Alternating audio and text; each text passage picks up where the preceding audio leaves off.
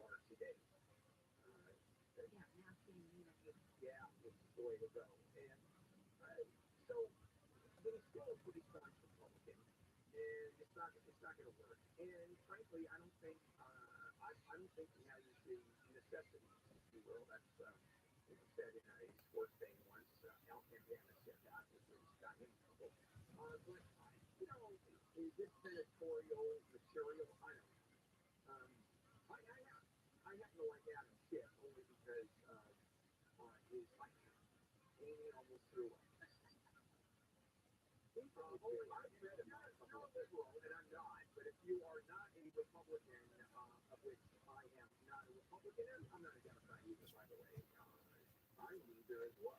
Yeah, I have voted both sides, so I am truly somebody who, so people say they're independent, you go, what party have you voted for? It's usually still one. But I have genuinely voted for both parties, even though I was a registered Republican most of my life. I'm now a registered either party. Okay, so do you think Rabbi has not been out there very much? Do you think he will be needle at all? Pretty good. I think he could have. And I think so one of the key things that he said that resonates with people, at least I hope it does, is he said politicians talk down to me. So he basically said, I'm not a politician. He said they keep telling us everything is okay when it's not. And that is true. And that's key. And that's what I think people need to pay attention to. He's telling us that everything is okay on either side these days. But okay, that is okay. It's a different approach. It's a civil approach, which you're never going to get. Yeah. So, all right, I'll give that to you guys. I will give that. And I mentioned one thing. No. Okay, I'm going to. Okay, girl. Thank you. After the debate of which our own Mo Kelly was part of, got to ask a couple of the better questions that people were asking. Yeah, and actually stirred stuff up. Yeah, absolutely. And we got him going on Israel, which was one of the more heated. And he did a great job after the debate. So after the debate, later with Mo Kelly, he got a chance to go to the spin room and he talked to the candidates individually and just had a conversation with them. And I didn't listen to all of it because I had to go to bed, but what I did hear was fantastic. So you can go check it out on the iHeart radio app. It was better than the debate. I think I totally agree. Better questions and the response was fantastic. I agree. If you didn't get a chance to hear it, you've got to go back and listen to it later with Mo Kelly. It started at 7:30 after the debate yesterday thereabouts, and it really was fantastic. Okay, coming up, I know Mo deserves that. Coming up, Israel, the army, they're ready for this, going into tunnels and tuning in to KFI AM 640. Close. And I'll tell you about that when we return. Anything live in the KFI 24-hour news. Oppenheimer is got the leading 13 nominations for the 96th Academy Awards, including Best Picture and Best Director. Four Things was close behind with 11 nods, including for Best Picture and Emma Stone for Best Actress. Also nominated in the Actress in a Leading Role category are Annette Bening for Naiad, Lily Gladstone for Killers of the Flower Moon, Sandra Hüller in Anatomy of a Fall, and Carey Mulligan for Maestro. Almost 30,000 faculty and staff members at all 23 state campuses are back at work. They held the first day of a 5-day strike yesterday, but then a tentative agreement was reached last night. The deal includes a 5% salary increase that's retroactive to last July, and then another 5% pay hike this summer. A small New Hampshire town has kicked off the first in the nation Republican primary by voting last night at midnight. 6 registered voters in a small town of Hicksville cast ballots, all of them for former South Carolina Governor Nikki Haley. We'll check some problems on the 110 with the KFI in the sky next. I'm overweight at one point. 18 years ago, I weighed over 300 pounds. And if you happen to be a lot overweight, I know miserable you are, I've been there. And then I underwent bariatric surgery, and that changed my life completely. If you need to lose 50 pounds or more, let me suggest you contact folks at West Medical. Because they've changed lives of living thousands of patients, and the technology today is far different than when I underwent bariatric. West Medical works with most PPO insurances. They help cover the cost of your weight loss. Call 800 West Med or visit westmedical.com for free consultation. That's 800 West Med or visit westmedical.com. It's helpful there. It's pretty much like it's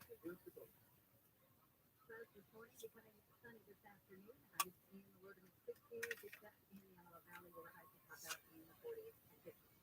This report brought to you by Novi. From the Southern California Toyota Dealers Traffic Center, let's go places. Let's go downtown. We've got a stall on the 110. Downtown, the 110 freeway, southbound, right before 3rd Street, stole there. Everything's off to the right shoulder, but it's kind of slowing things down back from the 5. Again, on the 110 southbound. Southgate crashed down the right shoulder, 710 northbound. Caspire Donut, that thing's slow from Rosecrans. 605, also slow from Rosecrans on the northbound side. That's because up ahead, stall right around the 5, the right lane blocking that lane. It's not just a stall, it's a big rig that's stalled, so it's going to be there for a little while. A little bit of slow traffic right now in Moreno Valley, 215 northbound from East Ridge on up to Mount Vernon Avenue. Also in Van Nuys, you'll find slowing there on 405 southbound, Sherman Way, and Sunset Boulevard. Bill Goldberger, KFI in the sky. 70% of your dog's immune system begins in the gut. Good nutrition is vital. Be sure your dog is getting what they need with Cellularite. The supplement has helped over 1 million dogs boost their immune system. Try it for free. Just through shipping and handling. Visit dinodice.radio. This report is sponsored by personal injury firm Owen Patterson and Owen. I'm Susan Owen, managing partner of personal injury law firm Owen Patterson and Owen. For over 47 years, OPLI injury lawyers have been and will always be there when you need us. Call us today, 888-OPO-WIN or OPLI.com. Cutting dental techniques that pain and embarrassment of use, missing and wanting teeth go away in just one day. Cutting Dental is the pioneer of the teeth in one day procedure and have been making smiles great since 1968. Walk in with your loose, missing, and embarrassing teeth. Walk out with a beautiful smile that same day. Change your life, increase your confidence, and enjoy your favorite toys again with no more pain and discomfort. Call for a free exam, CT scan, and X-ray. A $1,500 voucher. If you're scared of the dentist, we offer sleep dentistry and can do all of your dental work while you sleep. Easy financing options are available, and we offer special discounts for veterans and active military, law enforcement, and more. Call now and receive $4,000 off your new teeth in one day. And we will beat any competitor's written offer. See the amazing transformations and read all of their 5-star reviews at cunningdental.com. 888-640-SMILE. 888-640-SMILE. 888-640-SMILE. Restrictions apply. Want to sell your home? You know the market has changed. Big rise in interest rates over the past year, so you must take action now if you want to get it done quickly. Before you call an agent, call Seller's Advantage. Seller's Advantage, a great alternative to selling your home. No dealing with agents, commission, no paying for repairs, no Dude, thanks for that. they let you a competitive cash offer. That shit's crazy. No agents, no commission. But I keep saying this. Seller's Advantage makes the selling process easy. Sellers walk away happy and see what others have to say. Check out their reviews. If you're ready to sell, you call Seller's Advantage. They might even offer a $10,000 advance to help with moving expenses. Get a no obligation offer at 888-321. Where are my pants? 888-321-AS-IS. 888-321-AS-IS. SellersAdvantage.com. Don't worry, DRE number 0196165. Hey, my name's Dave Kelly, and I'm the host of Fun Progress, the number 1 health podcast in the world. Join me this week as I chat with Michelle Obama, a woman of immense strength and grace. Tune in as we navigate through the chapters of our life, uncovering the moment that has contributed to her inspiring story. What keeps me up are the things that I know, the war in the region. What is AI going to do? Listen to On Purpose with Jay Steffi on the iHeartRadio app or wherever you get your podcasts. The very narrow sliver of obsessive lunatics has taken over everything. 92% of the tweets, actually 6% of the public. Because what do the rest of us do? Go to work. John Cobell. We don't have time. Live 1 to 4 p.m. on KFI and on demand anytime on the iHeartRadio app.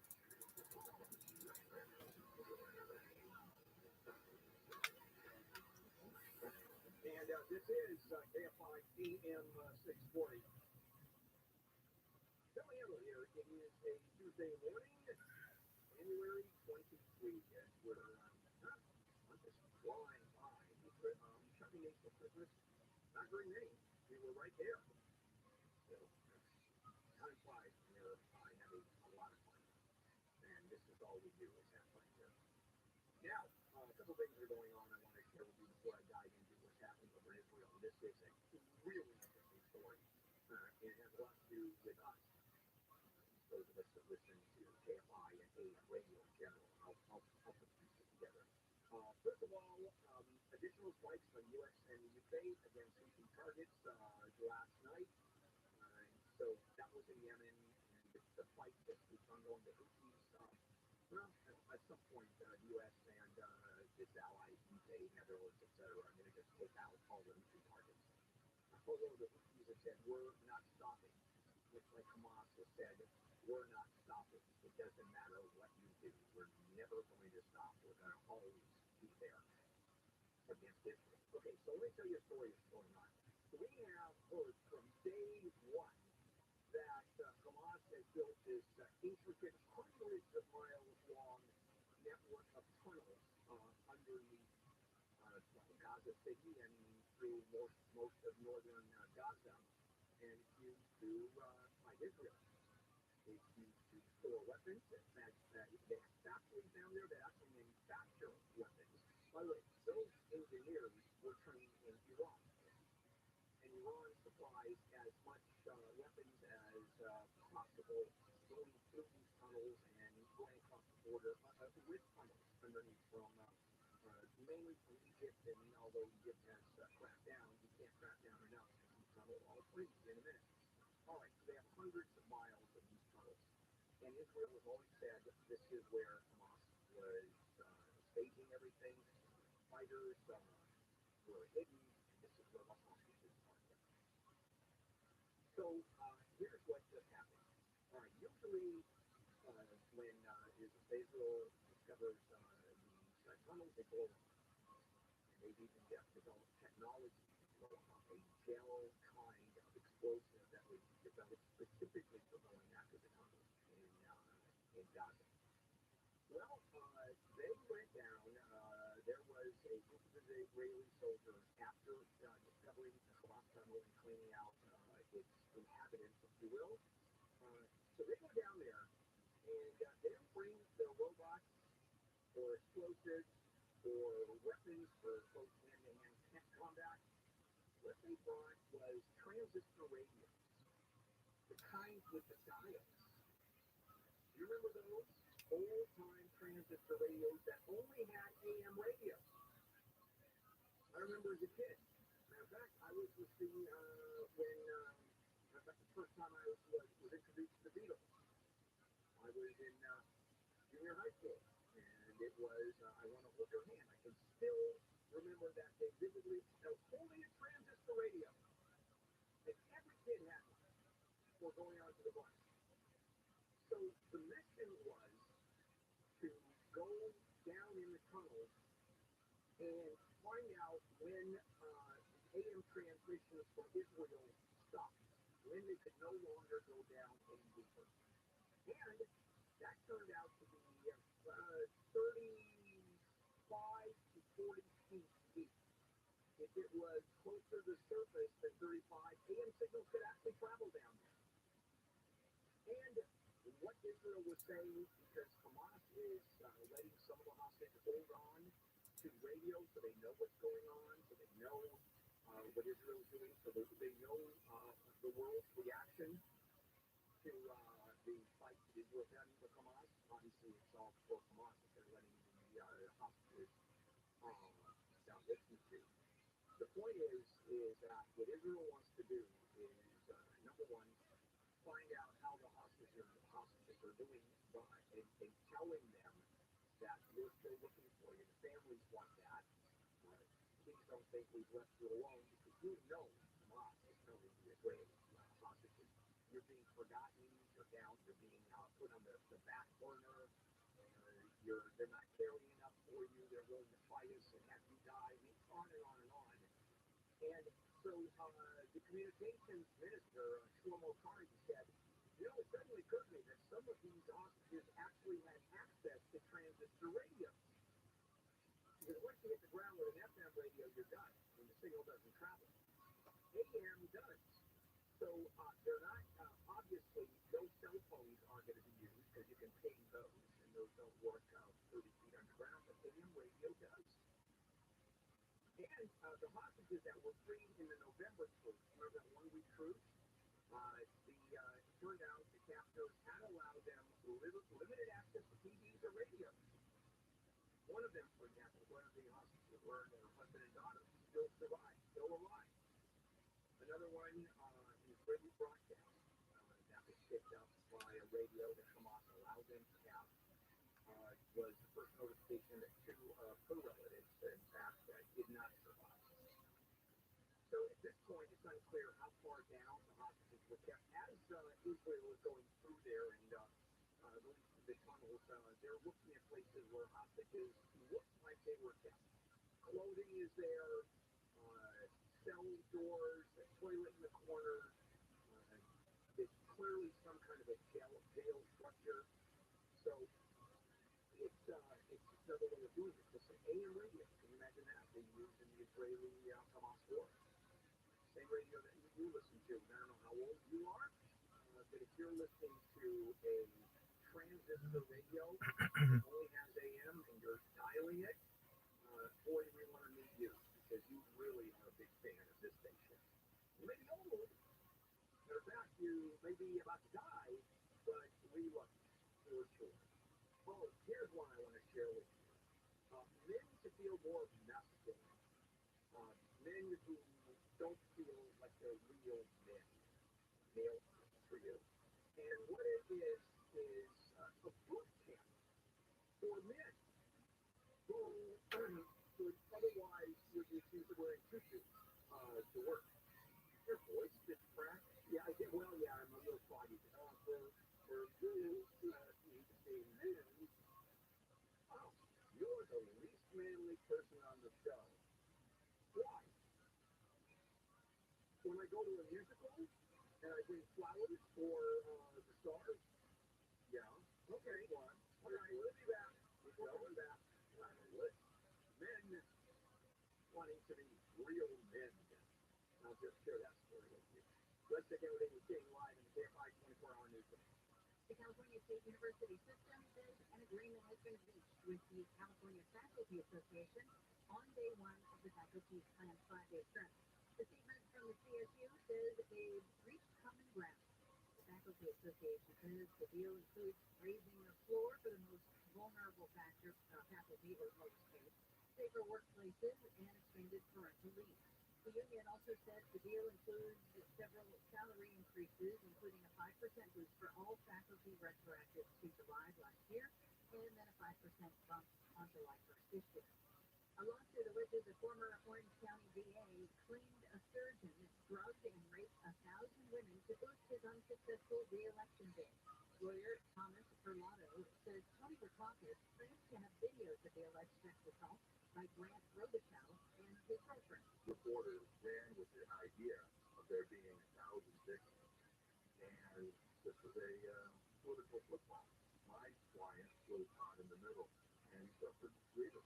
Perlotto says there ended up being no video of sexual assault and all the rape charges were dropped. Dukakis has not responded to KFI's request for comment. The armorer on the movie set of Rust has been removed as a defendant in a lawsuit against her after Alec Baldwin and other crew members by relatives of a cinematographer who was shot and killed on set. A judge yesterday granted a motion to dismiss Hannah Gutierrez-Reed on the grounds that she has no ties to California. It would allow a state court to have jurisdiction. She pleaded not guilty last year to involuntary manslaughter charges for supplying the gun that killed Elena Hutchins. Funeral services have started in Israel for the 21 soldiers killed in a single incident in the Gaza Strip. The Israeli reservists were preparing explosives yesterday to demolish 2 buildings when a militant fired a rocket-propelled grenade at a tank nearby that triggered the explosion and caused both buildings to collapse on the soldiers inside.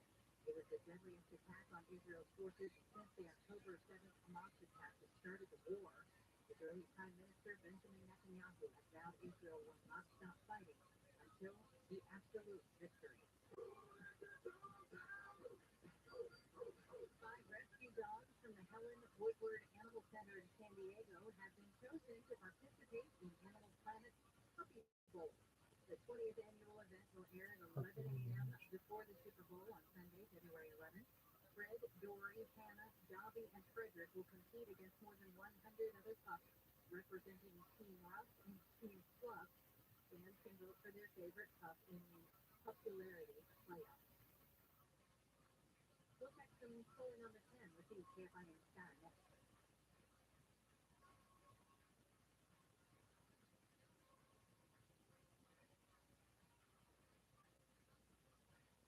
No matter what business you happen to be in, I know technology is part of it. There's no way around that. So I'm going to suggest you look at NetSuite by Oracle. What NetSuite does primarily is make business owners more profit. Exactly what all of us business owners want. One of the things you do is you get a snapshot of your business. What is it doing right now, at this moment? It's easier to make decisions. It's easier to do forecasts. 37,000 businesses have upgraded their accounting, their finance, inventory management, if that's what you do, and a lot more. And all of it simultaneously. And NetSuite has been doing this for over 25 years. It's all there in one place. Better control of inventory, fulfillment, financial operations, more effective, efficient, and replacing the accounting software you've outsourced. All of it together. That's what NetSuite. So with NetSuite, it's netsuite.com/KFI. By the way, you can download the checklist for free. netsuite.com/KFI. NetSuite is an office suite. netsuite.com/KFI. Southland weather from KFI. Clouds and fog this morning, becoming sunny this afternoon. Highs in the low to mid 60s. 50s for the Antelope Valley with just a chance of showers and gusty winds this morning. Mostly cloudy with highs in the 60s tomorrow and Thursday. Partly cloudy with highs in the 60s to low 70s on Friday. Mostly sunny for the weekend. Highs in the low to mid 70s. 55 in Yorba Linda, 56 in Laguna Beach. We've got flowing in Mid-City on the 10. It was one of our slowest spots this morning, the westbound side of the 10. You get away from Vermont, creeping and crawling your way over towards the west side there. Gets a little bit better once you get past Robertson and all that. Nothing lanes, just very slow traffic. It's one of those freeways that gets clogged up routinely. If you are looking to get to Santa Fe Springs, talk about a clog. It's on the 605 northbound 5. The right lane is where that clog is. And you're still passing Rosecrans Avenue. And another stall back this time to downtown LA, this time to 110 for the southbound right before 3rd. On the right shoulder, things are just slow back from the 5. So forever, KFI in the sky. I feel incredible because I called 1-800-WEST Medical. This is Jacob at Rothschild. If you've been involved in a motorcycle accident, call 844-24-JACOB. Hey, Copper here. It's winter in Southern California. That means it's freezing at night. But guess who's staying warm thanks to their new windows? Me with American Vision Windows. And they look beautiful. The neighbors are always commenting on how great they are. Energy prices are not going down, so you have to save as much energy as you possibly can. Nothing better than these windows from American Vision Windows. Jill and Kathleen put together this amazing company. See for yourself how great it is. And the moment you make that call until you get your windows installed, every aspect of this company is beautiful. I know firsthand. We have 8 of their windows. 8. And here's the big offer to start the brand new year. You're going to get a free upgrade to QuantaTherm. That's top shelf. Plus, you're going to get 0% interest, 0 payments for 12 months, and free expert installation. Phone them up right away. 888-226-9908. 888-226-9908. Or go to that website, AmericanVisionWindows.com. Honestly, credit offer expires 1/31/24. TSB 778-326. 2024 season ticket memberships are now on sale. All memberships include exclusive access to opening day and postseason tickets. Join the passionate community of fans who share your excitement for Dodger baseball. Visit Dodgers.com/membership. Let me tell you, my daughter's having me a new joke mean a lot to me. But after being diagnosed with medical infections or NBC, which is breast cancer that is spread to other parts of the body, they need even more. I think Igers. How will I do it? Igers 125 milligram tablets with an aromatase inhibitor is current dose with HR-positive, HER2-negative, and HER2. It's the first hormonal-based therapy. Ask your doctor about Ibrance and visit Ibrance.com. Ibrance may cause low white blood cell count that may lead to serious infections. Ibrance may cause severe inflammation of the lungs. Both of these can lead to death. Tell your doctor right away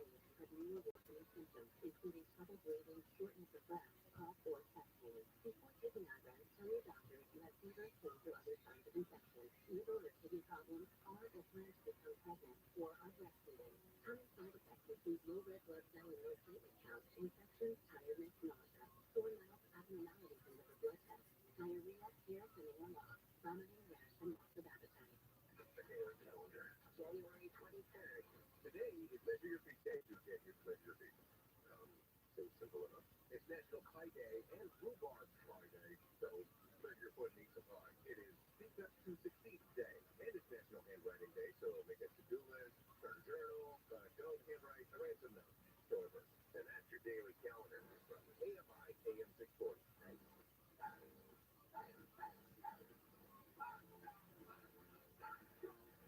Oh, and that is perfect music. Bill Handle here and the entire morning crew on a Tuesday morning, January 23rd. So now, I want to share with you a story that came out of yahoo.com, and it's just hilarious. It is. And I will start with the fact that there are three men on this show. We know that. Coda, Neil, and Pete. And none of the three of us are real men. Matter of fact, if you look at those that are real men on our show, it's Amy and Ann, who have, well, they've got bigger brass rings than we will let. So therein lies the predicament that many of us, I'll just say me, I'll personalize it because I don't want to go accusing anybody. We prefer that, by the way. I don't know if we're confused. We actually refer to this show as 2.5 Men. Well, we'll tell you. Well said. So anyway, so there are those of us that would be considered real men. That's certainly in that category. And see, I don't care. I mean, I'm fine not being a real man. In the sense of macho, I mean, I've got a hairy back like real men do. I have a fair amount of testosterone. I don't have hair on the top of my head.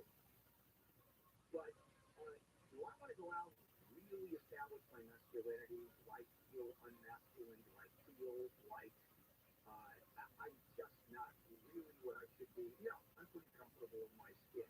There are plenty of men who don't.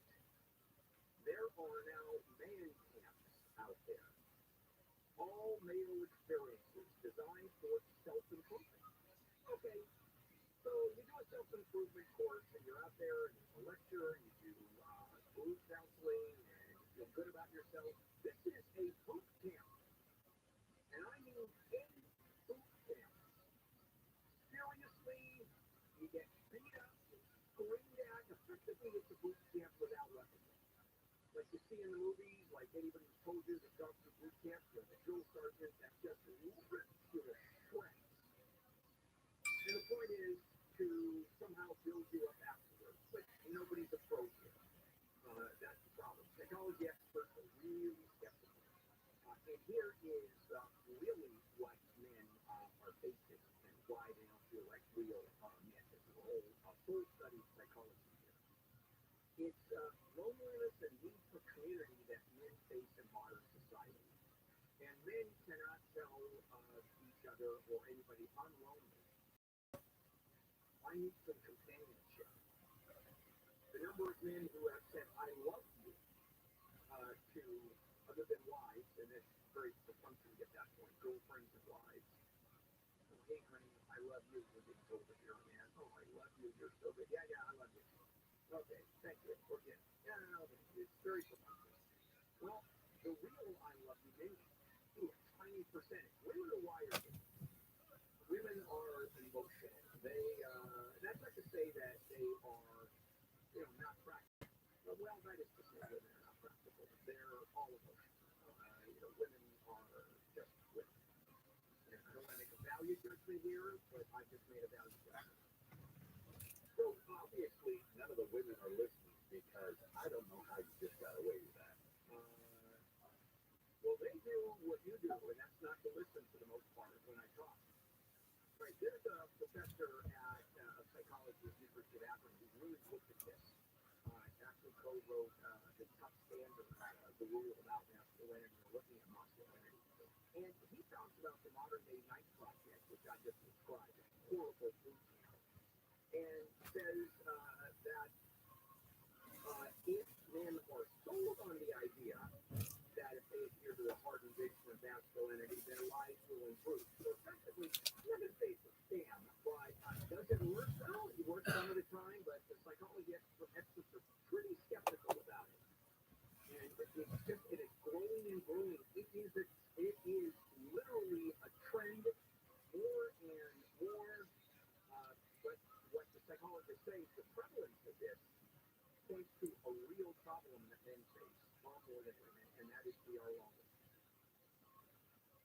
have any friends. My family hates me. All my coworkers can't stand me. Now, does that mean I'm going to go to a boot camp? Hell no! I'll go to Brent Deli and deal with this. I'll go to Costco and deal with this. Matter of fact, it's been raining the last couple of days. I haven't been to Costco. I feel like having lunch at Costco. Hey, have you noticed, not that I'm going on a tangent here, but I'm going on a tangent. Have you noticed now at Costco when they give out the little samples that, first of all, those vitamin drinks go in closet quick. Now, when you're talking about burritos and the chicken strips, everybody lines up. But if you notice, people that are doing those demonstrations are now, they become carnival markers. I'm noticing that more and more. Chicken strips, right here, chicken strips. Right over there. With the vitamin people, not with the food where they do want to. Yeah, I bought something the other day. I took a taste of it, and I bought it, and it tasted absolutely wonderful. And then I realized it was the first bite, and I took it home, and it was horrible. Yeah, I still got whiplash from that switch topic, so I'm feeling right now. And just to wrap things up for you, Bill, the reason why you have no friends is not because you have low T, it's because you have high E. That's very different. No, I'll explain it off the air. Yeah, if you will. Let's go ahead and take a break. This is fun. This is a topic right up my alley. After school safety club. This one is in San Clemente, and there is a world all over the country. She knows. I'll share that with you. But anything wrong with it, I want to throw it in there. Oppenheimer has been nominated for Best Picture, Best Actor, Best Director, and 10 other Academy Awards. The other half of the Barbenheimer box office gauntlet, Barbie, is nominated for 8. Poor Things got 11 nominations, and Killers of the Flower Moon received 10. All are nominated for Best Picture, along with American Fiction, Anatomy of a Fall, Zone of Interest, Maestro, The Holdovers, and a movie called Past Lives. Never heard of it. An LA fire captain has been hurt fighting a trash fire at a homeless camp. Investigators say the fire was in an abandoned pedestrian tunnel in Manchester Square early this morning, and the captain was hurt when what was believed to have been a pressurized cylinder exploded. The top 4 candidates in the race to fill the late Dianne Feinstein Senate seat have faced off at UFC. Apparently, one look at the candidates wasn't enough because Democratic Representatives Adam Schiff, Barbara Lee, and Katie Porter, and Republican Steve Garvey will debate again February 12th. The primary is March 5th. We'll take some problems in Ontario with the KFI in the sky next. For over 10 years, I have owned and I have recommended the LikeForlike whole house water filtration system. It's very different than other water filtration systems. I'm not in water filtration systems. I mean, I've had them all. This one, well, nothing that I've ever had comes close to it. It delivers highly filtered, delicious water from every single tap in the house. The LikeForlike system filters out chlorine, other contaminants. Tap water has all that, safe, but man, it doesn't have it, does it? No maintenance of any kind ever. Call 800-WATER-99, 1-800-WATER-99. Visit likeforlikewater.com. LikeForlike, taste and feel the difference. Rain's pretty much done. We've got sunny skies on the way for this afternoon with highs in the low to mid 60s, 50s in the high desert. This report brought to you by Positive Coaching Alliance. That's back in Ontario on the 60s. On the 60s, you head west right before Grove Avenue crash there in the carpool lane. Traffic flow back from Haven. Still got that stuck big rig in Santa Fe Springs. Unfortunately, it's really clogging up the 605 northbound at the 5. The right lane is blocked. Traffic jam solid back to the road, Trans Avenue. And a couple of problems in Orange County. First of all, in the Orange Brush, 5 southbound right before the 22. 2 middle lanes blocked with a wreck. And on the 132 northbound at Baraka Parkway, looks like we've got a crash there in the right lane. Work truck is on the side there, causing some slow minute. Low full truck, KFI in the sky. Get issues with either high school sports, Positive Coaching Alliance can help. PCA, a national nonprofit, offers more than 1,000 free online resources for youth and high school sports coaches, parents, students, and administrators. Visit PCAKidZone.org. This report is sponsored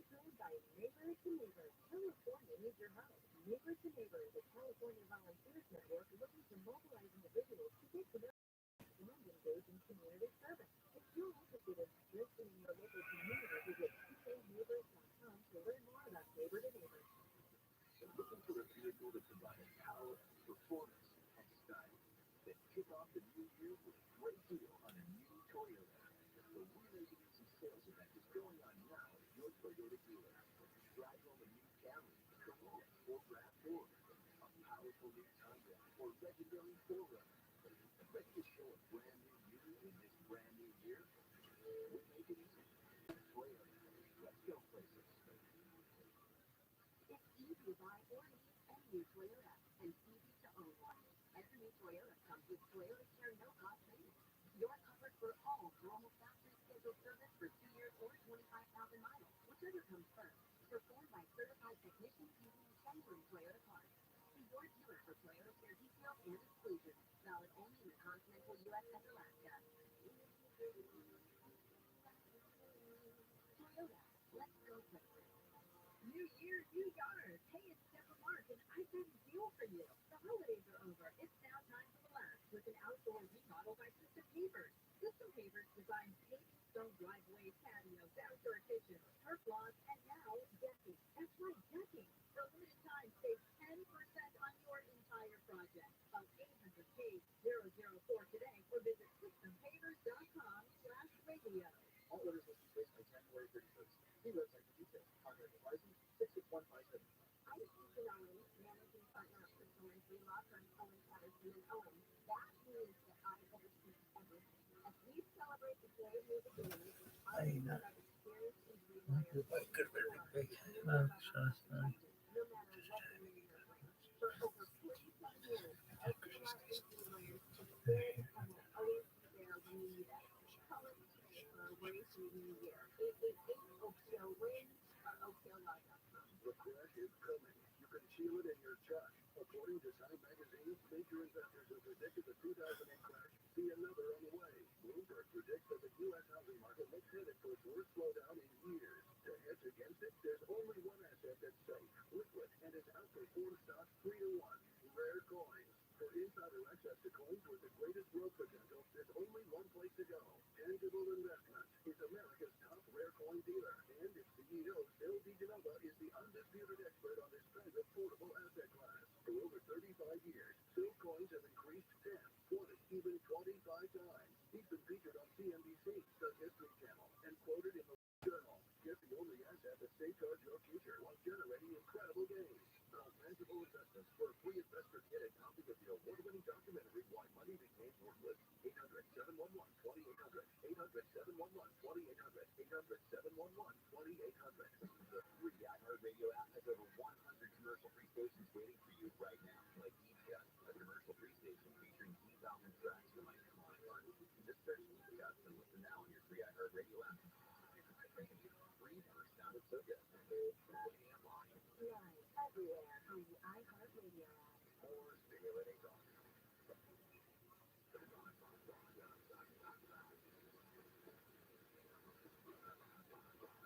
Hey, fine. AM 640. Bill Handel here. It is a Tuesday morning, January 23.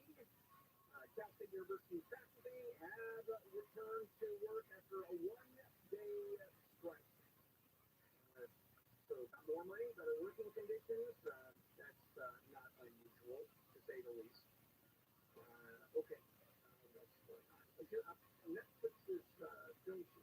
Big guys started basically Netflix, the film part of Netflix, creating content is leading. Okay. Now, this is a story. It's South Orange County, the town of San Clemente. Lovely little town.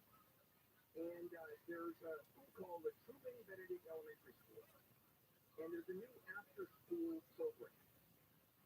And it's called the After School Safety Club, run by the Satanic Temple. And its first meeting is scheduled for February 12th. Now, as I looked at this article into the Orange County Register, I got all excited for them, actually. Unfortunately, the Satanic Club, when they meet, they're not going to offer pea soup for lunch. There aren't going to be lessons in how to twist your head around 3 or 4 times and then scream your mother rots in hell, except not quite that. It's a little bit more drastic than that. None of that. I'll tell you what it's really about. It makes a lot of sense. Even that making sense itself is controversial. They didn't call it the after-school Satan Club. The after-school Satan Club, unfortunately, has nothing to do with Satan. It's just what they call it. And I guess they called it what it should be called, and that is the Free Thinkers Club, which is even closer to reality. They wouldn't get this kind of press.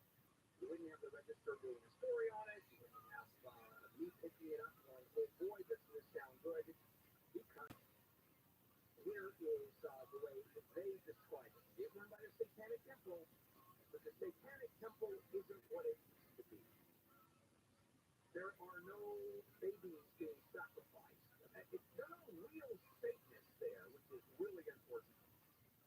The goal is to provide students with, I'm reading now, fun, intellectually stimulating, and non-proselytizing alternative to current religious after-school clubs being offered in our public schools.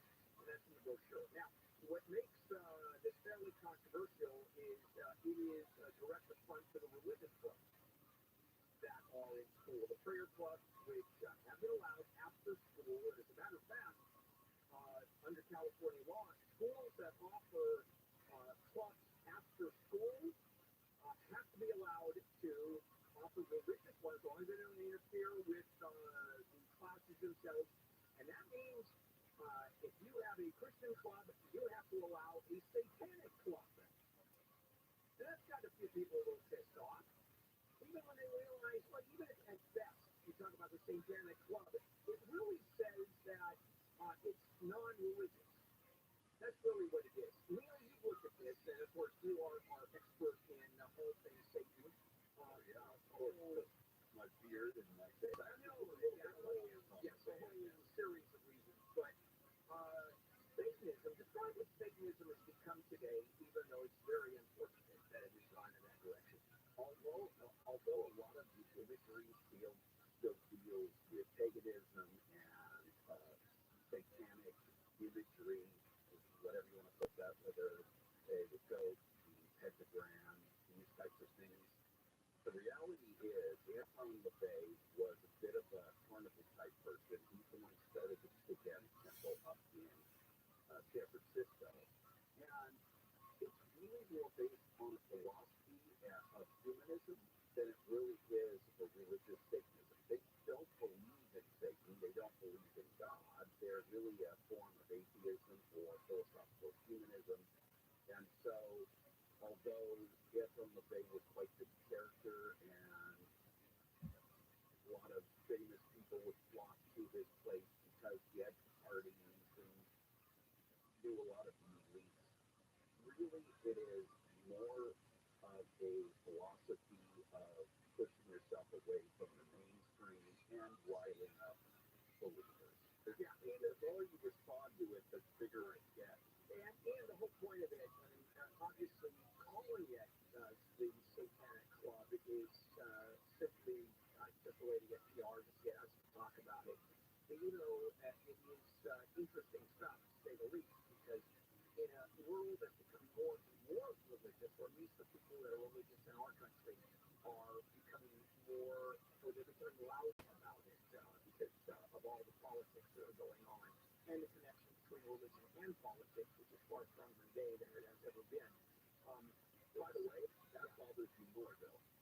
I think as a Christian myself and as a theologian, I'm more concerned about the cult and the idolatry of conservatism in the church than I am about a satanic, silly satanic club. Yeah. And you see, I mean, there were pastors, rabbis, that wouldn't even talk about politics. It was something that religion was not involved in. Now literally, you're not allowed to, by the way, under law, is the separation of church and state. All they do is scream about how you should vote, and the horrors of Trump, or the benefits of Trump, or Joe Biden, and how you have to vote. I mean, it's really crazy. But the bottom line is, this is basically rationalism, free inquiry, and as their brochure uses, games, art projects, guest speakers. The guest speakers talk in a very deep, gravelly voice. It sounds like nothing that they sound normally when they guest speak. But for the most part,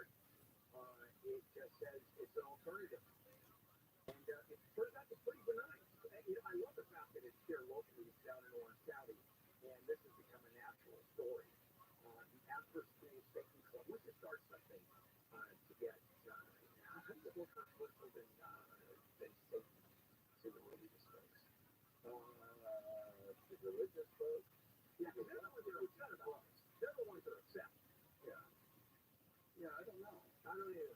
Yeah, maybe the pro-abortion. How about this? The pro-abortion club. Having nothing to do with abortion. I think if you told people that Jesus was Semitic and not white with blue eyes, I think they might get a little annoyed. Looks like Jeffrey Hunter, right? All right. By the way, that is a refer to a movie reference. All right. Coming up, Tech Tuesday with Rich DeMuro as we continue on with our Tuesday program.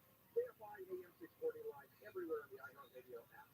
News without the skew. KFI. And the KOST HD2. Los Angeles, Orange County. Live everywhere on the iHeartRadio app. Fighting for change. I'm Amy King, live from the KFI 24-hour newsroom. A couple of sheriffs, a police chief, and others have gone to Sacramento to urge support for a change to Prop 47. The bill by Assemblyman James Ramos would have criminals on their third theft conviction facing up to 3 years in prison. San Bernardino County Sheriff Shannon Dykes says there have been more than 500 retail theft reports in his area since August. The impact of shoplifting is a major economic and quality of life issue here in California. There are virtually no consequences for these smash and grab robberies. Orange County Business CEO Jeff Paul says, who also spoke in support of the bill, says property crime is something all 34 cities in Orange County to change the Prop 47 will need to pass the legislature, then be approved by voters to go into effect. Reporting live in LA, Blake Trolley, KFI News. News brought to you by Pacific Coast TRUMAN. A former Orange County DA is accused of trying to boost his failed re-election effort by claiming a surgeon drugged and raped 1,000 women. 1,000 victims was a hook which they exploited. Lawyer Thomas Dorado says former DA Tony Dukakis also told reporters in 2018 of hundreds of videos showing sexual assault by Grant Robichaux and his girlfriend. The only reason why they initiated it was because they were a good-looking couple and they wanted publicity. The legal claim against Orange County also alleges no sexual assault was found on any videos and all rape charges were dropped. He had a very successful medical practice and he's lost everything. He's now living in an RV. Dukakis has not responded to comments. In Orange County, Corbin Carson, KFI News. Democratic Congressman Adam Schiff and former Dr. Steve Garvey have butted heads in a Senate debate hosted by Politico at USC. I think you've been censored for lying. I was censored for standing up here. That's exactly what I said.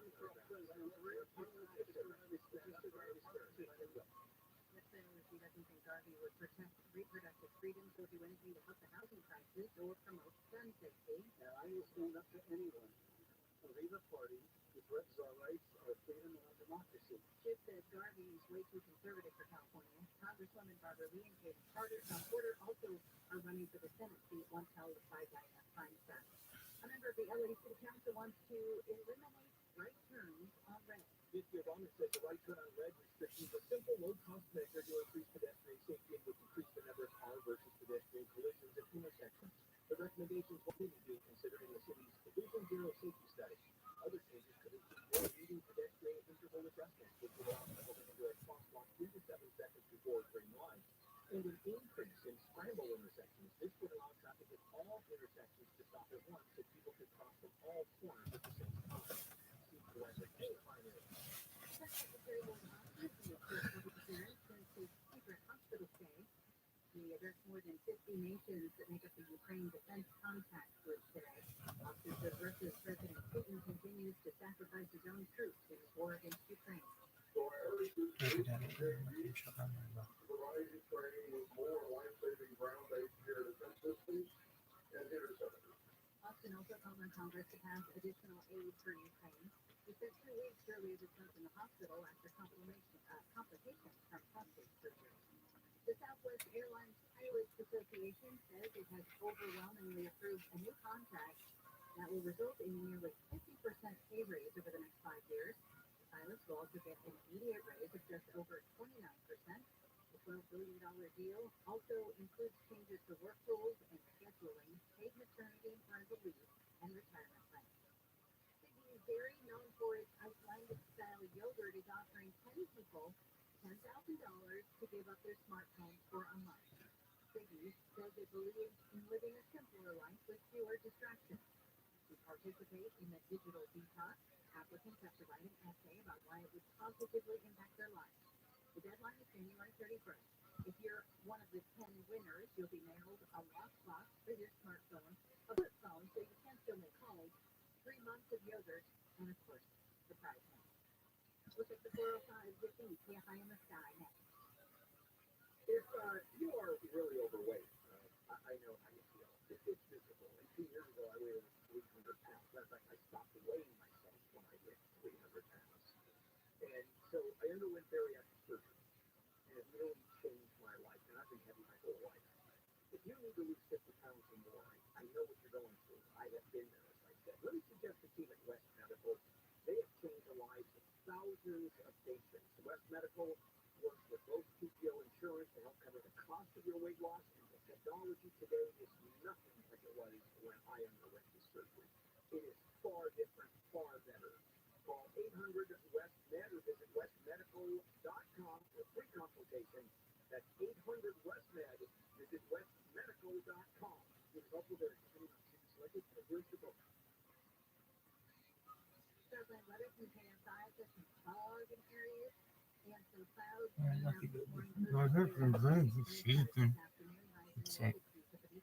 Yeah, on state, but not. Low in the 60s for the valleys and Inland Empire. Still have a chance for some showers and gusty winds this morning in the Antelope Valley. High to be in the 50s. Mostly cloudy tomorrow and Thursday with highs in the low to mid 60s, warming up to 70 for Friday. Then mostly sunny for the weekend with highs in the low to mid 70s. It's 53 in Diamond Bar, 54 in Newport Beach, 53 in Torrance, 45 in Palmdale. The KFI market report, the Dow trading down 161 points. The NASDAQ is up 12, S&P 500 is down 4. Get a crash in Los Alamitos on the 405. What a sweet baby boy.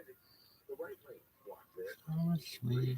Also in Santa Clarita. The 5 Never bite. Damn baby. Being blocked to the wreck there. Traffic's a bit slow back to Lyons Avenue. Orange Crush.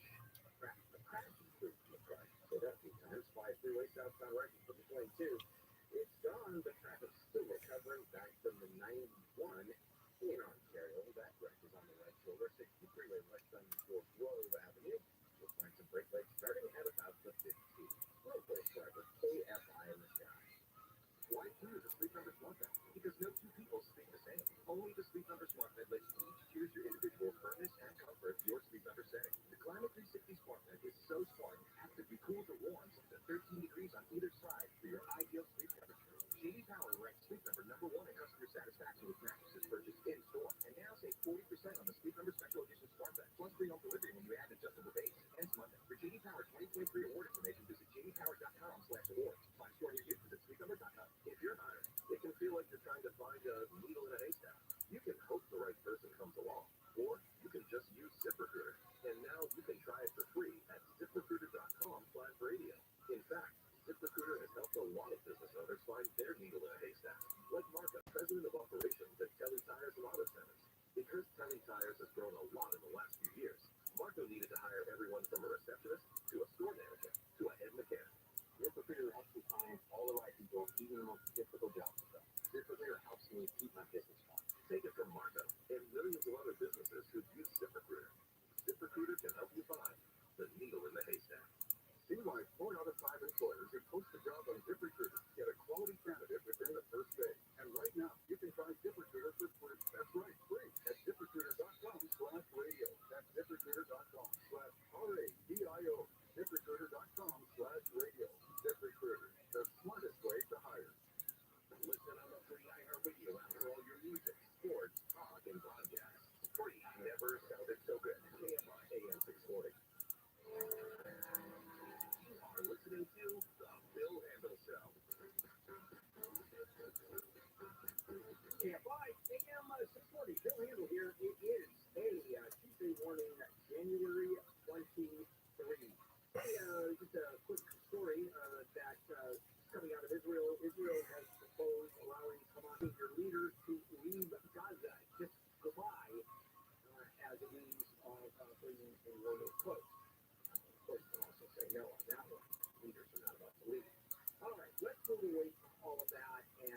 into something that we all like, and that is our segment of Tech Tuesday.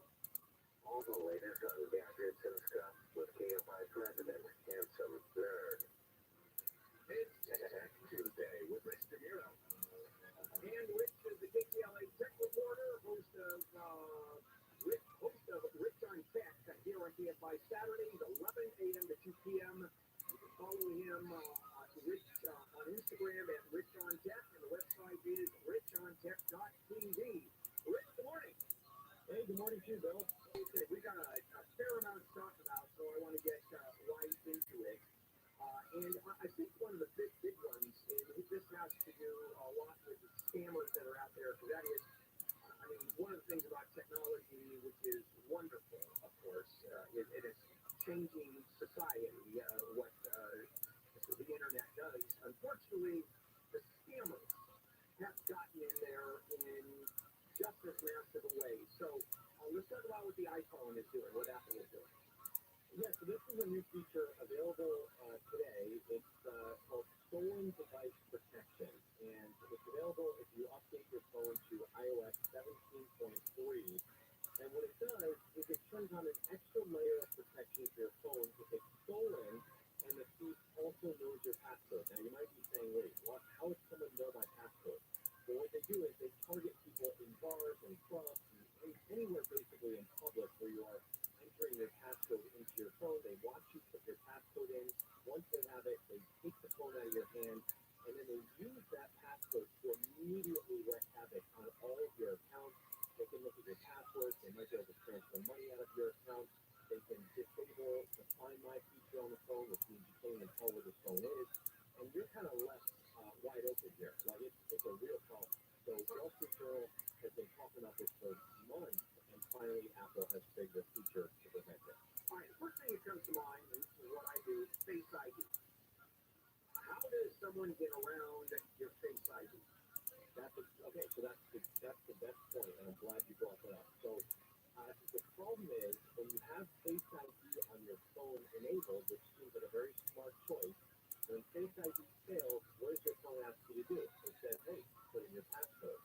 And so that is where the problem lies. And that's the thing that the Wall Street Journal reporters figured out. And he said, well, wait a second. If Face ID is so secure, why are we being asked to put in our passcode as a backup? And so basically all these thieves would do is just try the Face ID, it wouldn't work, and it would say, okay, put in your passcode, and then they can make all those changes. So now, Bill, when you enable this stolen device protection, if you are not in a familiar location when you try to make major account changes, it will say, you've got to wait an hour. I'd hate for that. You do it, or it will require Face ID to do certain things. I would hate that so much. Yeah, and I'm assuming as in any password, Wait an hour because I'm in a new spot. Fuck you. but when I undo my pass, my numbers, we have to put in 4 numbers. It's like they have dumbasses there fucking figuring this shit out. What do you do with that? Well, so Apple I bet Al Gore left the board because the place. Oh, not because he's 75. Not because he's 75, because the place doesn't have any innovation. Most secure passcode would be a combination of letters and numbers, similar to a password, and yes, you can do that on the iPhone. If you still have a 4-digit passcode, it's probably a good idea to update that to a 6-digit code, which makes things a little bit tougher. Apple, like I said, if you're just transferring from phone to phone over the years, it's probably transferred over that 4-digit passcode.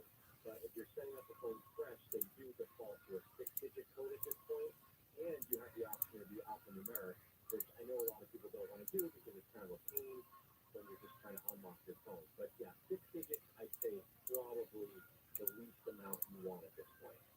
And can you do more than that? You can do, I don't know if you can do more, but I know you can do alphanumeric. So if you're doing the alphanumeric, you can definitely, that's the safest option. But again, if you're doing 4, I watch people put in their passcodes all the time. So I'm just curious how easy it is to kind of notice someone's code. And 99% of the time, it's very easy to see what they enter and to, I'm not going to snatch the phone away and try to put it in there, but it's pretty easy to see what people are entering in. It's just so Yeah. And you're always warning all of us to change our passcode. And I got to tell you, I will not get away from Bill 123. It is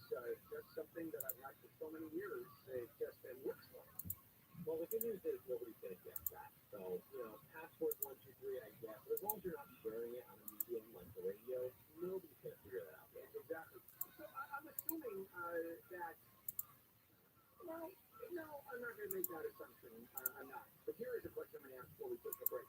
We talk about these scams. And so, percentage-wise, people who actually get tagged, what are your chances of someone coming in and grabbing your data, hacking you with a 4-digit passcode that you had for a while? Do you have any idea what those numbers are? Is it like infinitesimal? I don't know what the percentage is, but I will tell you, if it happens to you, you'll be very unhappy. And I watched the entire interview. Wall Street Journal actually got one of these dudes who did hundreds of phones in like the Minneapolis area, and it was scary, bro. The way that this guy, he said he could do it with his eyes closed. He knew exactly what he would do, and the way he, I mean, it was just wild. And then he'd sell these phones, and people thought they were protected, and they weren't.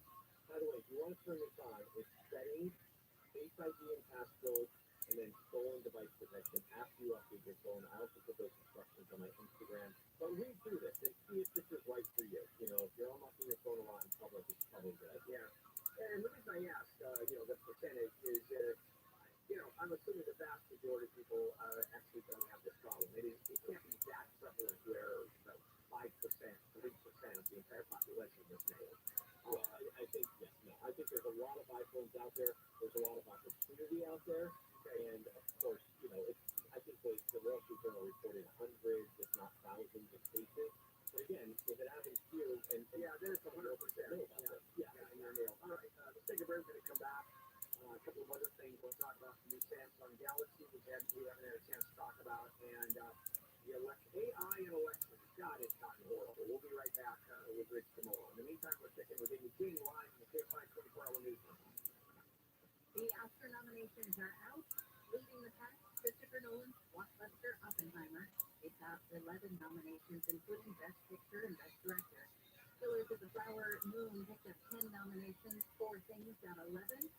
Barbie was nominated for 8 Academy Awards. The CSU strike is over. Almost 30,000 faculty and staff members walked out yesterday for the first day of a scheduled 5-day strike over paid parental leave and gender-neutral restrooms. A tentative deal that gives faculty a 5% retroactive pay raise now and another this summer was reached last night. Love is in the air in Times Square. Couples who want to tie the knot at the famous New York City spot can sign up to get married there on Valentine's Day. Married couples can also register to renew their vows at help.ny.gov. There's some trouble in the Topanga Canyon. We'll check in the beach, see if I can sign that. I do stories on real estate all of the time.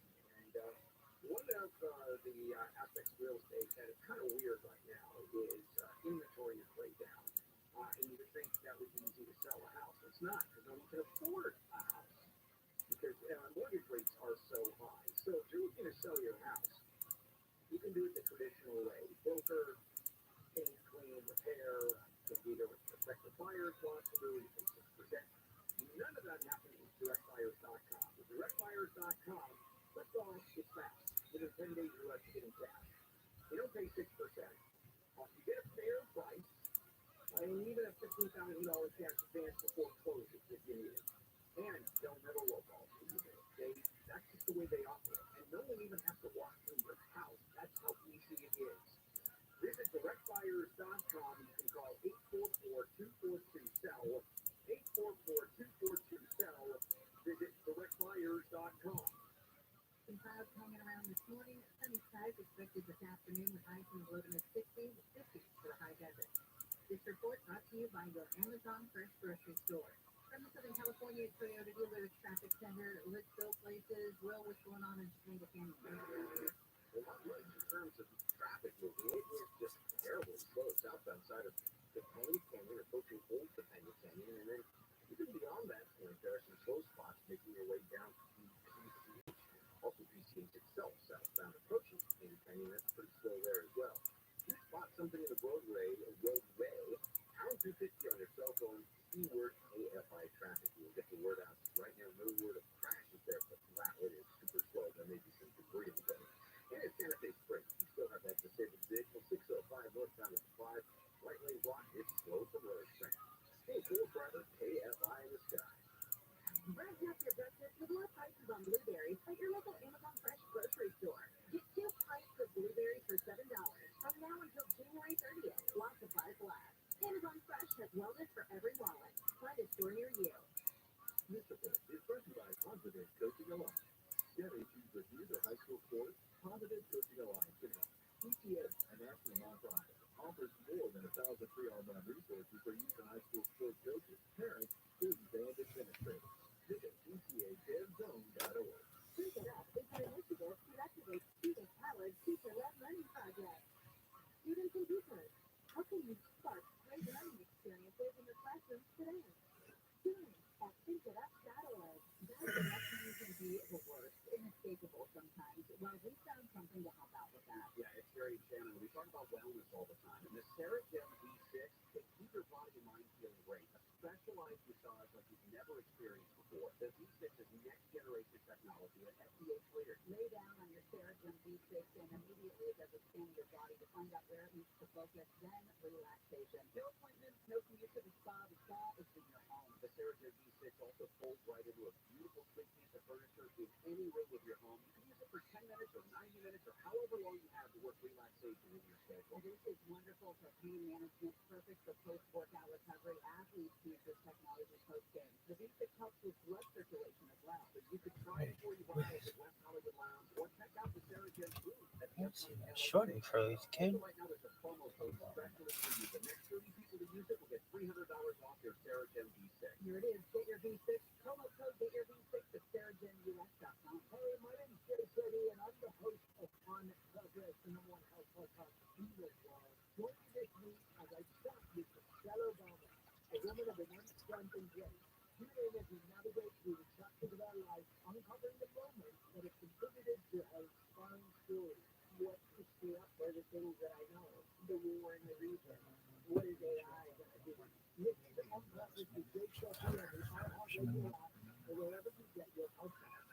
They're uncompromising. They're the worst kind of religious sellout because they don't even care that the whole shit is sinking, right? Everybody sees it. It's not just like some conspiracy. John Cobell, what's really happening? It's 3 million people a year, and there's all kinds of things.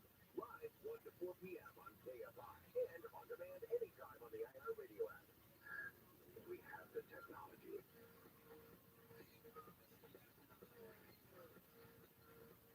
Hey, welcome back. Good handle here at Handling Equipment. It is a Tuesday morning, January 23. Our second segment of Tech Tuesday with Rich DeMuro. Rich, and we talked about this before you tried the Samsung Galaxy S24. You've had it for a week now, and even before you start telling me about it, my first question is, have we reached the point where the advances are just incremental and there's nothing downside about using a phone that's 2-3 years old, or is newer that much better? No, you're absolutely right. In fact, this S24 Ultra is almost identical to last year's model.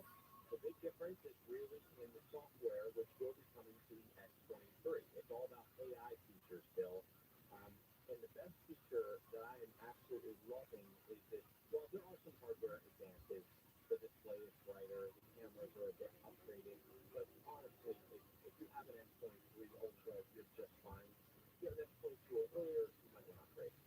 But this new feature called Circle to Search is just game-changing. I'm not sure if we talked about it last week, but anything that's on your screen, you press and hold the home button, and then you just circle whatever's on your screen, whether that is a book cover, whether it's a place you want to go, like a scenery or a monument, whatever it is, text, and it will search Google for that information. And yes, this is something you could have done in the past, but it wasn't as easy and it wasn't as good, and it's a really, really handy feature.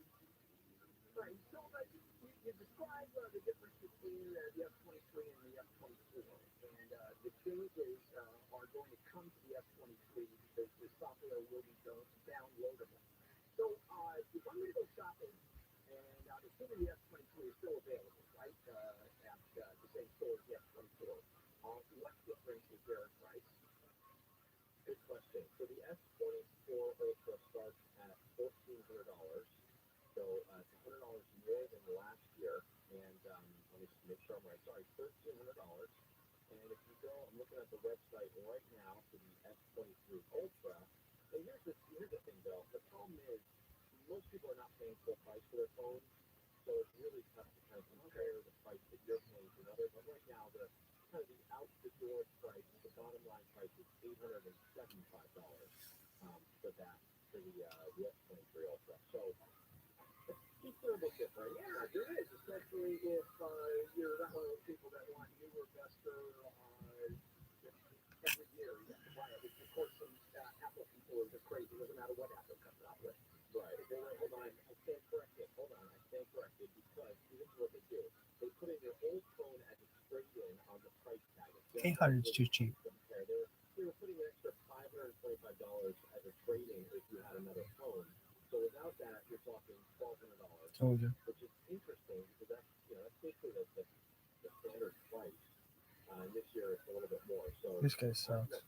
The thing that they did differently this year with Samsung is they introduced 7 years of updates for these phones still. So that means if you buy a phone today, you are getting software and security updates until 20. Smooth taste of Dunkin' cold coffee can be brewed in your Keurig coffee maker and enjoyed at home. You heard that right.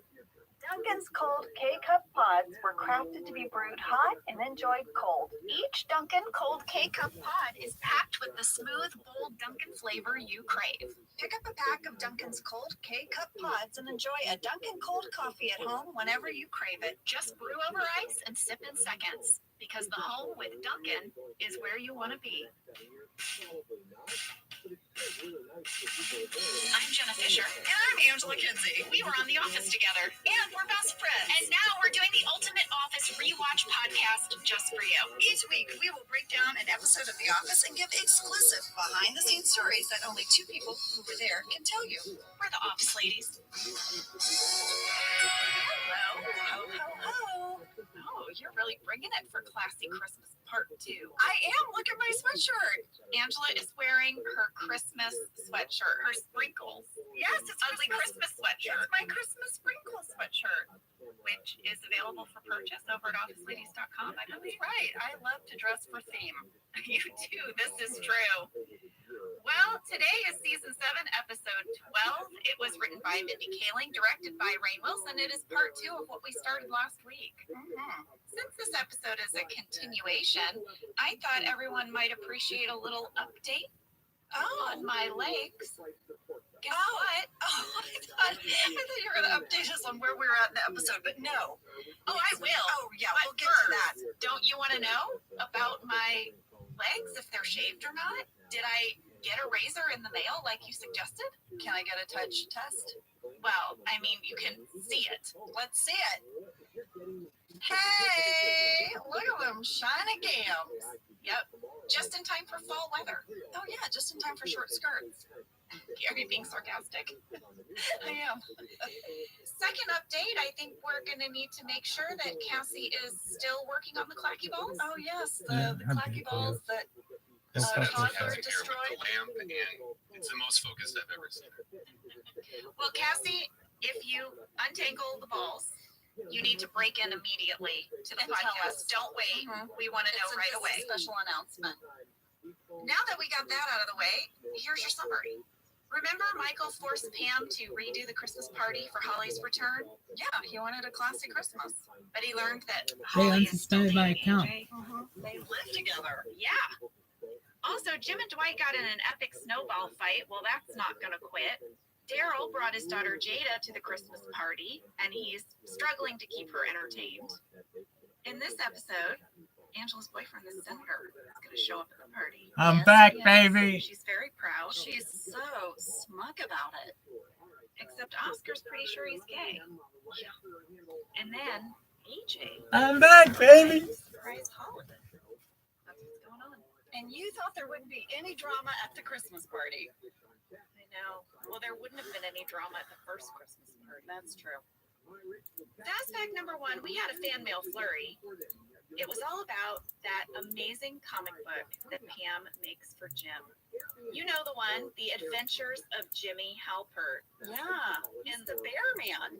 The Bear Man. In last week's episode, she showed it to Ryan, who didn't have a lot of nice things to say about it. Wow. This episode, she shows it to Phyllis. I titled that scene Phyllis Snark. We'll get to it. Yeah. But then she finally gives it to Jim. Yeah. The fan mail flurry was all about who created this comic book. Some people wanted to know, did I draw it? They had heard that I did used to do comic book art. You did comic book art. I have a little doodle you gave me. I saved all those years I'm ago. back You in. drew it on the set. You're very good. I got really into autobiographical comics for a period of time. Joe Matt was one of my favorites. And then I started kind of drawing out basically almost like diary entries. So I had a little myself, I had a little you, Yeah. I had whoever. Yeah. Yeah. For this comic book, I will say I did not draw this. I'm not this good. It's like, You know, you see like, look at glimpses the of it in fingernail. the episode. It's very, very good. To find someone to do this Right, comic he's not. book, Phil Shea reached out to a comic book shop called DJ's Universal Comics, and a woman there named Kat suggested that he reach out to a local comic book artist named Rodriguez. Tone had been working on the Simpsons comics for several years, and I'm back, she baby. thought he might be a good choice. We reached out to Tone. Really? Is that good? And he told us his whole story. It is amazing, and I cannot wait to share. So Tone said, one day Phil just called him out of the blue. It was a Wednesday. And Phil said, I need a comic book drawn up. I'm back. And Tone said, well, when do you need it by? And Phil said, Monday.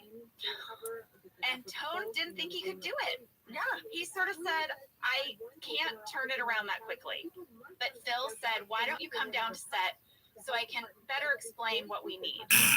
Phil didn't tell him what show it was. So Tone didn't know. He knew he was drawing something for a TV show, but he didn't know what one. He said he got to the studio. Nobody was there. He said there's no security. It was a weird part of town. Yeah. He said he just walked past the gate and he started basically just wandering around. That sounds about right. Yeah, he was just asking, does anyone know someone named Phil? Finally, he made it to Phil's prop trailer where he got introduced to Paul Lieberstein.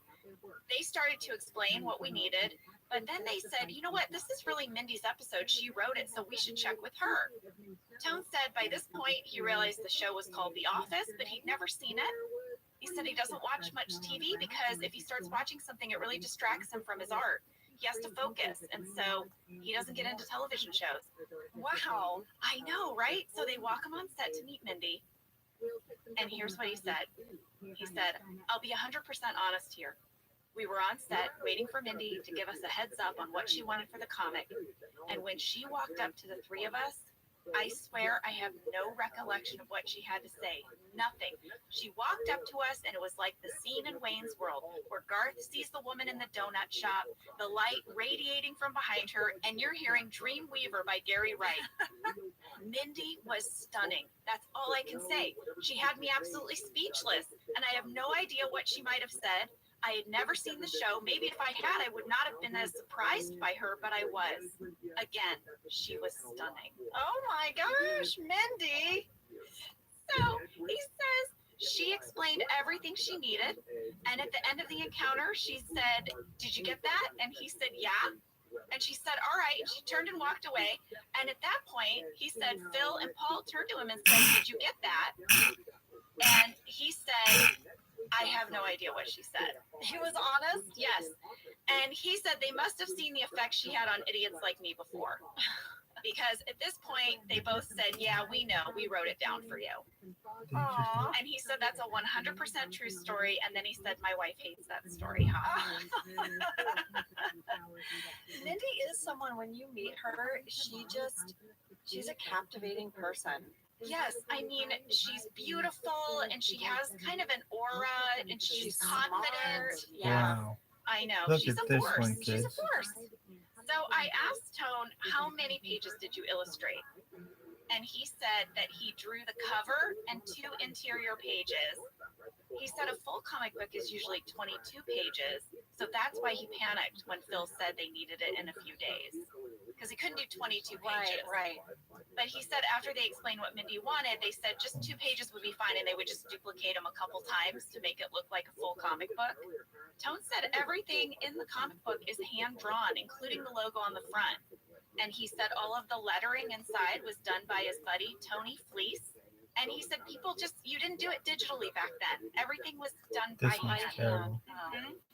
And he said that the script inside, all the words, he took directly from the note that Phil and Paul had handed him after his meeting with Mindy.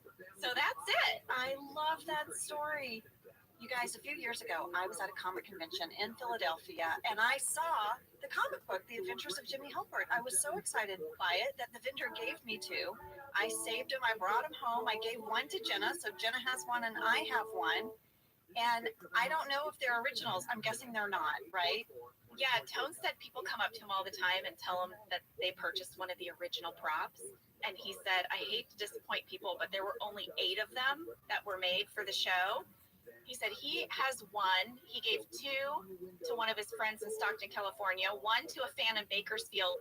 He said there's maybe 3 original copies out there, but he does make replicas of the book, and he makes them available to different vendors at shows. Oh, that's fantastic.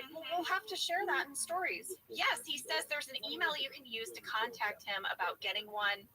We can put that in the show notes. He said they're limited, but you should contact Jacob at that email address. It's manageinc.art@gmail.com. But we'll put it in show notes. We will. But thank you, Tone, so much. Yes, Tone. Thank you. Thank you. I always love hearing stories like that. Me too. Well, fast fact number 2 comes to us from Stos B in Washington, D.C. This is a piece of fan mail that just absolutely warmed my heart, and it's episode specific, and I can't wait to share it. Oh, Stos said, in all capitals, my daughter was born to this episode of The Office. oh my goodness. I have been waiting to tell this story since she was born on Christmas Eve in 2019. I went into labor with my first daughter on December 23rd, and as soon as midnight on Christmas Eve hit, Comedy Central started playing The Office Christmas episodes on repeat. I kept them on all day, and when the time came to push around 4 p.m., the nurses tried to turn the TV off, but I kept it on, using the episodes to keep me calm and focused for the next 2 hours. And the last thing I remember listening to is Oscar and Ryan's bit about bartending. It was truly the best way to bring my daughter into the world.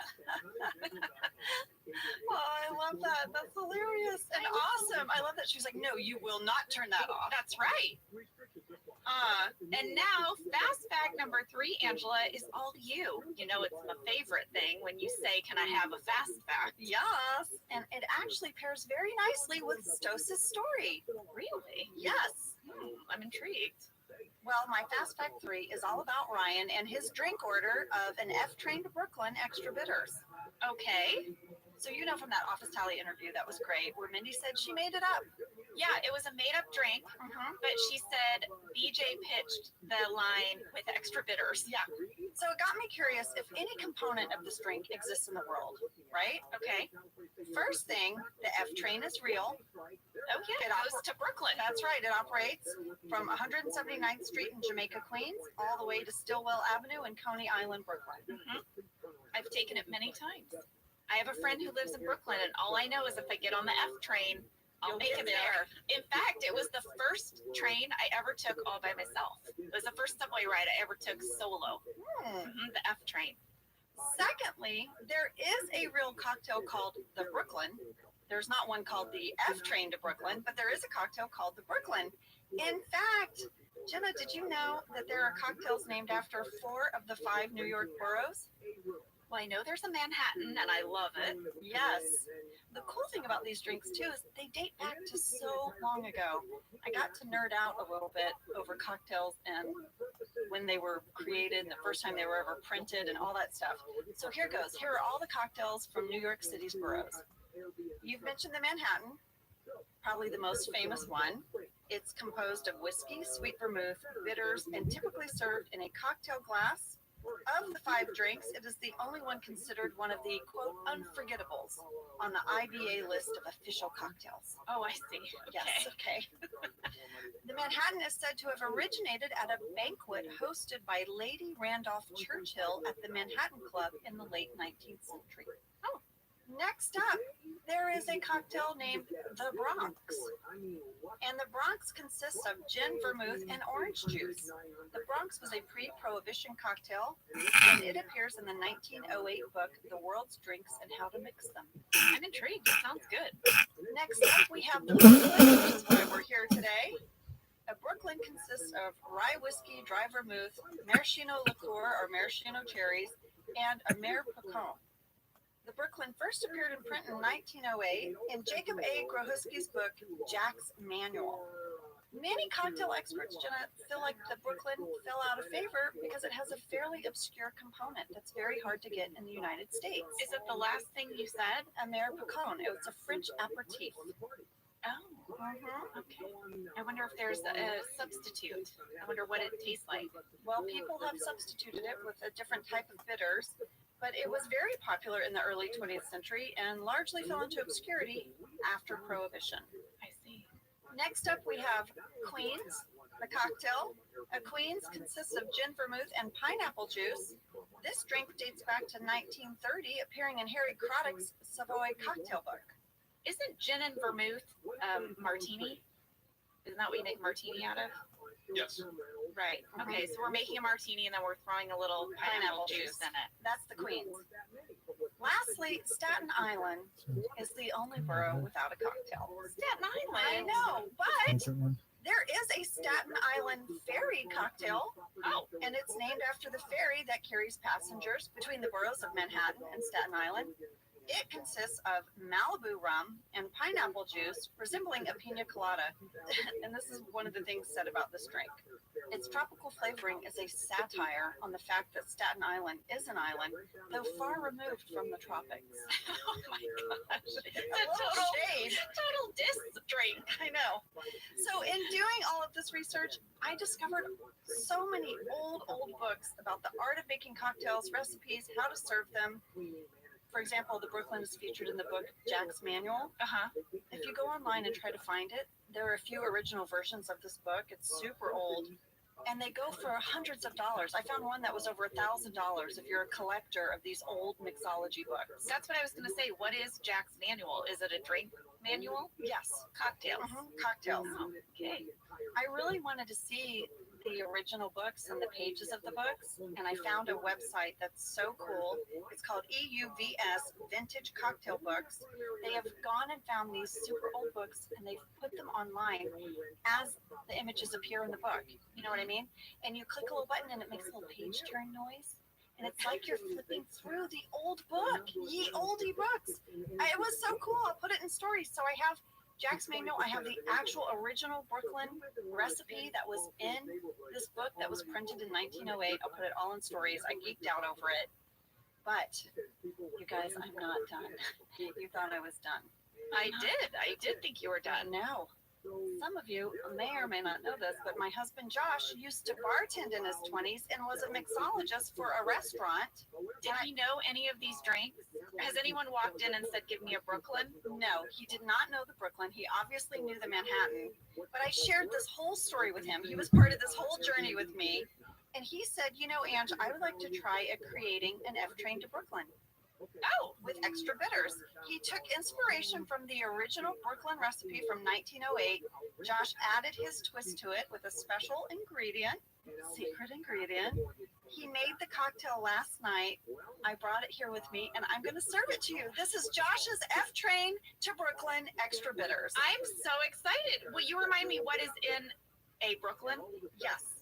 Rye whiskey, dry vermouth, maraschino liqueur, and a mare pecan. I am very excited. This is the one outside of the Manhattan that I was most interested This in. is just the thing Cassie needs to get that extra push to get these balls untangled. Okay, here's the thing, you guys. It's going to take a minute of assembly. I mean, when Josh made it, it was beautiful. I mean, I have the shaker. I have instructions from him. And I have pictures of him making it. I'll share in stories. Well, maybe we should take a break, and when we come back, we'll all have our cocktail and let you know how it is. Yeah, and I will put this recipe on Office Ladies Pod, but I'm not going to tell it to you yet because I want you to have the reveal of the secret ingredient. I am very excited for this day. We'll be right back.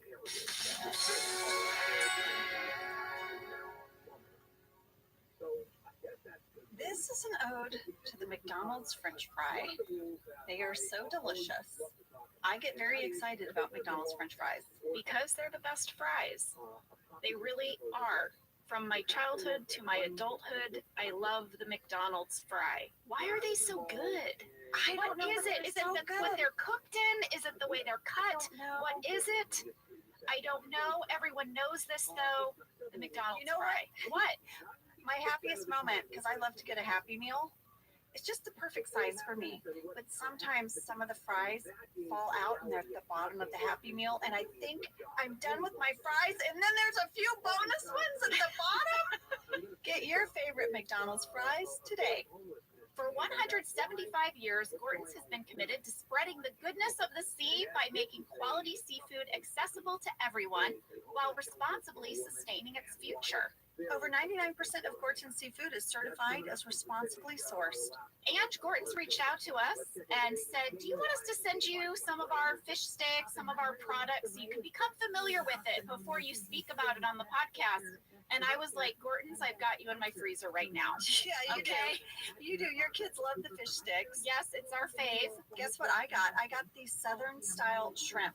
It is so good. Oh, yeah. Yeah. You know, when you're looking in the freezer aisle, the Gortons are in the yellow package. They've got the iconic fisherman on the cover. This brand has been around since I was a kid. Same. Gorton's is actually a brand that's been around for 175 years. Oh my gosh. That's yes. so rare. Well, we love Gorton's, and it can help you make your mealtime easy. Visit gortons.com to learn more, find a store, and get a recipe inspiration. Whether your resolution is to save money, eat better, or stress less, HelloFresh is here to help you do all three. Yes, you guys, I love HelloFresh. Jen and I both love it. You know why we love it. And guess what I made the other night? What? It was so delicious. I made their pub-style shepherd's pie. I've made it. Yes, It's so good. With white cheddar and the thyme mashed potatoes. I know it very well. It's a family favorite. Well, you know, Josh normally makes dinner, so this was my turn, and I made this, and he loved it, and I was so happy. I was like, I made a shepherd's pie. I'd never made one before. It's so good. Everyone, you can say hello to your most delicious year yet with fresh ingredients, chef-crafted recipes, all at a price you'll like, delivered right to your door. Go to hellofresh.com/officeladiesfree and use code officeladiesfree for free breakfast for life. One breakfast item per box while subscription is active. That's free breakfast for life at hellofresh.com/officeladiesfree with code officeladiesfree. HelloFresh, America's #1 meal kit. Okay, we are back. Okay, Sam and Cassie are here. I have made Josh's F train to Brooklyn extra bitters. I want you guys to know one of the reasons why he jumped in as I started this endeavor is there's a special ingredient. It's the F ingredient, Now, right? does this ingredient start with an F?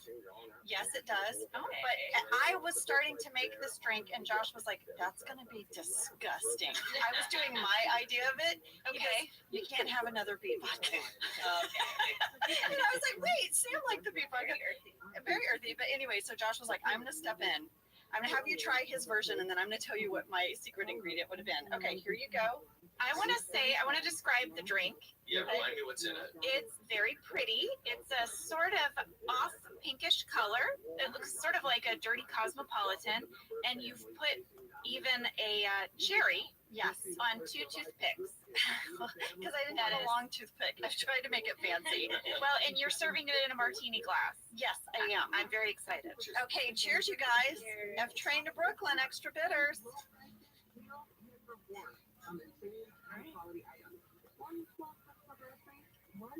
That is a great cocktail. That's fantastic. I would order that anytime. It's really great. Right? Do you like it? Wow. Too, Cassie? Yes, I'm trying to guess what the F is. Okay. I have a guess. I have a guess. I have a Do you guess. we all get which one? Well, first of all, Angela threw us out of the recording studio because she said she didn't want us to know the secret ingredient, Uh-huh. but it makes a sound, and we heard Oh, I gave it away. like a. Oh, I gave it away. So we're each gonna write Okay, down so- what we think the F ingredient is. F ingredient. So this was Josh's idea. I did not really know this at all. So this was all his idea. All right, ready? Yep. Yeah. We're gonna hold them up. 1, 2, 3. Okay, I have a Fanta, I have a Fresca, and I have a Fanta. It is Fresca. Yeah, Sam got it.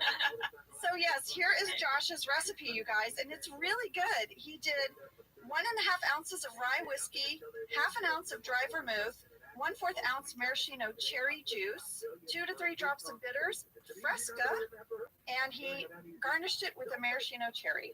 It's fantastic. So it doesn't have that weird French liqueur in it.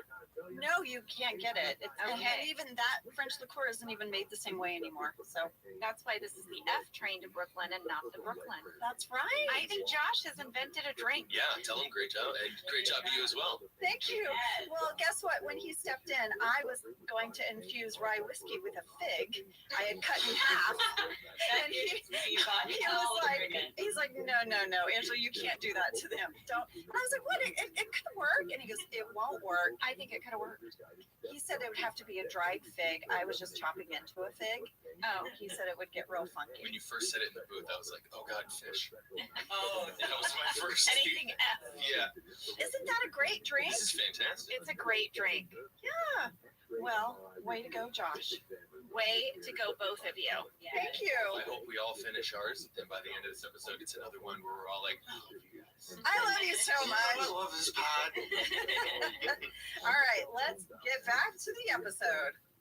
Well, I'm very excited to break down this episode with my cocktail. I haven't even finished my cup of coffee yet. It's 10:15 in the morning. You might have to do both. Okay. You might have to do caffeine and cocktail back and forth. Before we get into this episode, did you notice that the entire episode is only 18 minutes long? No.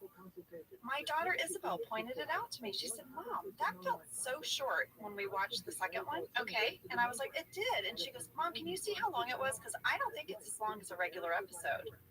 And I went and I checked, and she was right. It was 18 minutes. Nice job, Isabel. So when it aired as one episode, obviously, it was a big episode. But when they split it in two, it wasn't quite enough for that full 22 minutes. It seems like maybe the first half ran a little longer. Yeah. They took up more time. I did notice that there's no traditional cold open here. We just pick up right where we left off in the last episode. Jim had broken the window, and it's now been patched up with cardboard. It's still cold because everyone's had to put their coats on.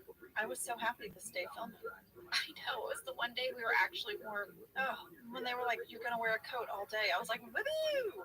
I noticed that the bass player is still there. Even after he was at a party where the window broke, he's going to keep playing the bass. I thought it was admirable. He's professional. Remember last week when I said he was played by Jonathan Pintoff, but that if you go to It's IMDb, this was his 11:50 in the only morning. credit? I asked Randy Cordray about that. No and way. he said that's because he wasn't an actor. He was an actual accomplished professional bass player. He said we used our music contractor to hire someone to play the bass, and Jonathan worked with us for 2 days.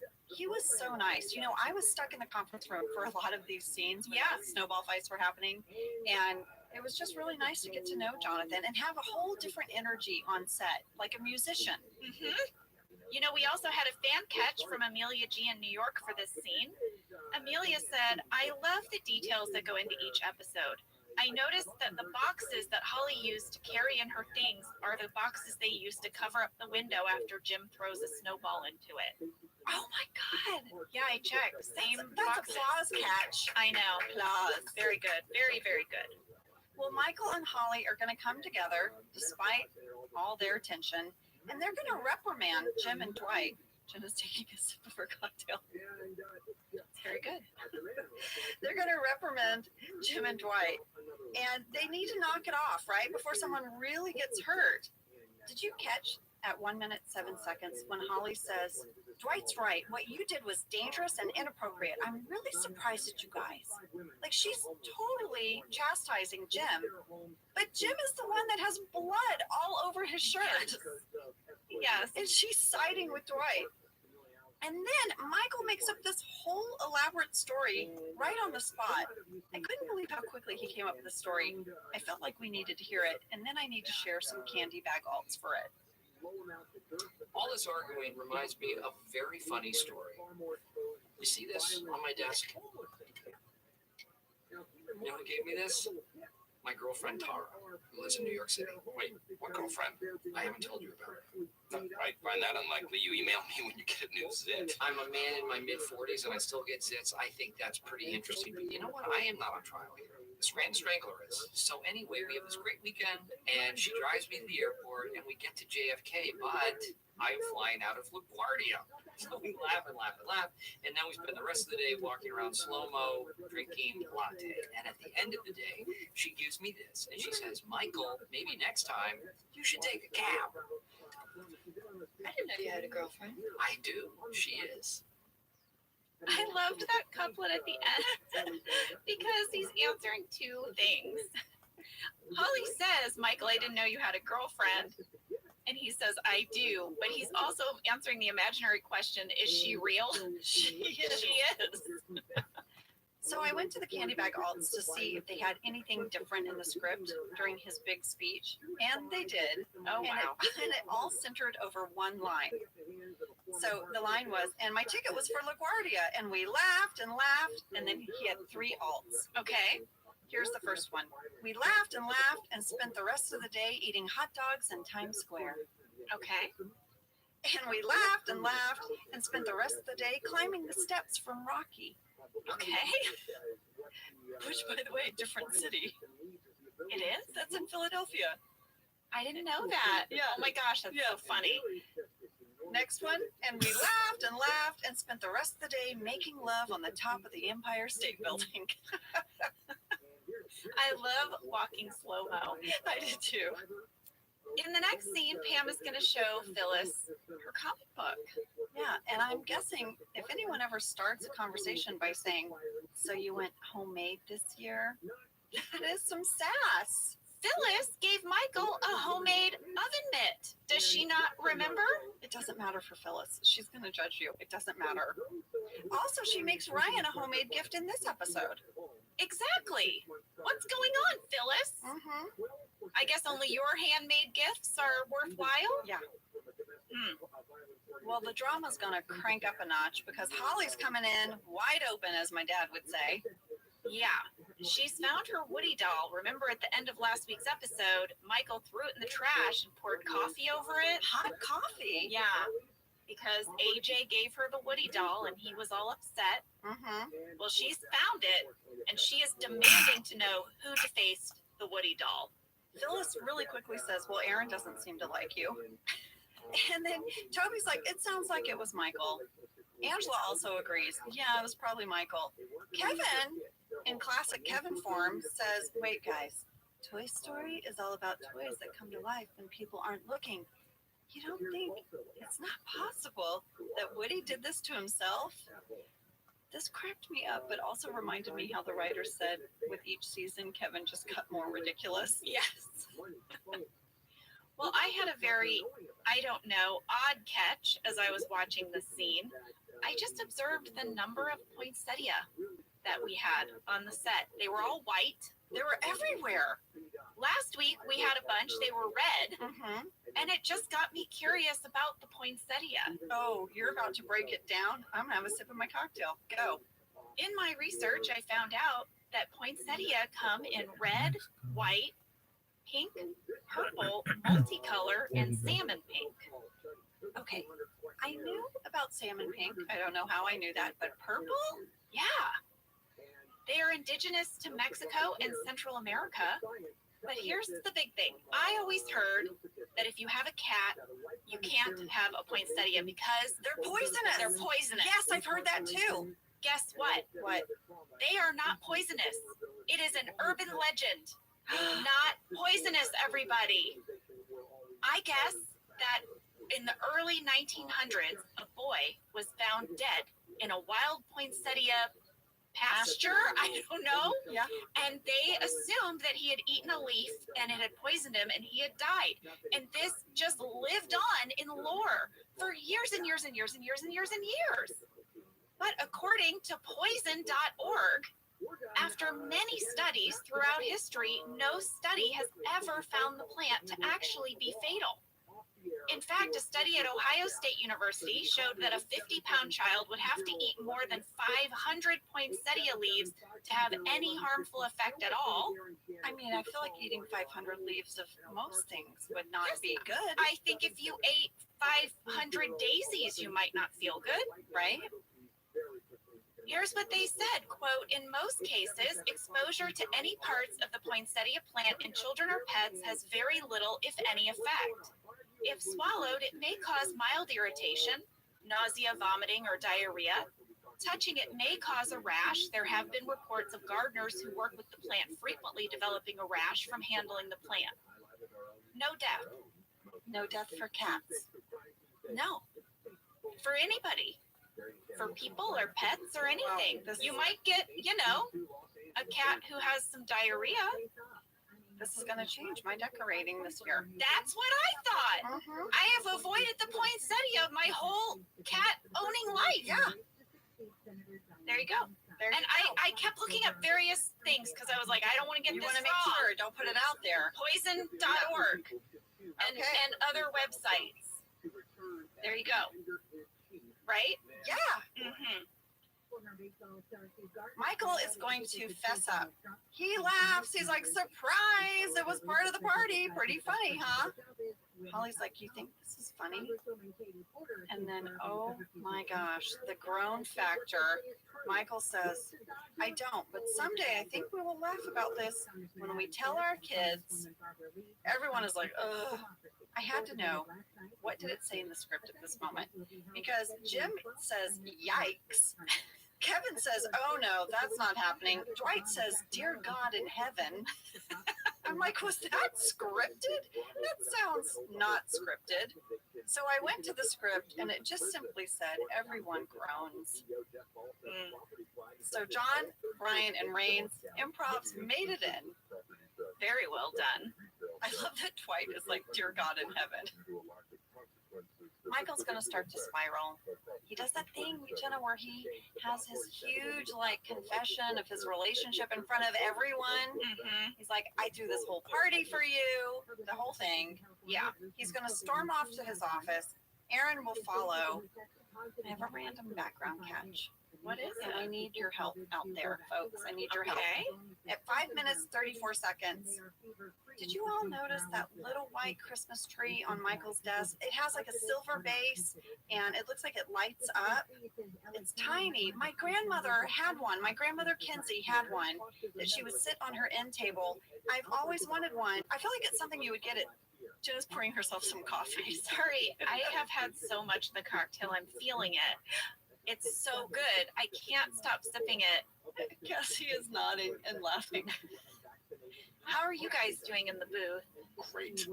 Yeah. Honestly, doing great. Happy Wednesday, everybody. I mean, it's Oh no, it's Friday now. Oh no, it's Thursday. I said happy Wednesday. it's 10:45. I said happy Wednesday. It's so early. I'm sorry, Angela, to I know. interrupt you. You want this Christmas tree, clearly. My grandmother had one and I can't find it. I do feel like it was like one of those Spencer Gifts kind of things because I remember there was a little switch on the base and then it would all light up. There are two in this episode. One on Michael's desk, and where's the other one? I'm going to wait and reveal it. Oh, we're going to have to wait, folks. Michael's going to change out of his sassy Santa costume back into his street clothes. And Jim is going to find a gift on his desk. 2 pickles from Swiss cheese. Yeah, it says, hey, Pickles, Merry Christmas. Open immediately. Love Swiss cheese. I mean, what the heck? Swiss cheese? We had a fan mail flurry, Angela. Amy L. from Burlington, Ontario, Canada, and many others said, when Jim opens what he thinks is a gift from Pam, he reads the card. Hey, Pickles, blah, blah, blah, love Swiss cheese. That immediately made me think of when Michael called Pam's mom Pickle during the boardroom scene of The Lover. What? Given how Pam felt about that relationship, I was surprised to hear that Jim and Pam adopted that term of endearment for themselves. However, one theory is that after hearing Michael call Helene Pickle, they ironically called each other Pickle as a joke. What do you think? Yeah, the pickle threw me. I'm not going to lie, Amy. I like your theory that it became a joke between the two of them. I'll tell you what Mindy Kaling said. Oh, She said that when picking the names pickle and Swiss cheese, her requirements were, would I actually say this to a boyfriend? And is it nauseating to an outside person? Well, yes to both, I guess. That's what she decided. That's how she was going to pick these pet names. It was not based on the Helene thing when Mindy was writing. I was very curious about pet names that you have for your significant other. Josh and I call each other babe. Babe, babe, babe, babe. We say Lee and babe a lot. I call each other lover. You say lover. No, I'm teasing you because you hate it so much when people call each other lover. Well, listen, I did a show. Jenna knows. I do. You shared it on the pod. I did. Oh my God, it was so awkward. I would be sitting there on stage and they'd be like, lover, lover, you missed your line, lover. I'd be like, oh my God, please get me out of here. I think we call each other babe. Okay, so you say babe. Cassie, Sam, pet names that you've had for significant others? I'm just a big hun. Hun. Yeah. Cassie? I'm not a big nickname person. It's all business with Cassie. Well, yeah, it's all business or just shortening the name, like Brian to Bri. Oh, I like that. That counts, though. Actually, Bri counts. Okay. Lee sometimes calls me darlin' because he's from Texas, so I love it. Oh, when we were dating and he would call me darlin', it was just it would melt my heart. Just taking another sip of her cocktail. I'm literally going between cocktail and coffee. I don't know what's happening to me today. Well, I was very curious about these pet names, and I found a fascinating survey. Dr. Thibodeau, you would love this. There is so much data. It was on a website called theblacktext.com, and I'm quoting them. They wrote, we surveyed 100 couples in all 50 United States and asked them, what pet name for your partner do you use most often? We then broke down the trends of these 5,000 responses by state, region, gender, and generation. Oh, that is fascinating. Yeah, there were lots of maps, lots of like percentages. You'd really like it. I'll put it in stories, Jenna. But here we go. In 41 out of the 50 states, the reigning most popular pet name in the United States is, drum roll, babe or baby. Okay. Second contender for most popular pet name in the United States is honey, hun, or honey bunch. Sam, Honey Bunch. honey bunch. And the third most popular is deer. They had so much data. It's really interesting. They had like Gen Z and the millennials, like they had everybody. The boomers, like what they say. It was very interesting. You know, something else happens in this scene. Jim opens the box, and it is not a gift from Swiss cheese. It is a little mechanical catapult, like snowball launcher. Yeah. And it launches the snowball into Jim's face. This was another Phil Shea contraption where he had to hire the folks at Hand Prop Room to create a tiny machine that didn't exist. These guys were asked a couple weeks ago to make a toilet paper deep fryer, and now they're making a tiny snowball launcher. A little catapult machine. I have a question for you. Okay. Is today Toby's favorite day of his life? He's holding court. People are hanging on his every word. I think it is his favorite day. I mean, why are you laughing so hard? Are you drunk? No, I'm not yet, but I'm laughing because you went. You became when I was glitchy up in there in my closet. What?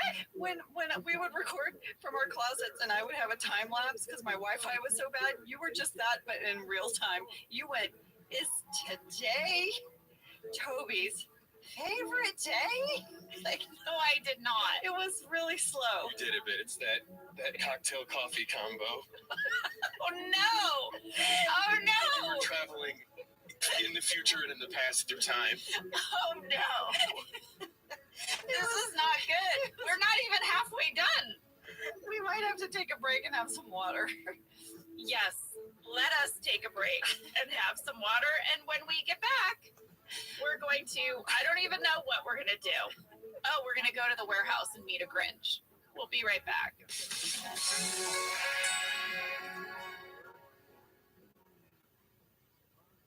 This show is sponsored by BetterHelp. You know, around New Year's, we all reflect and people really start making lists of what they can do to be their best self for the next year. Yes, I think, the new year definitely makes you think New Year's resolution. What do I want to change? New year, new me, that kind of thing. Yes, but perhaps this year we could be reflecting on what we're already doing right. Yeah. And therapy can help you figure out your strengths so that you can ditch this idea that you need some extreme change or this extreme New Year's resolution and just, you can make changes that really stick because they're based on your strengths. I like that. If you're thinking of starting therapy, give BetterHelp a try. It's entirely online, designed to be convenient, flexible, and suited to your schedule. Just fill out a brief questionnaire to get matched with a licensed therapist and switch therapists at any time for no additional charge. Celebrate the progress you've already made. Visit betterhelp.com/officeladies today to get 2% off your first month. That's BetterHelp, HELP.com/officeladies. Let's talk a little bit about hydration in the new year, particularly about Liquid IV. Angela, you turned me on to this, and I'm going to have to give you props. Oh, thanks. It's pretty great. You told me that you use this when you travel to stay better hydrated, and I started doing the same thing. You know, whenever we go on a road trip, it's like I don't want to drink too much water because then I'll have to pee. And then I find myself so dehydrated. So I use this. Well, I like it for hikes. Here's what it is. You get a little packet and you put it in your water, and then you are going to get 3 times the electrolytes of a leading sports drink plus 8 vitamins and nutrients. It's non-GMO and free from gluten, dairy, and soy. It is perfect for daily use before a workout or when you feel run down or after a long night out, Hint, or even on really long flights. Rehydrate yourself for the new year. Grab your Liquid IV Hydration Multiplier sugar-free in bulk nationwide at Costco, or get 20% off your first order when you go to liquidiv.com and use code OfficeLadies at checkout. That's 20% off your first order when you shop Better Hydration today using promo code OfficeLadies at liquidiv.com. We are back. We've had water, we've had popcorn, we've had some veggie sticks, a cheese stick. Cassie got one ball free. Oh yeah, we have a big update over the break. One ball is free, 1 of 5. So, Angela, what's happening? I thought you were doing better. What? I am. Okay. Well, I'll tell you what's happening, Jenna. Yep, Jada is bored. And Daryl is scrambling, but Pam has an idea. And at 6 minutes, 41 seconds, as she walks into Daryl's office, there's another miniature white Christmas tree. Where is it? On top of the water cooler. Oh, It's my grandmother's Christmas tree. don't you wish you could just ask them if you could have it? They might have Yes. given it to you way back then if you thought of it. I know. Pam's idea is to lead Daryl and Jada down to the warehouse. There is Christmas music playing. There's a little, I don't know what you would call it, a tiny maze. Yeah. But not really a maze. But there's kind of Christmas garland and things. Yeah, it looked like they made an obstacle course of some kind Mm-hmm. with warehouse stuff. And Andy comes around the corner of a stack of boxes, and he's got a lot of coats on him, and he's done a makeshift Grinch costume, basically. And he says that someone has stolen the Christmas star. Yeah. And maybe Jada can help find it. Yeah, she has to do a few challenges. Her face lights up. She's so excited. This is what she's been waiting for. Yeah. And then Andy says, you must answer topical political questions. How many congressmen in the state of Pennsylvania are guaranteed? And what other state has the equal number? She does not know. This is a record scratch moment. Mhm. What are these challenges? I was curious. I looked in the shooting draft. As the scene continues, Andy tries to hint to Jada what the other state is. He won't let it go. Really? Yeah. She's like, I don't know. And he goes, come on, it starts with that Illinois. And then Daryl's like, oh man. And Andy is correct. I looked it up. Both Pennsylvania and Illinois have 18 congressional seats in the House of Representatives.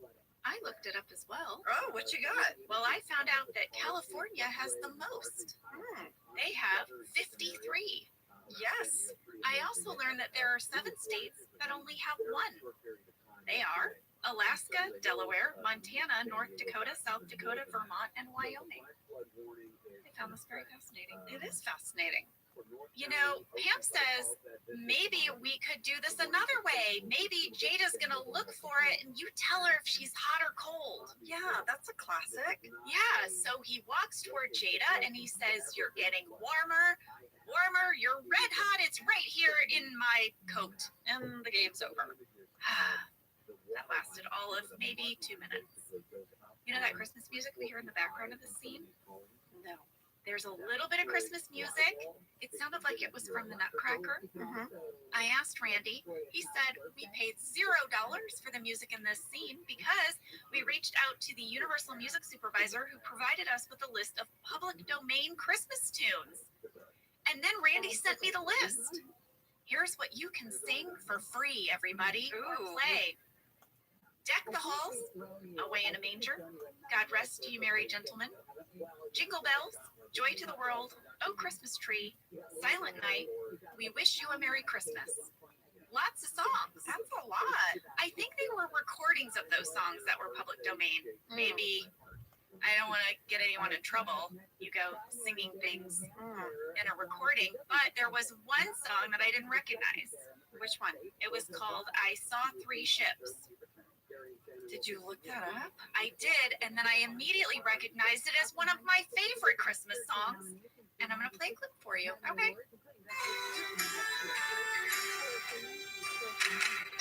Ships go sailing in on Christmas Day, on Christmas Day. Ships go sailing in on Christmas Day in the morning. Christmas Day in the morning. Right? Yes. We love this song. We love this song. It's exactly what I thought it was once it played. Yeah, exactly. Our guests are about to arrive. First up, Senator Robert Lipton. Yes, you need to go to 8 minutes and 34 seconds if you want to see the happiest I think we've ever seen Angela Martin. Oscar's going to introduce himself. He's going to shake hands with the senator, and then he's going to have a talking head. Yeah. He's going to say, Robert seems great. He's very handsome. Firm handshake. He's gay. Good sense of humor. And next, AJ is going to walk in the door. He's going to surprise Holly. Michael's going to come out. He's going to try to be the better man. He says, nice to see you again, AJ. Welcome. And he's like, good trip down. AJ's like, yeah, it was great. Michael's like, good, good. Well, you know, have fun. Enjoy the party. And then it cuts to Michael in his office. And he says, I am dead inside. That made me laugh so hard. I had to rewind it and watch it again. We had a fan question from Annie S. in Columbus, Ohio, who said, AJ surprises Holly by showing up at the office Christmas party. However, the party is supposed to be a surprise to impress Holly on the day she returns. How did AJ know about the party? He didn't seem to be surprised to walk into a belated Christmas party at all.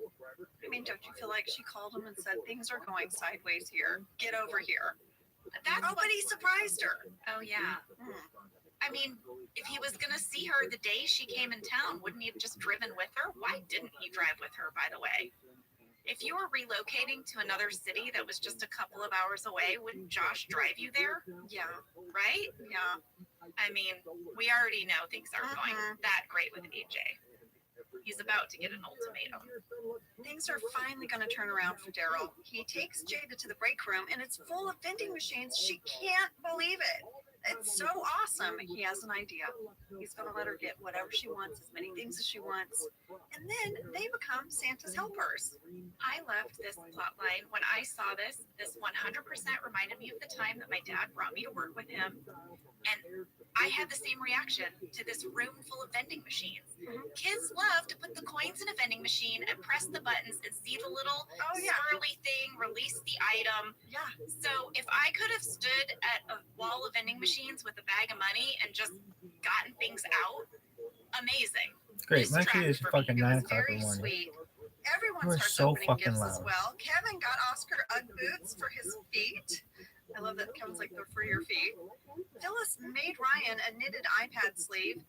Angela gives Creed a multi-pack of deodorant. Aaron gives Andy a card to help him stop biting his nails. And Jenna, Sam, and Cassie, it's time for Santakins. What is going on today? It's Santakins! I don't know what this is, but hey. Santakins decided to get you guys gifts in two of the most unlikely places, Okay. CatCon and Martha Stewart. Wow. Yeah, A cocktail and presents? that's right, because it's classy Christmas. All right, first of all, I went to CatCon. It's a convention for people who love cats. There's cats there. There's famous cats. There's every cat thing you could want. There's cat art. There's cat clothes. People dress as cats. Cassie just lit up. And also, they sponsor a huge cat adoption center, and almost 200 cats were adopted this year. So, a lot of good things happening. It's great fun. And I bought you all gifts there. And I'm going to start with CatCon, and then I'm going to move on to Martha. Cassie, I'll go with you next year because when Angela was describing CatCon to me, I was like, I want to go next year. Oh, our son Cade wants to go every year now. So Yeah. we'll just My make a daughter group. will want to go to this as well. Yeah. And you dress up. I wore cat ears. Like you go for it.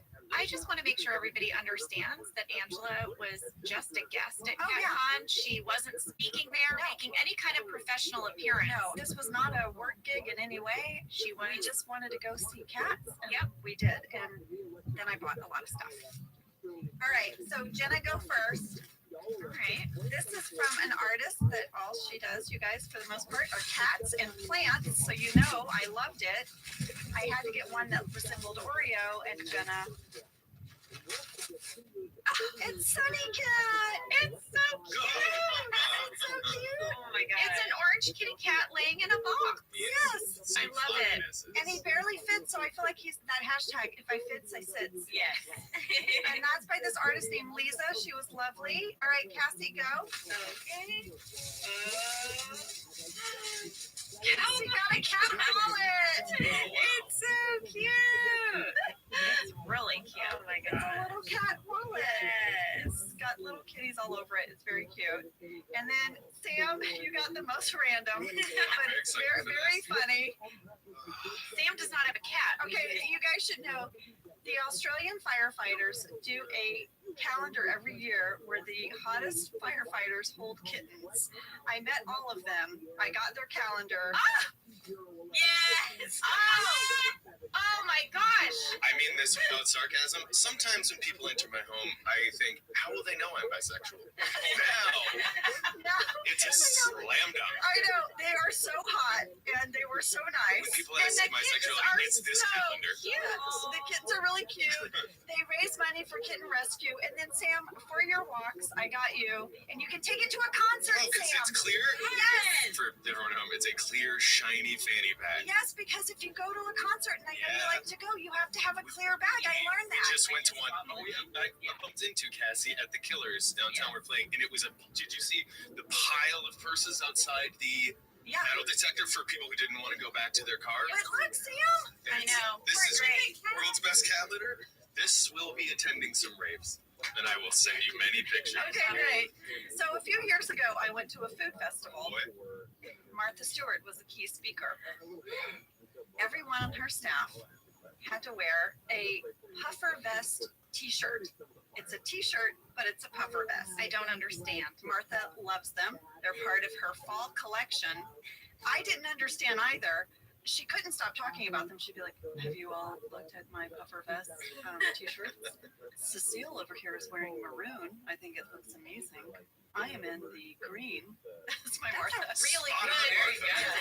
Martha. Yes. She also shared that she likes her hens to have the eggs be a certain blue color. So she's like, I feed them blueberries. Okay. Now I had to. They sell out, you guys. These things sell out. I bought this months ago. You all get a Martha Stewart puffer t-shirt. what does that mean? What is it? I got one for myself too. Here we go. Jenna, you got it in black. You'll have to put them on. Cassie, you got a mercury color. It's called mercury. Sam, Okay. you got silver, Thank you. and I got navy. I understand now. It's just a short sleeve puffer jacket. It's a puffer jacket. So it looks like a t-shirt when you put it on. Instead of being a long sleeve jacket or a vest, it is a short sleeve puffer jacket. All right, hold on. I'll put mine on. There's pockets. There's pockets. Oh my God, Sam, you look amazing. Oh, the pockets are like fleece. Oh yeah. Ooh, comfy. Did I get the right sizes? Yes. Oh my God, you guys look amazing. All right. Happy holidays, everybody. Thank you, Finnegan. You're welcome. That was amazing. Angela, you really brought it today. How'd you get all this stuff in here without me seeing it? I had to make How many two bags of trips. stuff did you bring in? I had to make 2 trips. I made 1 trip and hid stuff in our desk area Okay. for a week, and then I brought everything else today. There are some other people exchanging gifts. They are Jim and Pam. It's finally time. They're in the break room. Yes, I am calling this Christmas in the break room. You know, we had a fan question from Bill S. in Merrimack, New Hampshire, and many others who wrote in to say, Pam and Jim are married and have a child at home. They presumably give each other gifts at home on Christmas Day, like families do. So why do they give one another their most special presents at the office? This has never made sense to me. It's a valid question, and if I am sort of living in the world of the show, Jim and Pam met at Dunder Mifflin. The first gift exchange they ever had that really meant something to the two of them for their relationship happened there. I could see it being sort of a very sweet couple tradition that they sneak away somewhere in the office and they give each other a gift because of that very first Christmas. Angela, that is exactly what John and I decided on set during this episode. Yay! We asked the same question. We said, why would they give each other their big Christmas gift at work? Yeah. It's a little odd. And we talked about it as a group, and that is exactly what we said.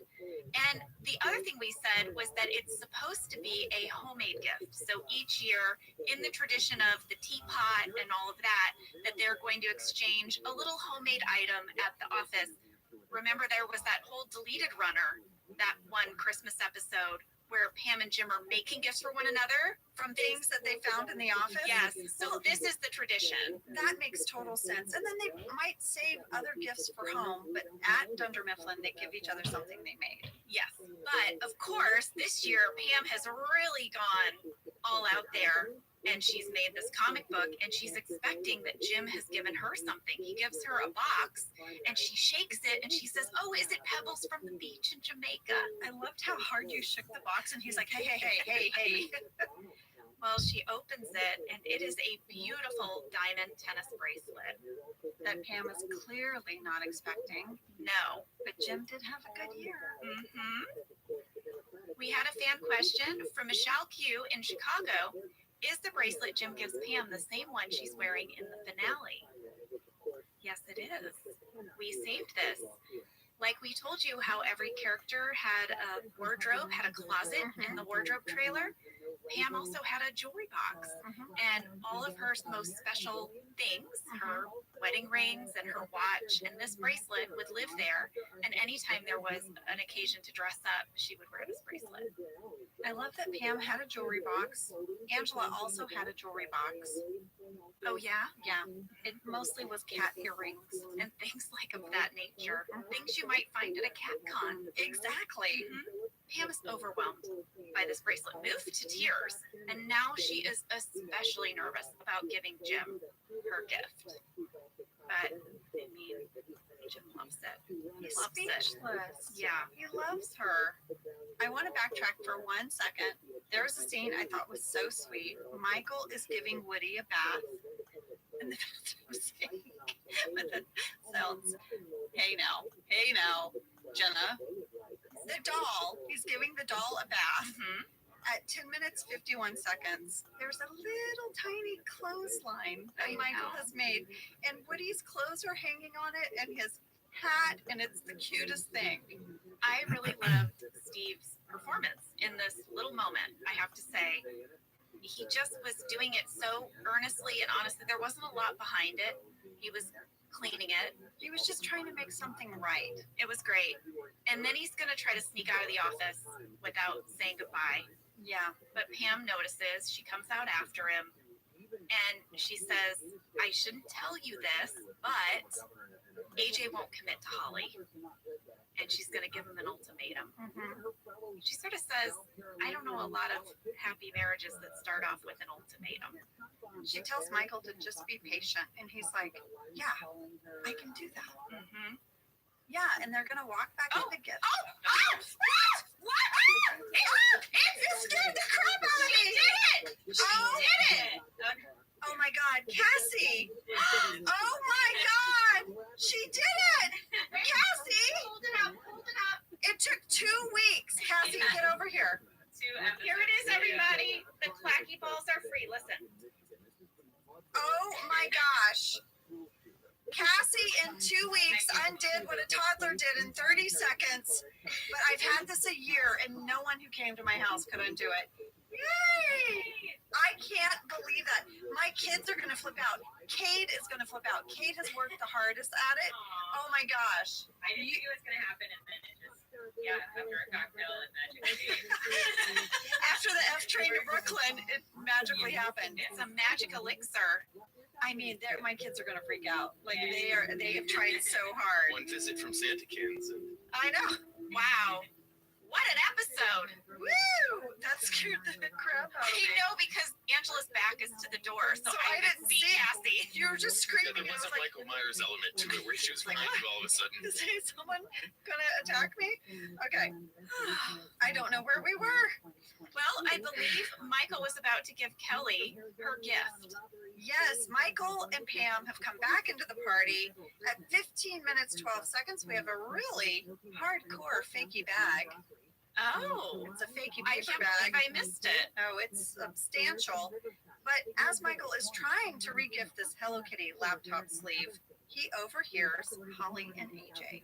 Yeah, AJ finds the Woody towel and he says it smells. What happened? And Holly makes up a total lie to protect Michael. She said it was her that spilled salad dressing on Woody. Blue cheese salad dressing. Yeah, stinko. Michael kind of smiles. He realizes, she's protecting him. Yeah. Michael is going to come through for Jada. He dresses up as the original Santa from the first part of the Christmas party. And he asks her, what do you want for Christmas? It's a very sweet moment. Holly clocks it. It makes us all hopeful. And the episode is going to end with such a creepy scene. Yeah, Jim doesn't want to leave the office. Earlier, he tried to form a truce with Dwight. Dwight did not accept. And he has to leave now. And he's scared. Remember the last time he was down in the parking lot, Dwight hid in a snowman and pelted him with snowballs until his nose was bleeding? Yeah. Right. Pam is like, come on, it'll be fine. And then they step outside, and there are like 20 snowmen, creepy snowmen, staring at them. Jenna, it gave me major Squid Game vibes. Yeah, you're right. It's like some weird part of Squid Game where, they're going to attack you. We had a fan question from Kaylee D in Montreal, Canada, who said, what were the snowmen made of in the parking lot scene? How do you do this in the LA temperatures?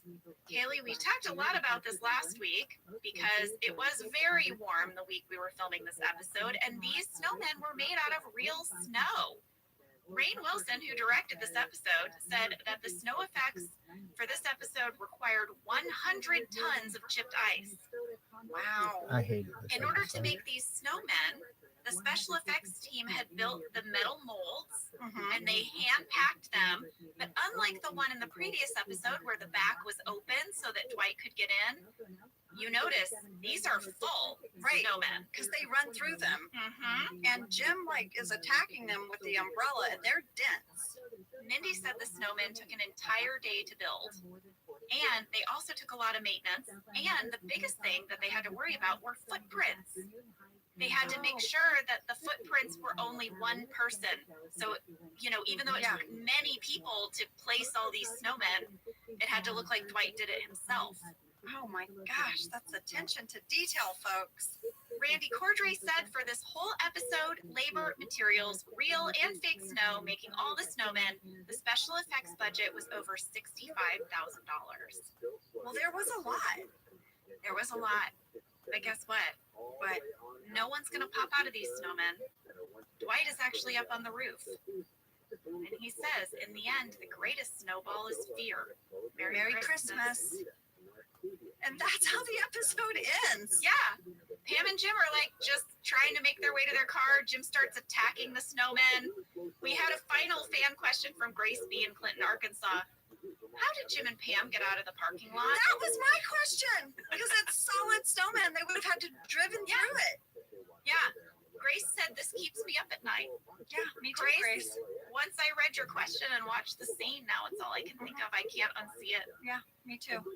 Well, that was classy Christmas too, everyone. Next week, we're going to be back with Ultimatum. It is so good.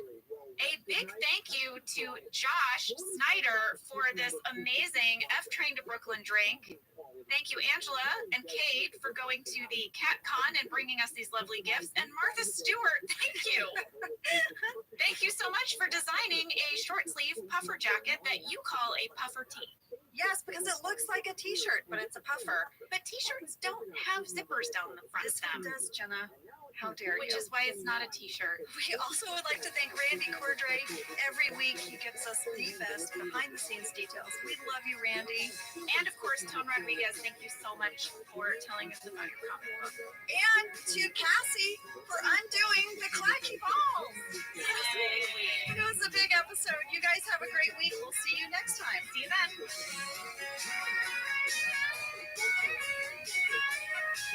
Thank you for listening to Office Ladies. Office Ladies is produced by Earwolf, Jenna Fisher, and Angela Kinsey. Our show is executive produced by Cody Fisher. Our producer is Cassie Jerkins, our sound engineer is Sam Kiefer, and our associate producer is Ainsley Bubico.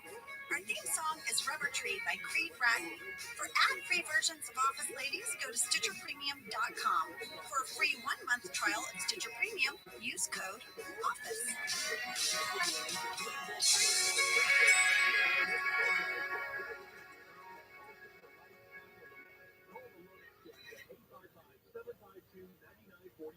Or visit thelonexchange.com to find out how to exchange your credit card debt.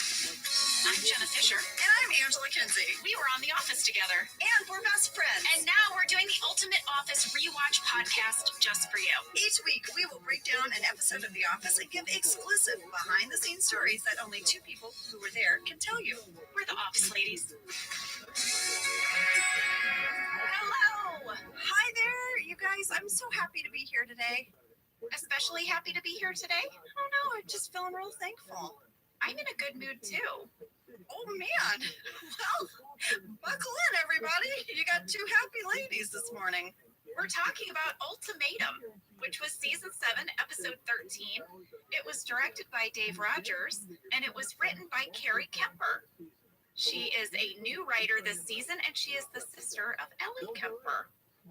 Those two gals were so fun on set together. You could just see their like sisterhood, and it was so cute. They send out a joint Christmas card every year with their kids on it, and I can't wait to get it. It's so creative every year. One year it was our favorite. We voted, which was our favorite card, and it was theirs, and I texted Ellie. Was it the computer one? Yes! It was great. Yeah. It was so great. I believe The Office was Carrie's first staffing job. I'm sorry, Carrie, if I'm getting that wrong, but I know that after The Office, she went on to work on Silicon Valley as a writer and producer, and she most recently worked as a writer for The Rehearsal, which Lee loves. I have not watched it yet. I haven't seen it either. Getting rave reviews. Okay. Would you like a summary? So much. All right.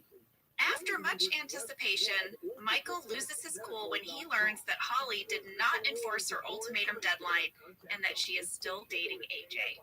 Pam tries unsuccessfully to help everyone make and keep New Year's resolutions, which Michael turns into an opportunity to shame his employees.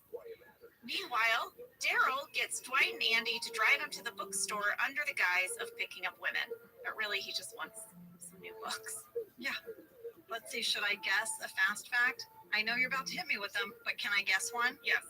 I'm going to guess a location breakdown. Ding, ding, ding. That's all I got. Okay, well, I have 2 location breakdowns. So Oh. really, you got 2 out of the 3 fast facts, but fast fact number 1 is called no gym.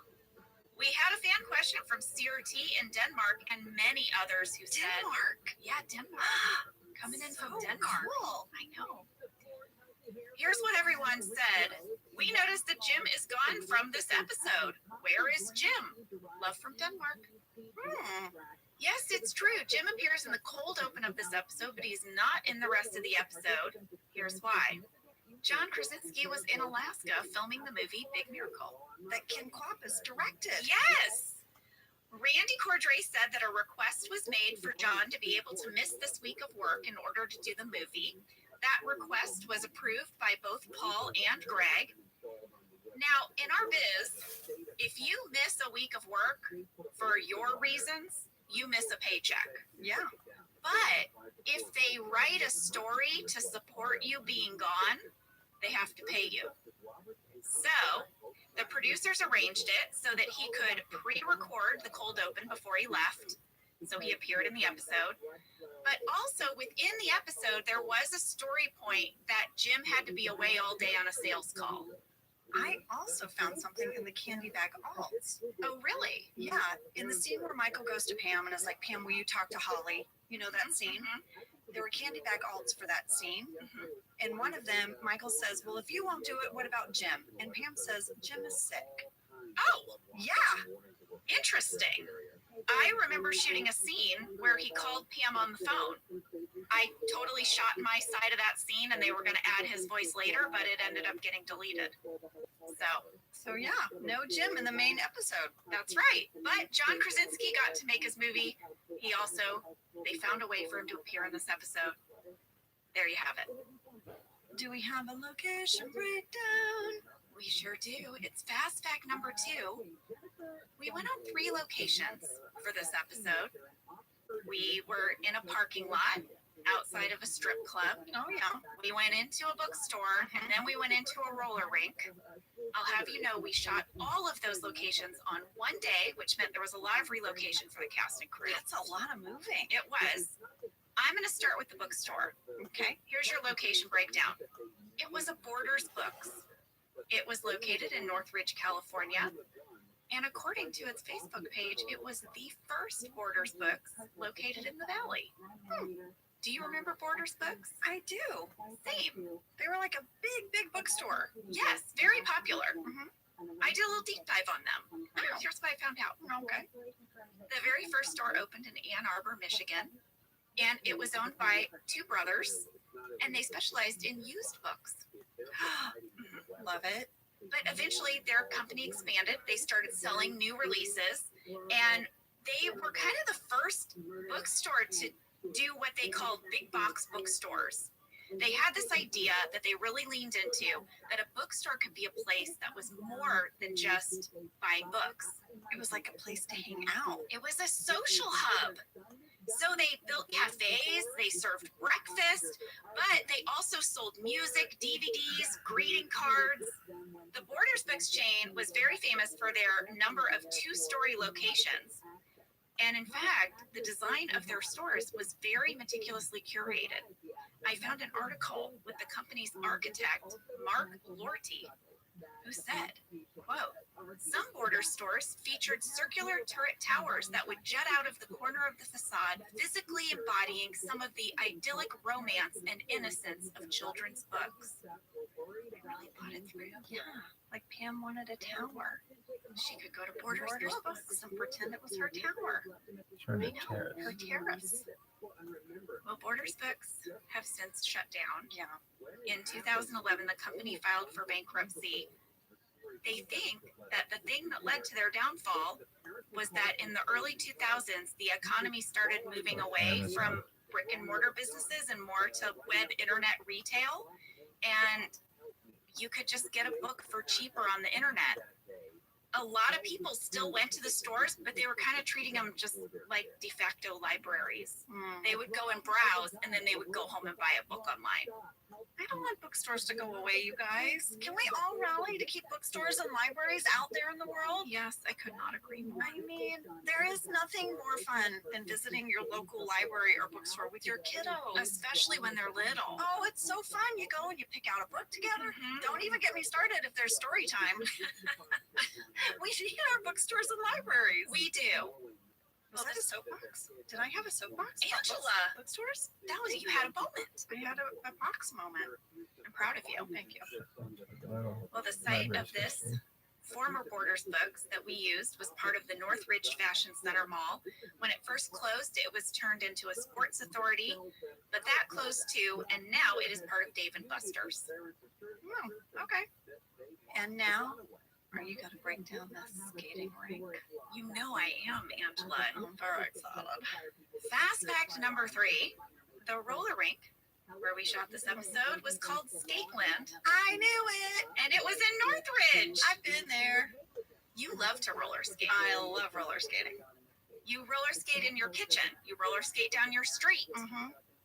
There are 3 pairs of roller skates in like the little cubby by my front door. Yeah. And you've roller skated here for pleasure, not for work. Yes.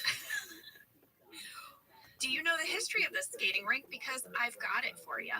I don't. I just know when you go into it, it feels very 70s.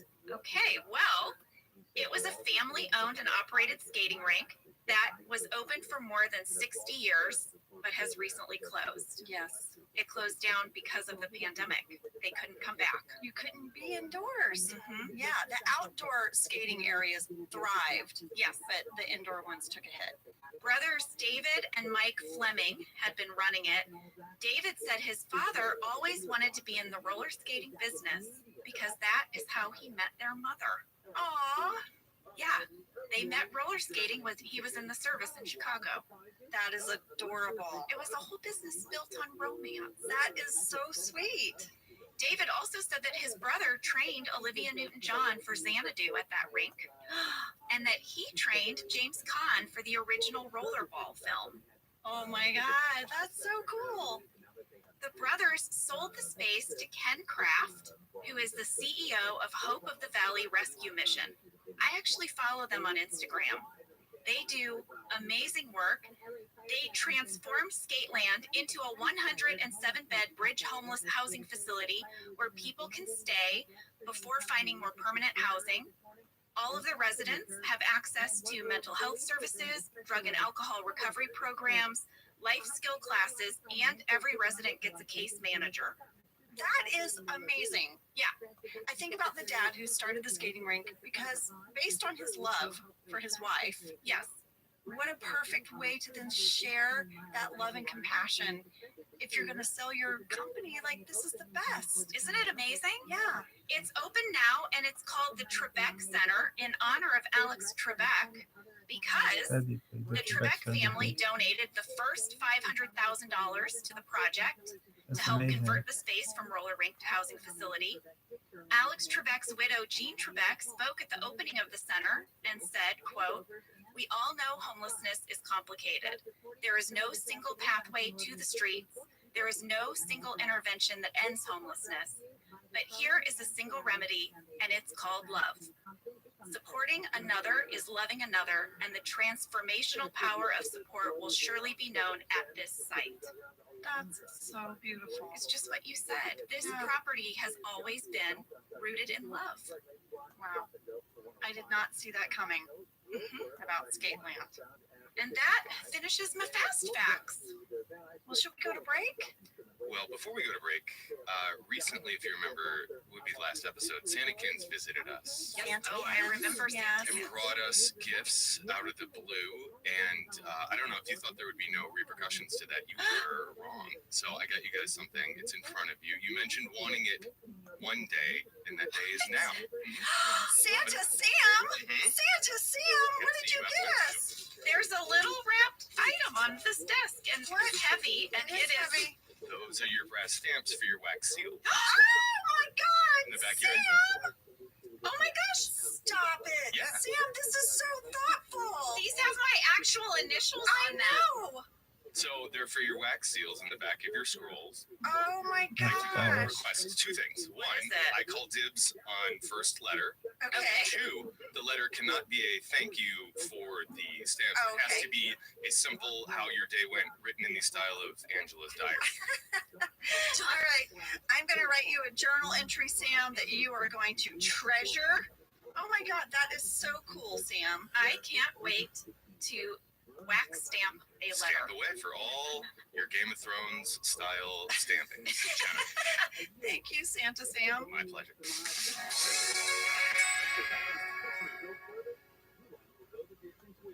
This is an ode to the McDonald's French fry. They are so delicious. I get very excited about McDonald's French fries. Because they're the best fries. They really are. From my childhood to my adulthood, I love the McDonald's fry. Why are they so good? What is it? Is it what they're cooked in? Is it the way they're cut? What is it? I don't know. Everyone knows this though. The McDonald's You know fry. what? My happiest moment, because I love to get a Happy Meal, it's just the perfect size for me. But sometimes some of the fries fall out at the bottom of the Happy Meal, and I think I'm done with my fries, and then there's a few bonus ones at the bottom. Get your favorite McDonald's fries today. For 175 years, Gorton's has been committed to spreading the goodness of the sea by making quality seafood accessible to everyone while responsibly sustaining its future. Over 99% of Gorton's seafood is certified as responsibly sourced. And Gorton's reached out to us and said, do you want us to send you some of our fish sticks, some of our products, so you can become familiar with it before you speak about it on the podcast? And I was like, Gorton's, I've got you in my freezer right now. Yeah, you do. You do. Your kids love the fish sticks. Yes, it's our fave. Guess what I got? I got the Southern style shrimp. It is so good. Oh, yeah. Yeah. You know, when you're looking in the freezer aisle, the Gorton's are in the yellow package. They've got the iconic fisherman on the cover. This brand has been around since I was a kid. Same. Gorton's is actually a brand that's been around for 175 years. Oh my gosh. That's Yes. so rare. Well, we love Gorton's, and it can help you make your mealtime easy. Visit Gortons.com to learn more, find a store, and get a recipe inspiration. Whether your resolution is to save money, eat better, or stress less, HelloFresh is here to help you do all three. Yes, you guys, I love HelloFresh. Jen and I both love it. You know why we love it. And guess what I made the other night? What? It was so delicious. I made their pub-style shepherd's pie. I've made it. Yes, it's so good. White cheddar and the thyme mashed potatoes. I know it very well. It's a family favorite. Well, you know, Josh normally makes dinner, so this was my turn, and I made this, and he loved it. And I was so happy. I was like, I made a shepherd's pie. I'd never made one before. It's so good. Everyone, you can say hello to your most delicious year yet with fresh ingredients, chef-crafted recipes, all at a price you'll like, delivered right to your door. Go to hellofresh.com/officeladiesfree and use code officeladiesfree for free breakfast for life.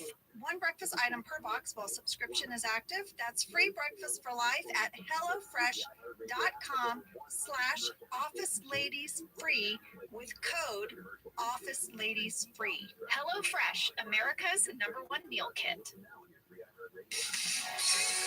We are back and we're in the conference room because there's a meeting. It's nighttime. None of the regular Dunder Mifflin crew is there, but Dwight is there with the Knights of the Night. That's the night in the He west. explains that the Knights of the Night are volunteer crime patrollers. Yes, they wear red beanie hats, black shirts that say we are unarmed on the back, and on the front it says Knights of the Night. A few of them have little medals. Oh, for, I guess, good work. Good work with their flashlights. Jim Halpert is going to come into work. He can't find his BlackBerry, and Dwight is convinced that Jim is going to make fun of his group. Yeah. Jim has stumbled upon something. He's quite smug, but he ultimately doesn't do anything. For once, although I'm sure he's filing it away for later use. We had a fan question from Celine B. in Century, Florida. Is there any backstory for why the Knights of the Night t-shirts say we are unarmed on the back? And then other people wrote in and to comment that the Knights of the Night look quite a bit like Devo. Oh, yes. I did a side-by-side.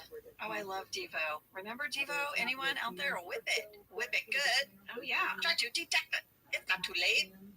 Correct that whip. Here you go. Yes. That is Knights of the Night along with Devo. And a great screen grab of Edward Nielsen III from our crew. Yes, 1 minute, 17 seconds. He is one of the knights. He's in the front row closest to the windows. It was so fun to see him there. I know. Well, the shirts and the red beanies were a script note. The script note did not say anything about Devo. It said simply, quote, a man in black walks by in a red beanie, nods to Jim. His shirt reads, Knights of the Night, and on the back, we are unarmed. Jim looks to camera. In the conference room are Dwight and 8 other men, including Nate, dressed the same. Dwight kind of alludes to this in his talking head. The Knights of the Night were a spin on the group, the Guardian Angels, who wore red berets and white shirts with the Guardian Angels logo. They were founded in New York in 1979 as an unarmed volunteer crime prevention organization. So, kind of like a neighborhood watch in a way. Yes, but with exactly. outfits. Yes, exactly. Okay. So that's it. I feel like mom detectives might call on Knights of the Night. Oh, for backup? Maybe. If we knew Dwight, we might. Mm-hmm. I recognized a familiar face. The leader of the Knights of the Night is Seamus McCarthy. I've known Seamus for years. We've done improv together. We've performed at iOS.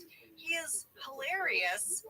And one of my favorite things about his Instagram, which is I am Seamus McCarthy, is he takes photos of his coffee order and how people interpret Seamus, his name. Yes. And there's just a series of photos of different spellings. It's really funny to me. When the episode begins, we have a Michael talking head. It is January 3rd, 2011, a day that will live in famously. I looked up January 3rd, 2011. What'd you find out? I wanted to know if there was anything infamously about it. Okay. According to the internet, first thing you should know is it was a Monday. Okay. Here are the top 5 songs in the USA on January 3rd, 2011. Bruno Mars, Grenade. Katy Perry, Firework. Kesha, We Are Who We Are. Rihanna, What's My Name. And Pink, Raise Your Glass. Kick-Ass, directed by Matthew Vaughn, was one of the most viewed movies. And I Remember Nothing by Nora Ephron was one of the best-selling books. Okay. The only thing that Michael is worried about is whether or not Holly is engaged. And he's kind of freaking out. Mm-hmm.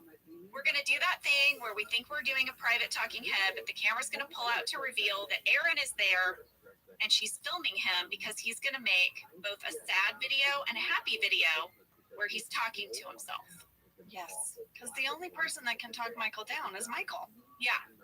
If you notice the video camcorder that Aaron is using, it's a little bit of old tech, and I can tell you who walked away with that old tech video camcorder and still has it to this day. Who is it? Randy Cordray. Randy! Yes! He said that Phil Shea gave it to him when he left the series at the end of season 7. The camera, the case, the extra batteries, all the lenses, he still has it, and he has used that tiny camcorder for insert shots on other series he's produced. He said that is his confessional to us, but he agreed that I could share it with you all. So when you want to know what did Randy get when he left, he got this camcorder. Wow. Well, he also shared that the video footage you see of Michael was really shot on that little camera. Yeah. Pam has a big idea. She's coming in hot today. Yes, she is. She has made a giant board with lots of glitter. I mean, the glitter is blinding. It really is. There's so Blinding Angela. There's like a combo Dwight-Angela sass in this moment because Dwight says, did your baby draw it? And then Angela's like, the glitter is blinding. They're such jerks to Pam. Pam wants everybody to write a New Year's resolution, and then she's going to display them on her glittery resolution board. Well, you know who she was inspired by. Sue. Sue in Vance Refrigeration. Yeah. Sue has a motivation board. Yeah. Jenna, I always look in the candy bag alts to see who had the most alts for that episode. Okay. It's usually Dwight. Yes, right? Makes sense. This episode, it was Pam. Were they all Sue talking They heads? were all Sue, and they were must shoot. So you said all of this. Do you want to hear some Yes, of them? I'll see if I remember. Okay. If Sue can do it, why can't I? Sue's really cool. Sue just goes for it. She's awesome. Sue is like the happiest person I've ever met. I want to be the happiest person I've ever met. I sort of have a girl crush on Sue. I want Sue to be my aunt or my best friend. Actually, I just want to be Sue. And she makes her own sweaters. And she gave me the best sugar cookie ever. And Sue is just awesome. I love Sue. She has 3 different scissors that cut 3 different patterns into construction paper. How lame / cool is that? I just want to steal a bunch of ideas from Sue. Then maybe come up with my own Sue type ideas. Then maybe I'll become Sue. I want to be more like Sue. Everyone loves Sue. And lastly, I just left her office with such a strong impression that I need to be more like Sue. These are hilarious. I said all of that. There was a writer who was in charge of writing alternate talking heads. They would get assigned, you know, they'd say, hey, listen, here's the talking head in the script, but write a bunch of alts. And then they'd sometimes put 1 or 2 in the candy bag. Clearly, this person was on a roll. Oh, yeah. Oh my gosh. Well, incidentally, Sue was played by Teresa Brown, who was a lovely woman. Phyllis doesn't like Sue. Phyllis doesn't like any woman that works at Advanced Refrigeration. No. Immediately a sworn enemy of Phyllis. Correct. Now we have a scene where Erin is helping Michael assign things to a happy box or a sad box. She has these bags. She's taking all these items out. For those of you guys who love to track things, in the happy box, we have champagne and gummy worms. Looks like maybe some giant, like, gloves, like, you know, like Mickey Mouse hands. I don't know.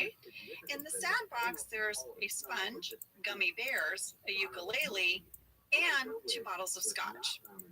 And there's tickets to see Paula Poundstone For the happy box, for the right? happy box. We had a fan question from Jonathan S. in Poughkeepsie, New York. Please tell us everything about the Paula Poundstone tickets. I'm from Poughkeepsie, and Paula was actually there around the time this episode aired. How did this reference come about? Well, Jonathan, I'm not sure why they chose Paula Poundstone, but Paula Poundstone is a comedian, and comedy and humor are how Michael and Holly bond. So I think it makes sense that they would go to see a comedian. Yes, I totally see that as a perfect date for them. Yes. Angela, I reached out to you earlier this week with a question. You did, Jenna. I wanted to know, what would you put in your happy and sad boxes? And I thought I could think about it as well, and then we would share. Okay. So here was my question to you that I didn't write you back. I thought we'd talk it out here in front of everybody. Are they objects? Are they experiences? Well, Like tickets to Paula Poundstone is an experience. yeah, I did a combo. Okay.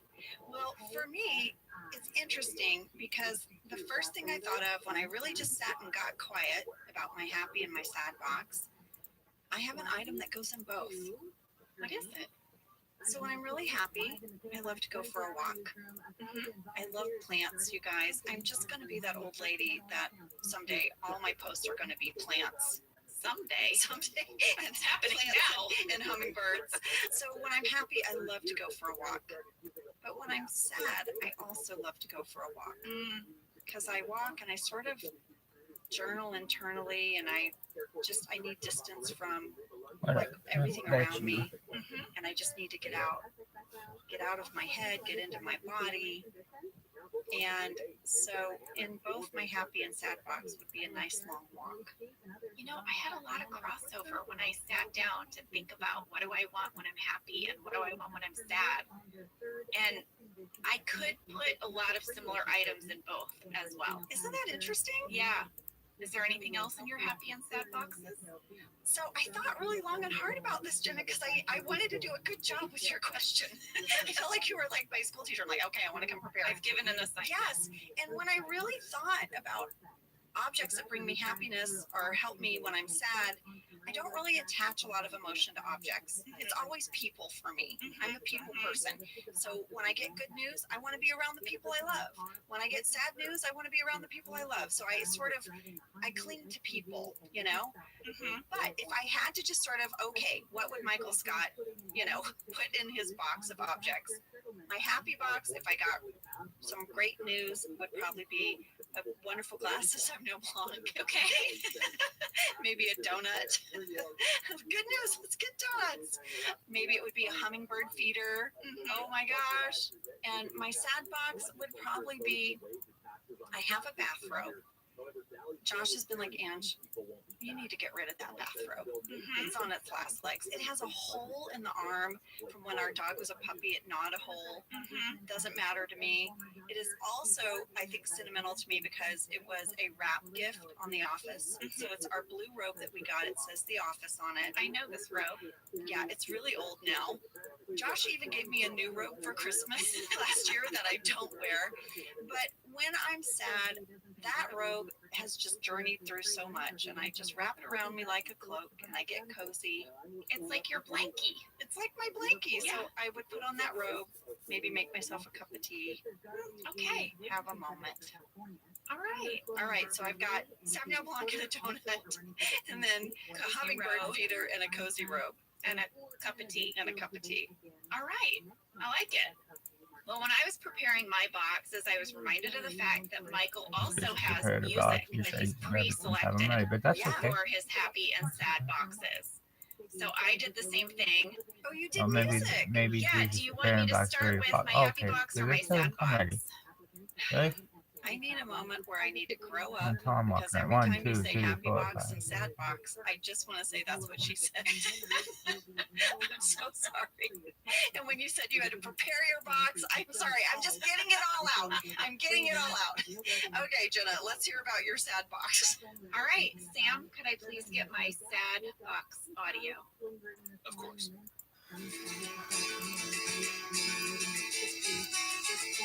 What? Indigo Girls is your sad box? Yeah. Trying to tell you something about my life. You know what I'm saying? I'm closer to fine, but I'm losing it. So I crank this song. I need my sad I anthem. need to hear it all the way to Closer to Fine.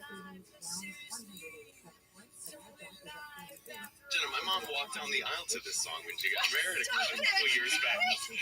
Jenna's sad box is your mom's walk to marriage and love. Recently, a couple years back. I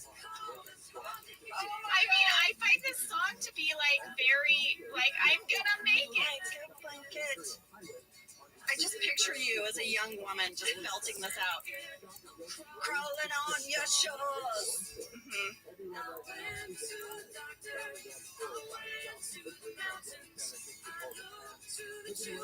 Drink from the fountains. Then one answer to these questions, pointing me in a crooked line. My source, closer I am to find. Yeah. Okay. Oh my God. Okay, so this song is playing, and here are the items that I'm taking out of my box. I didn't know There how we much go. I needed to hear the Indigo Girls this morning. What's in your sad box? Here's what's coming out of it as we're listening to this song. Are you ready? A bath bomb, Okay. facial mask, Okay. clean pair of cozy pajamas, We're in the same ballpark with the robe. box set of Real Housewives, Oh, that's you. some mint chip ice cream, and Angela on speed dial. Oh, lady. The sad box, folks. Oh, you would be on How my I get speed. through it. You would be on my speed dial too. All right, should we switch gears and head over to my happy box? I'd love nothing more. Here's my happy box song. Yes. Bring in sexy. Oh yeah. Oh yeah. Oh my God, Jenna's shimming right now. All right, here's what's coming out of my happy box. Okay. I'm bringing sexy back. All right. What? Here, there's an old fashioned. There's a reservation for a tasting menu at a great restaurant that has pre-prepared me a gluten-free menu. Okay. There is a dance party playlist of my songs, of which this is at the top. Okay. There is a large bottle of water and 2 Advil because you've had an old-fashioned, and I'm going to be dancing all night. And finally, Angela on speed dial. Woo! There you go. I love it. I met Justin Timberlake once. You did? Yeah, once. It was backstage at the no, I was a mess. Yeah. It was backstage at the Emmys. Remember how I would always manage to get us behind that curtain for the presenters? We wrote about it in Office BFFs where we pissed off Lawrence Fishburne that one time. I mean, listen, to be fair to Lawrence Fishburne, we were devouring food and he was about to go on stage. Oh, no, we were completely at fault. No, we were total, I mean, but yes, you always found these nooks and crannies of famous people and got us in there, and I was never cool. That's where I ran into Justin Timberlake. I said nothing. That sounds right. I just stared. Existed in the room with him for a moment, and then it was over. Bless you, Justin. He doesn't even know. No, he doesn't even know. He doesn't know how influential Sexy Back is for my happy box. Oh. Justin, you feel her happy box. Oh, I knew that's where that was going. Okay, yeah, that's like, I'm gonna step out. I'll come back in. All right, should we get back on track here? We probably should. Okay.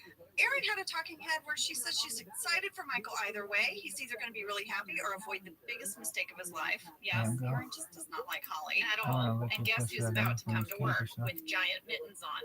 Remove the mittens, woman. I love the crowd of people that all forms around her and walks her from the front door all the way back to her desk. I did too. My daughter Isabel, you know, who loves bloopers, gave us a blooper alert here. When Kevin says and he drops off, Mindy broke so hard on that. It's in the bloopers. I'll put it in stories.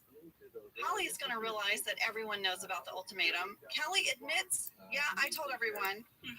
Jenna, there was a Kelly talking head that would have come here. It was in the Candy Bag Alts must shoot. It really made me laugh. I want to read it. Kelly looks to camera and says, yes, I told everyone about Holly's deal with AJ. Why do you even ask me anymore? From now on, if a secret gets spilled or malicious lies get spread or someone gets hurt, just put me down as a permanent, yes, I did it. I don't have time for this. Well, when Holly finally takes off her mittens and she holds up her ring finger, Kevin misinterprets this and thinks that she's flipping him off, so then he flips her off. This is strike 2 for Kevin with Holly. First the maple candy, now the finger. I have 2 words. Oh no. Standards and practices. Starting with the table draft, they noted that this was scripted and said please blur Kevin's hands when he gives the middle finger gesture, quote unquote, you to Holly. Then they reviewed our shooting draft. Scene was still in there, so they said as previously noted, and they repeated their note. But for some reason, and here's what I don't understand, we must have turned in our editor's cut and we hadn't blurred it yet. Maybe because you don't send it off for blurring, you know, you don't send it in until after you fully locked the episode.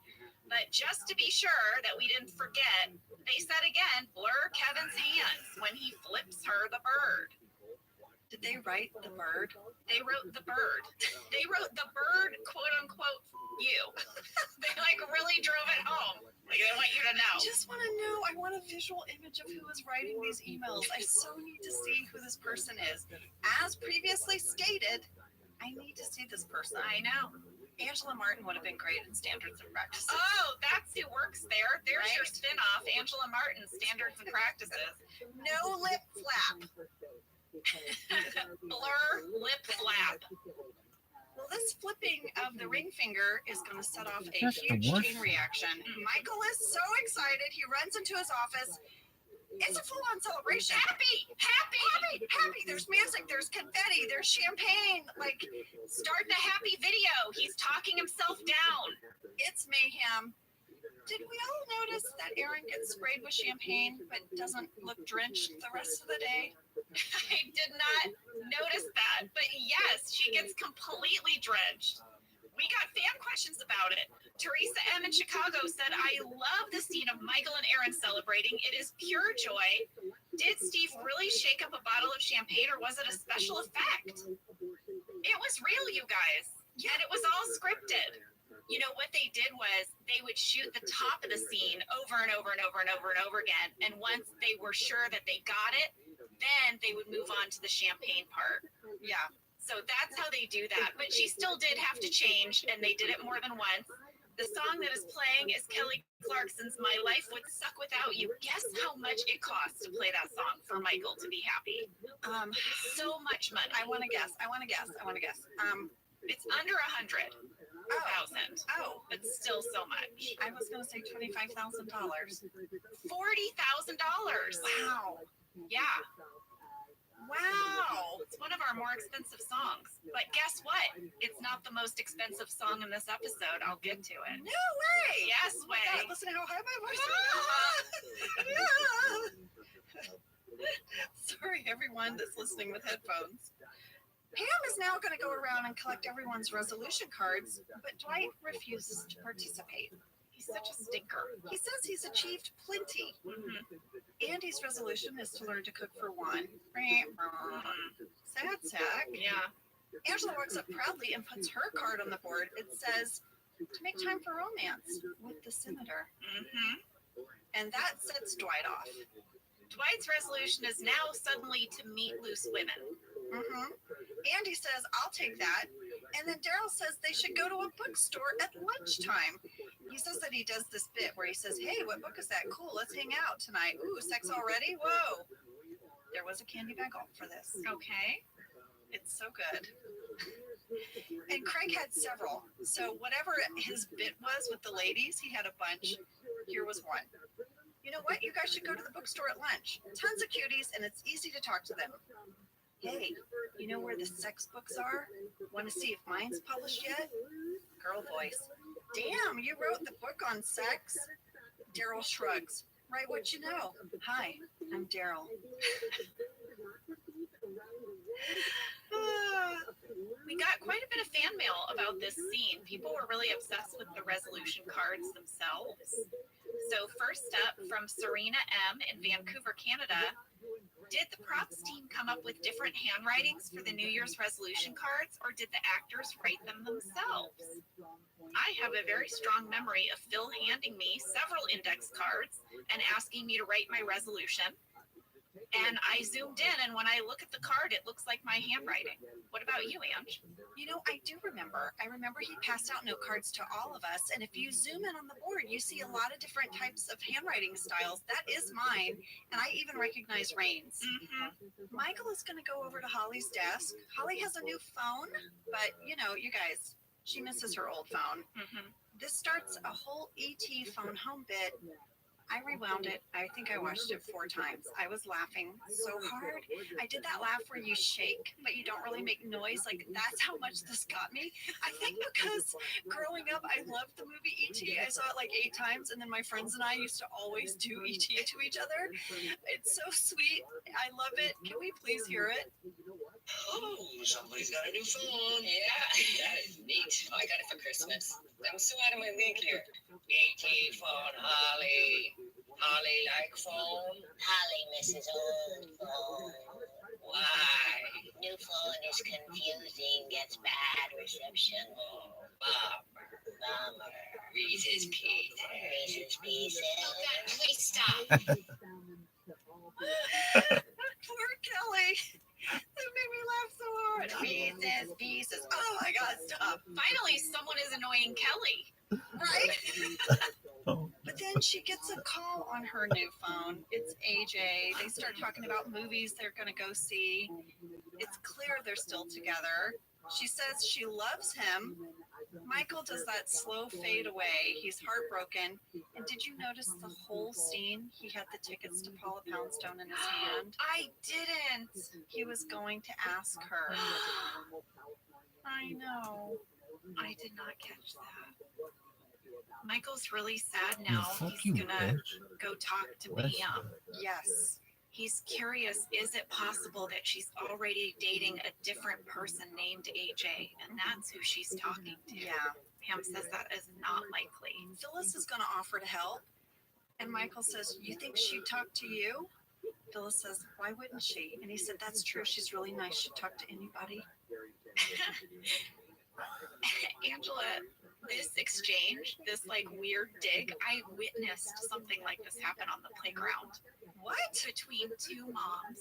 We were in a little conversation. Yeah. And one of the moms said, your daughter is so sweet to my daughter. I just love their interaction. She was complimenting this woman's daughter, and she said, oh, yeah, my daughter's nice to anyone. Oh, no. And I was like, what? And I saw the look on the original mom's face, and she made eye contact with me as if to say, did we both clock that? Yeah. Just such a passive dig. It is. Oh my goodness. Yes. Well, there's Michaels everywhere, you guys. Well, I think we should take a break because when we get back, the guys are going to arrive at the bookstore and they're going to devise a plan to meet some ladies. We'll be right back.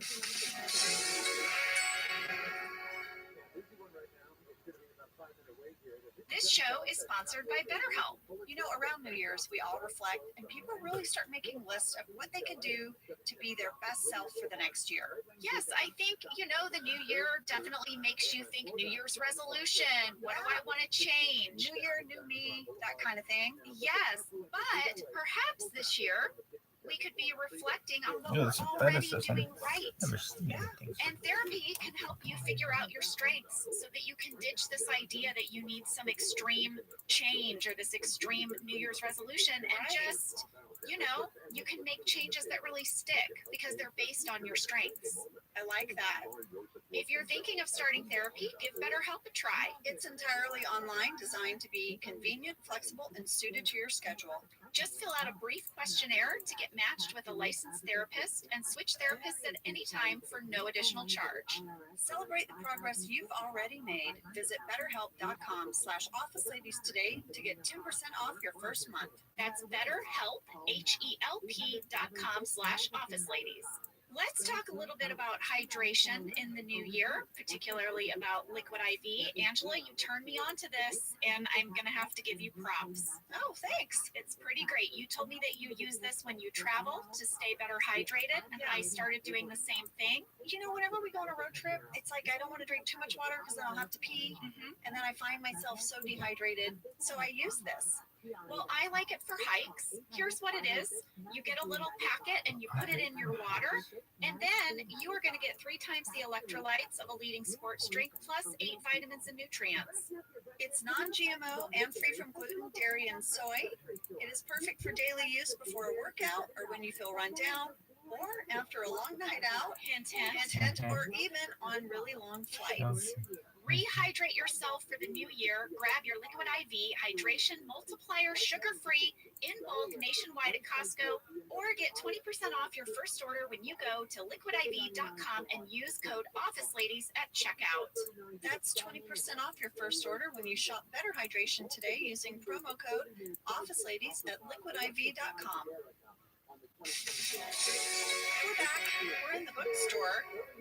Did anyone else notice at 9 minutes and 59 seconds how much the wind was blowing in the trees outside? No. Was this just me? It was a windy day. Very windy. I went to the call sheet, Jenna. What? Yeah. And did it say? Because it would say wind advisory. We filmed this scene around 11 a.m. on October 25th, 2010. And the gusts were up to 7 miles an hour that day. Oh my goodness. There you go. There was some wind. We had a fan question from Tori N. in Concord, North Carolina. Tell us about Ellen, the bookstore lady. That's right. Daryl walks right up to a woman. She has a tag that says Ellen, and she's going to pitch the e-reader to Daryl. They can hold 10,000 books. I mean, Daryl is blown away. He says it's so light, it's like a croissant. Ellen was played by Martha Middleton. She has also appeared on To Tell the Truth as one of the imposters. Oh, no way! Yes, and also in the film The Newcomers. Dwight and Andy are going to start scoping it out. They've gone upstairs. And a pretty lady is going to walk by. Yes. They try to pick her up, but she mistakes them as employees. They are doing a very bad job. They're so awkward. Guest star alert, that bookstore customer is Ed's wife, Sarah. Yeah. How about that? I love how we would have our friends and family on the show because you go back and you have all these memories. Yes, like how our camera assistant Ed was in the cold open. I know. The beginning. It's the best. We also had a fan catch from Emily J in Ohio and many others. At 10 minutes and 39 seconds, Angela, did you notice? There is a whole display of Joe Bennett's book. It's a great detail. Oh, that's so great. That little detail was courtesy of Dave Rogers. That was his idea. Dave, who knows the show better than Dave? Nobody. Next up, Phyllis is going to become a mom detective. She's got a salad to go. She says, Aaron, follow my lead. And she's going to share that she went to Portugal. I was very intrigued by this. Aaron, who's a horrible wingman, said, so did I. I went to Portugal. Have you ever And tasted Allie's a like, rainbow? wow, together? Phyllis is like, no. Yeah, they're sort of exchanging stories about what's happened over the new year, trying to drag it out of Holly. What happened that might be interesting about your new year? Holly gets it, and she says, yeah, I didn't uphold my ultimatum deadline. She said, but it was unfair of me to give him an ultimatum. In the meantime, Dwight, Andy, and Daryl have ditched the bookstore. It didn't go well. Dwight has driven them to a strip club. He said he is going to see his resolution through today. I've got a little bit of location information about this strip club, Temptation. Okay. This was a real strip club in Northridge, California, and it was actually across the street from the roller rink. Our locations manager, Kyle Alexander, managed to find this very specific thing, which was a strip club across the street from a roller rink. That's like crazy all luck. of Because the I valley. asked Randy, I said, oh, so did we have to make this? Because surely, right, that's, Randy said no. It's He like really after found that, that it's bad location. night. However, he said that the location did not look like a strip club. It was just sort of a gray building. The only sign telling you that it was Temptation was a sign on a pole. So they asked the club, can we kind of zhuzh up your exterior? Michael Gallenberg created that giant Temptation sign. I have a question. Was it temptation or temptations? I'm just curious. Just a background catch question for you guys. I think it's called Temptation. Okay. Gentlemen's Club. One There's temptation. only one per customer. Okay. There's one giant temptation, and it's coming into this club at all. The flesh. Yes, that's right. And Michael Gallenberg based that logo on the outside of the building on their real logo. He painted the front of the building a combination of red and gray. Randy even showed us the before and after pictures. It's a great zhuzh, I have to say. Randy said that after it was over, it's in our contract. We have to restore things to their original condition. The managers of Temptation said, no, thank you. Keep it up. We love it. Well, yeah. But it is now closed. It doesn't exist anymore. It's an empty building for lease. It's gray again now. So it's a blank slate waiting to be something. Something new. And incidentally, there is a Temptations nightclub in Scranton, but it is a dance club and bar. There's no fleshy temptation. Right, there's no singular temptation. That's right. Daryl says, hold up, I don't have anything against strip clubs, but I don't really want to go on Monday at noon. Yes, that's correct. Andy spots a roller skating rink and says, hey, how about there? Single ladies at the rink. Woo-hoo-hoo. So they go, and they're the only three people there. It's just the three of them skating around. Deep trucks only. Angela, you mentioned the call sheets for this episode. I noticed some notes on the call sheets. Oh, DMV would be They expensive. say Rain had to take roller skating lessons on 2 different days Buddy. to prepare for this episode. So I texted Rain about it, and he said yes. He said I had to do the lessons because I hadn't skated since the late 1970s. Well, I did notice that he's the only one with elbow pads and knee pads. I think that might be why. He's also the only one that had to then skate outside. Yes. I brought something fun today. You brought more things in? Is it Santakins too? I'm not prepared for It's another not round. Santakins. Clearly, I've become now like Carrot Top of the podcast, and you guys can't see this, but we'll put it in stories. I brought my OG roller skates. What? That I have had since I was 24. You guys, my roller skates are older than some of you listening.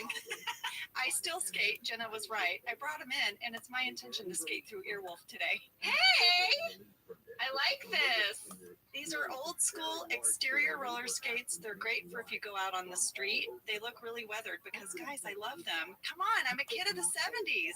It just occurred to me now that there probably is a difference between exterior and interior skates, right? Yes, these are exterior skates, and they just kind of grip the road better.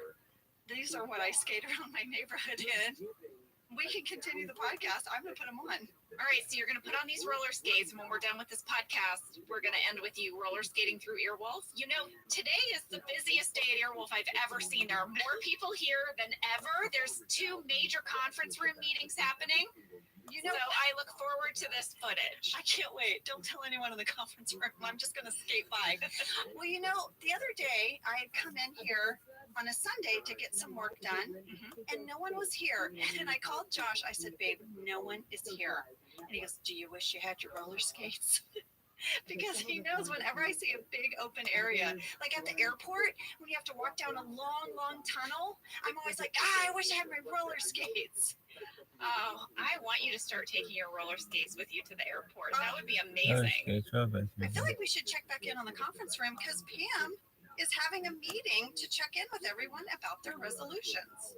Yes, Erin's resolution is going immensely. Her resolution of learning a new word each day. Yes, Pam tosses her a congratulation frisbee. Yes, I guess there's prizes for upholding your resolutions. Creed is going to share his resolution. It's one of my favorite speeches that Creed gives. His performance is amazing. This is what he says. I want to do a cartwheel, but real casual like. Not make a big deal about it, but I know everybody saw it. Just one stunning, gorgeous cartwheel. And Pam says, how's it going? And Creed says, I'm having a little trouble motivating. Well, we had a fan catch from Carolyn M. in Indiana who says, background catch, Stanley's New Year's resolution says, quote, be a better husband and boyfriend. Do better at both. She said, I am sure you will all do a New Year's Eve Office Ladies breakdown of all the resolutions. Carolyn, here it is. Yeah, here is your breakdown of all of the resolutions on the board. Michael, floss. Pam, drink less caffeine. Jim, bike more. Dwight, meet a loose woman. Angela, make more time for romance with the senator. In parentheses. Erin, learn a new word every single day. Gabe's resolution was be less squeamish around people's dogs and babies. What's up with Gabe? He's also terrified of cockroaches. I don't know. Andy, as we said, wants to learn to cook for one. Creed wants one amazing cartwheel. Phyllis wants to do yoga lessons with Bob. Aw, Oscar would like to finish the living room. Meredith would like to get down to 2 cigarettes a day. Kelly would like to get more attention by any means necessary. Ryan is going to live life like it's an art project. Oh, Ryan. What's As up, we know, Frank? Carol wants to read more. Holly wants to cross train. And finally, Kevin wants to eat more vegetables, which is going to come up now.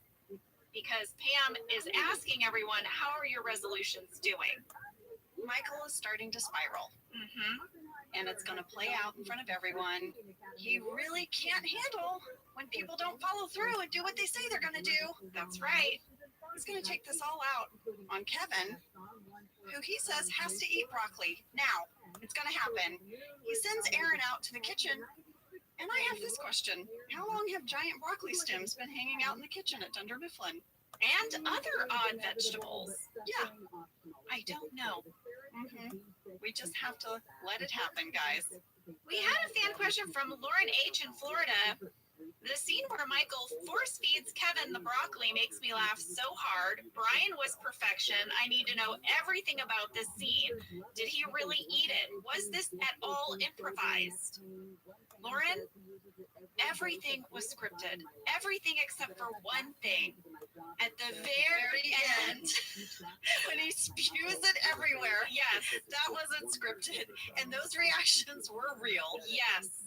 And specifically, we had a fan question from Kristen H. in Michigan who wanted to know when Brian Kevin is showing Steve Michael the broccoli under his tongue, is Brian breaking? Kristen, yes. Yes. He was breaking through the filming of this entire moment. It was so absurd. It was so ridiculous. And also, he was trying not to gag. Yeah. How he was able to hold that much broccoli under his tongue and then show Michael and flip his tongue up without choking. Although he did almost choke one time, remember? I was do. Like, we're like, give him water. It was a very, very funny scene the whole time. In the moment, I could see under his tongue, and it made me laugh every time he revealed it. You might notice they do not have me on camera. I couldn't hold it together.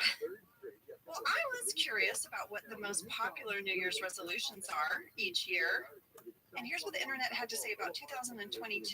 Oh, Before I list them, I want you guys to know the survey also said most people bail on their resolutions 2 weeks into the year. I was going to say, I've heard the statistic that by February 1st, people are canceling all of their gym memberships. Here's what made the top list of resolutions for 2022. Number 1, exercise more. Yes. That's the number 1. Number 2, eat healthier.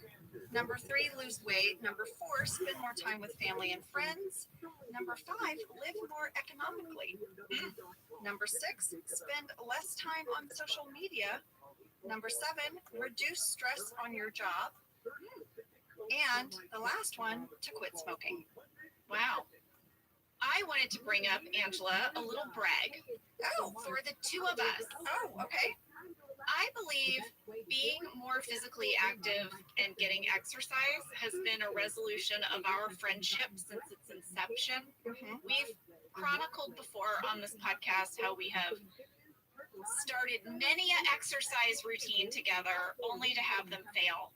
But I want to brag on us because over the last few months, you and I have both developed a routine. You go to tennis every Friday morning. Yep. And I do yoga every Friday morning. We're not exercising together, But at the same time on the same day. Yeah. So I'm very proud of us. I am too, and I'm always so happy to hear your message where you're like, I made it to yoga, it was so great, and I'm like, lady, my backhand was happening today. I'm gonna throw down a little yoga wisdom. Oh, My yoga instructor says this in every session at some point, and I love it. He says, find that place between ambition and acceptance and hover there. oh, I love Yeah, that. find a place between your ambition and your acceptance of where you are right now and hover there. I love it. I love that. I call my mom every Friday morning on my way to tennis because my mom was an amazing tennis player. I spent my childhood on a tennis court with her. She was ranked by the USTA for her age group. She was amazing. So I always call her on my way to tennis and we talk. And before I get off the phone, I'm like, Mom, I'm parking. And she'll say, all right, Ange, go stick it in their ear. So, That's your phrase. That's your Friday that's phrase. my Friday phrase. I love it. At the roller rink, Andy and Dwight are roller skating, but Daryl is hiding on the floor reading his new e-reader. Are you guys curious about what Daryl was reading? I am. Is there an answer? There was a candy bag alt, Must Shoot, where Daryl is talking about his e-reader. He doesn't want Andy and Dwight to know about it. Of course not. They're the paper business. I know. It read like this: they can never know. I can't leave it in the car. I can't check it with these teenage employees. Gotta just hang on to it. And if I'm gonna do that, might as well read some John Krakauer. Oh, That's what Daryl was reading. interesting. This is when Dwight decides to skate over to the strip club. Mm-hmm. He skates across the street very awkwardly. If you need any evidence that Rain Hadn't skated in a while. here's your evidence. So now Andy is the only one skating. The DJ asks him if he has any requests, and he wants to hear some Dave Matthews Band, deep tracks only. This was the pricey song? This is it. Guess how much the song Ants Marching by Dave Matthews Band cost us? Well, you already said Kelly Clarkson was 40,000 and that this was more. It was more. I don't know. I don't know. Like, I'm thinking of such a big number, but that's probably crazy. 50,000. Wow. Randy Cordray wanted to explain a few things about music licensing fees. We actually got a late breaking email from Randy about these high music fees in this episode. Late breaking email. Yes. Randy said by the time we were producing episodes for The Office, licensing fees had really gone through the roof. He said back in the day, if you were a popular musician with a good catalog of hit songs, you could make a very good living, just living off your royalties and your publishing money. But this kind of changed in the late 1980s after the technology shift from vinyl records to CD.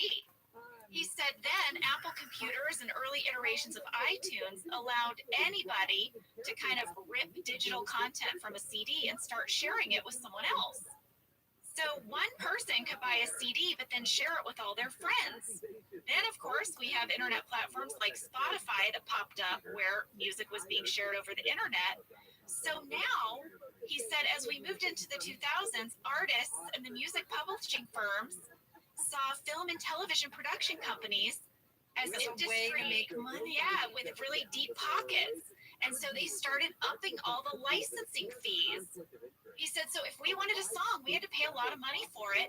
And also, they would charge people differently.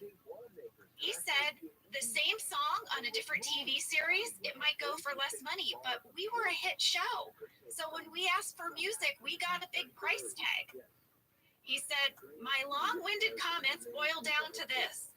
$50,000 for Dave Matthews was a lot of money, but it's what he asked for, and it's what we were willing to pay.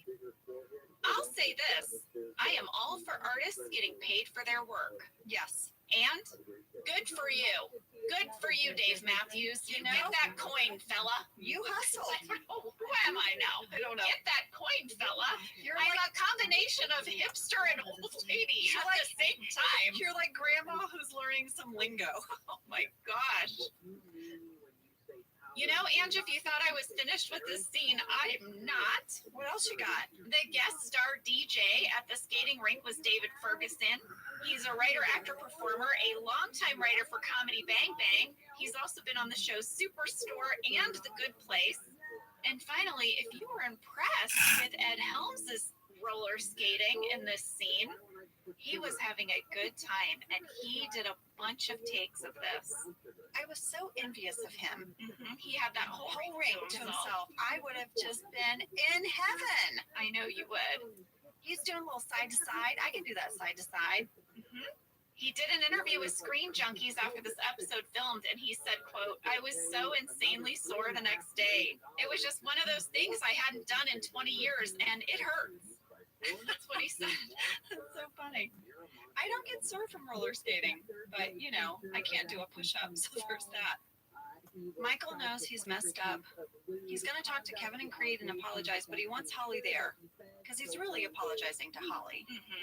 Through Creed and Kevin. Creed says he doesn't know if he's ready to accept the apology. Yes. He said, sorry there, boss. I'm not sure if I'm there yet. Kevin gives him a huge hug. Holly leaves the room. She's sad. Pam's gonna walk out of the kitchen past the resolution board, and she's holding a can of soda. Uh-oh. What's wrong with the soda? She gave up caffeine. Oh, right! Right. It's the crux of this scene. Kelly's gonna notice and be like, what the heck? Also, Kevin has graffitied Ryan's card. He's made art into fart. He also then makes a fart noise that then makes himself fart. His look to camera at 18 minutes 49 is so hilarious.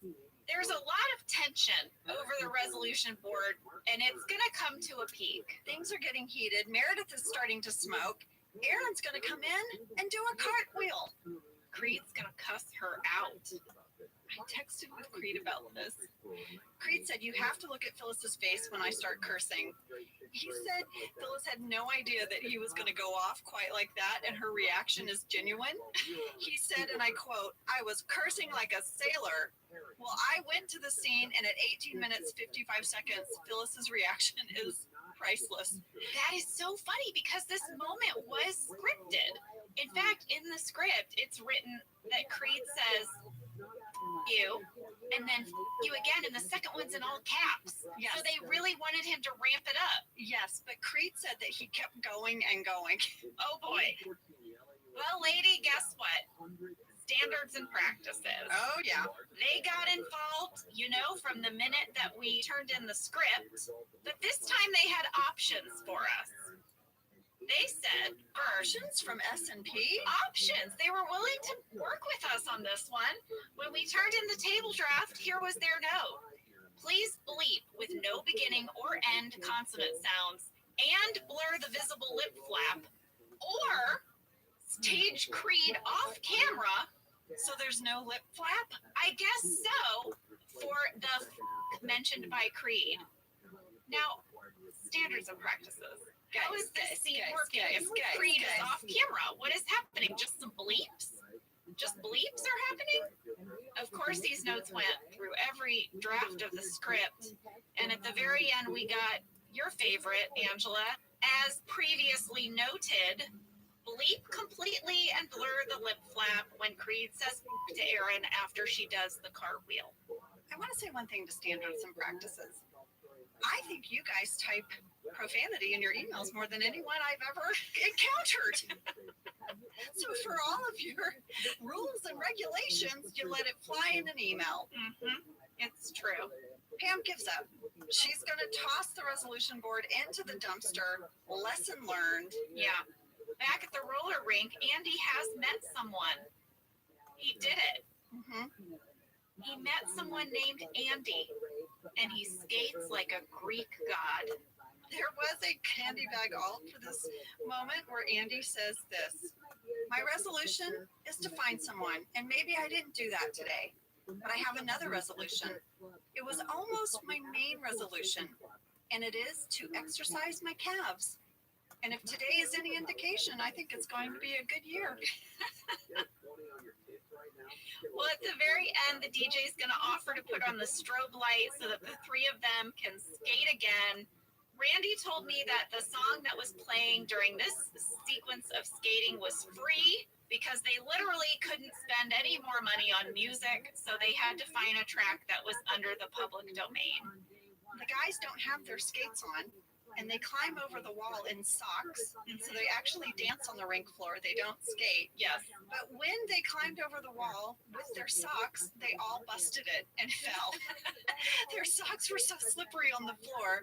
It's in the bloopers. Of course, my daughter Isabel pointed it out. I'll have to put it in stories because it's pretty funny. When we go back to the office, Aaron's dealing with Michael's happy sad boxes.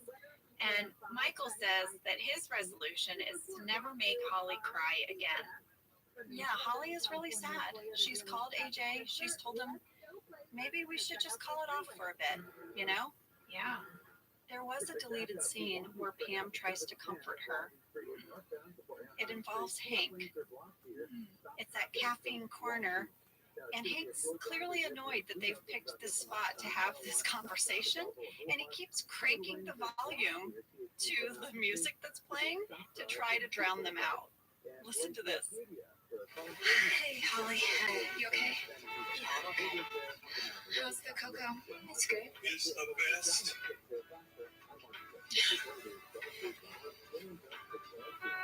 Are you okay? I'm okay. I know you probably don't need my advice, but don't feel like you have to make any sort of decision today. Oh, I know. Yeah, honestly, it wasn't fair for me to give him an ultimatum in the first place. And the whole different cities thing. Yeah. You know, I thought Jim was going to propose a lot of times, and I kept on being wrong. But I knew he was the right guy, and that's all that mattered. Can I get my espresso? Can I get my $7? Oh, wow. Okay. Yeah. You and Amy and Hugh, we're having a good time over there. Listen, Caffeine Corner is not the place for heart to hearts, all right? Get your coffee and go. Well, this episode is going to end with Michael coaching Creed on how to do a cartwheel. Mm-hmm. Michael says he'll stay as long as it takes, and then Creed goes for it. He does it. We got a fan question from Emily C. in Australia who said, I want to know everything there is to know about Creed doing this cartwheel. Was it actually Creed? As a full-time gymnastics Jesus coach of 12 fucking years, Christ. I'd like to say that while it's not the perfect cartwheel, it is a very good start, especially for a beginner. It has the correct direction and rhythm, which can be the hardest part. So good job, Creed. On a side note, I'm going to see Creed's show when he comes to Australia this year. Yay! I had to know. I texted Creed. I said, Creed, can you please tell me everything about this cartwheel? He said he actually thought he could do a better cartwheel and he wanted to try again, but they liked his first one, that sort of messed up cartwheel, better. So he thinks this was the very first take. And he goes on to say, it was either one of our camera operators or the director that told me when Steve as Michael went to shake my hand, I was so pleased that I had done a cartwheel that I didn't even notice. And Steve thought it was even funnier. If you watch to the end of the scene, you can see me look at the camera operator and laugh because I didn't realize he had tried to shake my hand. I love that. Isn't that so cute? That's great. Well, that was Ultimatum. A big thank you, as always, to Randy Cordray for all his inside tidbits. Yes, and thank you, Creed Bratton, for always texting me about your funny scenes. And thank you guys for sending in your questions and comments. Now, if you'll excuse me, I'm going to go roller skate through Earwolf. I'll be videotaping that, so check out Office Ladies Pod Instagram. And next week, we're taking a break for Thanksgiving, but we will be back the week after with the seminar. See you then. Gobble, gobble. Thank you for listening to Office Ladies. Office Ladies is produced by Earwolf, Jenna Fisher, and Angela Kinsey. Our show is executive produced by Cody Fisher. Our producer is Cassie Jerkins, our sound engineer is Sam Kiefer, and our associate producer is Ainsley Bubico. Our theme song is Rubber Tree by Creed Bratton. For ad-free versions of Office Ladies, go to StitcherPremium.com. For a free 1-month trial of Stitcher Premium, use code OFFICE.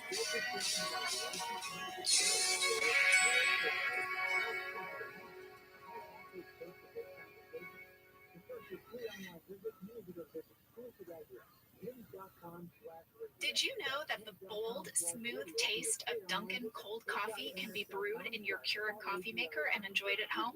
You heard that right. Dunkin's cold K-Cup pods were crafted to be brewed hot and enjoyed cold. Each Dunkin' cold K-Cup pod is packed with the smooth, bold Dunkin' flavor you crave. Pick up a pack of Dunkin's cold K-Cup pods and enjoy a Dunkin' cold coffee at home whenever you crave it. Just brew over ice and sip in seconds, because the home with Dunkin' is where you want to be. I'm Jenna Fisher. And I'm Angela Kinsey. We were on The Office together. And we're best friends. And now we're doing the Ultimate Office Rewatch podcast just for you. Each week, we will break down an episode of The Office and give exclusive behind-the-scenes stories that only two people who were there can tell you. We're the Office Ladies. Angela Kinsey. Jenna Fisher. I think I have a meta moment because today, in the world, the 100th episode of Office Ladies podcast came out. Yes. And now here we are recording our podcast about the 100th episode of The Office. That's very meta. And our age is almost equal 100. Oh, well, why'd you have to throw that in there? I don't know. I was looking for more hundreds. All right. Well, we should get into this episode. We have so much to cover. We do. This is going to be a long one. That's what she said. It's Company Picnic, Season 5, Episode 28, written by Jen Salata and Paul Lieberstein, directed by the dearest man on the planet, Ken Kwapis. Summary, it's the Dunder Mifflin Company Picnic. All of them are there, all the branches. Yes, in their own special t-shirts that have their branch name on them. Oh, I have it, lady, we'll get to it. Well, the Scranton branch is going to compete against the other branches in a company-wide volleyball tournament. Meanwhile, Michael and Holly reunite to perform a comedy skit where they accidentally reveal some confidential information to the crowd. David Wallace, why would you tell Michael Scott anything of that magnitude and expect him to keep it quiet? When David introduces their skit, one of my favorite lines is when he says, I have not seen this. I have not seen this, yeah. Finally, Dwight is going to defend Angela's honor to Rolf. Yeah. And ultimately, an ankle injury is going to send Pam to the hospital where she and Jim get some surprising news. So sweet. I love this episode. Fast fact number 1, Company Picnic was the 100th episode of The Office. Yes. This was a very big deal for the network because it meant our show was now eligible for syndication. Which I didn't even know what that meant. I thought maybe we should explain it. Okay, do, because I remember when we hit 100, I was like, what's all the hullabaloo? Yeah, sure, we hit 100, that's cool. I know. Maybe, we'll all go out to dinner or something. It was as big as like a poker table. It was humongous. It was, that's what she said. That's what she said. They brought champagne, but we couldn't drink it. No, because we had to go. We had to go right. We actually only had 15 minutes with the cake, all said and told. It was on our lunch break, so if you wanted to eat. I'm Jenna Fisher. And I'm Angela Kinsey. We were on The Office together. And we're best friends. And now we're doing the Ultimate Office Rewatch podcast just for you. Each week, we will break down an episode of The Office and give exclusive behind-the-scenes stories that only 2 people who were there can tell you. We're the Office ladies. Hello. Hi there. Angela, can I interest you in a seminar? It's a podcasting seminar. Oh, are we going to a seminar? Yeah. What do you think? I put up some flyers. Is it just going to be us and Sam and Cassie? Yes, at lunch. Actually, but there never will be mind. sandwiches. There will be sandwiches. There will. This is season 7, episode 14. It's called The Seminar. It was directed by BJ Novak and written by Steve Healy. Steve Healy was a new writer for us in season 7. He had previously written for The Late Show with David Letterman and 30 Rock. He was a co-executive producer on Veep.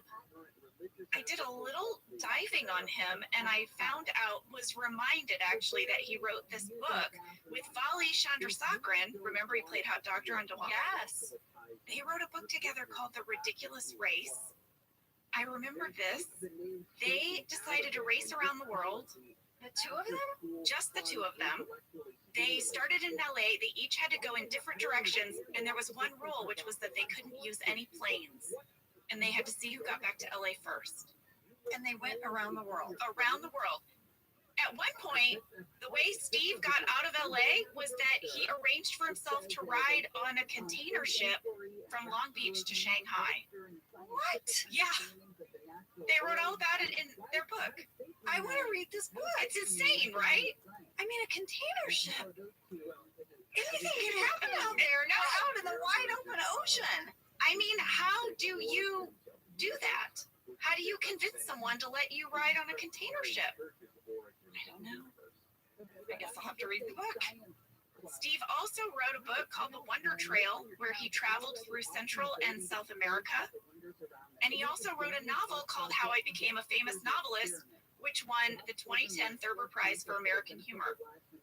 That's so cool. Yeah, so he's been writing a lot of books since we saw him. But he also wrote this episode. Would you like a summary? Yes.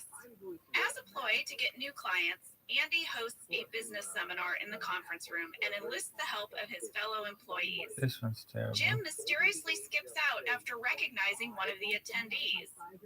Michael and Holly start to reconnect by pretending to be a Greek couple. Oscar and Pam help Aaron play Gabe in an online game of Scrabble. Well, Jenna, fantastic summary. I know you have some hot fast facts for us. And after that, I have a little digital clutter. Well, buckle in, everyone. Let's get started. Fast fact number 1. This episode aired on January 27th, 2011. They had just announced to the press that Will Ferrell would be joining us for a 4-episode arc at the end of this season. And there was a lot of buzz. Do you remember the buzz? We were so excited. Oh my gosh. I mean, we were like sad excited. We were like, oh no, Steve. Well, Will Ferrell. Yes. So they released this news on purpose. They wanted the buzz. It was a bit of a red herring. Ooh, intrigue. They were trying to distract from something else. And what was the other thing? I know you're going to tell us. They were trying to distract everyone from the big cameo guest star that kicks off this episode. Ricky Gervais as David Brent has come to Scranton. David Brent and Michael Scott meet. I mean, for any Office fan, this is a huge moment. Huge. And that is fast fact number 2. We're going to break down this cold open and tell you all about Ricky coming to the office. Kick it off. Well, it all starts at some elevator bays.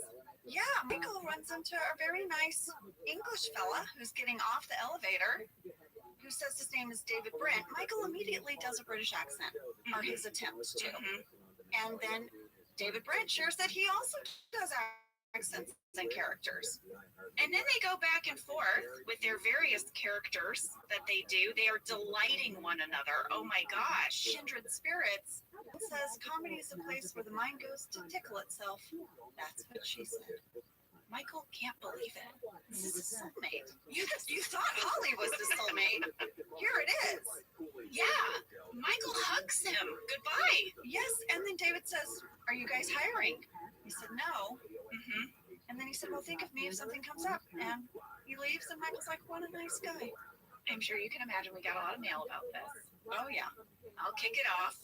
First up is Karen C. from Delaware, as well as many others, who would like to know, where was the cold open supposed to be? Because it doesn't look like the industrial park where Dunder Mifflin is located. Karen, I feel seen. I wrote in my notes, where the heck is this elevator? Well, while we were shooting the episode The Sting, you remember that one where they meet Danny Cordray? Well, Ricky Gervais happened to be in town for, I don't know, a celebrity appearance or something, and he just volunteered to come in and do a scene for us. He said, I want to do a scene with Steve. Awesome. Yeah. So they were like, well, we're at this location. Why don't you come on down? So we shot it there at that same place, at those same elevators, you know, the one where Michael wonders if the buttons even work. Randy said he had to create a stealth call sheet. He did not put Ricky's name down. They did not want this cameo to get out. They lied to NBC about it. They have a habit of doing that. Yes, they didn't want any promos. That's why they did the whole Will Ferrell press release, all of it. But guess what? The week before the episode aired, it got out. Hollywood Reporter ran a story that Ricky was going to be on. Paul Lieberstein was even quoted for the episode, but he was very careful. He wouldn't say how or why Ricky was going to be on the show. So it did leak a little bit. But we tried. We tried not to leak. We made it all the way to the week before. Next up, we have a fan question from Amanda C. in Indiana, who says, I just have to know how much the cold open was scripted. It almost seems like Ricky is genuinely breaking and reacting to Steve's version of Michael. His laugh just seems so genuine. I want to know everything about their interaction while filming. Well, Amanda, there was a script for this cold open between the two of them. Our writers got together and wrote 11 versions of this scene. In the scripted version, they were on the elevator together. Like, one of them would be on and the other would enter, and this would start the conversation. But when they got there on the day, they kind of realized, you know what? These two guys are really funny. We're just going to let them talk outside this elevator bay. And that's what they did. I reached out to our editor, Dave Rogers, and I was like, Dave, were there any alts for the scene? I mean, come on. And he said, you know, Ange, we put the best stuff in the bloopers. It was mostly Steve cracking Ricky up that day. That's what I remember hearing. Dave went on to say that he wasn't there the day they filmed this, but he really remembers editing the bloopers so clearly because Ricky's laugh is so loud. He said at one point, Ricky even said, I'm not even a real actor. I just love how much fun they were having. I thought we should hear the bloopers. I'm working on an English character. Would you play Brit? It's called Reginald Gustav.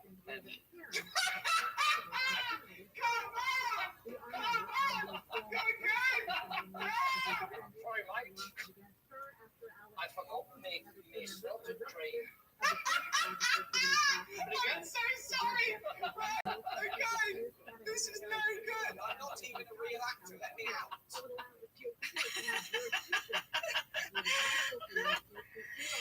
All right, we have one more fan question for this cold open. It's from Mel W. in Calgary, Alberta, Canada. Mel, what you got? When Michael Scott meets David Brent waiting for an elevator, one thing that always seemed off, considering the fact that David Brent himself had once been in a documentary in the UK, is why didn't he acknowledge or comment on the fact that there was a camera crew standing there filming Michael? It seems like a major opportunity for David to talk about his own documentary or to say something idiotic to the camera like he used to. No, this is so smart. Yeah. I didn't even think of it when I was watching it, but of course David Brent would be very savvy to the camera crew. Unless we don't know when in time this happened. What do you mean? What if this scene happened in the canon of the show before David Brent got a camera crew? Maybe this inspired David Brent to be like, will you come film me at my job?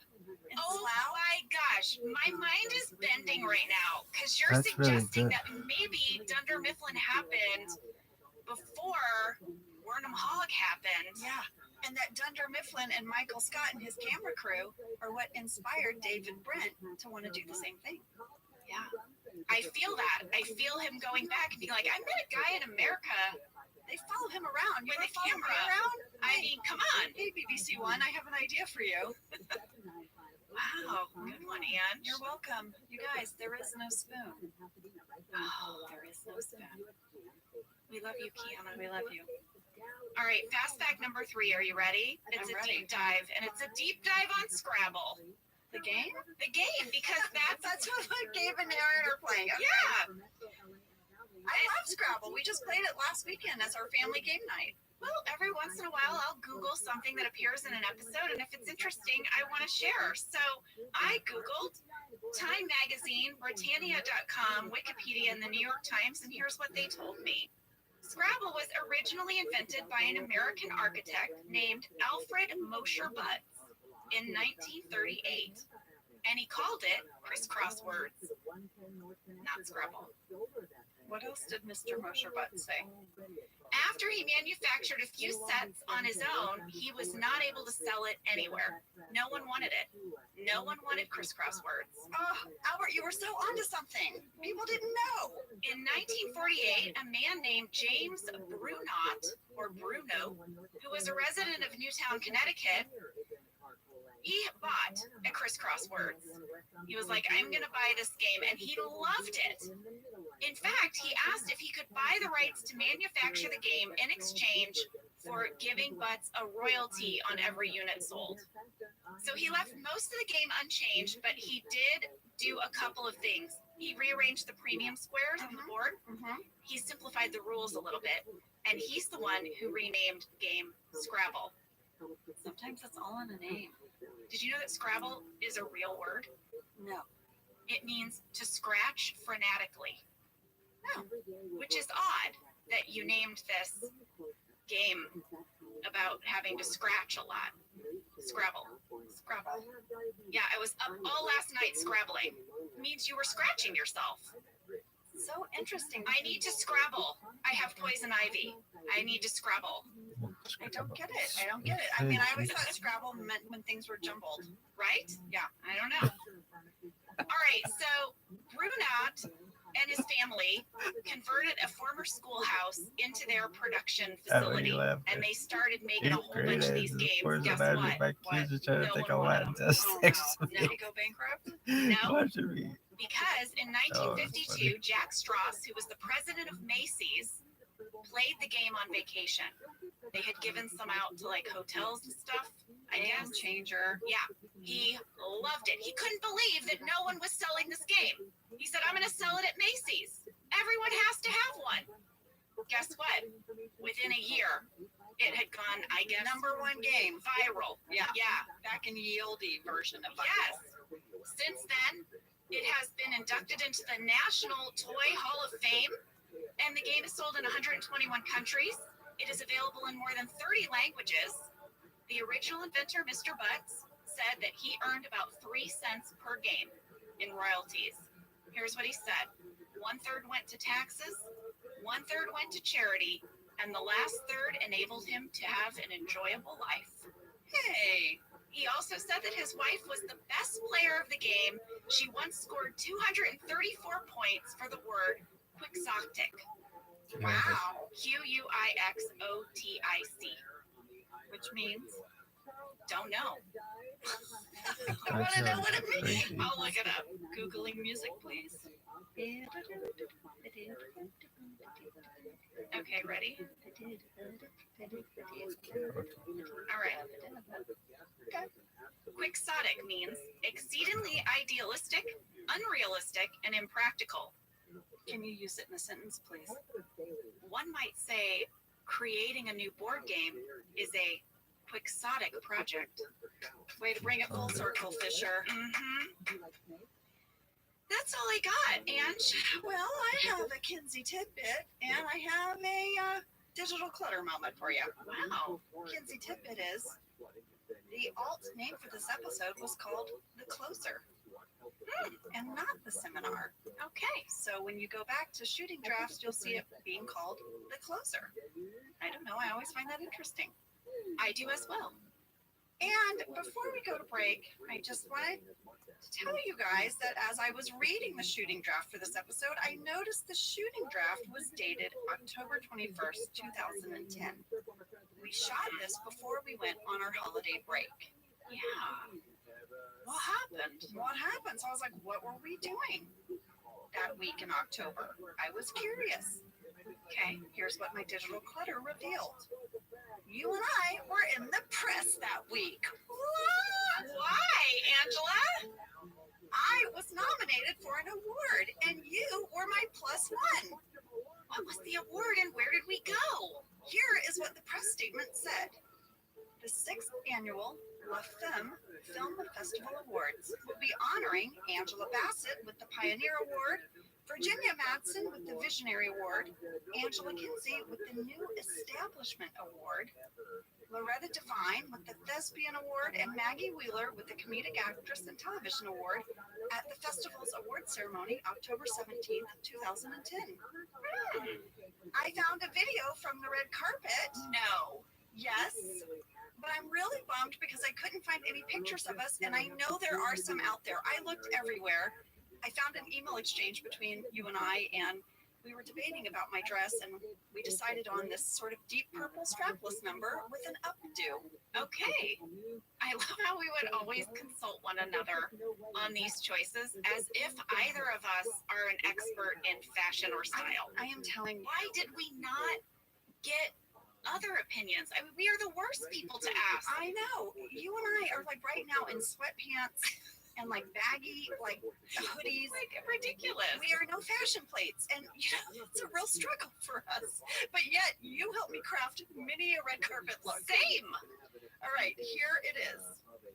And who are we talking to? Hi, I'm Angela Kinsey from NBC's The Office. And you got to be excited to be here tonight. It didn't rain. I know. And you've got quite a few people turning out. Tell me about the La Femme Film Festival. Is this your first time? This is my first time, and I'm being honored with the New Establishment Award. I'm really excited about it. I love that this festival brings attention to women in the industry, whether they're filmmakers or they're in front of the camera or behind the camera. And on our show, we have a lot of women in pivotal positions. We have camera operator. We have writers, producers, directors, our first and second AD are women. So I was really passionate about being part of this. Angela, I know. How about that? The tiny feminist in me is so proud of you for that soundbite. Way to raise up the ladies on our show. Yeah, and my award is really beautiful. I still have it. It's like on my shelf. It's like this big crystal-looking award. So that is what we were doing. Wow. With that, let's go to break because when we get back, you guys, someone here at Office Ladies got their very own microphone. Yeah, I can't wait.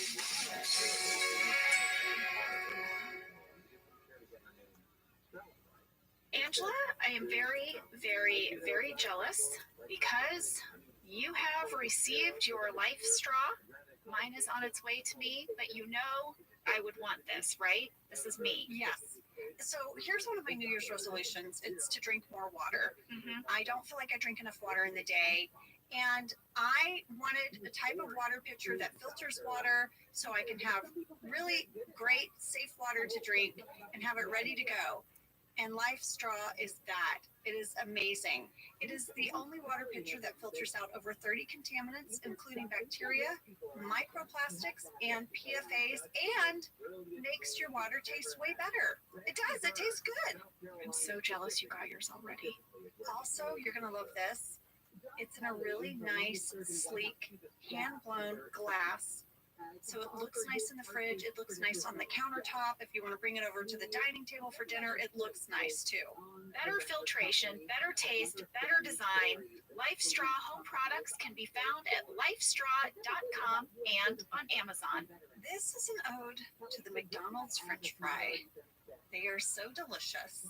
I get very excited about McDonald's French fries. Because they're the best fries. They really are. From my childhood to my adulthood, I love the McDonald's fry. Why are they so good? What is it? Is it what they're cooked in? Is it the way they're cut?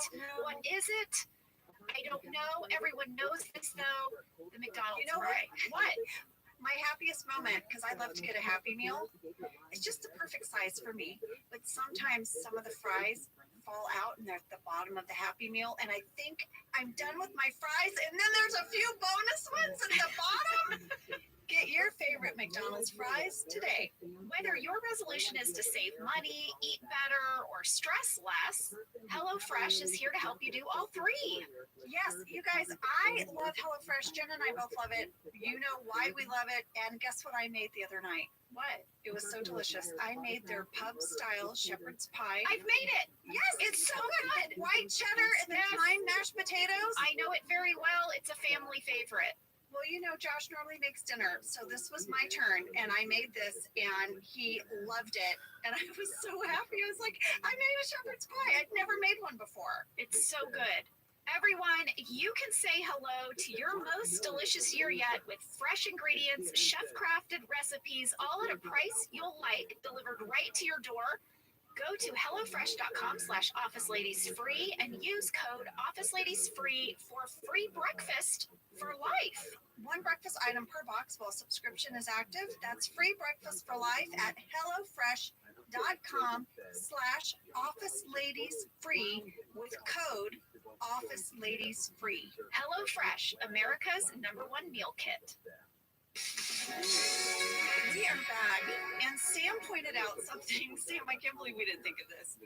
Sam, you said it's been 146 episodes. I was editing the last episode, and every time you talk to me and Cassie, it's me clearly on the mic, and then Cassie very faintly yelling. So, Cassie, you have a mic now.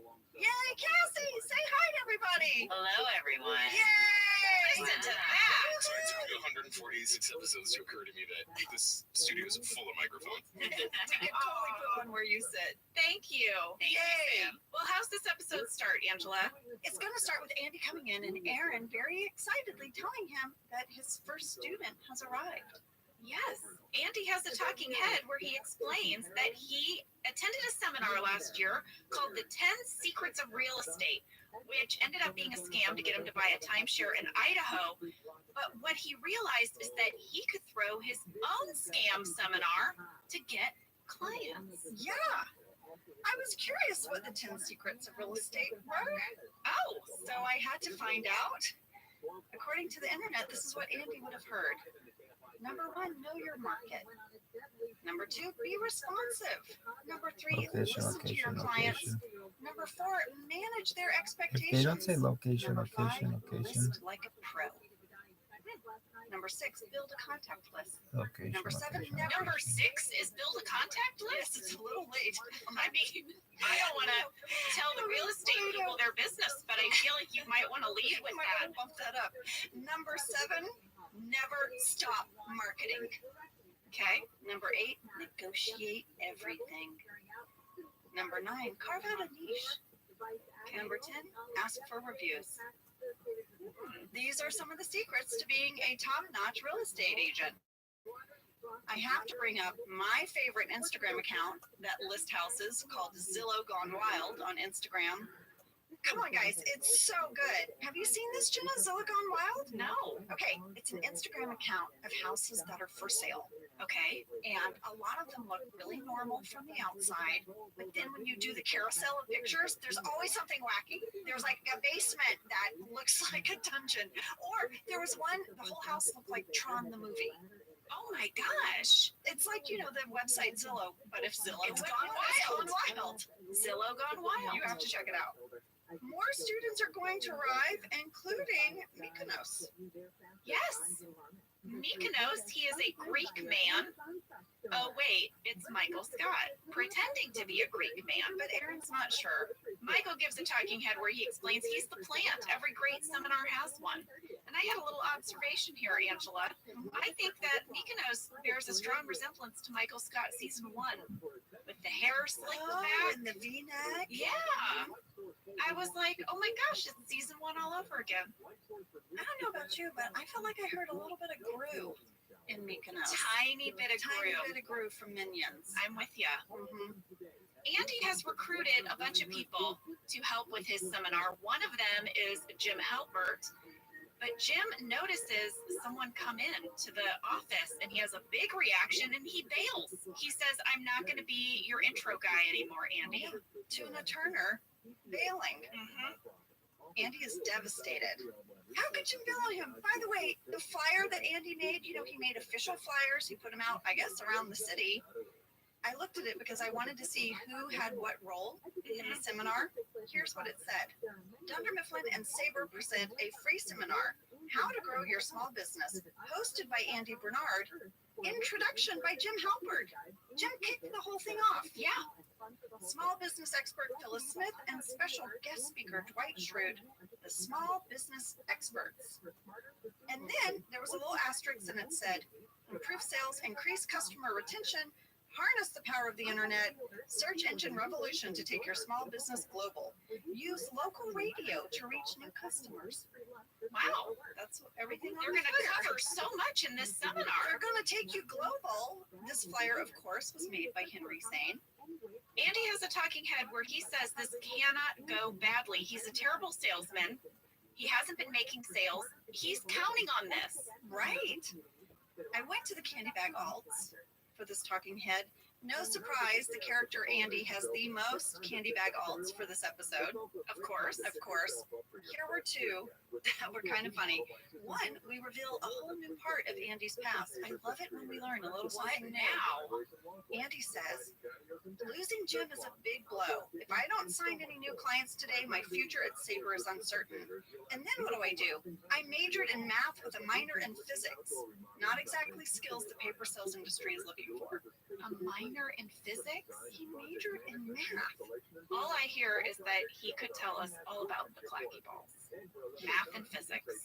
Right there. Right there. His other Candy Bag Alt. He throws a little shade at Pam.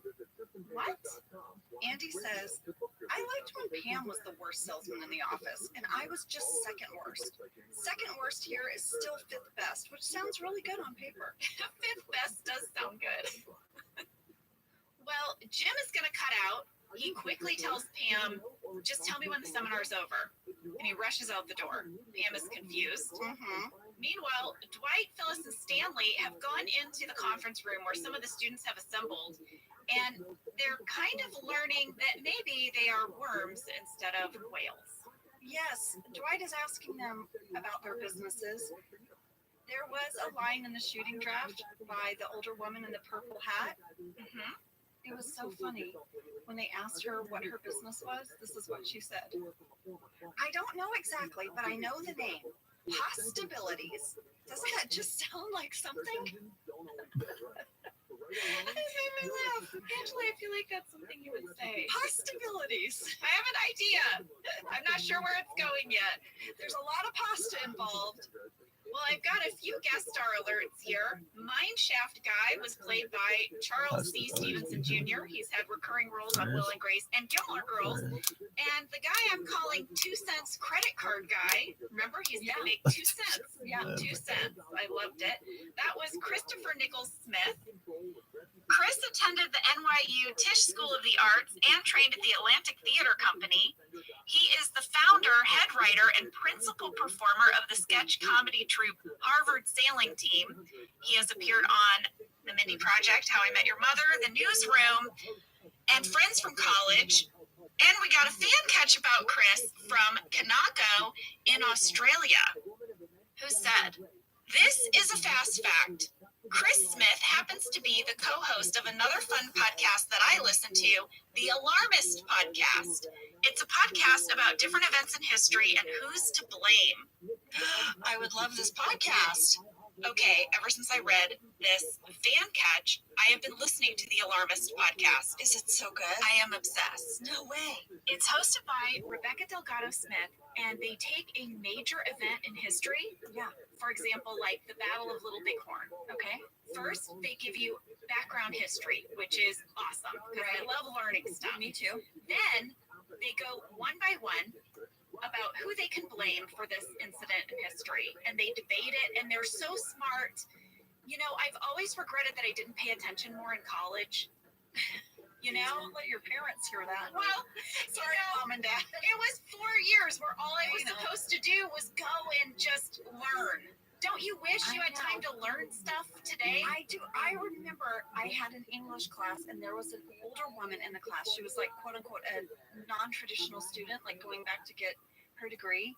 And she had the happiest look on her face every day for class, taking notes. And I would think in my brain, like, oh, look at that little old lady. She's so happy. I mean, that old lady could be me. I would be so excited now. That's how I feel when I listen to The Alarmist. I feel like I'm listening to a room full of just smart people saying smart things, educating me on history. I love it. Well, I can't wait to listen. Shout out to The Alarmist. Chris Smith, he is their fact checker. He breaks in from time to time. I actually reached out to him on DMs and I asked him if he had any memories from being on the show. What did he say? He said he remembered Craig Robinson telling him to knock him dead before they started. He said that filled him with the confidence of 10 men. Aw. And then he also said, and I did not remember this, Angela, we shot these scenes on Halloween Day. And that one of the crew members was dressed up as Dwight. It was Ed. It was our camera assistant, Ed Nielsen III. He said, I think they were a member of the camera department, but this person totally embodied the character and gave an amazing performance all day. We have a picture of Ed standing next to Rain with them both dressed as Dwight. This was the year that the entire crew dressed as our characters from The Office, and we put a bunch of these pictures in The Office BFFs. Yes. Thank you, Chris. Yes. And I loved your 2 cents guy. It made me laugh so hard. Yeah, that delivery was perfect. Like, even the way he made eye contact was just spot on for who I think that guy is. Well, now we're going to go to the break room, and Dwight, Stanley, and Phyllis are going to tell Andy they're backing out of his seminar. Bailing in the break room. Yeah. So uncool. There was a deleted Stanley talking head where he's basically like, sales is not that hard. Here's my technique. And I wanted you to hear Stanley's technique. Please. Sales is not hard. Here's what I do. I make my pitch. Then I stare. Want me to stop? Buy something. And he gives the most intense stare. I would buy something. I'd be like, oh my God. Wow, that's a sales technique. Mm-hmm. Go stare him Stanley. down. In our next scene, I have a background catch from Brittany Y in Temecula, California. Brittany, I live for a background catch. What is it? You're gonna like it. What? We're over by Holly's desk. Michael has come over. He wants her to be part of a Greek couple with him. Yeah, but she's still bummed about her breakup with AJ. Well, guess what's sitting there on her desk at 4 minutes and 35 seconds? The picture of her and AJ in the frame.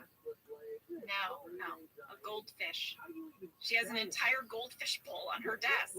And it is placed in a really weird way. Like, I feel like one elbow bump and that goldfish is on the floor. It's very bizarre. Oh, yes, the goldfish. Okay, I know about the goldfish, Jenna. It was in the shooting draft. It's a gift from AJ. What? Yes. There was a whole scene about it. And I have the clip from deleted scenes so you can hear it. Hey, who's this? Oh, I had to get the rest of my stuff out of AJ's apartment. That's Fluffy. Fluffy, I like that. Hi, Fluffy. Hi, Fluffy. AJ named her. I never liked it. Oh. Well, the good thing about goldfish, they forget everything they know in 2 seconds, so you can just remember. Never know. Goldfinger. Goldschlager. Gold in my ear. Fluffy. Hates the name. I have one other background catch for Holly's desk. There is an unlit scented candle. Is it in a coffee cup? No. She brought her own candle. I guess the people who work in HR, sometimes they need to light a candle to relax. You need a mental health moment. At reception, we're going to start a new storyline. Pam is trying to get Erin's attention, but Erin is like obsessed with something on her phone. She's playing Scrabble with Gabe, and she never wins. In the shooting draft, there was a Pam talking head here that explained her motivation for wanting to help Erin. Please share. Pam says, I'm not letting Gabe do this. Jim and I used to play Boggle against each other. Whenever he won, he was so cocky about it. It ruined Boggle for me. It ruined words for me. Then this would have cut to Jim, and he would have said, yeah, I'm pretty good at Boggle. And it says super cocky. Oh my gosh. Oh, I love that background. Well, Pam isn't the only person who's going to help Erin. Oscar's going to get involved as well. And I absolutely love filming scenes with Oscar. I love Pam and Oscar together. Whenever I see those two characters, I just want more of them. I love their dynamic. Same. I mean, we go all the way back to the Finer Things Club. Yes. We have a similar thing, you know? Well, this whole storyline was based on a very real life thing that was happening on the set of The Office, which was that we were obsessed with Words with Friends. Yes. It was the cast and the crew. We would sit in hair and makeup in the morning and we would do Words with Friends. We would play each other. We would play strangers. Do you remember this? I so remember it. And I remember like Rain would trash talk quite a bit. Oh, yes. I would play Rain. Well, you know, a few years ago, Rain and I played each other in Scrabble Go, and I beat him. I remember. I was so proud of you. He was so stunned. I was like, take that, Rain. Well, I noticed we're not playing Words with Friends on the show. We're playing Scrabble, and I became curious, what is the difference between these two games? Is there a difference?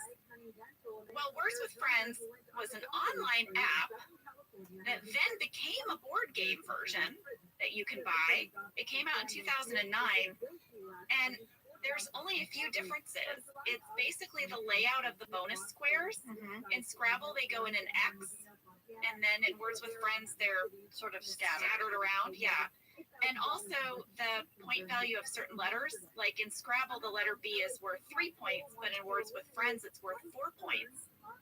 I thought it was so interesting that you could just knock off a game and give it another name and then... Well, you know my game that I love. What? Monopoly. I remember when you invented it, I was like, where did you think of this? I know, and I was like, oh no, it just kind of came to me. It's amazing. You buy all these properties. Yeah. And the best, you got to get Ford Walk. Ford Walk is you get a little car. Yeah. On Ford Walk. Amazing. And then there's a whole side that's like a bunch of wineries you can buy. You get little glasses of wine. It's Monopoly. I love it. Well, Andy is scrambling. He needs to find people for his seminar now. Yeah, he's got people in the conference room waiting. He's going to ask Kevin to be his intro guy. No, it would be huge. Did you notice at 6 minutes and 41 seconds that you can see the top of my head as I sit at my desk? Yes, I did, Angela. I also noticed that's about all we see of you in this episode. Yeah, top of my head. I was having, I think, a pretty good part day. Like, you couldn't see my cowlick. That's what I caught. Well, that's good. You might also ask yourself, Jenna, where was Meredith? Oh, Yes. Neither of the characters, Angela and Meredith, were on camera in this episode, but we did have lines in earlier drafts.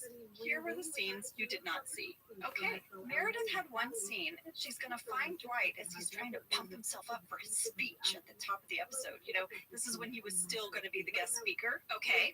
This is how it was in the script. Exterior Dunder Mifflin parking lot. Meredith walks past Dwight's car where she sees Dwight screaming a speech into his rear view mirror.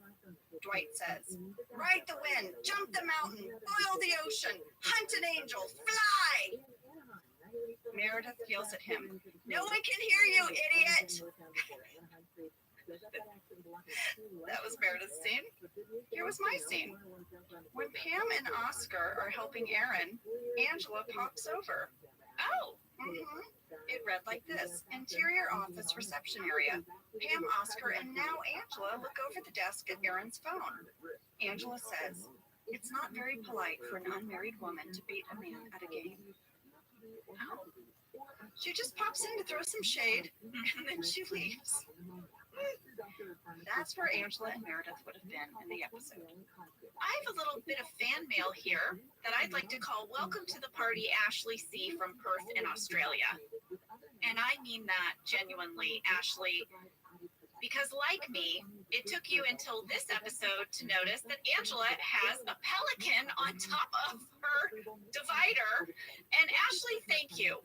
Thank you for being with me on this journey of not noticing that until season 7, late in the game. Ashley said, "I love pelicans."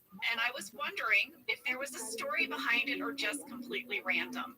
It's completely random, but since I'm throwing out a few there is no spoons, Okay. let me throw this at you, Ashley and Jenna.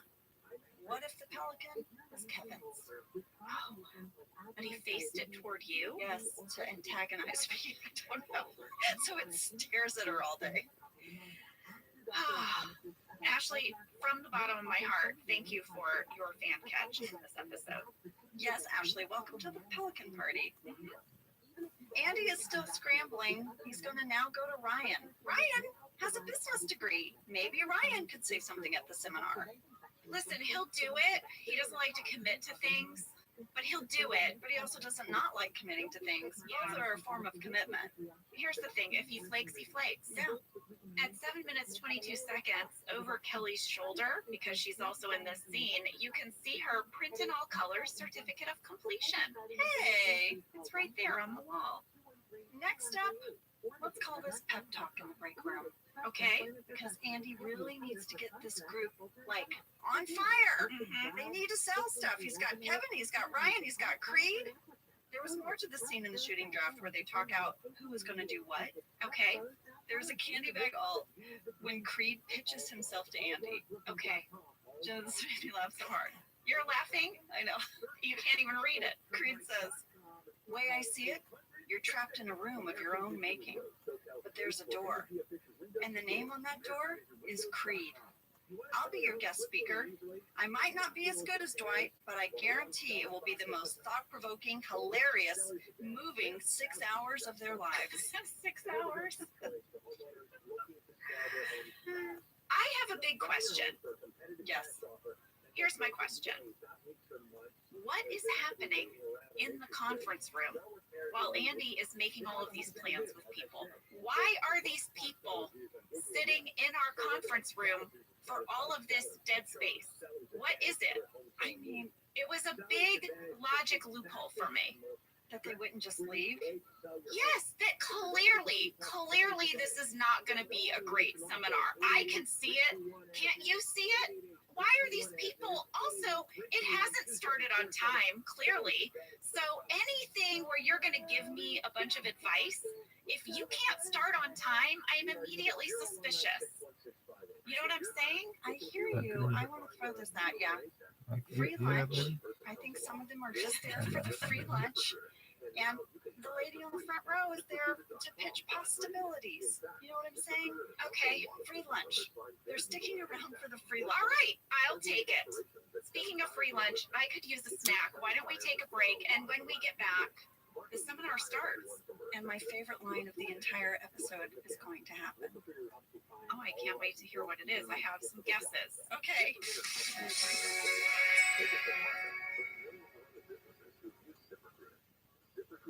Jenna, you know you and I both love to learn new things. We like to explore new things. And I have to tell you a little something I did over the holidays. What did you do? Well, my daughter was very curious about the classic holiday movies. What are the holiday movies? And there's so many different genres, right, within a holiday movie. But we really sort of narrowed in on the rom-com holiday movie. Yes. And I went on Amazon Prime, and there were a bunch of movies on there. I now think I can write a holiday rom-com movie. Well, I think it's very important to stay curious, stay open to exploring new things, and you can do all of that with Amazon Prime. With Amazon Prime, you get Prime Video, Amazon Music Prime, and Prime's fast free shipping. Whatever you're into, it's on Prime. Visit Amazon.com/Prime to get more out of whatever you're into.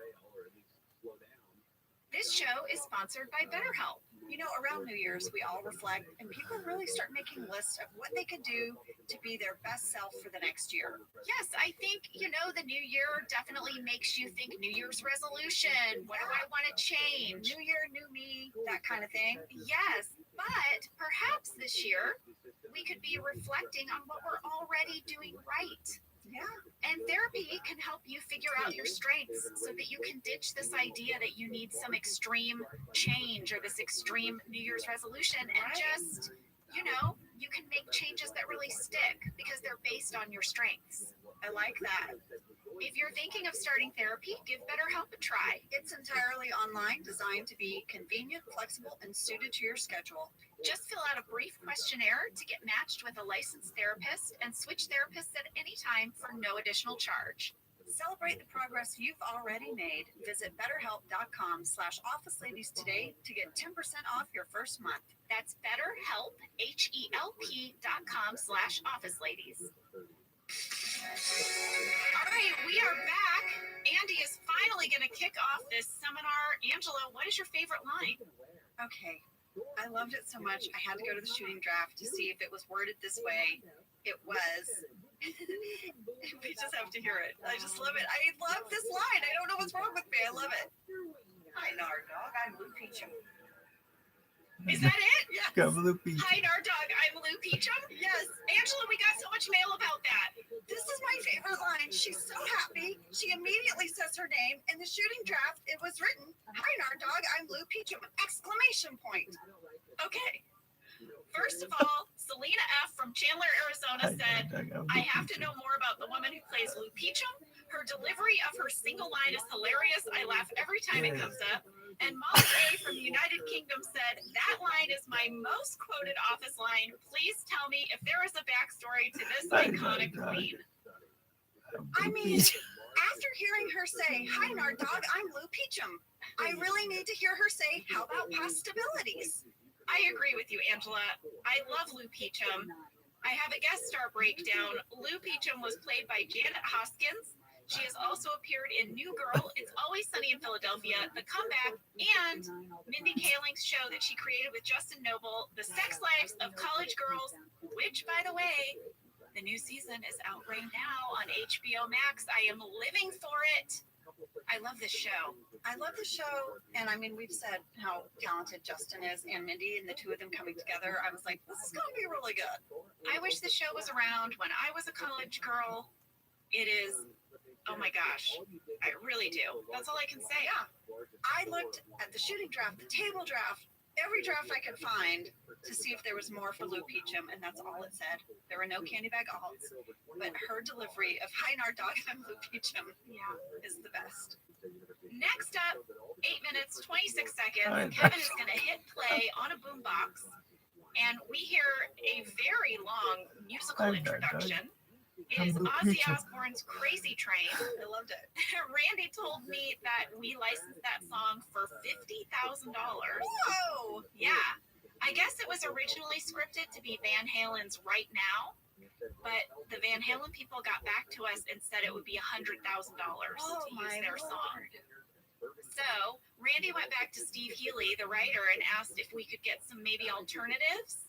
And here was his list, ranked in order of preference. Number 1, Wanted Man by Rat, Crazy Train, Ozzy Osbourne, Baba O'Reilly, The Who, Down Boys by Warrant, and Nothing But a Good Time by Poison. Oh, I loved some Poison back in the day. Randy said we were given permission for Wanted Man. That would have been $50,000 as well. But in the end, they really liked the idea of Crazy Train by Ozzy Osbourne, and that's how we got that song. I thought it was perfect. I could see Kevin thinking that that was the right song to pump everyone up. Yeah, I agree. All of those songs are great and funny for like an introduction in this scenario. But if you add the piece that For no drink signs, like it's not job. What's up? I thought Brian just crushed the scene. This was my favorite part of the episode. I mean, was Brian. Yes. Kevin and Lou Peachum. Yes. This scene. And also maybe Creed. Oh, yes. Creed's. We'll get to it. We'll get to it. At 9 minutes and 30 seconds, I was really curious about Kevin's speech. He's talking about dreaming big. And he has a line after he sits on the floor where he says, "Okay, from here now." And he continues his speech. It really made me laugh, and it felt like an improv to me. So I went to the shooting draft, and that line is not in there. Wow. Brian improvised that line. In the script, it just said, Andy says, "You okay?" And Kevin says, "I'm fine." Still sitting, continues speech. Wow. So yeah, the "okay from here now." To me, it sounded so resigned, but he was going to keep speaking. Next up is going to be Ryan. How do you follow the guy that just puked and ran around the room and ate a sandwich and then ran out the door? Ryan's not going to have to worry about it because Kelly bursts in. Because she's the business bitch. That's right. She has a talking head where she says it's important to brand yourself, so I have a couple of things in the works. The business bitch, the diet bitch, the shopping bitch, the etiquette bitch. I had to know if there was more to this talking head. Was there? There were no candy bag alts for it, but it was a longer talking head in the shooting draft. It would have read like this. I'm trying to brand myself. I've got a couple of ideas. The business bitch, the shopping bitch, the advice bitch, the diet bitch, the etiquette bitch. I'm also writing a memoir. I'm a bitch. Deal with it, bitch. Which is a separate enterprise. I Googled the business bitch. I was curious if anyone had taken this brand and taken off with it. I couldn't find anything. I was very surprised. But I did find a bumper sticker that says, "I'm not the business bitch. I'm the business bitch." Yeah, a little spin on it. Yeah. Kelly's going to say that she could tell them the 10 secrets of business, and they would learn a lot. But instead, she's going to call Professor Scott Powell, Yale University adjunct professor in management. They can hear it straight from Scott Powell. Professor Powell really comes through. He starts talking, and everyone is very impressed, starts jotting down his notes. This is officially the only moment in this whole seminar that might be useful.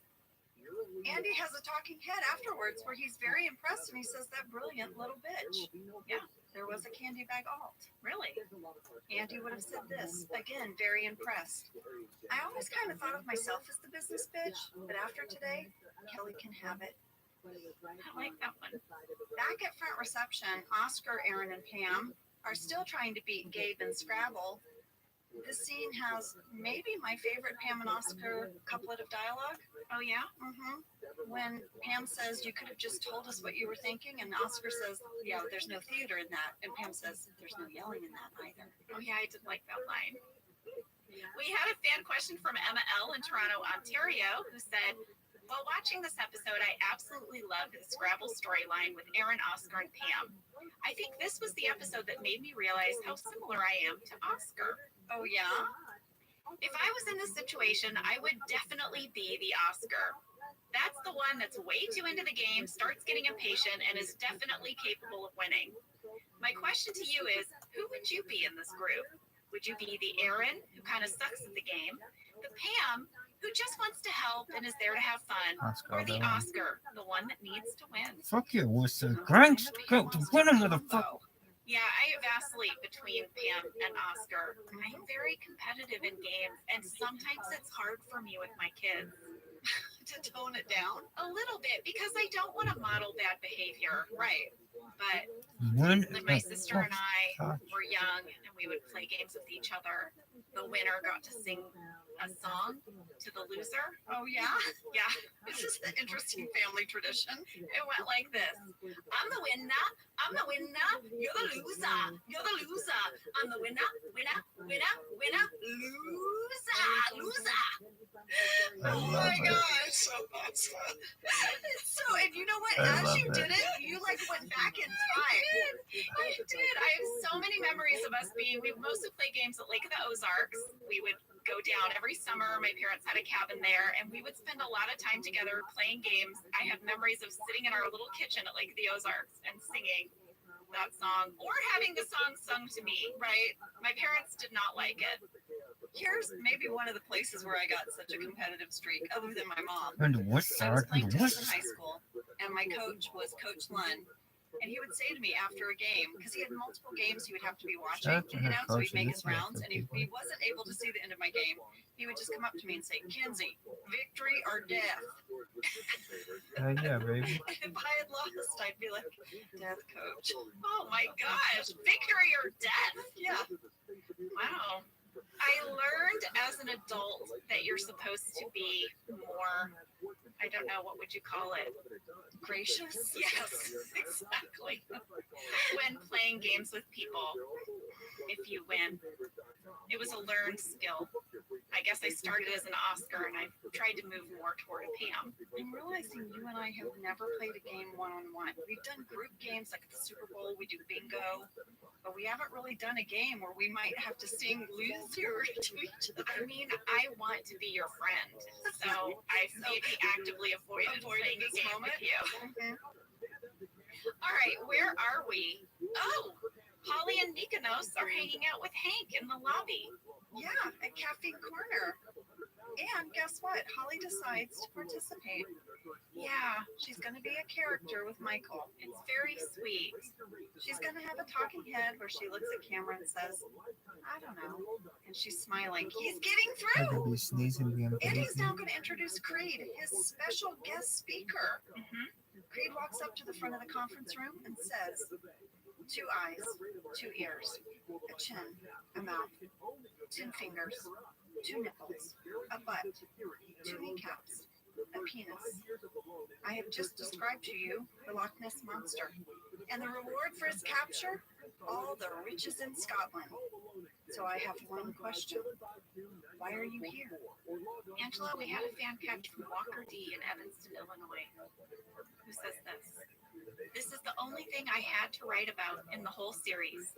Oh my goodness, what? In gossip, Creed says, if I can't scuba, then what's this all been about? What am I working toward? And then he has this speech in the seminar. I think we're finally learning why scuba is so important to him, because he wants to hunt down the Loch Ness Monster for a reward. It's art at its finest. I like that. I love that Walker made that connection between scuba and this speech about the Loch Ness Monster. Well, Walker, get ready for this. There was a candy bag alt. It actually was filmed. It's in deleted scenes. Here's another version of what Creed says to the room of people. A number of years ago, I was telling a friend an idea I had for a restaurant where kids could play games and watch shows. Sounds a lot like Chuck E. Cheese, right? Well, the guy who invented Chuck E. Cheese was sitting at the next table. I have evidence, affidavits, and documents that they locked me out of the deal. But someday, this day will come. The craziest thing about all this, the restaurant where it took place, Chuck E. Cheese. You sure I did also called Chuck E. Cheese? Nope, it's called Woodstock's Freakout Zone. What was that? Exactly. Exactly. The camera pans over to Andy, and Andy just looks like he wants to disappear into the floor. Have we discussed my idea for a business called Date Night? No, we haven't. You sure you want to give it up? Well, hear me out. Okay. So it's a business, and what you get is just a room with a couch, a really cozy couch. Okay. And like a room service menu. There's a TV, and it has a cable box thing, and you can sign into anything you want. Netflix, HBO Max. You have to sign in on your account. This keeps it legal. Okay. But basically, if you're a parent, the idea is that you can go there for date night. They'll bring you food, and you can just binge your favorite show with your partner. So instead of a hotel room, right? You rent it's like a building room with full a of living rooms. Yes. Yes. You get to pick the living room you want. Maybe you want a sectional. Maybe you want 2 side-by-side recliners. Yes. There's options. Yeah. People gonna want It's fuck cheaper though. than a hotel room. Yeah. You know, because it's just a bunch of living rooms, and you don't stay there overnight. You get it for like 4 hours. You just binge and eat. I think those are called motels. No, because you can't go to a motel and log into HBO Max. It's true. You know what I'm Yes, you can. saying? There are places you can rent by the hour. They're not maybe. This is not about sex. This is about food and entertainment. Okay? This is about eating and watching your show uninterrupted. Right. You're not getting snacks for anybody. No, you're doing no dishes. No dishes. You're putting your feet up and you're watching a show. Yes. With your special person. Whatever the thing is that you haven't been able to finish at home, you get to finish it at date night. It's called date night. You make a reservation. You pick out your living room. Yes. They take AARP. What's AARP? AARP. Isn't that like what Association of Retired The older official people? old people card. Official old people card where you That's get how you know discounts you're old at when you get movies. that in the mail. It hurts your feelings. Yeah. My dad loved his AARP card. You could get a discount at movies and things. I'm just saying, I think it's brilliant. I would go to date night, right? Yeah. You know, but there's a rule. You're not supposed to get sexy in there. It's, you know, we don't have time to like turn over the room. There's rules. Yes. Yeah. It's not about that. It's not about that. It's about just Watching a program. Yeah. With your special person. And maybe having like some French fries. Yeah. Exactly. Yeah. It'd be good food. There are so many possibilities for this. I think this business could really take off. You know what, Jenna? I am here for you. When you get it up and running, I'm going to rent a living room. Thank you. Okay, let me know. I'll give you a discount. I'll But bring my no. AARP card. I think I'm eligible. But don't get sexy in there. Oh, Okay? okay. You have to do that at home before you get there or after. Okay. And we serve liquor. What are you going to get 2 people who are alone who never get to be alone? You're going to give them liquor and then say, don't mess around? Exactly what they're going to do is mess around. Maybe Sorry. we need to rethink People are it. going to have a little action on your sofa. Sorry. Well, we're not going to put a bed in there, so you're going to have to figure it out. All right. Where are we in this episode? Gabe has selected his next movie. His next scary movie. Aaron doesn't like scary movies, and he keeps picking these creepy movies. His next movie is Suspiria. She wanted Wally. First of all, did you see Pam eavesdropping in the background on this conversation? That was scripted. Pam's supposed to be overhearing how this is going. It's probably part of her Boggle storyline that we missed. I looked up Suspiria. It's a 1977 Italian supernatural horror film. It was remade recently, but here's the description that was on my TV for the original. I've not seen it, and I was intrigued. Widely considered to be the most shocking and hallucinatory horror movie in history. No, thank you. It was described by the director as, quote, an escalating experimental nightmare. No, thank you. And It's part of a trilogy. You love a trilogy. Not this kind of trilogy. The trilogy includes Inferno and The Mother of Tears. Why would I say, oh, you know what I'm going to do tonight? I want to watch Mother of Tears. I don't know. But when the film was released in America, they had to cut out 8 minutes of it so that it could get an R rating. What do you Otherwise, it would have mean? been like an X rating or an NR rating. No, thank you. It has a 93% on Rotten Tomatoes, and it is ranked number 61 on their list of top 100 horror films. Guess what's number 1? I have no idea. Psycho. Okay. I tried to watch it. Can't find it anywhere because they did the remake, so that's all over streaming. You know what? What? If I get date night up and running, I'm going to figure out how to play Suspiria. Well, that sounds like a wonderful date night. Oh, You no. should take Gabe. Dwight is going to start chatting up Tuba. Tuba's back. Yes. Remember our script supervisor, Veda? Her husband appeared in an episode previously. He is back. He is Golf Guy. And he has sat down at Jim's desk and is just using Jim's computer. What? I mean, Golf Guy's very comfortable. He's also been there for hours with nothing happening. I mean, don't get me started on that. Dwight's going to realize that some of these people are for real. He's going to get Phyllis and Stanley in the kitchen. They're going to go up to Andy, and Dwight, who thinks he's so smooth, goes, "Hey, friend, how's it going? Oh, you know what? Let me steep that for you." Angela, is there any possibility that you were able to zoom in on the cup that Andy is making his tea in, and you figured out what it said, and you're going to tell me all about it? No. You say no as if I would never do that. But I'm sorry, did we not have a major breakdown about the hot dog people? Coney Island lunch. Yeah. Here's the thing. She's talking about Dwight's coffee mug that he holds with his feet. I probably would have done that, Jenna, if I wasn't so thrown by this line, "Let me steep that for you." I became obsessed with it. I kind of feel like it's one of those lines that would happen in like a Game of Thrones. And if someone says it to you, is about to go down. If they're like, "Let me steep that for you," and then you get a dagger like in your neck. Well, first of all, you don't steep tea by dunking the bag. You steep tea by covering the cup.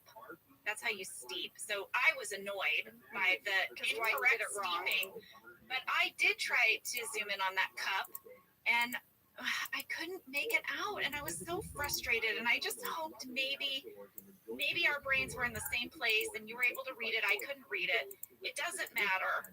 I can let it go. Well, now I need to see it. Well, I don't know. Anyone out there, please, will you write us? You can put it in the general mailbox. You go to officeladies.com. We have a place where you can submit questions, and there's a folder called General Questions.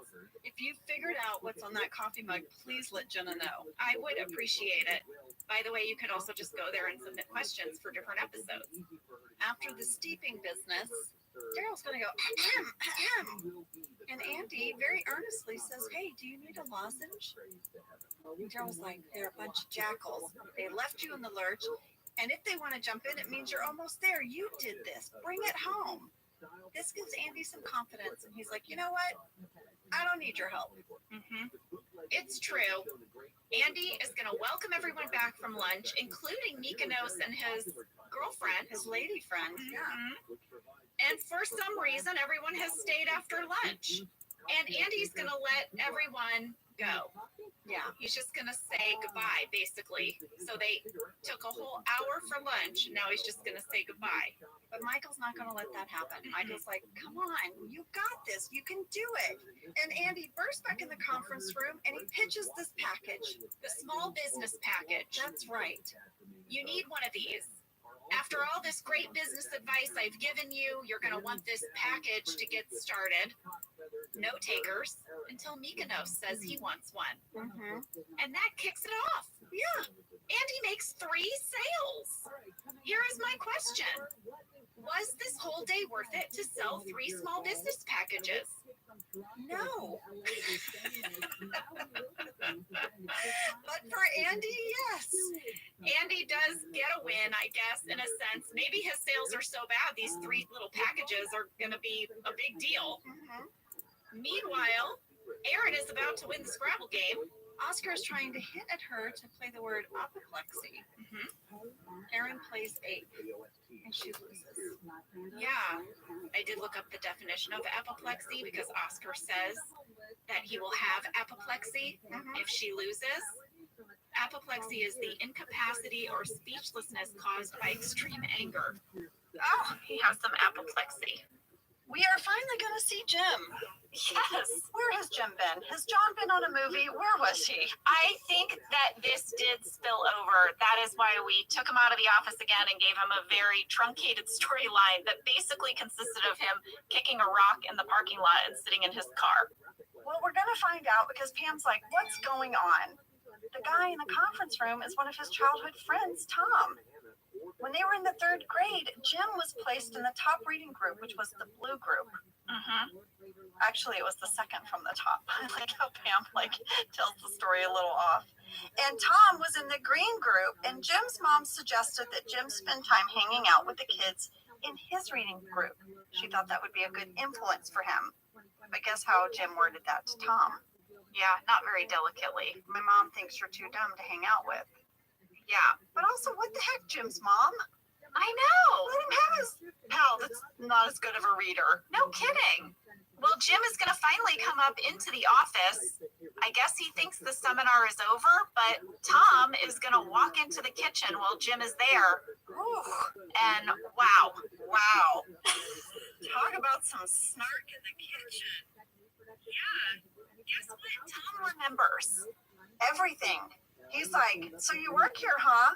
Jim's like, sales. And Tom goes, must be a front for some kind of famous laboratory because you're so smart. And then he goes on at the end.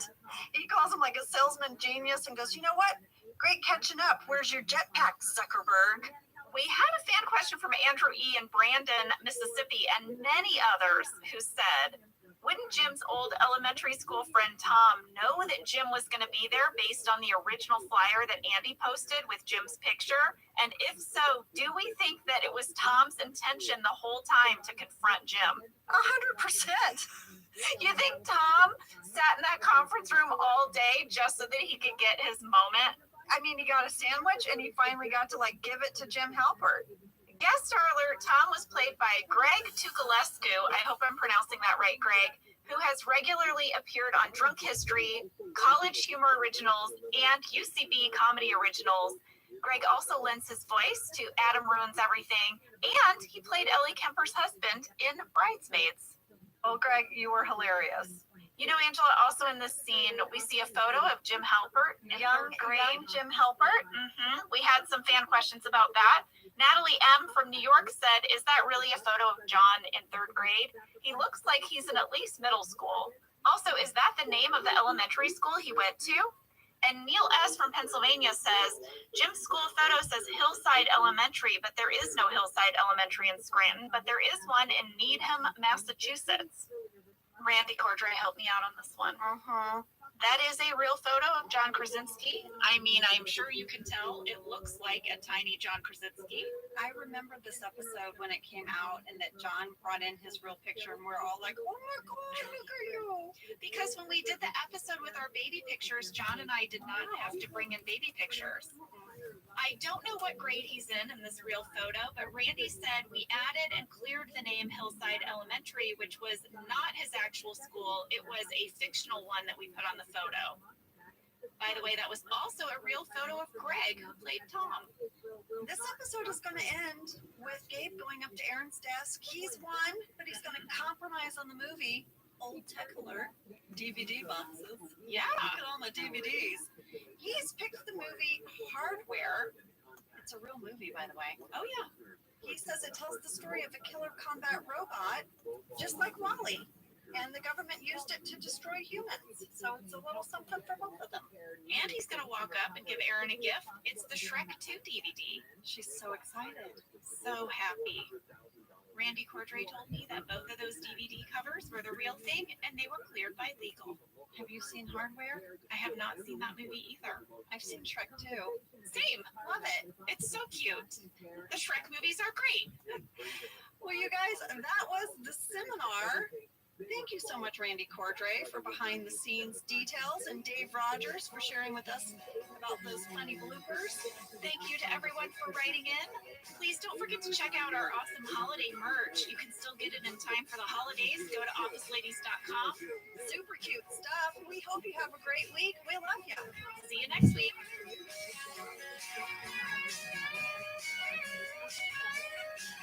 Thank you for listening to Office Ladies. Office Ladies is produced by Earwolf, Jenna Fisher, and Angela Kinsey. Our show is executive produced by Cody Fisher. Our producer is Cassie Jerkins, our sound engineer is Sam Kiefer, and our associate producer is Ainsley Fobico. Our theme song is Rubber Tree by Creed Bratton. For ad-free versions of Office Ladies, go to StitcherPremium.com. For a free 1-month trial of Stitcher Premium, use code OFFICE.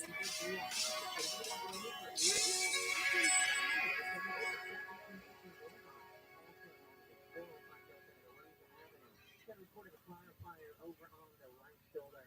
Santa Ana 65 South into Dyer Road. Got that wreck in the right lane to take a break from Exeter. I'm Jenna Fisher. And I'm Angela Kinsey. We were on The Office together. And we're best friends. And now we're doing the Ultimate Office Rewatch podcast just for you. Each week, we will break down an episode of The Office and give exclusive behind-the-scenes stories that only 2 people who were there can tell you. We're the Office Ladies.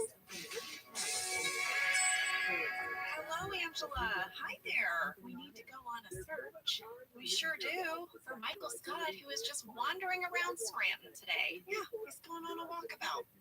It is season 7, episode 15. It's called The Search. It was written by Brent Forrester and directed by a new director, Michael Spiller. So nice. So nice. Michael is the loveliest. Well, you know, he was a cinematographer and a director, which made him perfect for our show. Here's something that I didn't know, though. He was the cinematographer for the first 4 seasons of Sex and the City.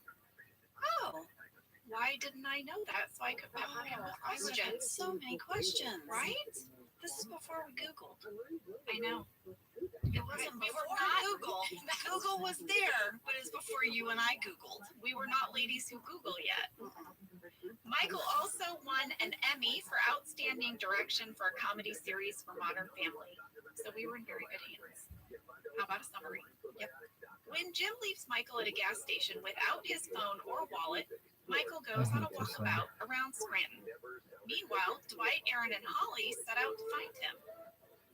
Back at the office, Pam's artwork on the office fridge inspires some silly captions from her coworkers, resulting in a caption contest at Gabe's expense. Are you ready for fast fact number 1? I am. Well, this one is coming at you straight from Brent Forrester. Brent is awesome, and his enthusiasm about writing these episodes is always such a delight. I love hearing from him. I know. He loves writing in general. He loves storytelling. Well, he sent in an audio clip about how this episode is the perfect rom-com. I got so lucky when I was assigned to write this episode because it's the climax of the Michael Holly romantic subplot that's been running through the show for years. And the episode itself is structured like a classic rom-com. Holly denies that they're made for each other, but each beat of the story seems to prove that they are made for each other. And then they meet in this classic romantic comedy trope, the meeting on the rooftop of the Empire State Building from An Affair to Remember and Sleepless in Seattle. But because it's The Office, it's not a glamorous Art Deco setting. It's this seedy rooftop in Scranton. All of that story material was just handed to me. Greg and the writing staff came up with it, and I was assigned to write it. And I get to say, written by Brent Forrester. It's funny, when I saw that rooftop kissing scene at the end of this episode, I had the thought, why did they pick such an ugly roof? And it was clearly intentional. They're like, this is the Office version of the rom-com, right? Empire State Building. I recently rewatched Sleepless in Seattle. It's so charming. It totally holds up. I don't remember that one. I think I'm mixing it up in my Tom mind. Hanks and Meg Ryan. I thought that was You Got Mail. Well, they did that later. They did that later. But Sleepless in Seattle is so sweet. You know, oh my gosh, you have to watch it. Maybe we should watch it together. Ooh, maybe we should watch it and break it down. Oh, Okay, all right. put a pin in that. Okay. You know, Brent also shared with us the caption contest storyline in this episode. He said that idea came because Justin Spitzer, one of our other writers, had submitted a caption to the New Yorker cartoon contest, and they kept waiting to see if his caption was going to get picked, but he didn't win. And so they got to talking about it, joking about it, and they thought that seems like something Oscar would do. Oscar would submit a caption for a contest, but that eventually grew into this B story. And Brent said he thought it was perfect because every character was going to get at least one memorable moment because we were going to get to hear their caption or hear their thoughts on the contest. And it really worked. He said it was a great group B storyline. Fast fact number 2, you might notice, Jim is not around much in this episode. I noticed. He was still off in Alaska shooting Big Miracle. You know, it was directed by Ken Kwapis. We mentioned that last week. I got curious about the film.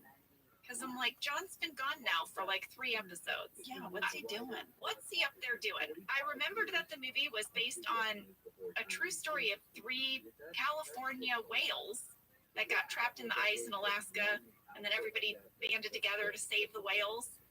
But I found an audio clip. So he starred in this movie with Ted Danson, Drew Barrymore, Kristen Bell, and Ken Kwapis starts out the audio clip. Here it is. In the northernmost town in our hemisphere, off the coast of Alaska, 3 California gray whales were discovered trapped in the ice. You gotta see this. 3 gray whales are now trapped in walls of ice 6 inches thick. You have whales in trouble and you didn't call me? I didn't call you because there's nothing you can do. There's always something you can do. NBC put it on national news that evening.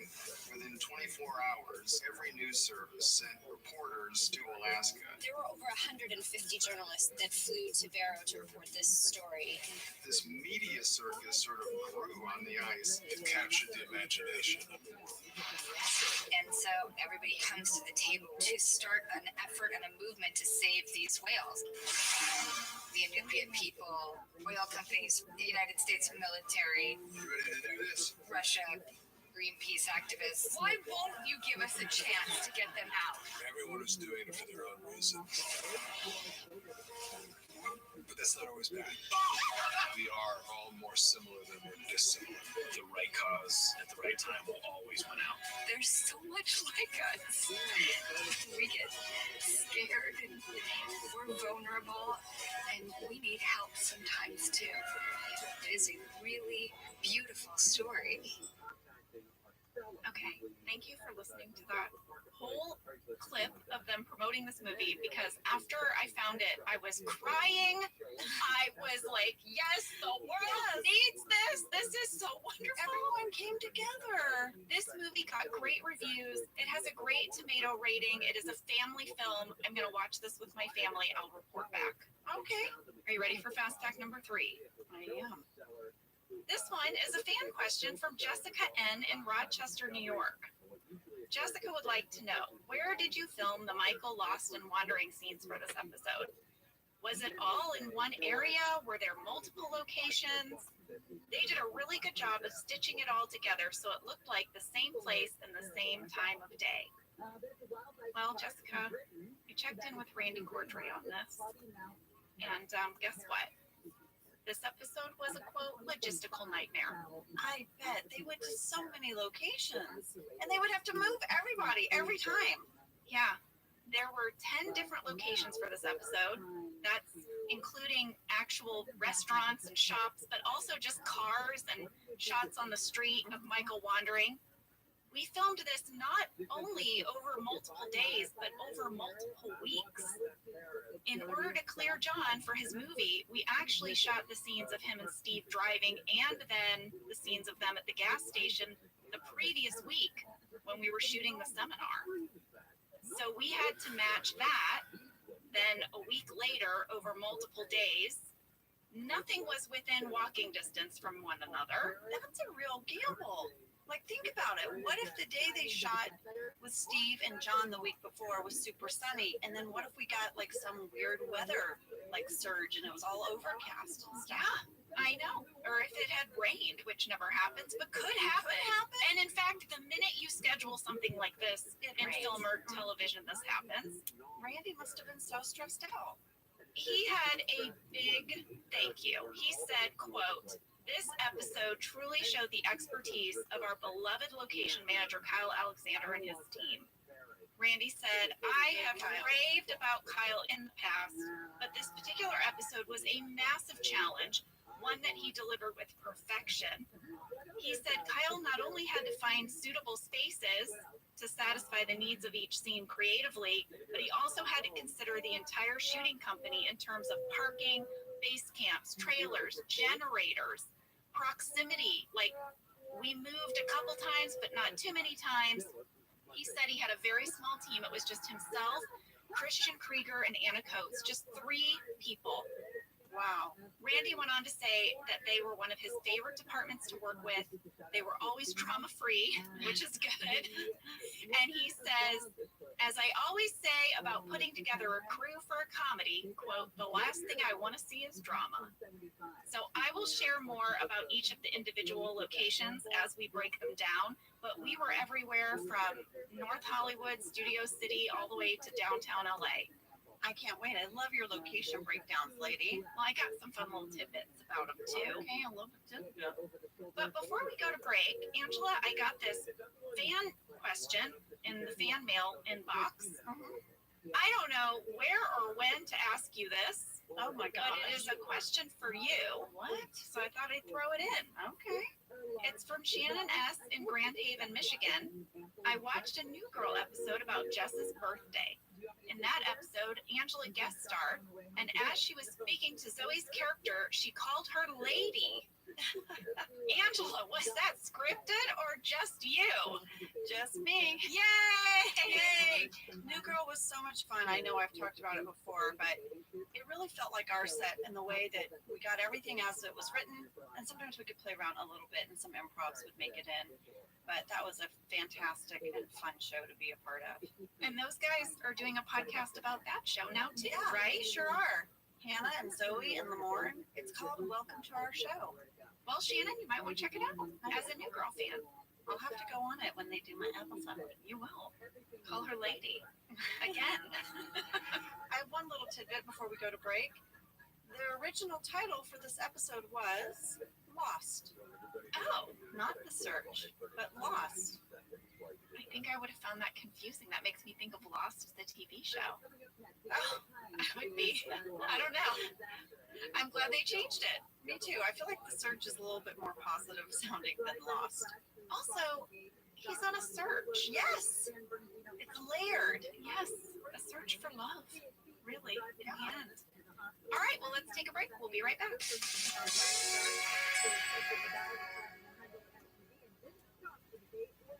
Whether your resolution is to save money, eat better, or stress less, HelloFresh is here to help you do all 3. Yes, you guys, I love HelloFresh. Jen and I both love it. You know why we love it. And guess what I made the other night? What? It was so delicious. I made their pub-style shepherd's pie. I've made it. Yes, it's so good. White cheddar and then fine mashed potatoes. I know it very well. It's a family favorite. Well, you know, Josh normally makes dinner, so this was my turn, and I made this, and he loved it, and I was so happy. I was like, I made a shepherd's pie. I'd never made one before. It's so good. Everyone, you can say hello to your most delicious year yet with fresh ingredients, chef-crafted recipes, all at a price you'll like, delivered right to your door. Go to HelloFresh.com/OfficeLadiesFree and use code OfficeLadiesFree for free breakfast for life. One breakfast item per box while subscription is active. That's free breakfast for life at HelloFresh.com/OfficeLadiesFree with code OfficeLadiesFree. HelloFresh, America's #1 meal kit. This show is sponsored by BetterHelp. You know, around New Year's, we all reflect and people really start making lists of what they could do to be their best self for the next year? Yes, I think, the new year definitely makes you think New Year's resolution. What do I want to change? New year, new me, that kind of thing. Yes, but perhaps this year we could be reflecting on what we're already doing right. Yeah. And therapy can help you figure out your strengths so that you can ditch this idea that you need some extreme change or this extreme New Year's resolution and just, you can make changes that really stick because they're based on your strengths. I like that. If you're thinking of starting therapy, give BetterHelp a try. It's entirely online, designed to be convenient, flexible, and suited to your schedule. Just fill out a brief questionnaire to get matched with a licensed therapist and switch therapists at any time for no additional charge. Celebrate the progress you've already made. Visit betterhelp.com/officeladies today to get 10% off your first month. That's BetterHelp, HELP.com/officeladies. Let's talk a little bit about hydration in the new year, particularly about liquid IV. Angela, you turned me on to this, and I'm going to have to give you props. Oh, thanks. It's pretty great. You told me that you use this when you travel to stay better hydrated, and I started doing the same thing. Whenever we go on a road trip, it's like I don't want to drink too much water because then I'll have to pee, and then I find myself so dehydrated. So I use this. Well, I like it for hikes. Here's what it is. You get a little packet and you put it in your water, and then you are going to get 3 times the electrolytes of a leading sports drink plus 8 vitamins and nutrients. It's non-GMO and free from gluten, dairy, and soy. It is perfect for daily use before a workout or when you feel run down or after a long night out, hint, or even on really long flights. Rehydrate yourself for the new year. Grab your Liquid IV Hydration Multiplier sugar-free in bulk nationwide at Costco, or get 20% off your first order when you go to liquidiv.com and use code OfficeLadies at checkout. That's 20% off your first order when you shop Better Hydration today using promo code OfficeLadies at liquidiv.com. Kelly and Ryan are going to make a very important announcement. They got divorced over the weekend. And the whole bullpen is like, wait, what? When were you married? Like, what are you talking about? I have some background catches for y'all. Yeah? If you go to 3 seconds, you will catch 2 people who are not ready for this scene to start. Who are they? They are not in character. They are, number 1, Ryan Wilson. He is putting his phone away quickly in his top left desk drawer. Okay, that's where he'd keep his phone. Busted. Number 2, I am surfing the internet. Wow. Yeah. And at 41 seconds, Creed was playing solitaire. Angela, we got a fan question about this cold open from Kristen P. in Indiana. Kristen wants to know, was there a different cold open originally planned for this episode? I noticed Jim and Michael are not in the cold open. Have they already left for their sales meeting? Or maybe this cold open was originally meant to take place somewhere in the middle of the episode. That is a great question, Kristen, and really good background catches. I noticed that Michael and Jim weren't there either. I did go to the shooting draft because I was curious, and this scene was always the cold open, always, in every draft that I read. But it was longer, and it was immediately followed with Jim trying to get Michael out the door. Interesting. I want to read to you guys the extended part of the scene that was in the shooting draft because it really made me laugh, the Kelly and Ryan dialogue. So the line, Ryan, I changed my mind, that Kelly says, would have been followed up with this. Ryan would have said, I know, I'm ignoring it because you change your mind every 2 seconds. And then Kelly would have said, well, I'm not going to have sex with someone who's not my husband. And Ryan says, we should take baby steps, maybe start dating again. And Kelly said, I don't date divorced guys. There's always something wrong with them. This is very funny. And then it would have cut to Jim saying, Michael, come on. Interesting. All right. Michael is not leaving, by the way, because he's in the kitchen and he's asking Holly, when can they start dating? She broke up with AJ, and he doesn't understand. Like, why can't they date? They're like magnets. They're meant to stick together. Holly says to Michael, look, I can't just date someone every time I move offices. I get that. I don't know. I'm with Michael. We just like get together already. Yes, we know these two are meant to be. Holly, you know it. I know it. We all know it. Before Jim leaves, he has a cute little flirty flirt. There's a flirty Jim Pam moment. Yeah, we threw one in there. He's taken one of Pam's doodles. By the way, that's a big doodle. Can we talk about that? Yeah. Aren't doodles usually little things you do in the corner of a piece of paper? This was a huge doodle. It was a whole printer. Maybe he enlarged it.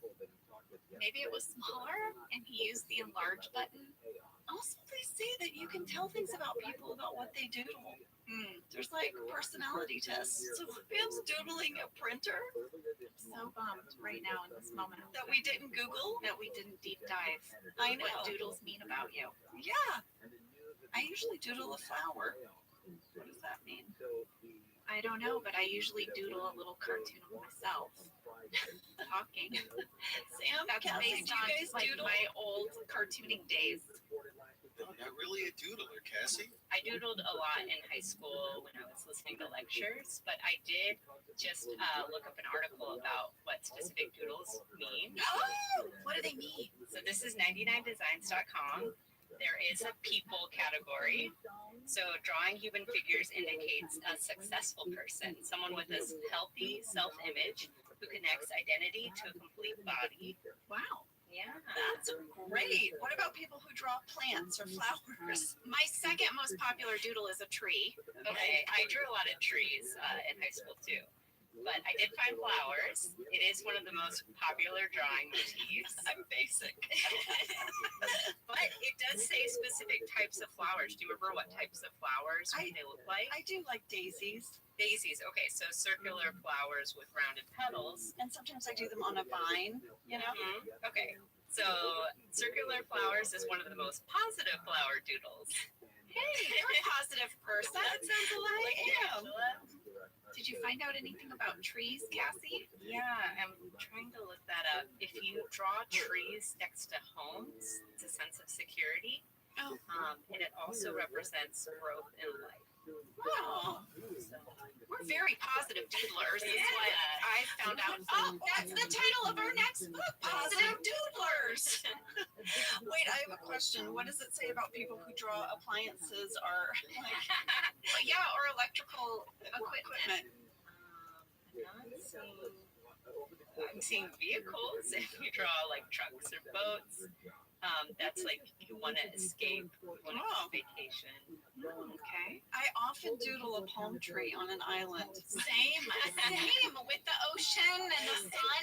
It's even in our book, The Office BFFs, because I doodled while I was in the background of a scene, a palm tree on an island. I don't want to know the meaning of Oscar's doodles, which you also put in our book. I know, he always would draw me and Brian, but he would draw us as the accountants, like up to mischief. Well, Cassie, let us know if you find out why Pam was compelled to doodle a giant printer on a full-size piece of paper. Yeah, like size of doodle. Yeah. Well, Jim is very proud of Pam's doodle, and he has put it on the fridge. Yeah. We are now in the car with Michael and Jim. I'm going to call this scene under the nose camera angle. Sorry, fellas, but that lipstick camera was real low. Yeah, we used an insert car for this. That meant that we were actually towing Jim's Subaru. The camera was all lipstick cameras, like you mentioned. We also had LAPD working some traffic control for us as we pulled that car down the street at 4 minutes, 13 seconds, you know, when Jim turns on the radio for some music. That was a track that was owned by Universal Music. So we were able to get by with only paying $1,500. Oh, I know. Remember last week we talked about big music money. budget. Big money. Yeah. So there's a moment in this scene that I felt like was me on any road trip. In fact, I feel like I have said this out loud, or a version of it, maybe not so angry to my husband. I really need you to hear it. It's when Michael says he has to pee. I need to pee. No, you don't. Yeah, I do. My word against yours. All right, well, we'll be there in 10 minutes. Part of I need to pee. Do you not understand? I'm upset. My bladder is full. There's no telling what I might do right now, all over the inside of your precious little car. All right. Well, if I see a gas station, I'll go over. Well, I hope I make it. I feel like I've said, well, I hope I make it. I feel like I have. Oh, you guys, I'm horrible on a road trip. I can't drink anything because I have to pee like every 30 minutes. Even if I don't drink anything, I have to pee every 30 minutes. Well, this is why I like road tripping with you, because you don't sass me at all when I have to pee. You're like, I'm let's find a spot. relieved. I Let's know. do it. Well, Jim does stop, and while Michael is in the bathroom, Jim gets a phone call from Helene. Guess what? She locked Cece in her car on the way to the doctor. Yeah, Jim freaks out. He's like, oh my gosh, I'll be right there. Yeah, he knocks on the door. He tries to get Michael's attention. Nothing coming from the bathroom. It must be the most soundproof door in the world. So Jim just leaves. Well, he does tell a man that's getting gas, listen, there's going to be a guy come out of there. Please tell him I had to go. And then, of course, the guy just makes no effort and leaves. Yes. He has a shirt on that says Ben, so I'm calling him Ben Gas Station Guy. He was played by Jesse Mackey, a great actor. He's been on Better Things, This Is Us, Parks and Recreation. He played the dad in the revival of Saved by the Bell. It's very clear that Jim thinks he works there, maybe, but he doesn't. If you go to 5 minutes, 40 seconds, I don't know why this made me laugh, but you guys, it made me laugh every time I watched this episode, and I rewatched this episode like 3 times. And every single time when Michael walks out of the bathroom with that giant blue stick that's attached to the key, one time, you guys, went to get my teeth cleaned, and I had to pee, and I asked the dental hygienist, you guys have a bathroom key? She's like, yeah, 1 second, let me get it for you. It was attached to the biggest spatula. And I was like, what's up with this? And I guess people kept leaving the key in the bathroom. So they just were like, what do we have here? And then in their kitchen, they just tied it to a spatula. I loved that detail when I saw it. It made me laugh. We've all carried that We giant all had to thing. carry like a spatula to the bathroom. We had 2 fan catches.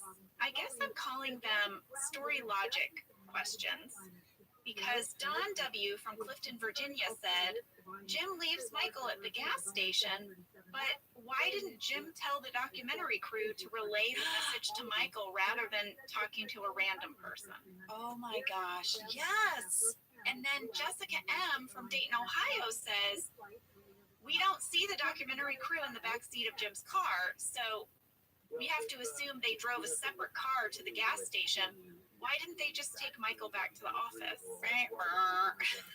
In both cases, I kind of get it. I think the documentary crew really doesn't get involved. If Jim left Michael, They're not supposed to. They're supposed to literally just watch and not participate and not change the outcome of things that are happening. I would have maybe, though, actually loved a moment where Michael looked at them and said, where'd Jim go? And then, like, maybe he calls them out, like, seriously, guys, come on. I agree. Jim is now going to call Pam and let her know about Cece. He's like, don't worry. It's all okay. I have a background catch. I have one too. It's a busted. Is it at 5 minutes, 56 seconds? Is it you playing freestyle in the background of this whole scene? Yes, I move a whole stack of cards over. I'm not trying to hide it at all. Not at all. Jim is going to tell Pam that he left Michael at a gas station on Bennett Street. I went to Google Maps. There is a Bennett Street in Scranton, but I could not find a gas station. Yeah. Pam says, don't worry, she's going to put out an APB and ask Pam Beasley. And then she's like, nothing, like Jim is silent. She's like, did you not hear me? He goes, no, I heard you. I was like, so harsh. Pam had some candy bag alts for this line. You know she did. Yeah, Just you for did. this APB? That's right. Okay. All right. What else did I say? You said, got it. I will pass that information on to someone who cares even more than me. Pam says. Here's another one. Got it. Give me the address and I will organize a search party of people that are not me. Okay. And here's another one. Aw, speaking of babies in crisis, what's the address? I'll form a search party. Okay. Which I don't think Pam would have said. No.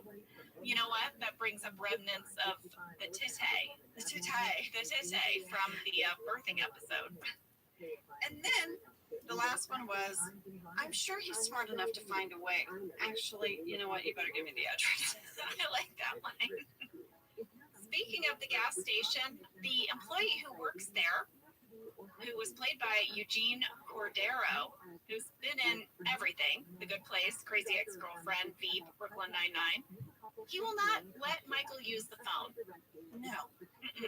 But then Michael will not give up. So he's like, fine, you can make a call. But then Michael doesn't know the number for the office anyway because he can't use his speed dial. He only has it on speed dial. I mean, how many phone numbers do you know? Because I feel like this is me. I know, like, my parents' phone number. Mm-hmm. I know, obviously, like, my husband's phone number. Jenna, I don't think I know your phone number. I have a phone number in my head and I don't know if it's yours or my sister's. I do know it. You I do? can see it. Okay. But yeah, I know like 4 phone numbers, I think. Is yours? No. Whose number is that? I don't know. Is yours? Yes! Oh my gosh, that's great! Well, you know. Hold on, what is your number? I have to know. You were close. I was? I was nowhere near it. You got the area. Oh, I got the area code. I mean, big whoop. What number was I called? Oh, it's my accountant. Hey! I mean, come on, that's close. Oh my God! That is hilarious. That's my accountant's phone number. I mean, listen, I have to call that number a lot. Like when I'm in a bind or I have a question. But technically, you're calling an accountant. I'm calling an accountant. Well, when we reached out to Brent about this episode, he wanted to share with us about a joke he pitched for the scene and what he learned about writing for our show in this moment. So we're shooting the scene where Michael Scott is stranded at the gas station, and he borrows the gas station attendant's phone to call the office. And we had written in the script that Michael realizes he doesn't know the number to the office because he always just presses the word office and contacts on his phone. And Steve Carell was prepared to perform that. And right before we were going to shoot it, I pitched this extra joke. I said, what if Michael looks at the guy's phone and he sees contacts and he sees the guy has office in his contacts?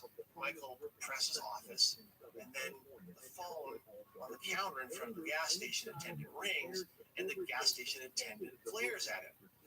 And I felt very clever for pitching this. And Steve said, no, Michael is not that dumb. He knows that the number to his office is not on this guy's phone. So, comedy fans, there's a great lesson here. The office is revered in great part because of the tone of realism, what we sometimes call naturalism. And the secret of naturalism is when you must choose between funny and real, err on the side of real. That's the great lesson that I learned from the great actors on The Office. Well, Angela, I have 2 more things to offer about this scene. Okay. I've got a gas station location tidbit.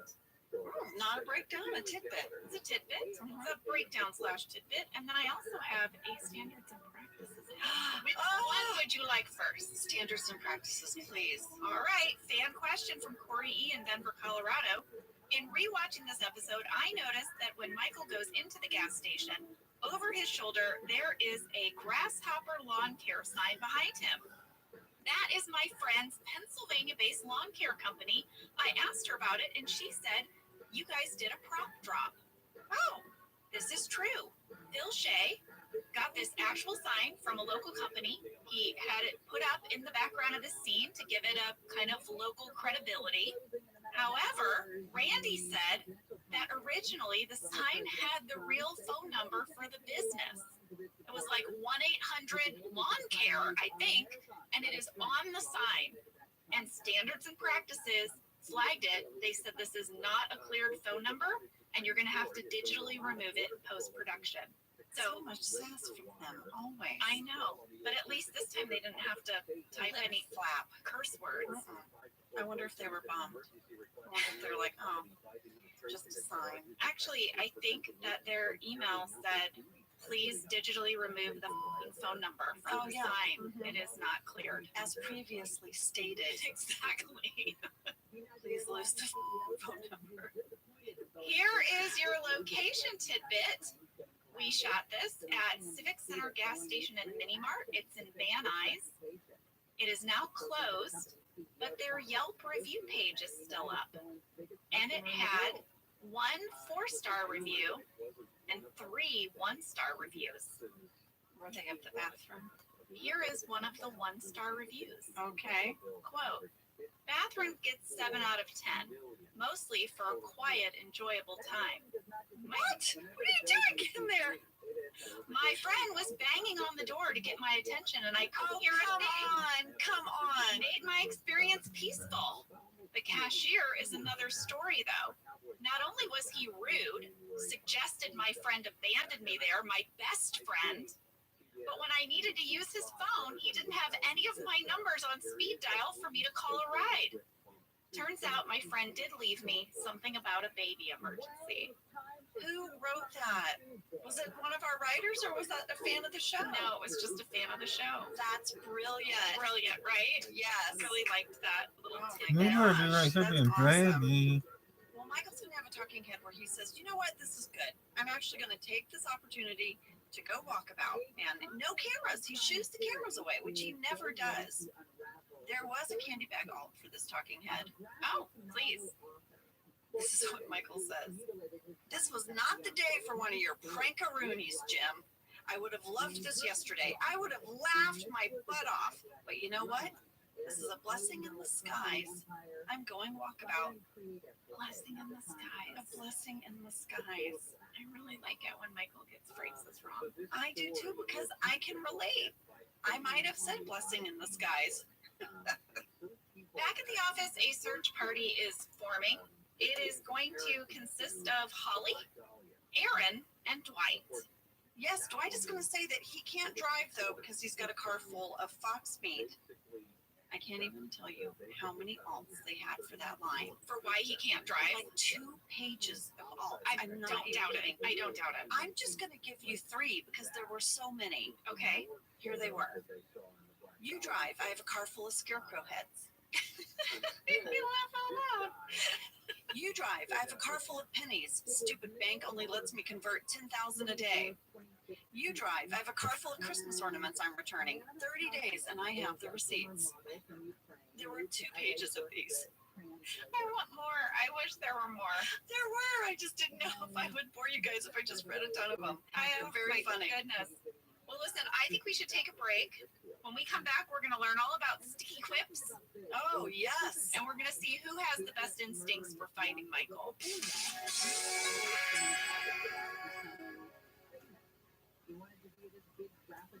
Jenna, you know you and I both love to learn new things. We like to explore new things. And I have to tell you a little something I did over the holidays. What did you do?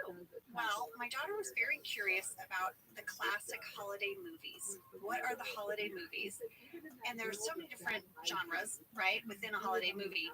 But we really sort of narrowed in on the rom-com holiday movie. Yes. And I went on Amazon Prime, and there were a bunch of movies on there. I now think I can write a holiday rom-com.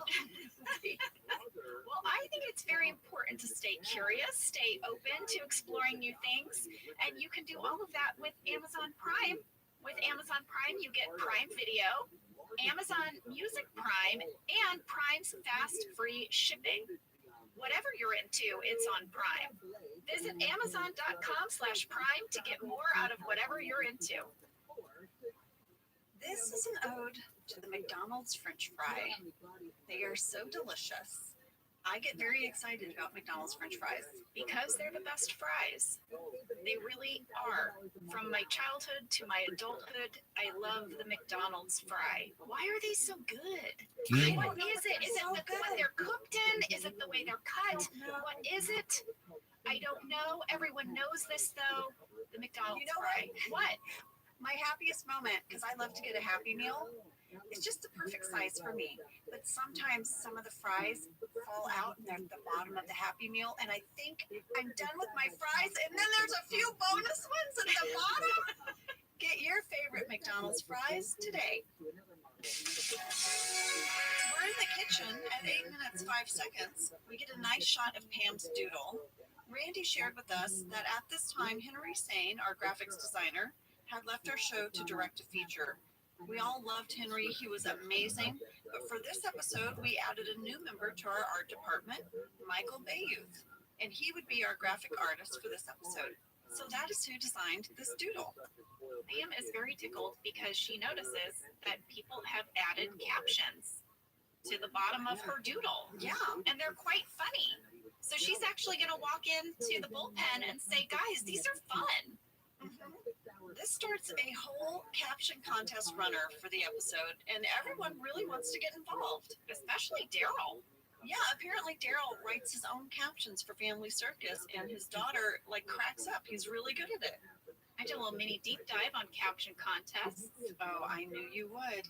So first of all, this episode of The Office appears on the Wikipedia page about caption contests. Does the it history really? of caption contests, yes.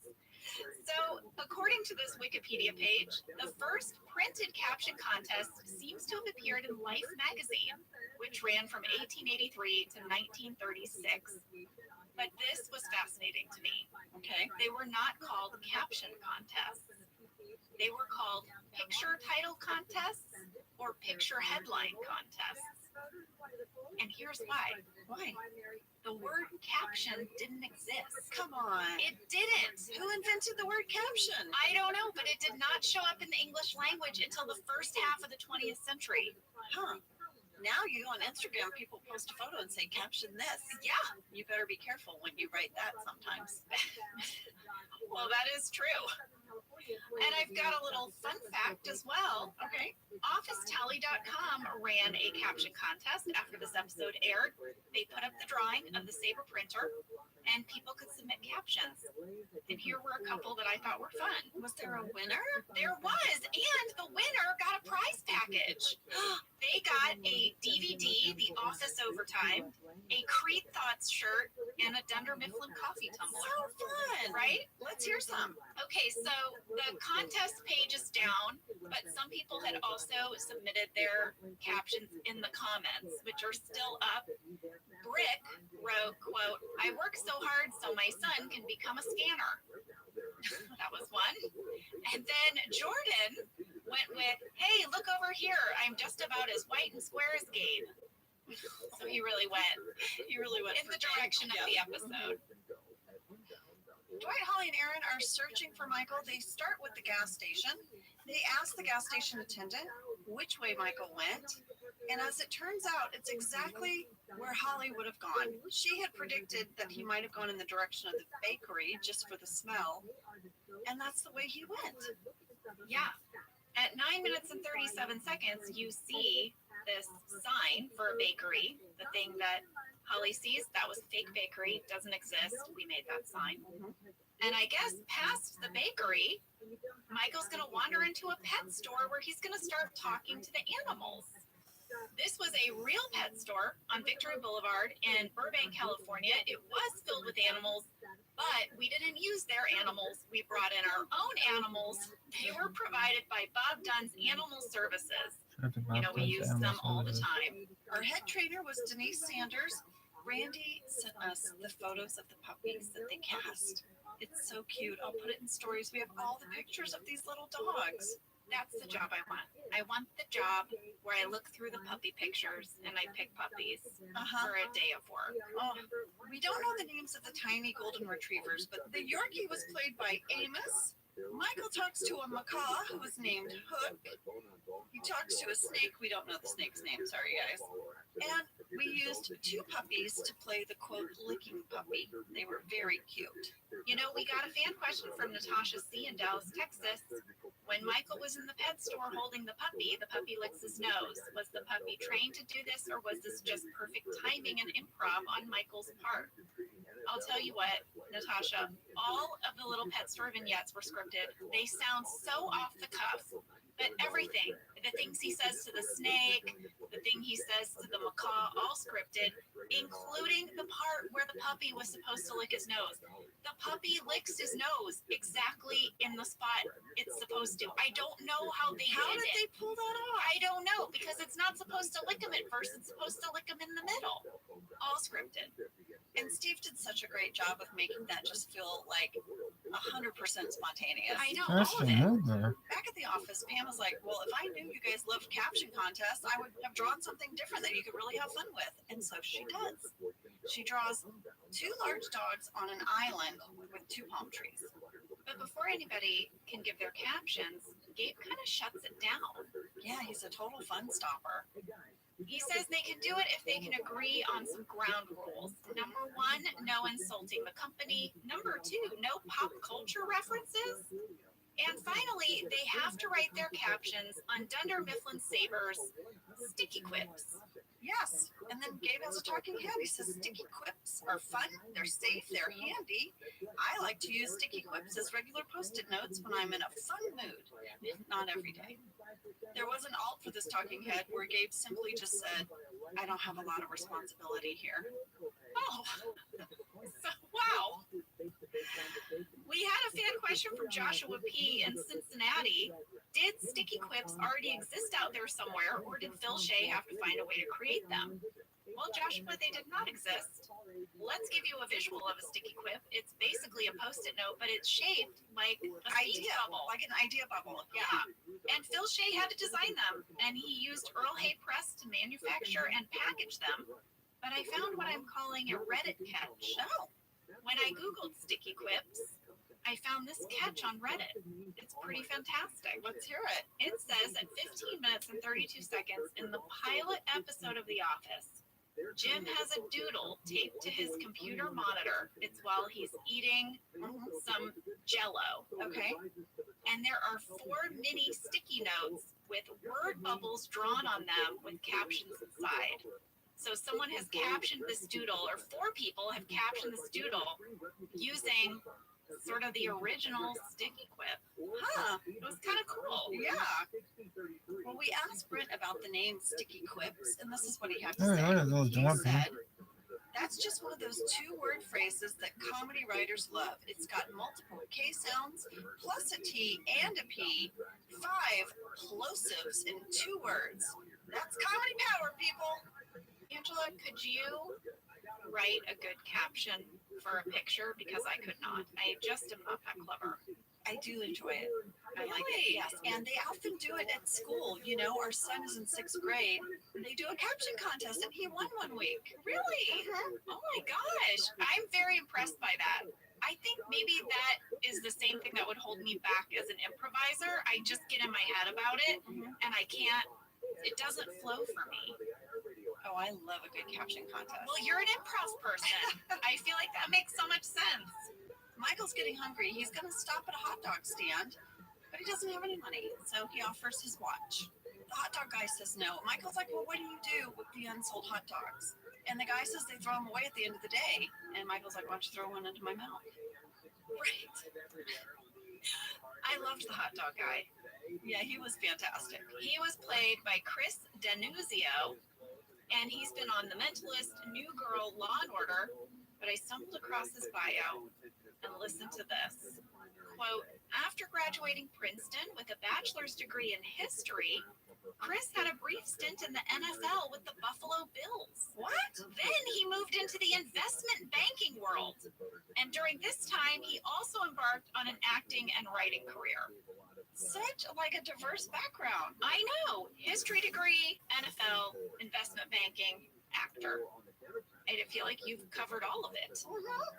Here's a little location breakdown for you of the hot dog stand. It is a real place called Larry's Chili Dog. It is on Burbank Boulevard in Burbank, California. It has 4.5 stars on Yelp. It is open from 7 a.m. to 3 p.m. They also serve breakfast. I looked at the menu, and here are some of the hot dogs you can get at Larry's Chili Dog. For breakfast? You can get them from 7 a.m. to 3 p.m. Okay. They also have breakfast burritos. They have breakfast food. But if you want one of their hot dogs for dinner, you're out of luck. But here's what you can have. A chili dog, a corn dog, a veggie dog, just a regular hot dog if you want. But then you can get the New York dog, which comes with grilled onion sauce and spicy mustard. You can also get a Chicago dog, which includes green relish, mustard, tomatoes, onions, celery, salt, dill pickles, and spicy peppers. Gross. Chicago, what are you doing? Settle down. Chicago, what's going on? Would you like a Reuben dog? Because that comes with sauerkraut, Russian dressing, and melted Swiss cheese and spicy mustard. Oh, my Lord. I mean, it's worse than the Chicago dog. And finally, the Hawaiian dog. Does it have pineapple? It does. Grilled pineapples, onions, and barbecue sauce. I'm intrigued. I might try that one. But here's the kicker. You can also get a puppy patty if you bring your dog. They'll give you a little beef patty for your dog, and they serve Starbucks coffee. I don't know how, but they do. We'll put this on your tour of Dunder Mifflin sites, guys, if you come out this way. Yeah, go get a hot dog at Larry's Chili Dog in Burbank. Michael's going to move on because he sees a huge banner advertising a giant egg roll. This catches his eye. I'll let you know, these two spots were miles away from each other. There was no way that he could actually walk between these two places. Dwight, Aaron, and Holly are still searching for Michael. Now we're at a grocery store with them. Dwight comes out, and Holly, I guess, is signing up for a new cell phone plan at a little kiosk, like a pop-up tent in the parking lot. Yeah, she's really only doing it because she wants to get the little stress ball. I guess they're giving away free stress balls because she's given a fake name, Fanny Smellmore.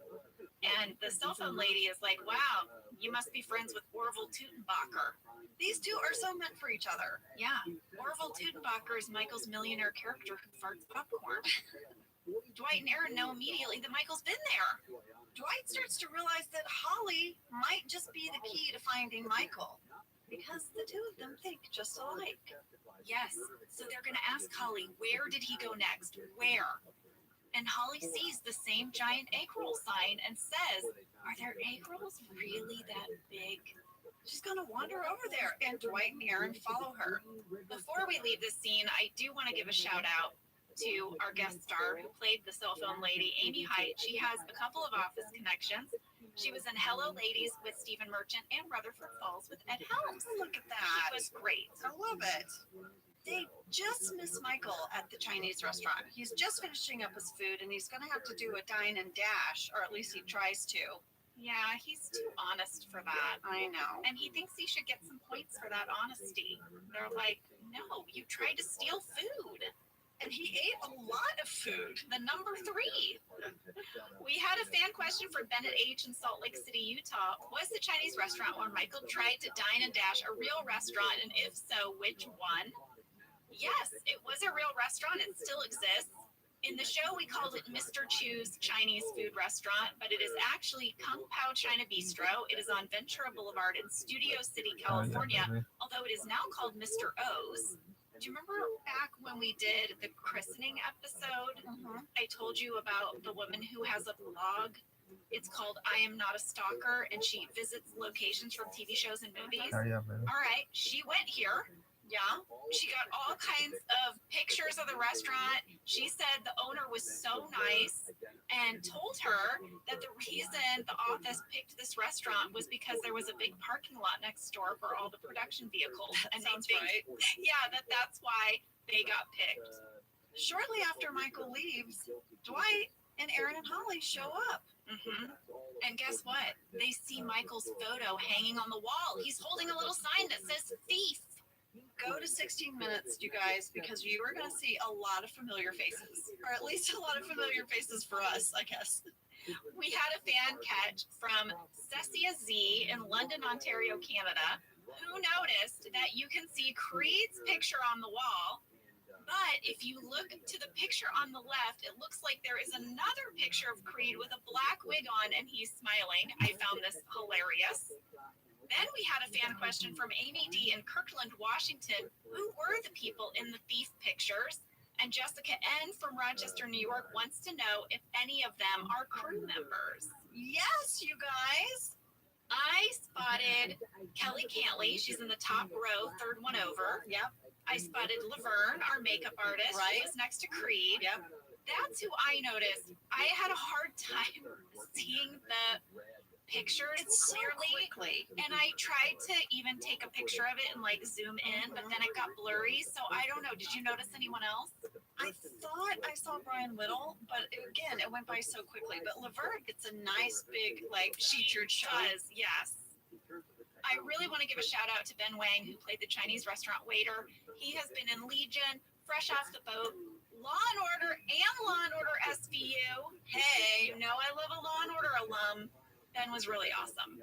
Back at the office, and nobody's using sticky quips. They're not doing the caption contest that he wanted, because guess what they are doing? They're instant messaging each other. And Phyllis not being able to minimize her screen or like make it go to sleep was the funniest thing. Yeah, and this is when we noticed that people were using sticky quips. Angela, they were using them to put notes on Gabe's back in a very juvenile manner. And we got a fan question from Michaela G.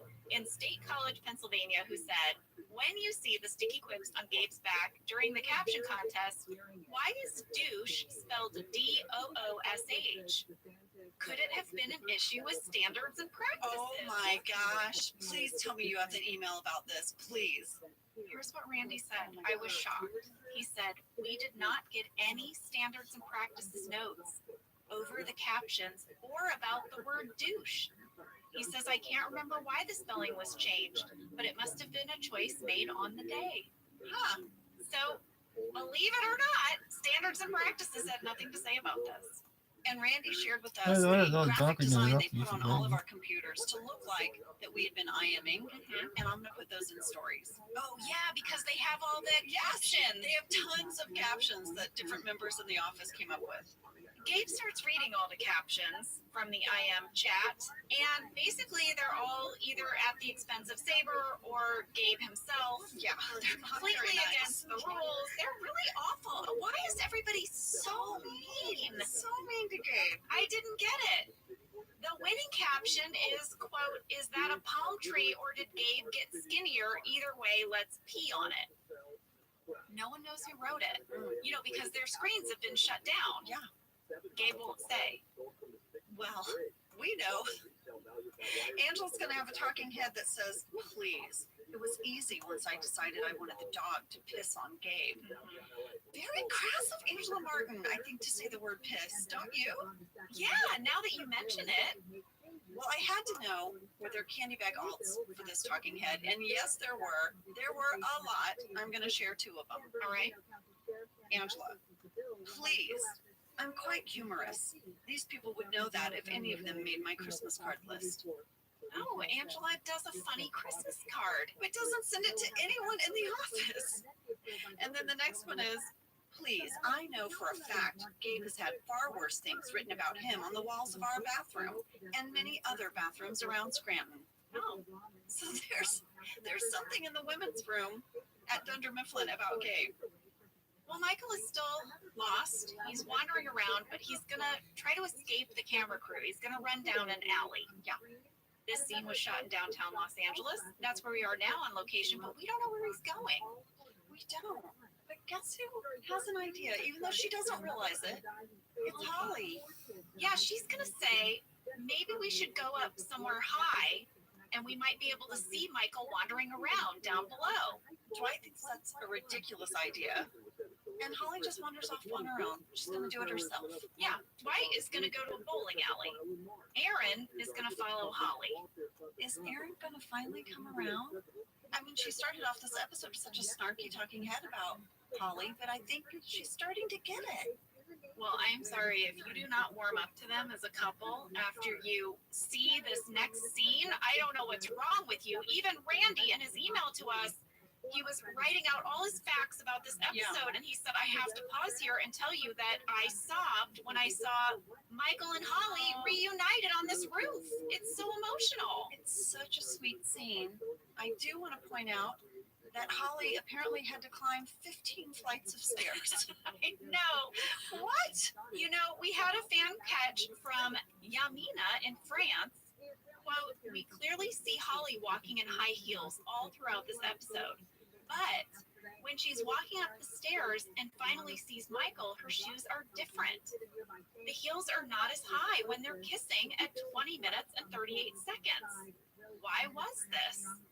I do not know why. What a fantastic catch. But it is true. If you look at 19 minutes and 24 seconds as Holly is walking away from Dwight, she has high heels on.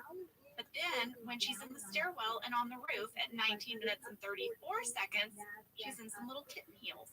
I think it's a safety thing. I think they didn't want her wearing high heels on the top of a building. Or on those stairs, which looks a little precarious. As she's walking up the stairs, she's actually only walking on her toes. because I think the stairs had little slats, and I think her heel would have gotten stuck. Oh, there it is. I think you're right. It was a safety issue. We mom detective it. We really did. Mom detective it. Like, how do you say that? Detective did it. We mom detective Did it. it. We did it. We did it! The location for this romantic reunion was the rooftop and stairwell of the Mayfair Hotel in downtown Los Angeles. If you're visiting, it's on 7th Street. Brett shared with us about this scene. I thought this was such a cool thing that he pointed out. He talks about the tone of all the scenes and how this one is different from any other in the whole episode. Let's hear it. I remember the energy of the actors in the A story was very fun. It was Rainn Wilson, Ellie Kemper, Amy Ryan, and Steve Carell. And we're zipping around the city and shooting these fun little set pieces, in the parking lot, the restaurant. So the energy is very elevated until the scene on the rooftop. And, normally when you're shooting on location, there's a fair amount of shouting among the crew. They're trying to convey info, outdoors. But on this set, on that scene, the crew was whispering. And I remember I walked onto set like a doofus yapping about something, and I immediately went silent. And I looked around, why is everyone being so quiet? And I saw Amy and Steve in the distance. The crew had given them a lot of space out of respect for what they were doing. And they were great actors enacting real love between these two characters. And the energy was sacred. It's such a great scene. They have this moment, where she just finally melts, and they kiss. Aaron sees it, she's smiling, and you just know finally these two are back together. And also, just as a fan of the show, I was a total audience member when I rewatched this, and I was so emotional for Michael that he finally met his someone. So awesome. We had a fan question though. Oh, well, this doesn't sound good. What? From JB in Nova Scotia, Canada, who said, how could Michael get lost in the small town that he's from? Why would he need to go to the top of the building to figure out where he is? This never made sense to me. And Mariah L. from Colorado Springs agrees. Mariah added, in The Client, Michael made fun of Jan for not knowing her way around Scranton and said he spent his whole life here. I realized that the writers wanted to find a way to get Holly to realize that Michael really is her soup snake.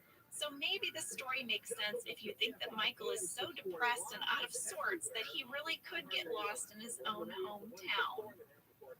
I have to say, I agree. She's making that face like, like when your mom is maybe talking about someone, but your mom doesn't normally gossip, but maybe she's saying something gossipy and she makes a face like, bless his heart. I don't think they're wrong. You don't think they're wrong? I think it's a little bit of a stretch. It is. By the end, I don't care. By the time they're kissing, I don't care. But I will admit, I thought about it. I thought, how is he so lost in his own city? You know what's interesting is when I watched it, I didn't think about that at all. Really? Yeah, I watched it and I just thought, this is someone who is having a little bit of a life crisis, right? He thinks he's at a big crossroad with Holly and things are finally going to happen. And when she keeps pushing him away, he just really is searching for it all to make sense. And to me, it just worked. It's like he comes out, he could have found his way back to the office, but I think he wants to go on this walkabout. I think it's intentional. You disagree?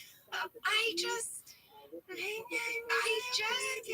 like there's gotta be some sort of, if you were lost, wouldn't you go up to a person and ask, how far am I from this landmark that we all know?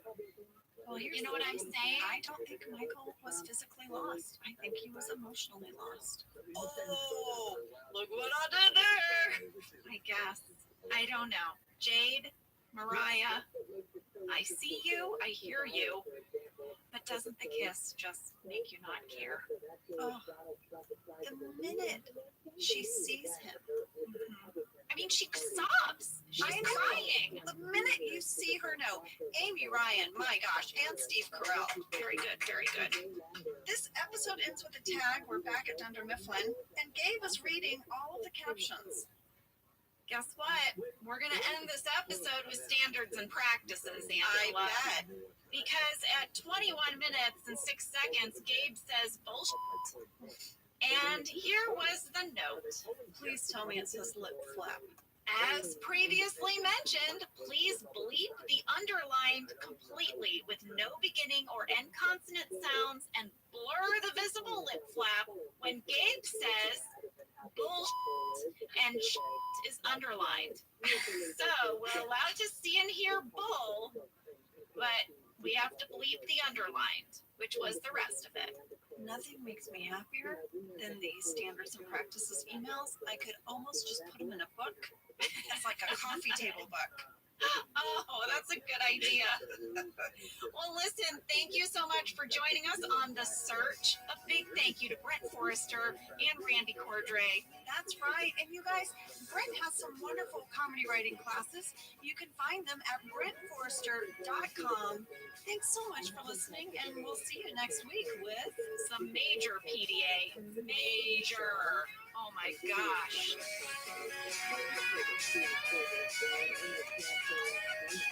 Thank you for listening to Office Ladies. Office Ladies is produced by Earwolf, Jenna Fisher, and Angela Kinsey. Our show is executive produced by Cody Fisher.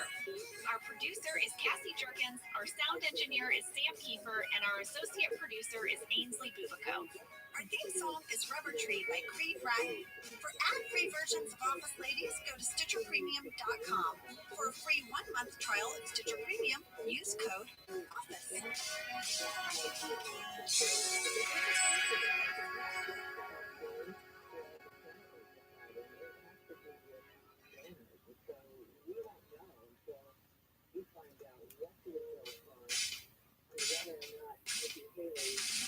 I'm Jenna Fisher. And I'm Angela Kinsey. We were on The Office together. And we're best friends. And now we're doing the Ultimate Office Rewatch podcast just for you. Each week, we will break down an episode of The Office and give exclusive behind-the-scenes stories that only 2 people who were there can tell you.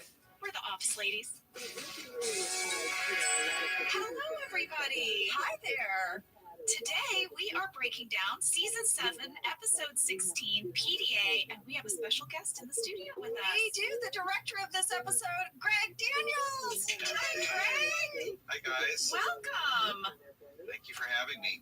I have been in editing lately, and I'm going back as soon as we're done. I am still editing with Dave Rogers. Yeah? Yes, so we're on a link, a Zoom link. It's not in person anymore. But, Is it harder to edit over Zoom? yeah, because, I mean, the thing keeps lagging. I mean, Yeah. We still haven't worked out all the technical parts.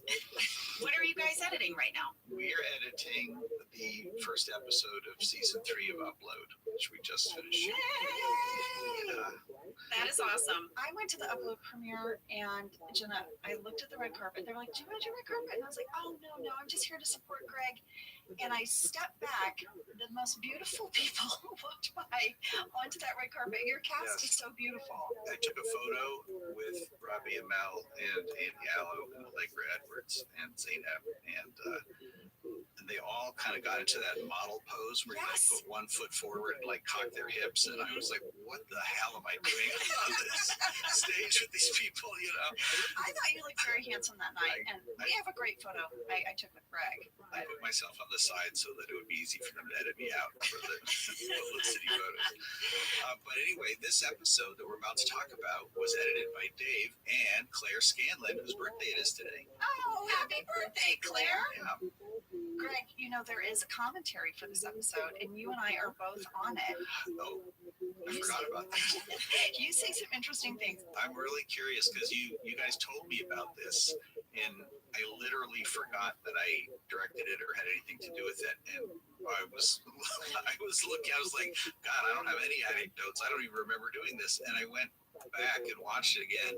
And it's a really fun episode. And You should be very proud of your work. I am It's actually very good. as a craftsman, as like a directorial craftsman. I'm like, oh, that was a good shot. Oh, look at that reveal. Oh, there's some good things here. There's So some I really like good it like moves. that. Yeah.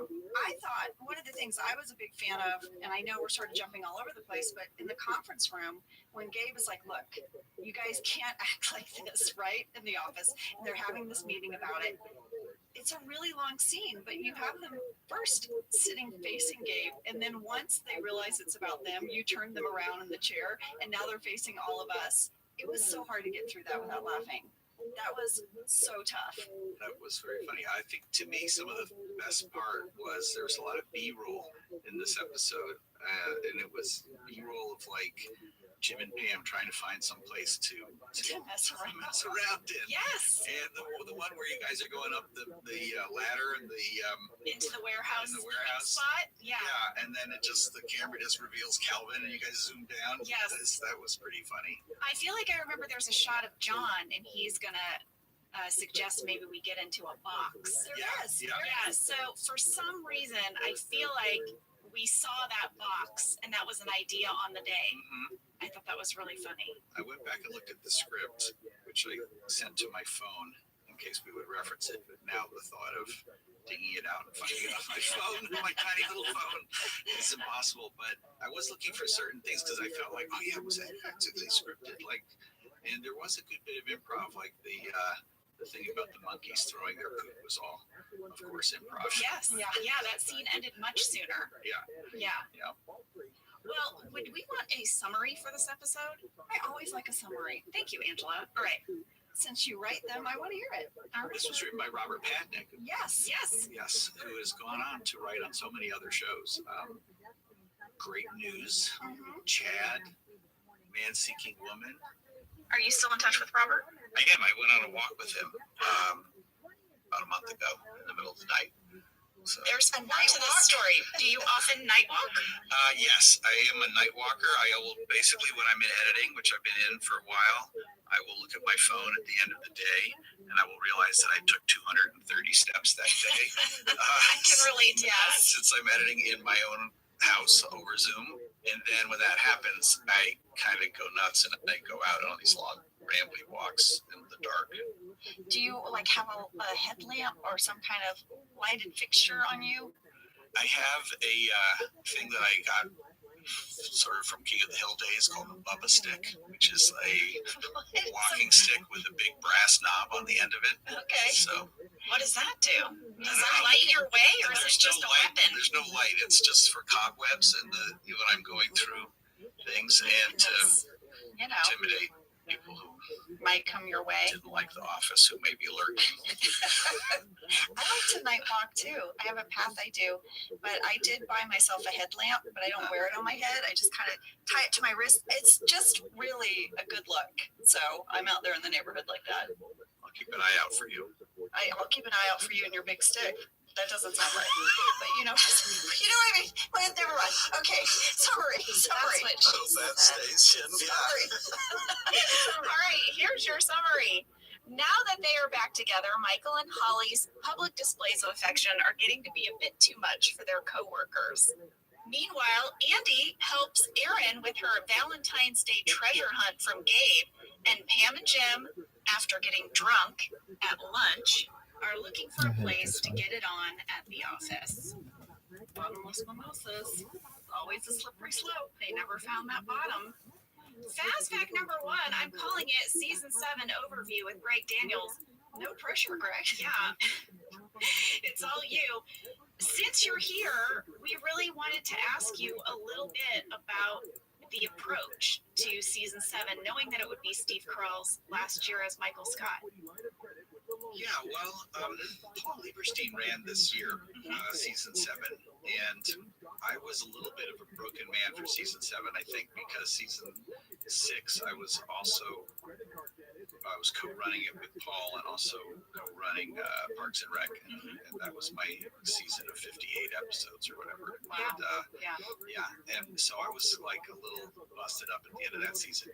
So the main thing that I remember is a lot of discussions about how do you round the psychological arc for Michael. Like he's learning little things each episode sometimes, or backsliding, and he has, massive psychological issues that he's been. We didn't put in any kind of cheap, soap opera moves for them, but they had also hit a lot of the big milestones of gotten together and gotten married and had a kid. Yeah. And so one of the things I loved about this episode was they have a really good comedy story that, is not pushing anything in their relationship. It's just like they're both on the same page, and they're pursuing this very funny story. Yeah, I really liked this episode because John was back.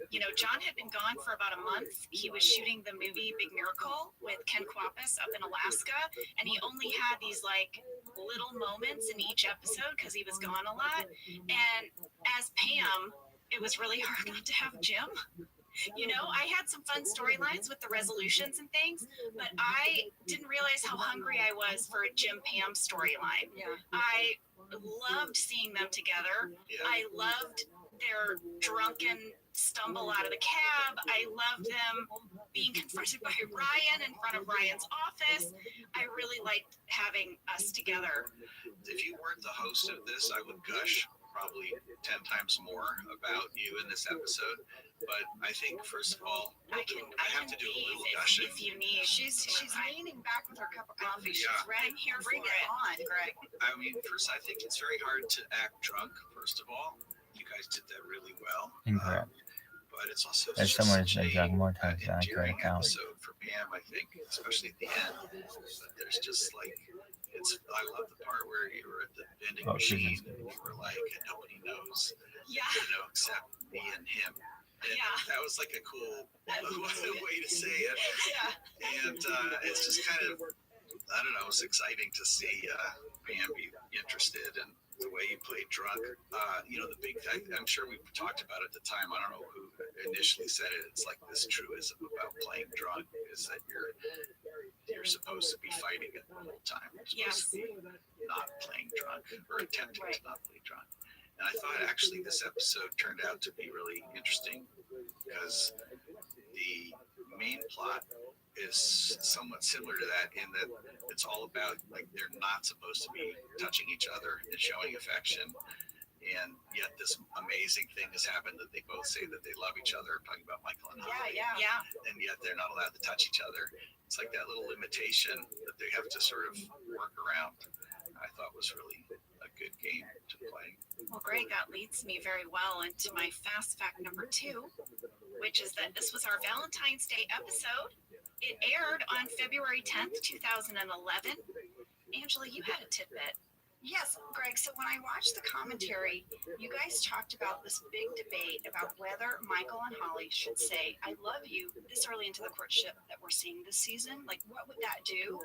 And then you said you saw the performances by Steve and Amy, and you're like, of course they have to say I love you. Were you worried about that? Like, how serious was that conversation? Well, so interesting that you prepared by listening to the commentary, which I should have done because I have no memory of that or saying that. I think the performances were great in this, and there's a number of moments where I thought, oh, well, this is the whole point. And I feel like the episode is very Paul Lieberstein to me in a way, because he's a very subtle writer, and important things happen, but on the surface they're small things. And he found, and obviously with Padnick, but he found this way for it to be, I don't know, interesting. And I thought actually this episode turned out to be really interesting because the main plot is somewhat similar to that in that it's all about they're not supposed to be touching each other and showing affection, and yet this amazing thing has happened that they both say that they love each other. I'm talking about Michael and Holly. And yet they're not allowed to touch each other. It's like that little limitation that they have to sort of work around. I thought was really a good game to play. Well, Greg, that leads me very well into my fast fact number 2, which is that this was our Valentine's Day episode. It aired on February 10th, 2011. Angela, you had a tidbit. bury in a comedy story for them to say that and to say, "Do you love me? Love me. I love you. Love you." That to me feels really ball in my head. But and yeah, and Amy's amazing. Amy Ryan, the way she flushed and everything, and there's like a really big romantic story point in the middle of this episode. It seems like it's just about PDAs and everything, but it is a big advancement for them. But it's also episode 16 of season 7, and Steve leaves like episode 20, so it's Yeah. you gotta roll it along. Yeah, I think that was you guys' worry. It sounded like that. Well, if they say this here, what does that mean for the next, few episodes? Yeah. But it made me cry. I teared up at that scene. I thought it was so beautiful. Well, I have a fun little personal tidbit about this episode. So, shortly before this episode aired, I found out I was pregnant in real life. So, I was not pregnant when we were shooting it, but between shooting it and it airing, I found out that I was pregnant with my first child. And what's really crazy about that is because later, when I came into your offices, Greg, and I told you and Paul that I was pregnant and you were wondering if you should write it into the show, I can't remember if it was you or Paul, but you said, "Oh, it's perfect. Jim and Pam got pregnant at Dunder Mifflin. They conceived Philip in that closet." So it really points to, like, if you back up the dates, not only did Pam and Jim get it on, but this is the episode they conceived Philip. Wow, but you did not conceive during the week of shooting. You were already pregnant. Oh my gosh. I know where I conceived. I'll keep that to myself. But it was over the Christmas hiatus. Yeah, that makes more sense. So we were not shooting. No, but there must have been something was happening, right? While we were, because we shot this when we got back from breaks. Well, now I want to watch it again and just picture the idea that your baby is directing some of your performances somehow. Perhaps. Hormonally. Maybe so. All right, fast fact number 3. There were 3 romantic storylines in this episode. We've mentioned Michael and Holly. We've talked about Jim and Pam. There was also Andy and Aaron. But Angela might have uncovered one more. I did, but if you read the shooting draft, Greg, you probably saw it too. I had to know about the scene. I printed it out for us in size 18 font because that's my eyesight now. Okay, this is how it read. At the end of the meeting where Gabe is discussing PDA with everyone, it read like this in the script. All eyes turn to Michael and Holly, who are still hugging and haven't gotten the hint. She is tweaking his nipples. His face is frozen in stupid ecstasy. Oscar says to Michael and Holly, maybe you guys should be listening. Michael says, wait, is this about Holly and me? Meredith says, no, it's about the wild sex between me and Kevin. And then she and Kevin laugh and they high five, but then they catch each other's glance just a second too long. Maybe we should? That could have been the start of something beautiful. I mean, I was like, wait, did you guys want Kevin and Meredith to hook up? Was that like a runner? I don't know. I love Kevin's. She goes to another school. Oh, that was so good. And I think that probably that was so good that dampened every other possibility for him in this episode. Yeah. I had said to Kate, I was like, Kate, were they trying to hook Meredith up with people? She was, there was always a joke like that. Like almost every script, there was a joke about Meredith. Well, one thing's for sure, they're going to need all 3 of those closets because there is a lot of hooking up going on at Dunder Mifflin. Not just in the office either, in the warehouse too. I mean, we all know about Dwight and Angela. I think definitely Daryl was active in the warehouse. See, I like the phrase active in the warehouse. Jot that one down. Greg, did you have a favorite scene from this episode? When you were rewatching, was there anything that you were particularly excited about or that you remember shooting? Like I was saying about the B-roll, I loved a lot of the B-roll. I like Michael just sitting there eating Cheetos and stuff like that. And some of that I feel like we discovered during the actual shooting, which was fun. But there was some, I love the ending of the Jim and Pam story. I think that, there's so much about this episode where it wasn't verbal. It was like visual or behavioral. And that's always really fun for me, I think. And just at that moment of the I love you was probably the highlight because, Michael went out on a limb, and he always messes up when he goes out on the limb and says that he loves someone. He's always too early, too soon. Yeah. And you're just like, oh, he's blowing it. And then he didn't blow it because she felt the same way. That was such a good moment. I loved it, and I loved the reaction shots while the scene was happening, because Jim has this look, like, it's very amazing that John did it, because it's read drunk, but also like, oh my God. But then Pam has this look that reads drunk, Jenna, but it's like, oh no, mayday. Yeah. Like, no, Michael.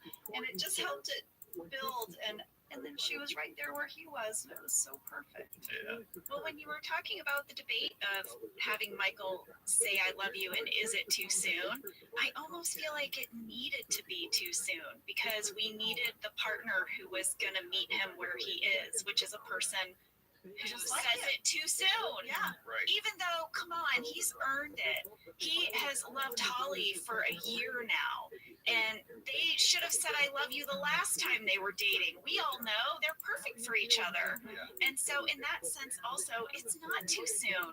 She needed that nudge, I think. The second scene that just warmed my heart was when she tells him they're over back in human resources by her desk, and she's like, work doesn't get to decide who we are to each other. Yeah. We get to decide that. Yeah, that's a great scene. That's really well Right. written. And the look like that comes over Michael's face of like, okay. And even just the way Steve did it, I was like, oh my God, my heart. Do you remember who said "I love you" first in your couples? Oh, I always say things first. You're a first? I'm a Michael. I mean, yeah, the minute I feel it, I'm going to tell you. I can't hold it in. I'm still saving it. I think there's nothing better on a 50th anniversary. And that first "I love you." You earned it. Yeah. You earned it. Here it is. It was Lee. Lee said "I love you" first, and he blurted it out on accident. But I came right in, and I was like, "No, but I love you." Oh, nice. So, just like the show. A little bit, yeah. Greg, thank you so much for coming on Office Ladies today and talking about PDA. Well, thanks for having me. It's been so much fun to see you guys and reminisce again. All right. Well, we're going to be hitting you up for a few more episodes. Awesome. I'm there.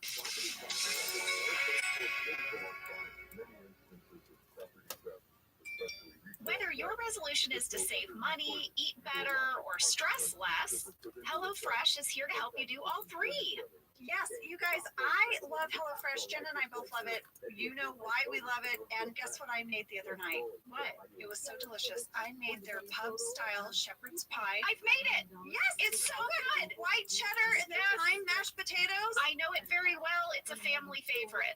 Well, you know, Josh normally makes dinner, so this was my turn, and I made this, and he loved it, and I was so happy. I was like, I made a shepherd's pie. I'd never made one before. It's so good. Everyone, you can say hello to your most delicious year yet with fresh ingredients, chef-crafted recipes, all at a price you'll like, delivered right to your door. Go to hellofresh.com/officeladiesfree and use code officeladiesfree for free breakfast for life. One breakfast item per box while subscription is active. That's free breakfast for life at hellofresh.com/officeladiesfree with code officeladiesfree. HelloFresh, America's #1 meal kit. This show is sponsored by BetterHelp. You know, around New Year's, we all reflect, and people really start making lists of what they can do to be their best self for the next year.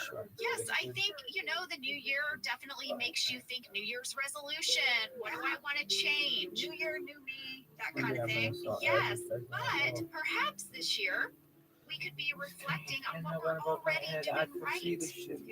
And therapy can help you figure out your strengths so that you can ditch this idea that you need some extreme change or this extreme New Year's resolution and just, you can make changes that really stick because they're based on your strengths. I like that. If you're thinking of starting therapy, give BetterHelp a try. It's entirely online, designed to be convenient, flexible, and suited to your schedule. Just fill out a brief questionnaire to get matched with a licensed therapist and switch therapists at any time for no additional charge. Celebrate the progress you've already made. Visit betterhelp.com/officeladies today to get 2% off your first month. That's BetterHelp, HELP.com/officeladies. Let's talk a little bit about hydration in the new year, particularly about Liquid IV. Angela, you turned me on to this, and I'm going to have to give you props. Oh, thanks. It's pretty great. You told me that you use this when you travel to stay better hydrated, and I started doing the same thing. You know, whenever we go on a road trip, it's like I don't want to drink too much water because then I'll have to pee. Mm-hmm. And then I find myself so dehydrated. So I use this. Well, I like it for hikes. Here's what it is. You get a little packet and you put it in your water, and then you are going to get 3 times the electrolytes of a leading sports drink, plus 8 vitamins and nutrients. It's non-GMO and free from gluten, dairy, and soy. It is perfect for daily use before a workout or when you feel run down or after a long night out, Hint, hint. hint, hint, or even on really long flights. Rehydrate yourself for the new year. Grab your Liquid IV Hydration Multiplier sugar-free in bulk nationwide at Costco, or get 20% off your first order when you go to liquidiv.com and use code OfficeLadies at checkout. That's 20% off your first order when you shop Better Hydration today using promo code OfficeLadies at liquidiv.com. Well, we're back. It was so nice to see Greg. I know.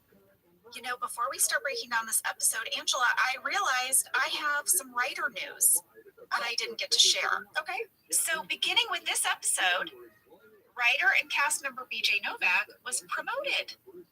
He was promoted from co-executive producer to executive producer.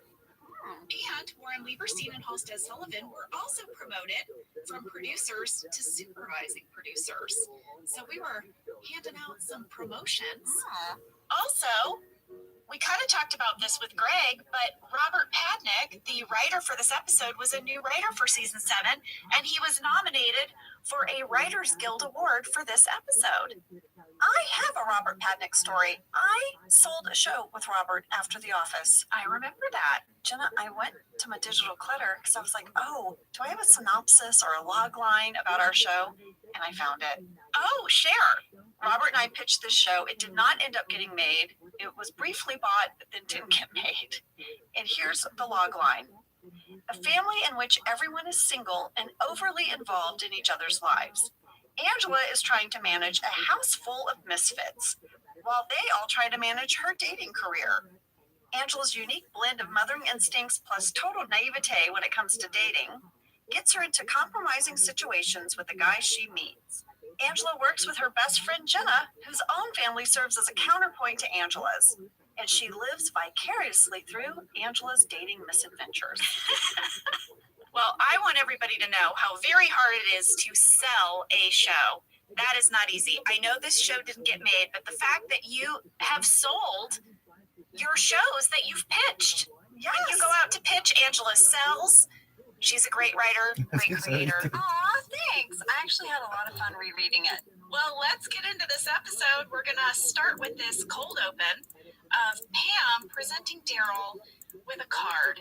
We find out that his grandmother has passed away. Everyone has signed the card. Pam just wanted to deliver it. Well, as Daryl starts reading the card, it's clear that his coworkers didn't even read the card, and they just wrote birthday messages. Yeah, it's kind of a downer. Yeah. I mentioned there was a DVD commentary, and on it, Greg shared that the idea of Daryl's tear was something that they came up with right on the spot. On the set, in the moment, they put some stuff in Craig's eye to help him tear up, and then he looked at camera at the end, and it was the perfect button. I should say, in addition to Greg and myself on the DVD commentary, there's also Kelly Cantley, Ellie, Brian, and Robert Padnick, and I'll be sharing a few things from it along the way. Getting into the episode, we only had to sit through 9 seconds of opening credits. Fast, very fast, because there was a lot we wanted to fit into this episode. There's several love stories. Right away, Andy's going to tell Daryl that he's talking to Rachel. You know, he met her at Daryl's party, and he's going to be taking her out to dinner at Blue Wasabi. Yeah, Phyllis says they'll make a burger for you if you cause a scene. Yeah, she kind of throws that away. It's kind of like tucked under. Well, we got a fan question from Daria R. in Ontario, Canada, who said, Blue Wasabi is a sushi restaurant in Clark Summit, Pennsylvania. It is now permanently closed, but it looks like they don't make burgers. So it's funny that Phyllis mentioned that you have to make a scene to get one. I'll have you know, there is a Blue Wasabi in Gilbert, Arizona that does have a Buddha burger on their menu.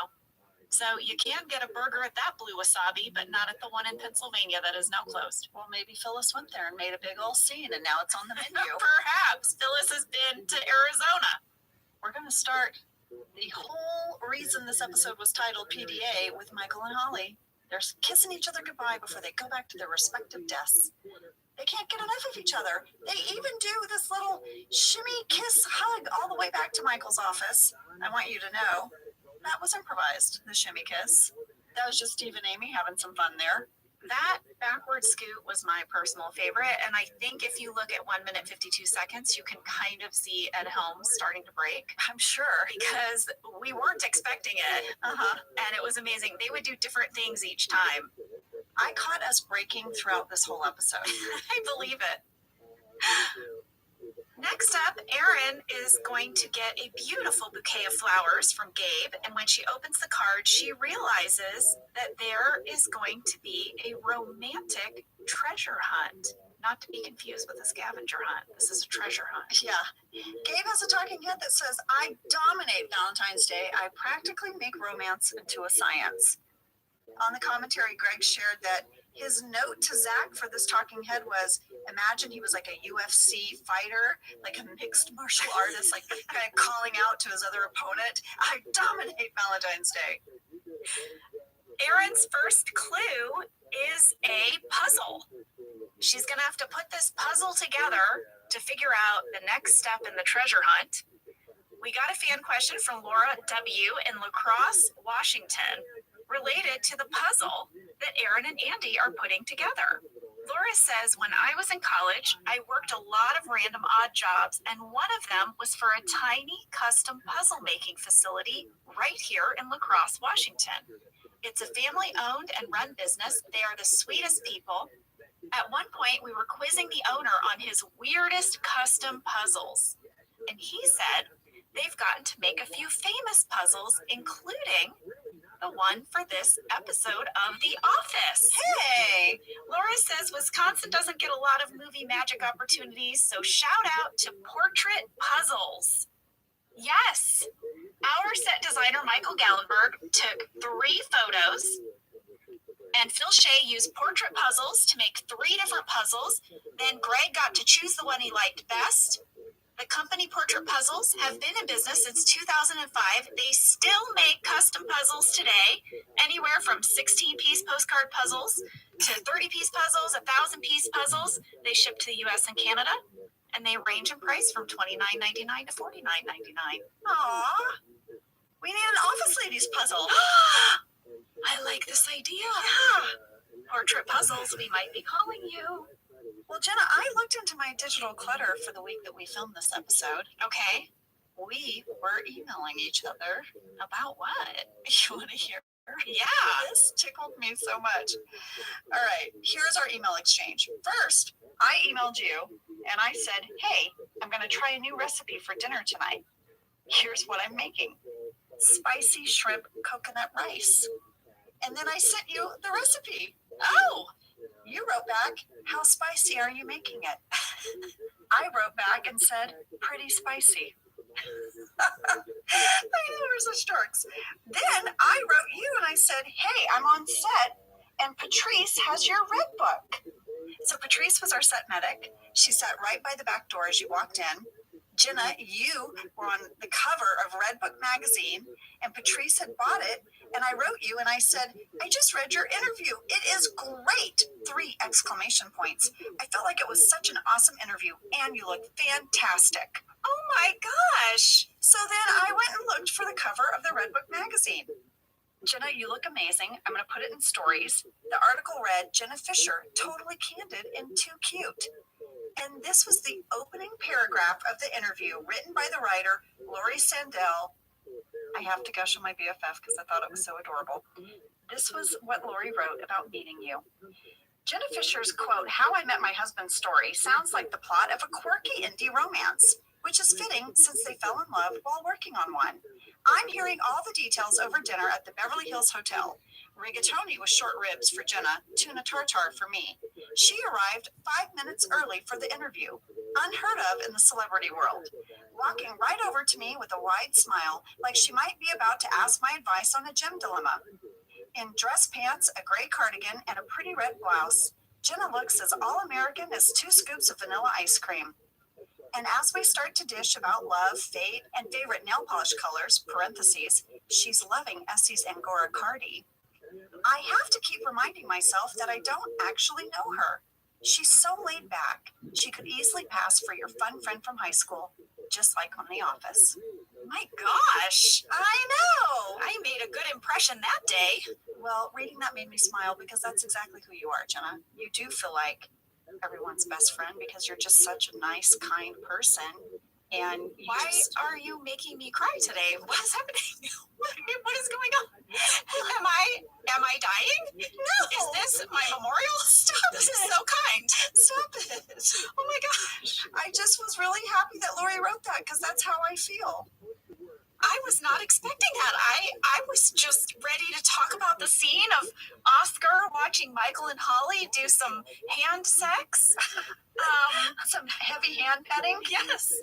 Thank you. Thanks for digging that out. I actually completely remember doing that interview. I loved her. She was so nice. She felt like an instant friend too. So, she must have come into the interview with a warmth and it was disarming and we had a lovely dinner. Well, I'm going to put the photo and stories of you on the cover and the article, and I'm also going to put my spicy shrimp coconut recipe. Please do. I love my question was how spicy. Mm-hmm. Real spicy. That was before texting. Now we would just text each other that. No, you guys, this is when we had flip phones. I love it. Well, now a very giggly Pam and Jim are going to arrive to the office via a cab. They are completely tooted. It's true. We had a fan question from Rochelle R. in El Dorado, California, who said, "Please help settle a decades-long friendly debate between my husband and I. My husband insists that you all are just incredibly talented actors, but come on. You and John were really drunk, right? Don't worry, your secret is safe with me." Rochelle, we were totally sober. They were totally sober. They just flippin' crushed it. I have to brag on you 1 second here. What is happening? Well, listen now. I said this on the commentary, and as I rewatched and heard myself from years ago, I agreed with myself, which is, it's one thing to have to play drunk in one scene. That's hard enough. You had to play drunk all week, and you had to match the same tone. We also had a long conversation about how it feels to day drink and be a little tooted, as you would say, and then you're slowly sobering up, and the kind of like, it doesn't feel great about 3 hours after you've done day drinking. You're kind of tired, kind of ends in a nap. But that moment by the cab where Pam drops her scarf, guess I'm gonna pat myself on the back now. That was my idea on the day. So originally in the script, it was scripted that Jim was gonna have a hard time counting the cash to the cab driver. That was how we were gonna reveal that we were kind of drunk and we were giggling because Jim couldn't count his money. But Greg wanted to move the camera into an extreme spy shot where they're really catching us through the upstairs window. Oh, so you wouldn't see the counting. It wasn't reading. So we had to come up with something else because Greg really didn't want us to see the camera. He didn't want the camera down in the parking lot. So I am always dropping stuff like that when I have had a couple of drinks. So like in New York City, if Lee and I go out to dinner and I have a couple of glasses of wine, you can count on me leaving a glove or my scarf or something on the side of the road or in a taxi. So I pitched this idea and I managed to drop the scarf, and that whole bit, we kind of found that on the day. I'm really proud of it. It completely sells it. Also, the way you stood back up, like you could tell things got a little dizzy for you. Yes. This next storyline really sets up Andy and Erin for the whole day. Erin is going to ask Andy to help her with her scavenger hunt. It's a treasure hunt. You know, I think I'm more on Erin's side on this. I think it is a scavenger hunt. What's the difference?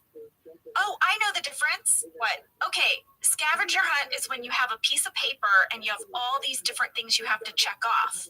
So you've given those to your kids before, right? Yeah. Yeah, so that's a scavenger hunt because you're collecting multiple items or you're checking off multiple items like find some sticks, find a rock, find a penny, find a leaf that's orange. And it all builds into a little hut at the end. Well, it builds into nothing. That's the point. A treasure hunt is one clue after another leading to an ultimate treasure, a single item. Oh, well, okay. So, you know Yes, what? Gabe's Whatever right. it is, it's a lot of work. It is. If you go to 4 minutes, 19 seconds, Andy is going to say, okay, fine, at least until Stanley calms down. And Erin's like, oh, is he? And Andy's like, don't look. I accidentally did his Sudoku. And then there's the shot of Stanley glaring at Andy. That was all scripted. Robert said he wrote this moment for his mom. He said his mom loves the character of Stanley and Sudoku, and he wanted to make sure that there was a funny Stanley moment in the script. He'd been thinking about it from the day he was told he was going to work on The Office. That is so sweet. I know. Oh my gosh, I love that that moment was for his mom. Yeah, two of her favorite things, Stanley and Sudoku. Jim is now going to give Dwight a little Valentine. You know, like those ones that you buy for your kids and they're perforated and they're little squares and sometimes they come with candy. I guess Jim's handing those out because he's a little tipsy. But in deleted scenes, there was a bigger moment here. Jim goes on to give Dwight a compliment and we find out what Dwight finds funny. Oh, here it is. You know, Dwight, I don't tell you this enough, but I think you're really funny. Thank you. I'm not known for my sense of humor. That would appall me. But I have one. I find inversions of fortune funny. Upside down houses. How a man spends his hard-earned money on art. How a map distorts the size of Antarctica. Tickling always makes me laugh. Tickling. I like that he would be appalled if he was known as funny. So now we're going to go to the break room. And Angela, you have a very interesting line here. We got some mail about it. Oh, this scene starts with Angela saying, I don't know if anyone else feels this way, and don't get me wrong, I love Michael and Holly, and maybe I'm being overly sensitive, but the PDA. Yes, and for once her and Oscar are on the same page. She's like, yes, the PDA. Oh, everyone's so glad she brought it up. Well, we had a fan question from Becca in Northumberland, England, who said, is it me or is Angela kind of out of character in the break room when she says, don't get me wrong? Since when has Angela ever added a caveat to her opinions? I have to agree. You are being like so diplomatic in that moment. Yeah, I agree, Becca. You know, if you listen to the commentary, we have a conversation about this. And Greg brings up the fact that one of the things he told me when I auditioned for the role of Angela was he said she's the type of person that would say, well, I would never say anything about them, but you know it's coming. So I think this was on theme a little bit for who she is. But there is the sassy Angela that might have just said enough with the PDA. Well, I feel like she might say that to their faces. But when she's leading the group discussion, she is, I don't know. She also wants the group on her side, so maybe she has to start out with a little bit of honey.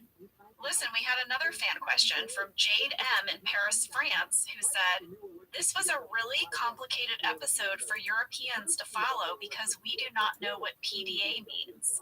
Not even Gabe in the conference room explains PDA. Oh my gosh. Now I know it means public display of affection, but my partner and I had to look for the meaning on the internet, and then it suddenly made so much sense with all the Michael and Holly kissing.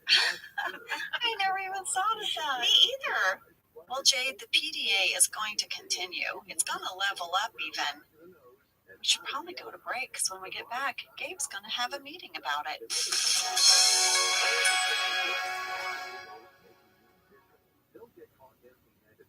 Jenna, you know, you and I both love to learn new things. We like to explore new things. And I have to tell you a little something I did over the holidays. What did you do? Well, my daughter was very curious about the classic holiday movies. What are the holiday movies? And there are so many different genres, right, within a holiday movie. But we really sort of narrowed in on the rom-com holiday movie. Yes. And I went on Amazon Prime, and there were a bunch of movies on there. I now think I can write a holiday rom-com movie. Well, I think it's very important to stay curious, stay open to exploring new things, and you can do all of that with Amazon Prime. With Amazon Prime, you get Prime Video, Amazon Music Prime, and Prime's fast free shipping. Whatever you're into, it's on Prime. Visit Amazon.com/Prime to get more out of whatever you're into. This is an ode to the McDonald's French fry. They are so delicious. I get very excited about McDonald's French fries. Because they're the best fries.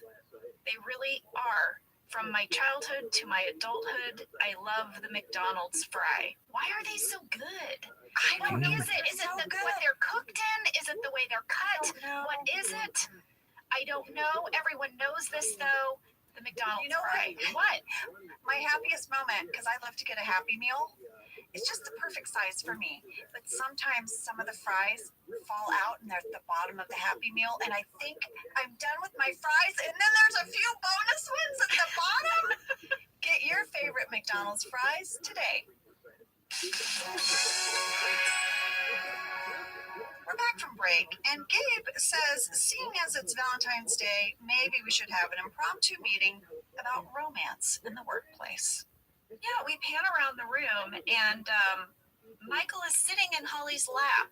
And she has her arms underneath his underarms, and she's sort of doing that thing where she is his arms, but she's also rubbing his chest. Yeah, it's like Michael body, Holly arms. Yes. Did you notice where Angela Martin is sitting?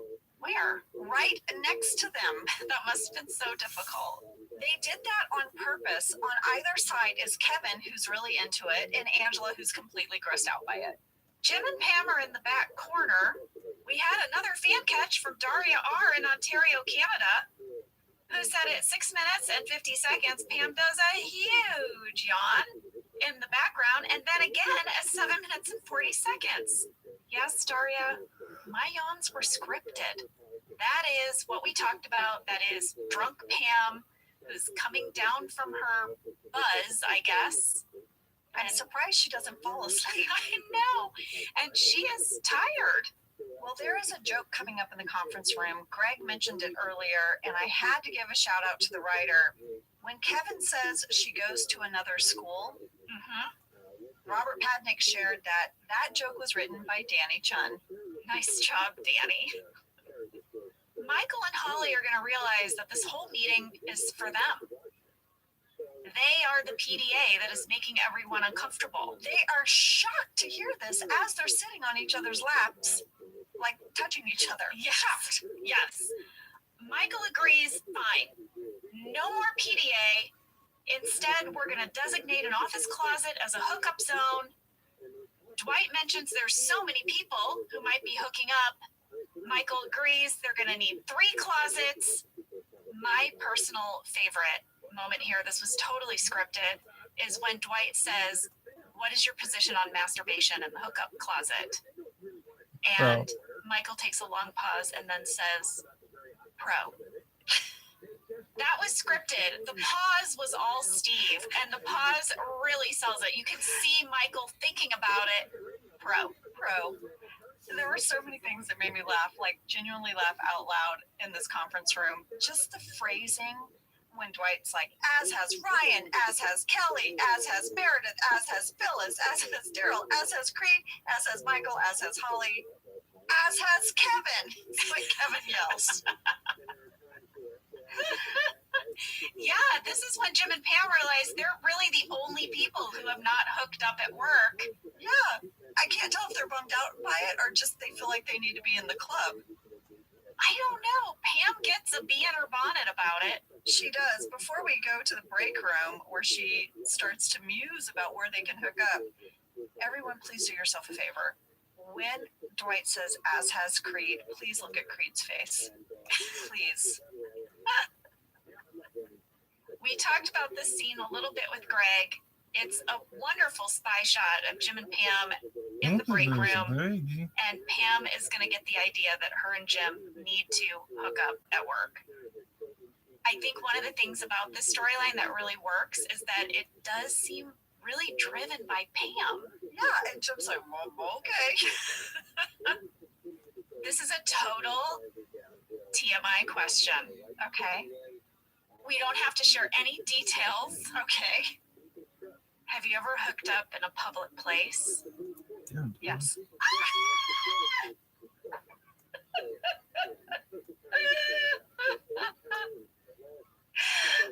I don't think I have.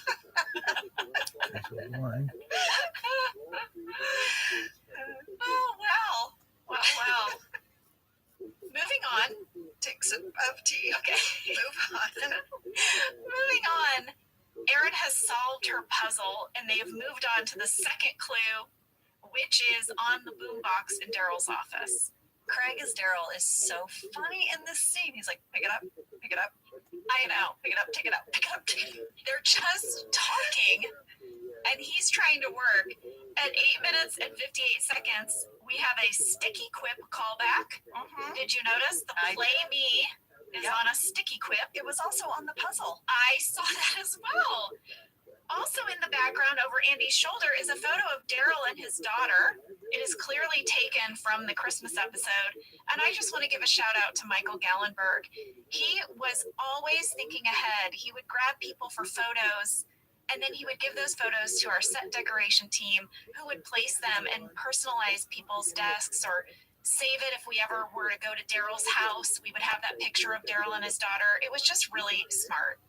So we talked a little bit with Greg about these scenes where all of the B-roll of Jim and Pam trying to find the places to hook up, and then of this really magical moment where Michael and Holly realize they love each other and they tell each other in front of the whole bullpen and then shake on it. There's a very sweet Michael talking head afterwards. It's so good. I know. He says, yeah, whatever, no big deal. Just the hottest girl in the world loves me. Oh my gosh, I loved it. Kelly Cantley shared that NBC immediately put that talking head on a coffee mug. Really? Yeah. Oh my goodness. I looked for it, I couldn't find it, but I did find that quote on several things online. Andy and Erin are going to go into Ryan's little clawfish. This is the next step in the treasure hunt. There are these little glow-in-the-dark sticky stars all over the wall, all over the ceiling. It's so cute. It's very romantic. Very romantic. Kelly shared on the DVD that the glow-in-the-dark stars were actually painted. Yes. Randy said that this was really hard to pull off and that the sticky stars were not showing up on camera when they tested it. And I guess they had to paint over them with a bunch of extra, what do you call it? Like glow-in-the-dark paint. Kelly said she thinks it was special paint like they use on the highway. Yes. Randy also said that they had to add tons of extra ultraviolet lights, including a special ring light that went around the lens of the camera. Just so those would pop? Just so those would pop. They popped in the room, but when they did a camera test of it, you didn't see it the way you wanted. So that was like a high effort gag. Oh my gosh. When I first saw it, I was like, oh, so cute. I have those in my daughter's room on the ceiling. Yeah. But no, highway paint, guys. Highway paint. As Andy and Erin exit Ryan's little office, Jim and Pam were trying to get in there. They were going to have sex in Ryan's office? Come on. I'm personally so glad that Ryan caught them because since, you know, I'm Pam, I really think we would have regretted having sex in Ryan's office. I feel like that's a memory that Jim and Pam did not need. Ryan's smug look about it, too. Pam is like so embarrassed. It turns out that Michael and Holly not doing PDA is more annoying than PDA. Yeah. I love the scene where they are like air groping each other. I'm praying I will touch you here, but I can't, so I will hold you here and I will touch you here. During this scene, we have our third catch from Daria R. in Ontario, Canada. Daria, thank you. You have quite the eye. You should be an honorary member of Office Ladies. And if anything, mom detectives. That's for sure. Daria says at 14 minutes and 30 seconds, we can see Angela watering the plants near Michael's office. Dwight used to water the plants in the office. Why is Angela doing it now? Is he lagging on his duties because of volunteering and doing so much as the building owner? Did he assign the task to Angela? Angela, please speak to the plants. Well, I share on the commentary that I'm pruning the plants. Oh, I guess I started watering, then I pruned. By the end of the scene, because we did it so many times, I said I actually felt bad because I had pruned all the dead things off, and then I just started picking at new leaves. Oh no, I felt bad. I love the idea that Dwight and Angela water the plants. It also makes you question, why did Pam's plant die? it doesn't make me question it. It seems very clear that Angela would not water a plant on Pam's desk. Well, Daria, they put me there by the plant because they wanted a wide range of reaction shots to Michael and Holly, and you couldn't see me way in that accounting nook, so they pulled me out to the plant. You'll notice Daryl is at front reception as well. Well, I have, I guess, a Fisher tidbit. Oh, I haven't known where to bring it up, but maybe now's the time. you know I love a tidbit. Did you know that there is a restaurant called Public Display of Affection? It's in Brooklyn, New York, and it is described as a trendy, compact eatery serving creative pizzas, vegetable dishes, and salads, plus beer. Do you feel like you would be obligated to engage in PDA at the restaurant Public Display of Affection? I'm curious. No. Have you ever encountered an awkward PDA moment?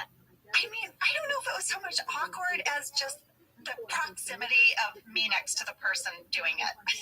That feels awkward. Okay, We're well, doing I also 702 thought it for was one of my kind of girls sweet. Here's the deal. for the band. We were in line to get on a plane, 702 me and we Josh, did. and you know when you I get was in the, used to wake what is that thing around that 7. attaches from the side of As the a kid, tarmac?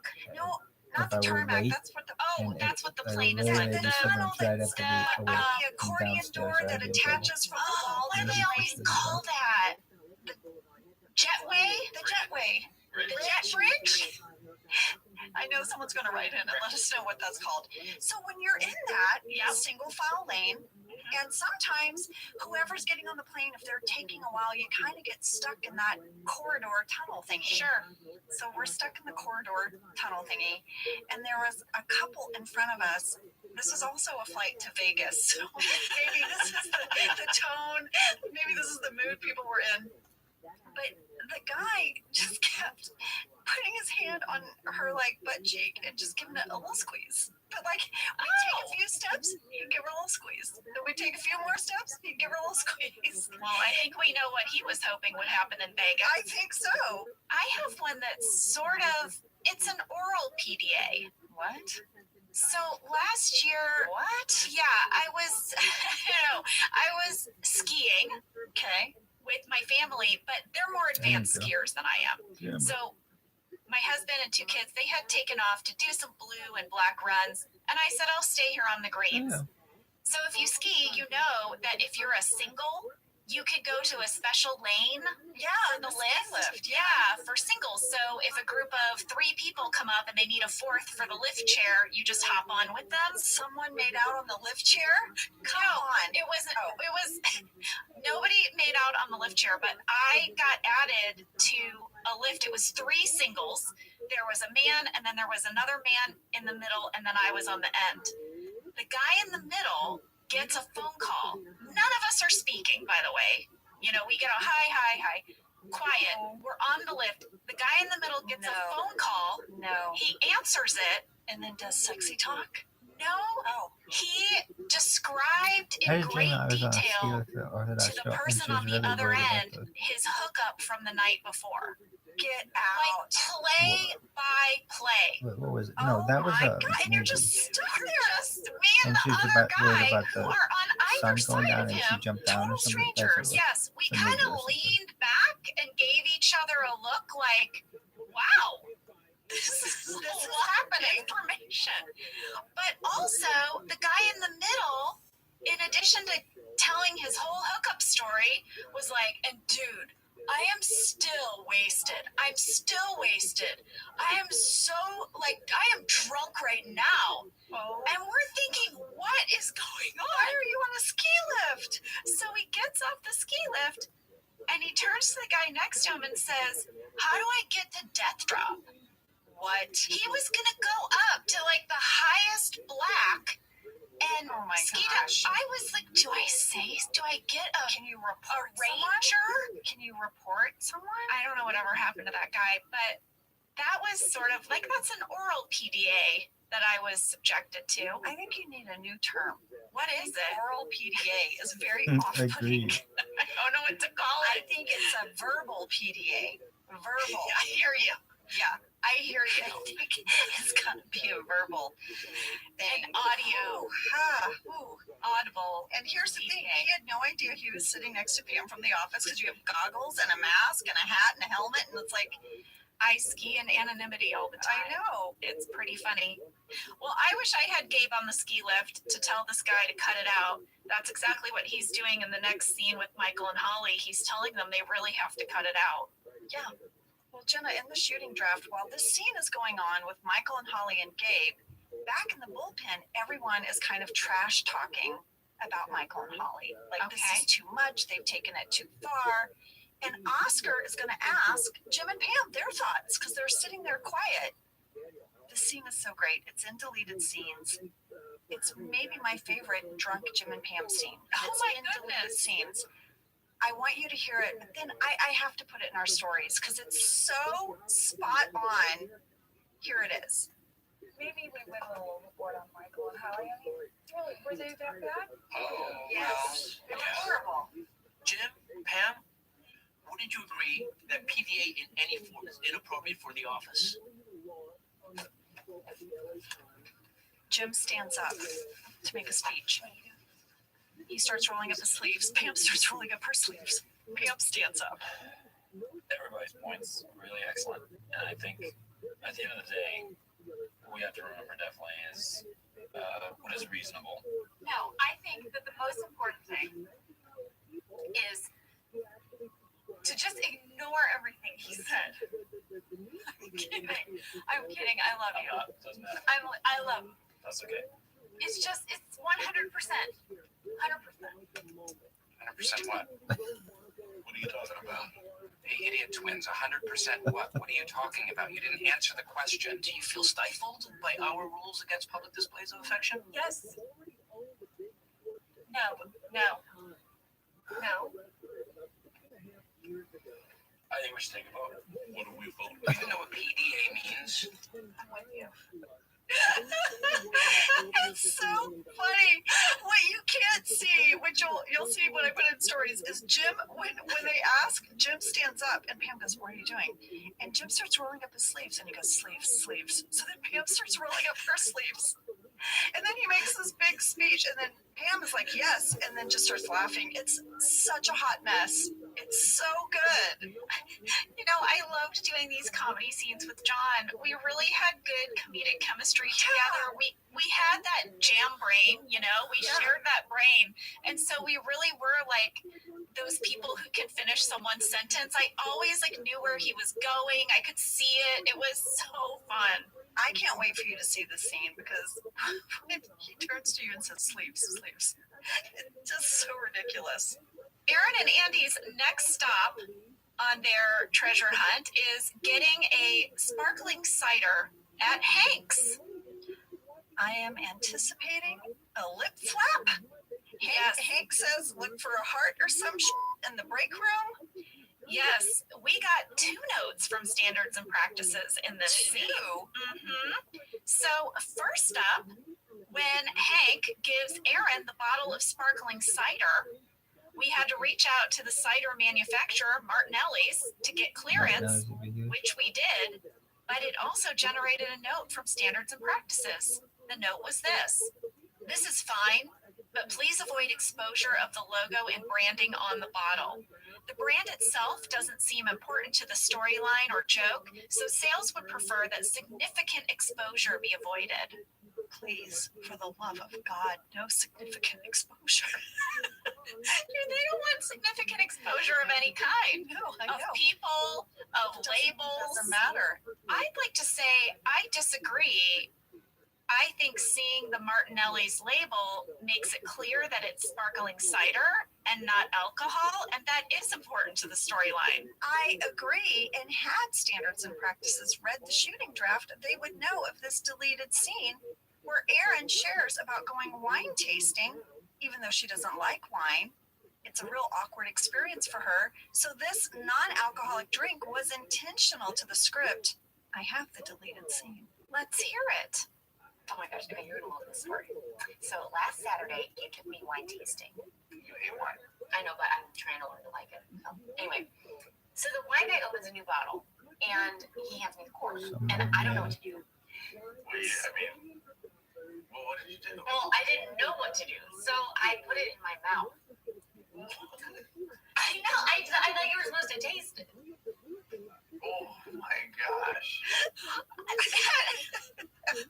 That sounds like I'm listening to Ed and Ellie talking. I have to be honest. Like, not that Ellie would do that, but that sounded so natural.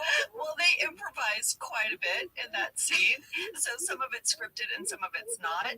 But Standards and Practices, you guys would have seen the dailies, right? The second moment from the scene that Standards and Practices had to comment on was Hank's line, "Angela, you're correct." He says, "And I'm supposed to tell you to enjoy a mid-hunt break and look for heart stickers or some in the break room when you're through." And it was all supposed to rhyme, but I forgot how it goes. You get it. Here's what they said. "Please bleep Hank's remark completely with no beginning or end consonant sounds and blur the visible lip flap or stage him off camera." It's a busy day for Standards and Practices that day. I know. That scene. Really, a lot of emails. You know, we were talking with Greg in the lobby after his interview, and we were talking about our delight over Standards and Practices, and he said that doesn't even happen anymore. Yeah. It's like a department that's gone. We were so sad to hear it. I mean, he said on streaming for sure it's gone. I don't know about network. Yeah, he said there's no blurring of the lip flap on Netflix. No. This was a snarky email. Well, we need to revisit the Michael and Holly storyline for a second because Michael's really bummed. Something Gabe said has stuck with him, and it's that Holly is eventually going to go back to Nashua. Yeah, and what does that mean for their relationship? Dwight's trying to cheer him up. He's rocking him, kind of rocking him in his chair. Yes. And then Kevin is going to make silly faces. Yeah. We had a fan question from Chad E. in Canada.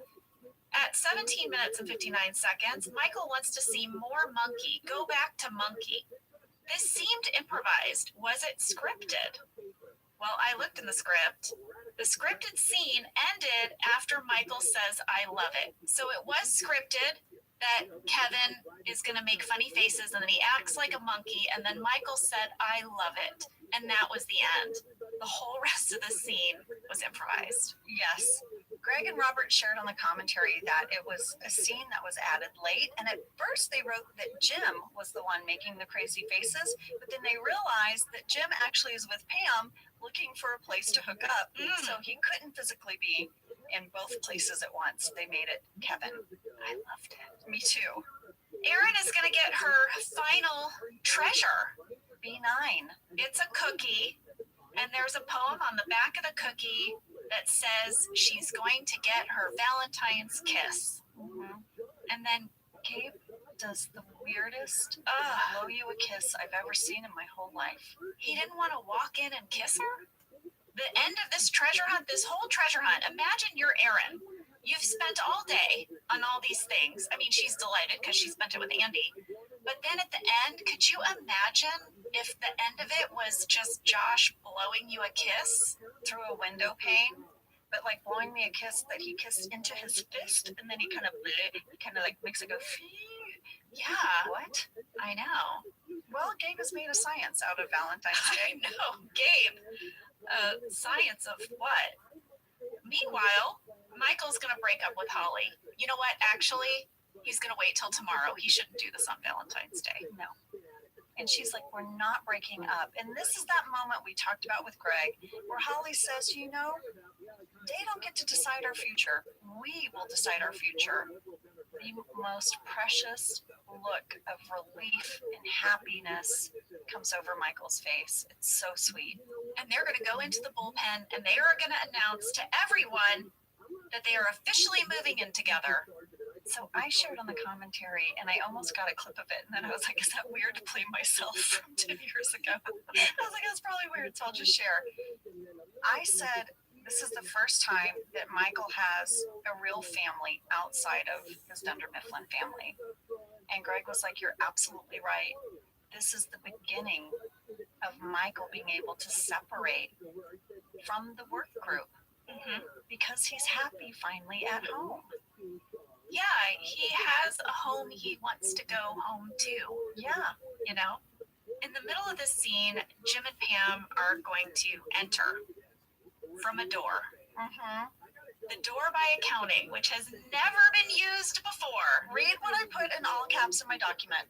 From the magic door by accounting, first time ever! Exclamation point. So we know what was behind that door. What was behind that door were the actual cast restrooms, the cast green room where you could sit on some couches and watch a live feed of whatever we were taping. When they brought in network executives, maybe for a visit, it happened very rarely, they could sit in that room. When we had charity winners or when we had family visiting, they could sit in that room. It was sort of for guests and cast, although the cast rarely used it. We never had the time. We were on stage. But it's definitely where you and I went quick like a bunny and went pee all the time. Yes, but we never have seen, even still, we will see in season 9, what the world of Dunder Mifflin says is behind that door. So Jim and Pam enter. We were originally supposed to enter through the front door. That is how it was scripted, that we sneak back into the office. And then later, when Jim and Pam have their talking head and we say we were taking a walk, then, you know, it kind of made sense. But on the day, we got in a big discussion with Greg where we were like, where were we, you know? Right. If we were coming in from the front door, the whole point is to hook up in the office somewhere. Yes, and the warehouse would have counted, but we've already explained that Jim and Pam couldn't find a warehouse spot. So we're like, where are they coming from? He didn't want us to enter through the kitchen, like, and have to plow through Michael and Holly. Too much walking. And also, like, not very sneaky. So we picked that door, first time. Magic door. And that is where baby Philip was made. Behind that door. Well, this episode ends with what feels like to me like a When Harry Met Sally montage of people talking about romance or Valentine's. Sure. It starts with Dwight.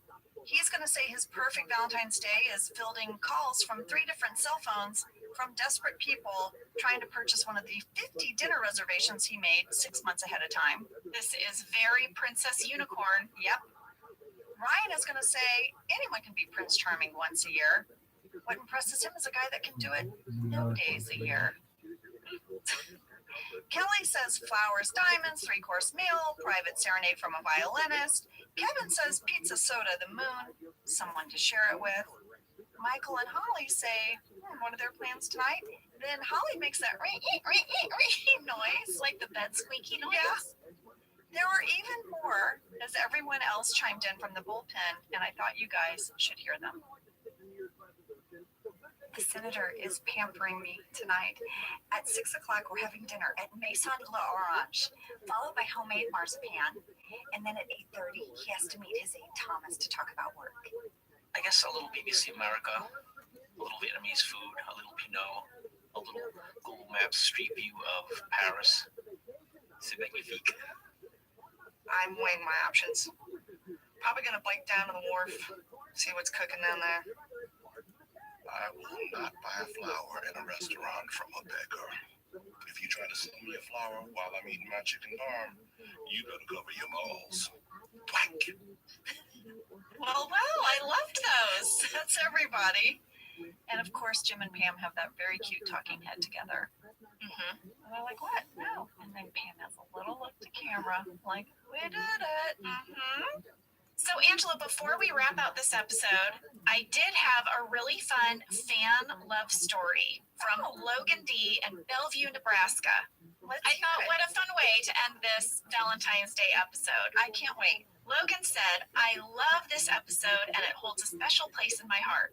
My partner, my soup snake Diane, and I met on Tinder mostly because of my profile pic. What was the profile pic? It was me in a Dunder Mifflin shirt, Dunder Mifflin sweatpants, in front of a Dunder Mifflin sign at the Office Experience when it was in Chicago. Her profile said, I'm not superstitious, but I am a little stitious, and that she was, quote, looking for a Dwight to her Angela. Aww. Well, we started talking because of that huge Office connection, and it turns out we are way more of a Holly Michael dynamic through and through. After a couple weeks of dating, we got even more Office gear and took a road trip to the Office Experience in Chicago. I know, we had a blast. When we got back home, the L word dropped.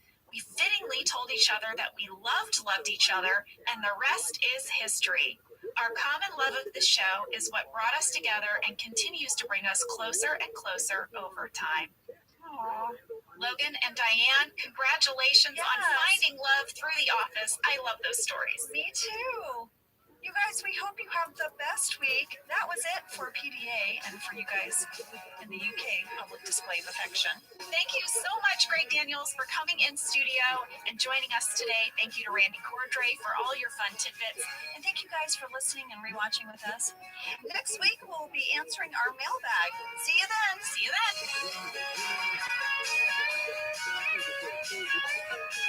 Thank you for listening to Office Ladies. Office Ladies is produced by Earwolf, Jenna Fisher, and Angela Kinsey. Our show is executive produced by Cody Fisher. Our producer is Cassie Jerkins, our sound engineer is Sam Kiefer, and our associate producer is Ainsley Bobico. Our theme song is Rubber Tree by Creed Bratton. For ad-free versions of Office Ladies, go to StitcherPremium.com. For a free 1-month trial of Stitcher Premium, use code OFFICE.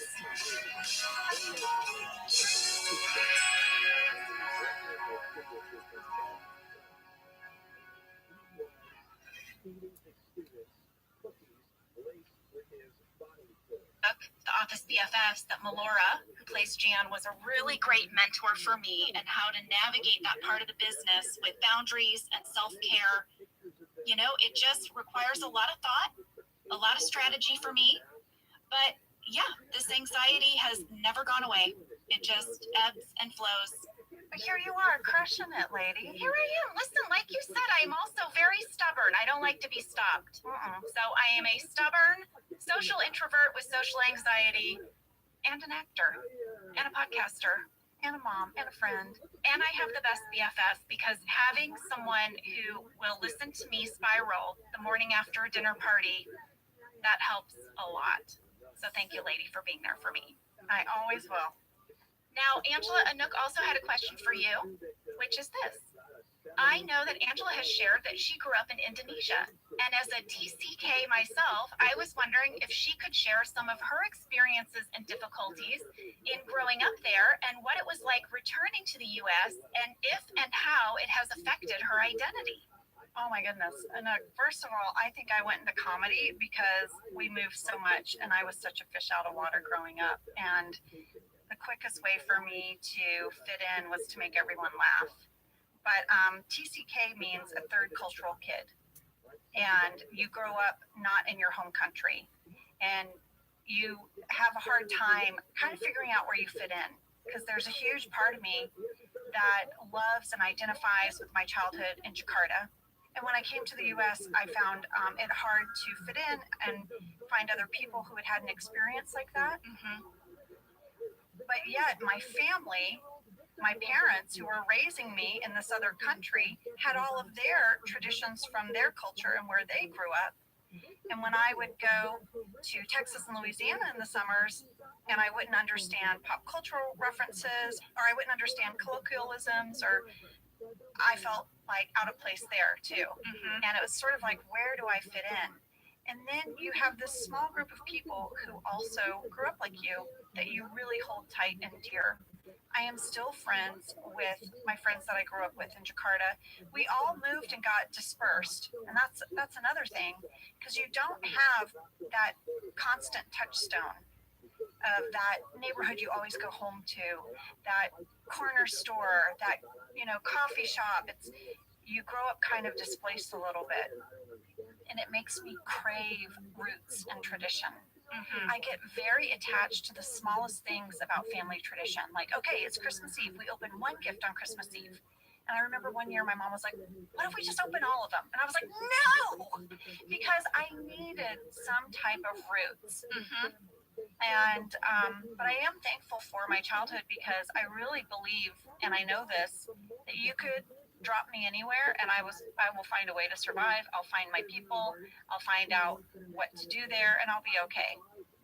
Yeah, I'm not fearful at all about new places and new experiences and new people and new cultures. I get excited about it. But yeah, Anouk, I can definitely relate to that. And ultimately now, as an adult, I see it as a gift. But when I was a kid and we moved back in middle school, that was a tough time. And middle school is already tough. Oh my God, it's like, what? Am I wearing a training bra? What's happening? The most miserable couple years of my life were middle school. I know. And I can still feel them. So for you to be also new, not just new school or new kid, but like new to being back in the country. Yeah. Wow. I know. I would say things too, and people would be like, what are you talking about? All the time. But Anouk, thanks so much for asking about that. It's a part of my childhood that I just treasure.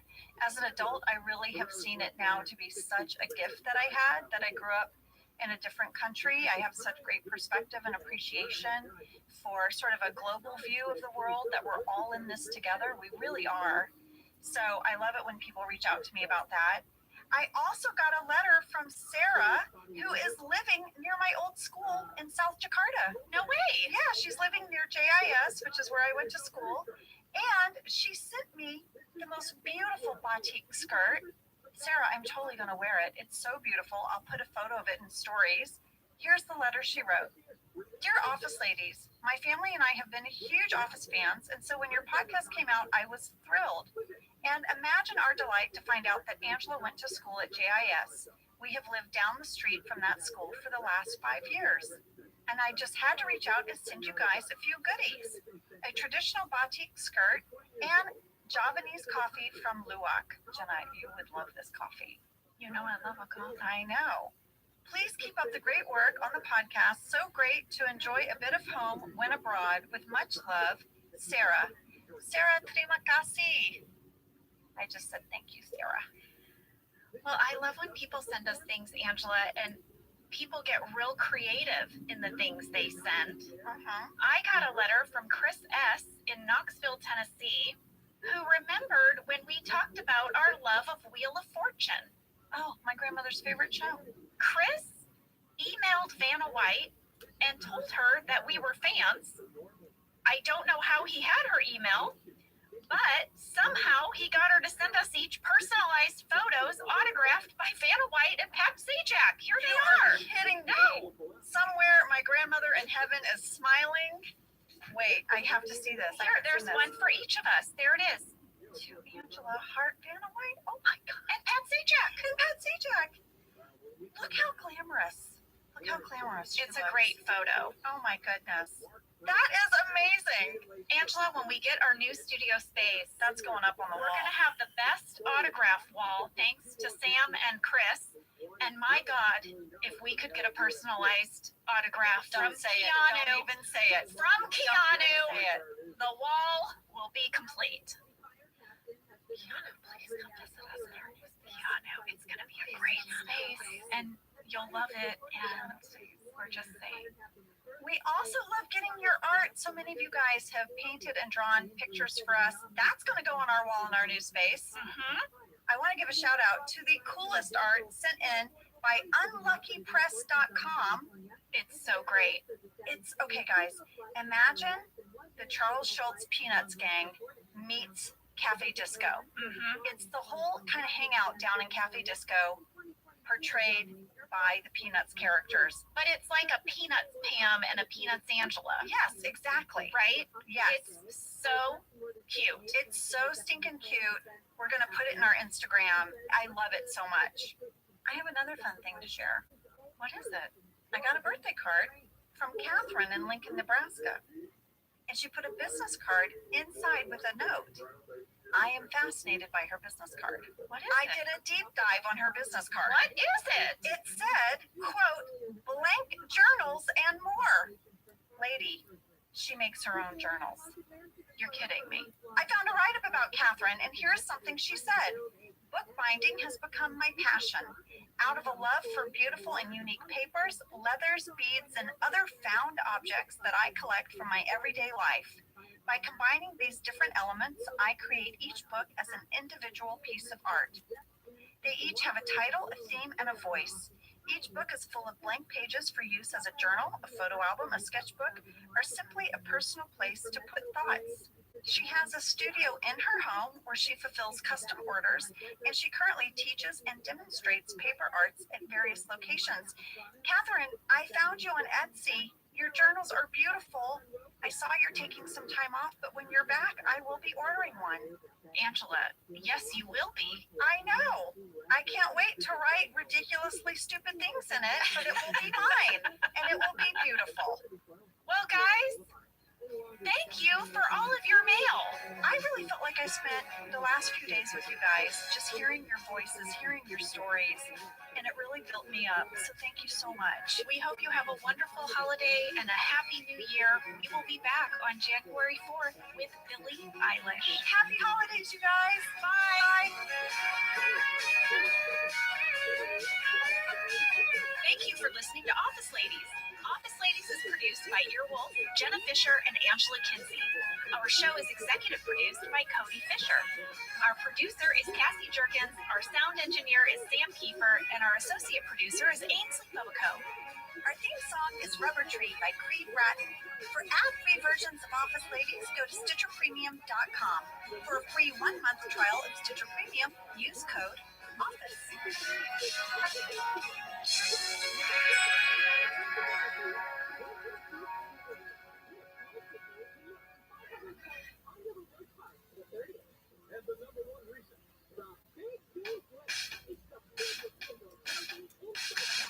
I'm Jenna Fisher. And I'm Angela Kinsey. We were on The Office together. And we're best friends. And now we're doing the Ultimate Office Rewatch podcast just for you. Each week, we will break down an episode of The Office and give exclusive behind-the-scenes stories that only 2 people who were there can tell you.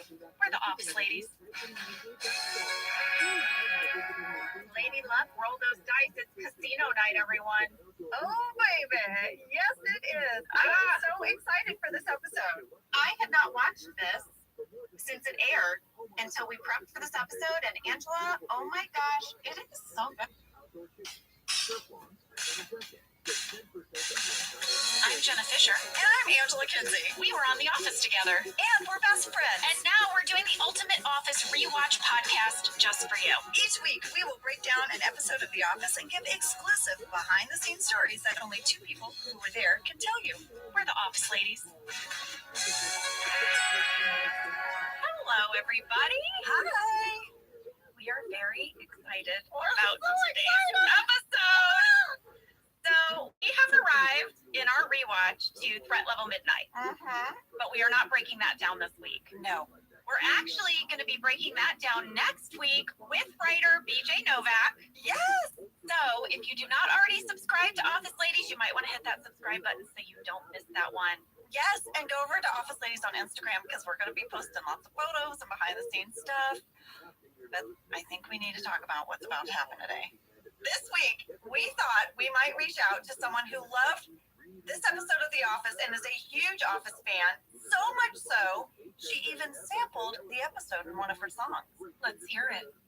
No, Billy, I haven't done that dance since my wife died.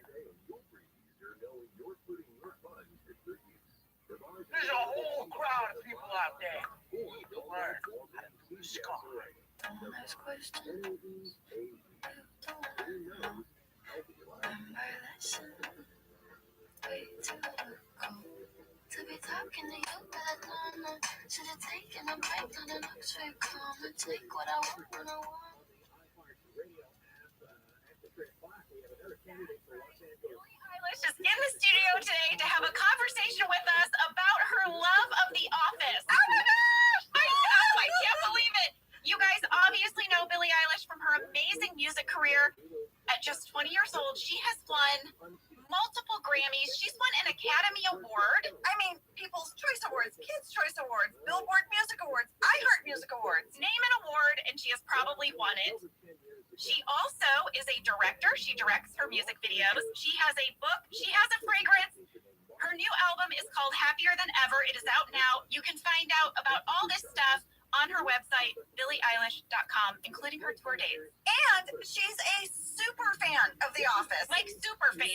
Super fan. And we are super fans of hers. So much so that we brought our kids in today. Yeah, here they are. They're in the studio. You guys want to say hi? Hi. Hi.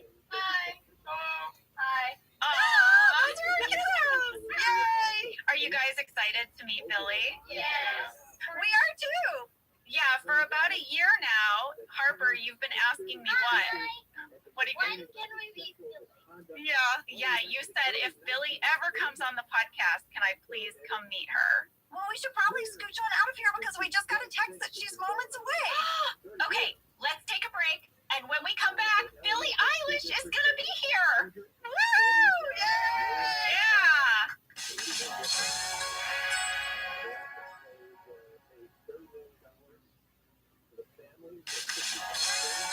Billie Eilish is here today on Office Ladies. Billie Eilish is here.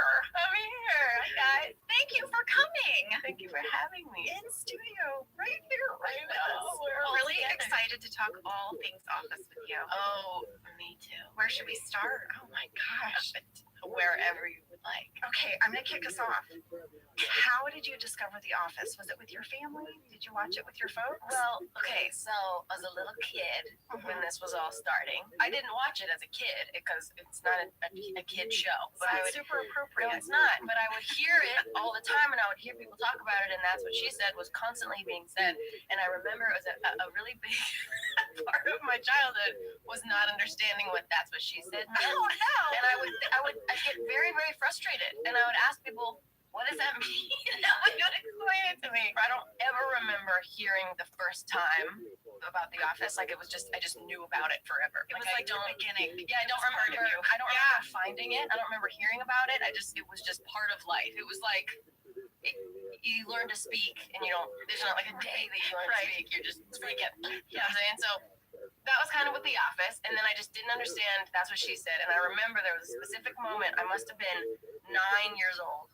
And I was sitting in my kitchen, and my mom had a bunch of people over that I didn't really know. Somebody said something, and somebody said that's what she said, and everybody laughed. And I remember understanding it for the first time and being like, I figured it out. And then that was like, I was like, oh, okay, got it. And then like TWSS. Yes. And then I got like into that, and then I must have started watching it when I was probably 11. Do you remember the first episode you saw? I think I started it from the beginning. Really? I've seen it now, I believe, about 30 times. 30 times? All the way through. You're a purist. Yeah. Do you only watch it in order? Do you skip around? Sometimes I skip specific episodes. Oh. I can't wait to hear that. It's honestly like Scott's Tots. I can't handle it. Oh.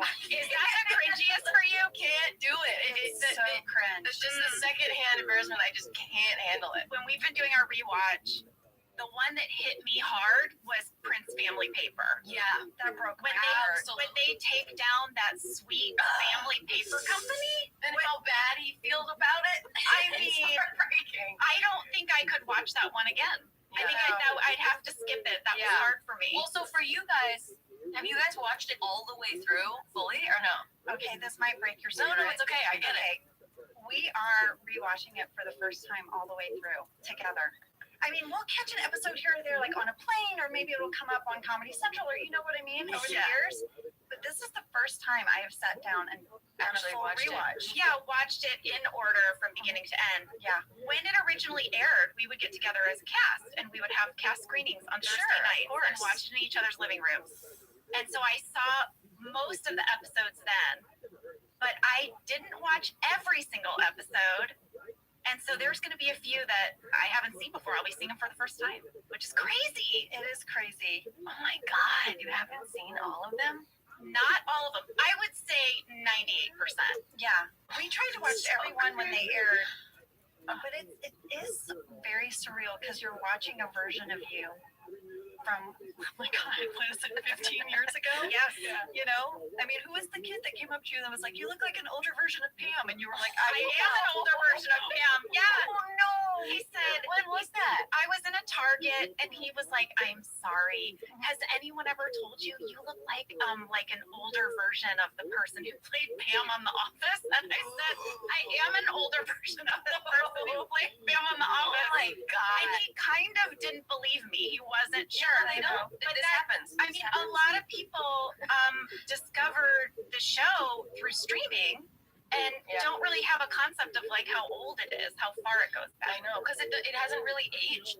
I don't feel like it's aged much. It doesn't feel like an old show to me. There's some shows you watch and it's like, this feels old. I mean, maybe like people, because of the way the world is, it's aged in terms of humor. We say entertainment was a timestamp of when it was made. Yeah, so that's all I think it would be, but it hasn't aged. It's aged very well, in my opinion. Yeah, it holds up. It does. Right? It cracks me up.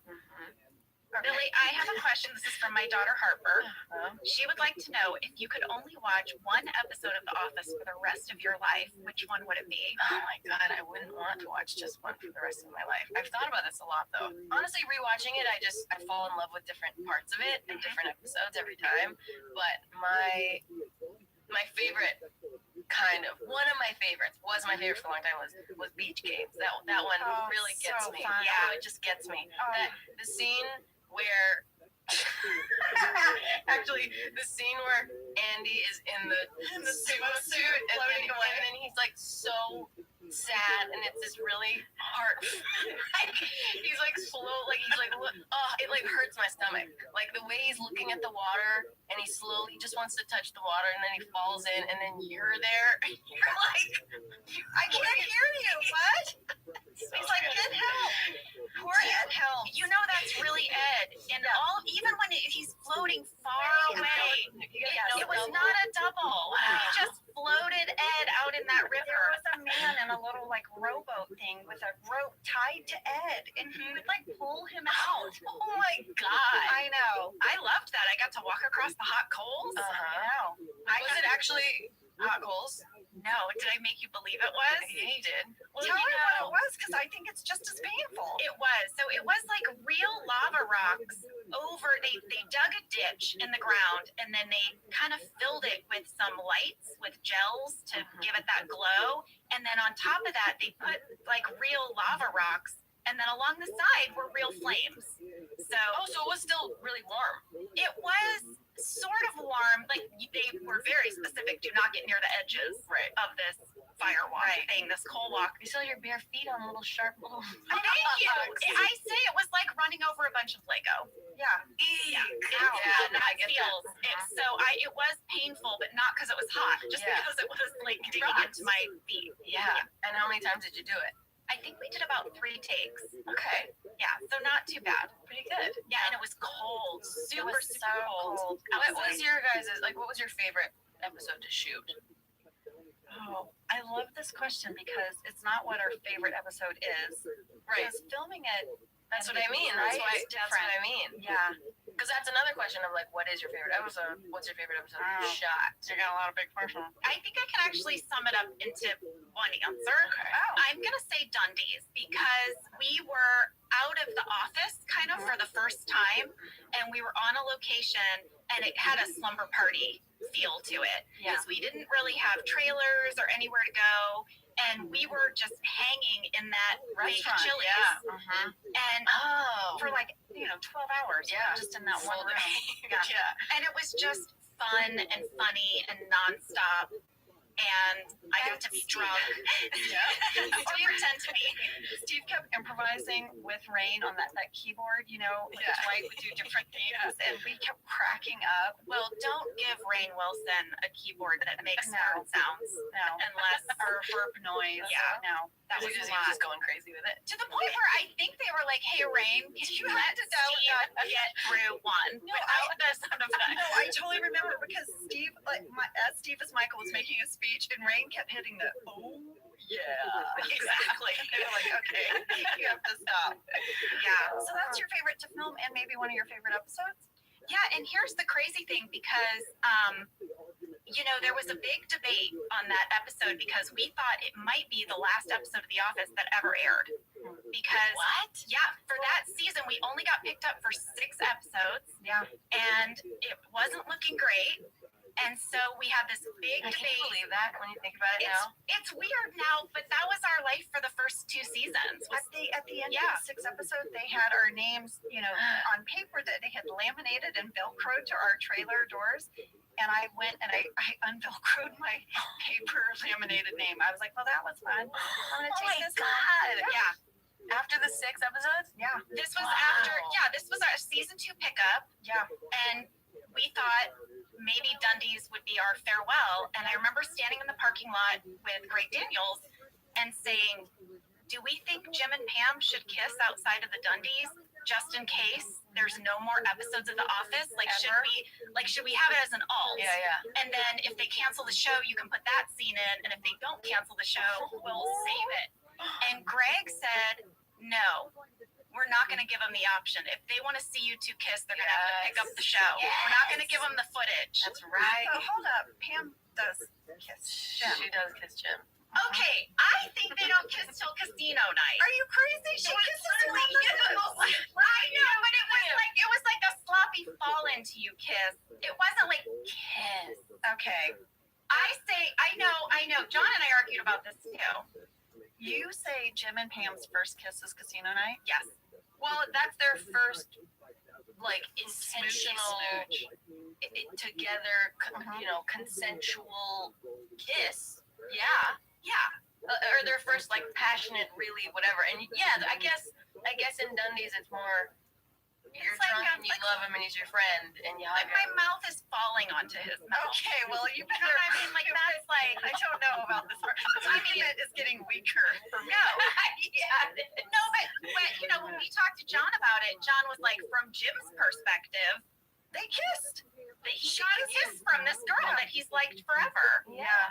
Well, I would agree with Jim's perspective. Yeah. I hear it all. What about you, Ange? What's your favorite episode to shoot and or to? Oh man, this is so hard. I loved filming the Christmas episodes. They were so huge. My character always lost her mind. You know what I mean? Just screaming and throwing ornaments and stomping, and I loved all of that. So filming Christmas was really fun. I loved the scene in Yankee Swap when we all sat in a circle and traded gifts.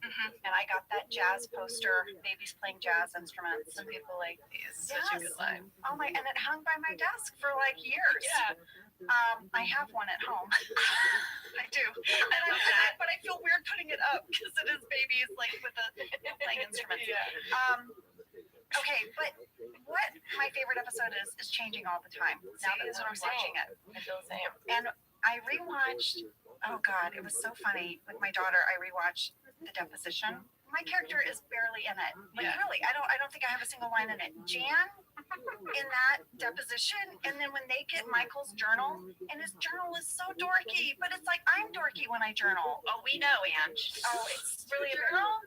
Okay, listen. You do? I do.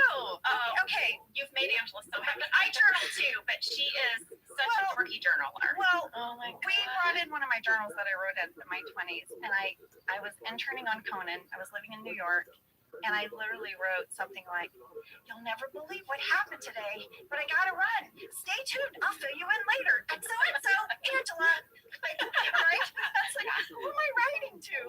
You're writing to yourself. I know, future self. Oh, it's a big deal. It's cute.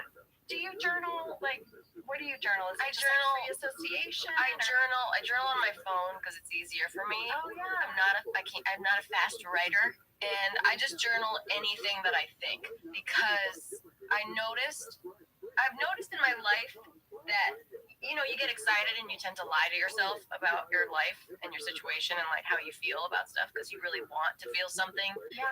And then you think, well, if I just say that's how I feel, then that's how I feel. I've been journaling for a while, but this year I was specifically like, you know what? I feel like I've done a lot of lying to myself about how I'm really feeling. So I'm just gonna, because I'm worried people are gonna find it or post it or like tell somebody, because that's a big fear of having this kind of life. Yeah. And so I just made a decision to just write down every thought, like with the comfort that no one's gonna read it. No one's ever gonna know. Right. I'm not gonna have to worry about it. It's just for me. Right. So I just write freely anything that I think, which is dangerous for sure, but it feels really good. It It's feels healthy. a lot better. It makes me feel good. Yeah. I have those journals. I have those journals from my 20s, especially, where I lay it all out, and I do have a slight fear that, like, yeah, I'm gonna pass away, and like my kids are gonna find it, and these are not all the things that my kids need to know about me. So I have an agreement with Angela. They're in a special cabinet, and I showed Angela where they were. Okay. And so if anything happens to me, it is Angela's job to go in and burn the journals because they destroy them. They're for me. Oh my god, dude! But this is your legacy, though. Like you're you. People want your words after you pass on. Do I want people to have me? I don't know. It's mostly like that's for me. Like, and I like to go back and reflect. Like, I like to go back and be like, what was my mind at 27? Where was I? What did I care about? What was I interested in? What was I worried about? You know, and you see patterns over time when you review your journals. I see habits of thinking, habits of behavior. It's really fascinating, you know, but it's so personal.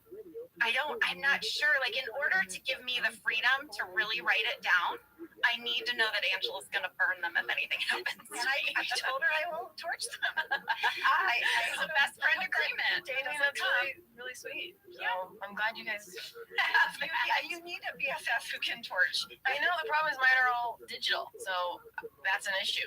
Well, It exists forever. It does. And I've started a few years ago. I know I'm like a dinosaur, but that notes app on my phone. So I love to write comedy. I love to like study people. So I have a whole notes on my phone. Jenna, I don't even know if I've ever shared this with you, of just observations of people, situations, things that I might find funny. I have a handwritten notebook of that.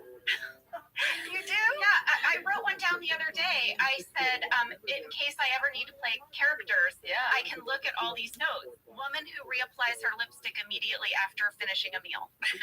That's a person. It is. That's a thing. It's a full character. I have a question for both of you because I know what some of this stuff is like. What did you hate doing, or like the process of making? By the end of the run, it was less fun to sit in the background of all the scenes. I think about that a lot when I'm watching because you guys really be doing that. Like you guys are in the back of a lot of shots. Yeah. Everybody, like all of the one-offs, like the talking heads, and you don't even think when you're watching it. Honestly, I don't even think about it unless like I religiously watch like the bloopers of all the stuff, and that's when I notice I'm like, oh my god. Leslie David Baker. Yeah, And Creed right in the back. Yeah. in the back of every single one. Yeah. I know. Oh my For 9 God. years. For 9 For years. 9 years. I sometimes lucked out because I was behind the partition, and so I could be like, That's come on, guys, true. you can't see Angela I'm right not now. in here. Come on, you can really see me when I stand up. I know for me, the thing that really got old was the fake pregnant belly. Because I'm you had a sure. bodysuit with the belly, and it was itchy and heavy, and Jenna had it first. Right. And she was really griping about it. And I was like, okay, all right, it can't be that bad. Oh, God. And then I had it. And I was like, are you kidding me with this thing? Like, to go pee, forget it. Your mic It was 20 minutes to yeah, get out you're of it. under this pillow thing. Wow. So it's not just a belly; it's like a full piece. It's like a wetsuit. but then a little pocket that a belly goes So in. your legs and your arms are in that thing. Yeah. You step into it, right? And how about this? We haven't gotten there yet, but when Robert, California has this big party, we all go in the swimming pool, and they had me swim with that fake belly. Guess what? It absorbs water. I was like, oh my God. You didn't sink to the bottom with your tiny self. I know. I got a good core workout. Do you have a favorite season of The Office? I do. You do? What is it? Okay, 3, 4, and also 5, but 3 and 4 are like unbelievable. 5 is also incredible. Yeah, incredible. But 3 and 4, like it's just like Jim and Pam get together around there. Things are good. We're like, Michael's not leaving yet. We're in a good zone, man. Yeah. There's not conflict as much yet. There's not like the senator yet. There's not Robert California yet. There's not Joe. There's not Gabe yet. It stays really good. But those just couple seasons are just like, happiness. Can I bring you into a controversy? Yeah, What? please. Do you think that it was okay that Jim bought his parents' house and framed Toby without telling Pam first? Where do you stand? Romantic or controlling? I don't love it, but also people in their relationships have their own what's okay and what's not. That's a great answer. Even though these are not real characters, they are in the show.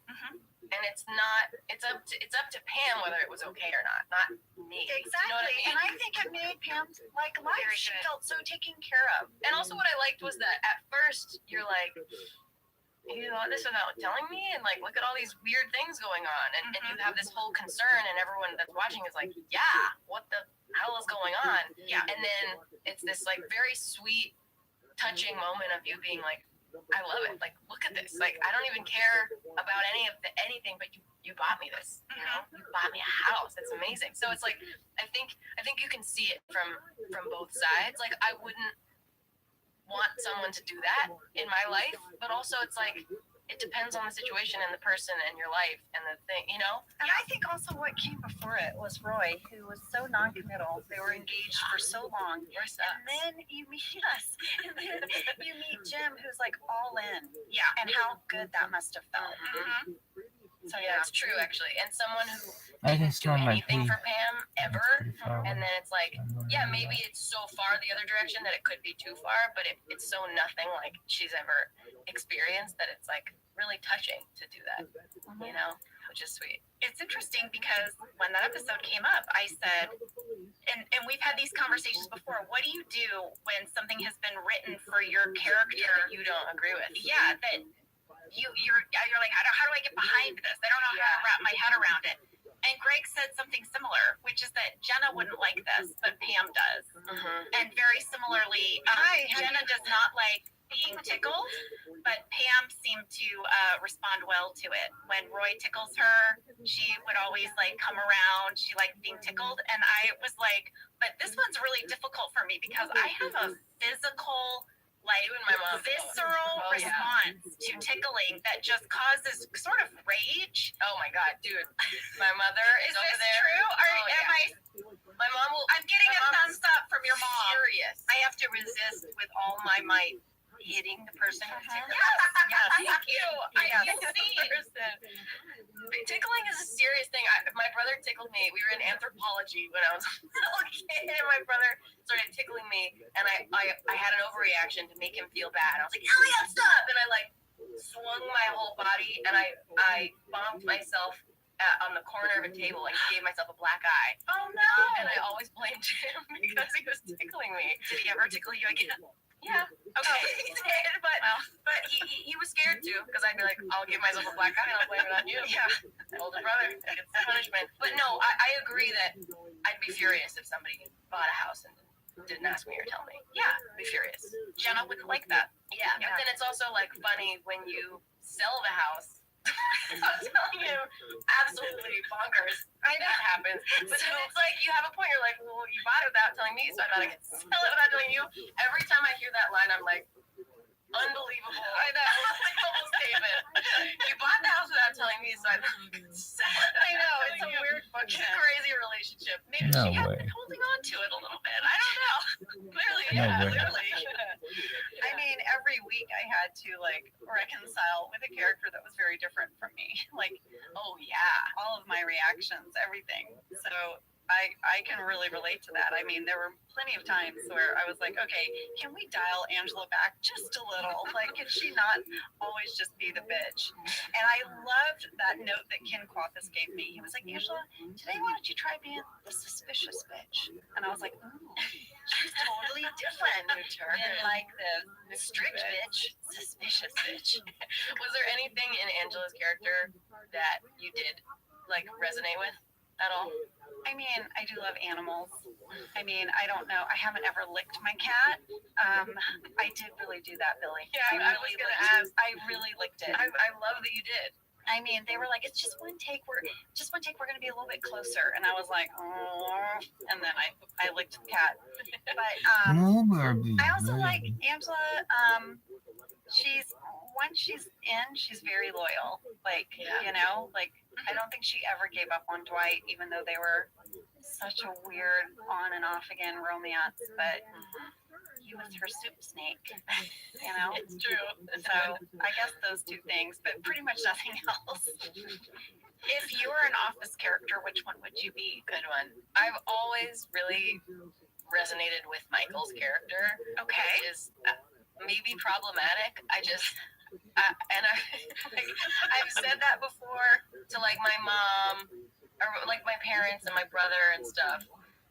But it's really true. I see a lot of his character, and not some stuff, like more of just like, I can't even really explain it. There's just something that I really, really, really relate to about his character. One of my favorite moments is when he can't help but shout, that's what she said, even if he's like furious, like when she is just about to throw the Dundee at the TV and they're having that argument. Oh yeah. And he's like so angry and he's clearly just so sad and like, you know. Yeah. And then she's like, "You're hardly my first," and he's so angry, but he has this need to say that's what she said because he knows I need to say it, and he just shouts it at her. Michael also just has such a pure heart. He really does. I know. Yes, he's pretty like just a person who just wants love and to be loved, but he goes about it so wonky.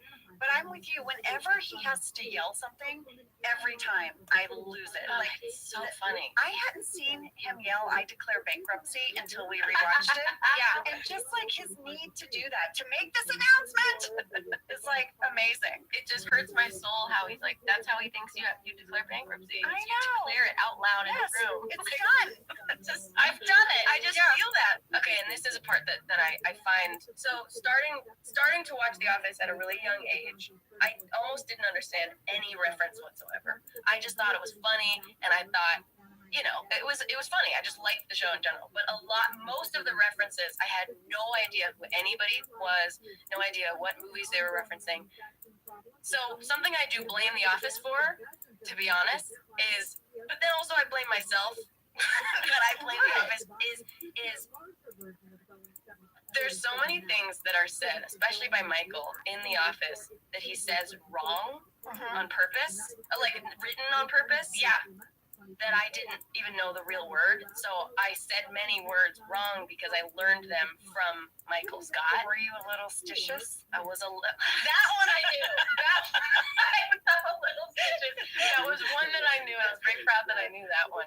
But like insurmountable, to be honest. I thought that was a word. I thought, no. This has happened many times, guys. I've never thought about this filter of The Office that on a younger person, like they're learning Michael's vocabulary. Yes, learning his vocabulary because I thought I was learning new words. Oh my god. Which I was. They were just wrong. And same when, you know, the joke when Aaron is like, my New Year's resolution was to learn a new word every day. Yeah. And it is going immensely. Yeah. I didn't get that. I was like, oh, cool. I'll start saying that. So now, because I have said so many things wrong. Mom, do you remember off the top of your head some more ones that I just said that everyone was like, what the hell? I remember when you first heard that U2 was from Ireland. Oh, you guys. What? Okay, this is the worst one. Sweet Bono is a supporter of mine. Yeah. And I love him. My God. And Amazing. Bono. Yeah.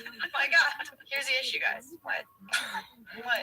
Literally in June, this last June, we were in Ireland. So very recently, we were in Ireland, and I get, oh God, I'm in my hotel, and I get flowers delivered to my hotel room, and it has a little letter on it, and it's this really, really sweet letter, and it says from Bono. And I was like, why would Bono, who's from Scranton. You thought Bono was from Guys. Scranton, Pennsylvania? I go, why would he send me something from Ireland? What does this have to do with him? And it was like, welcome to, like, it was something about, like, welcome to my, like, hometown or something like that. But you too is from Scranton. And I was like, I kept asking everyone, like, what is Bono doing sending me flowers all the way across the world? From Scranton. Why would he do that? What does this have to do with anything? And they were like, Billy, what are you talking about? They're Irish. And I was like, no, they're not. Have you told him this story yet? No. Oh my But God. it's because when Michael falls in love with Holly and he's making her a mix, and I blame John for this because Jim comes in and Michael goes, what's the band from Scranton that made it big? Is that you too?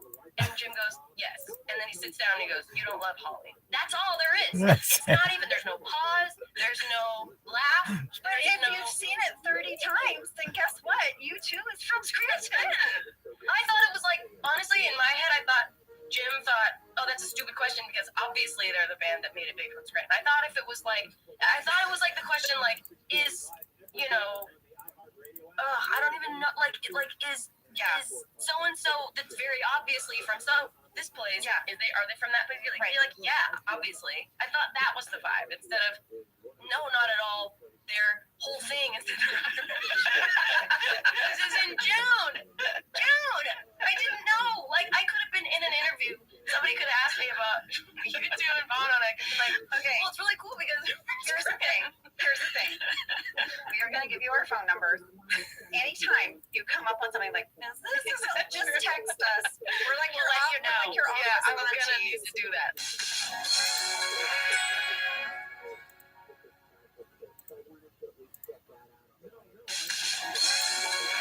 How much do you watch The Office?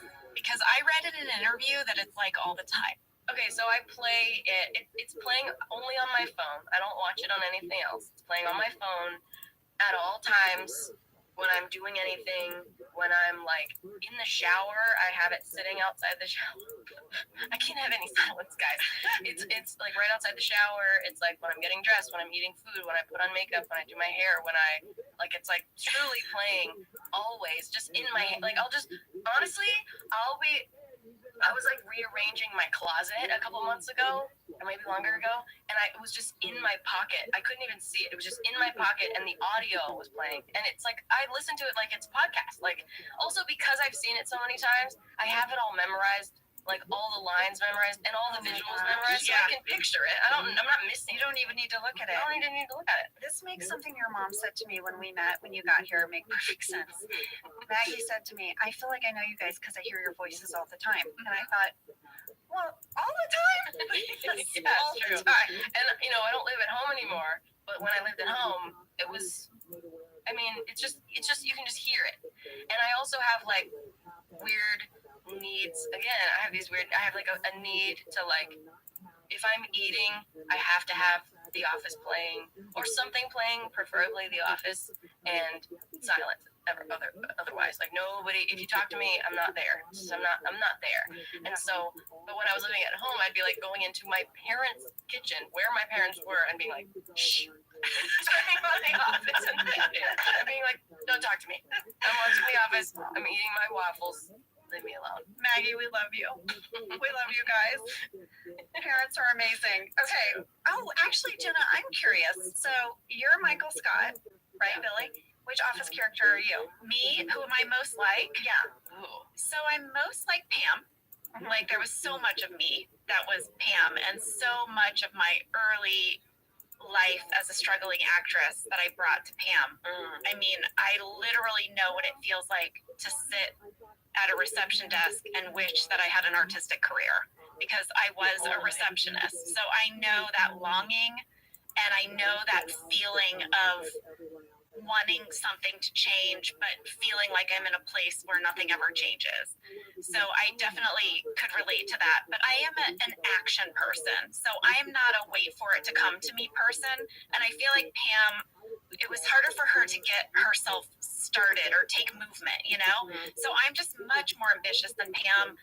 I always say it would not have taken me like 3 years to kiss the cutie in the office. Right, we're not waiting that long for that. Yeah. Like that's happening much sooner.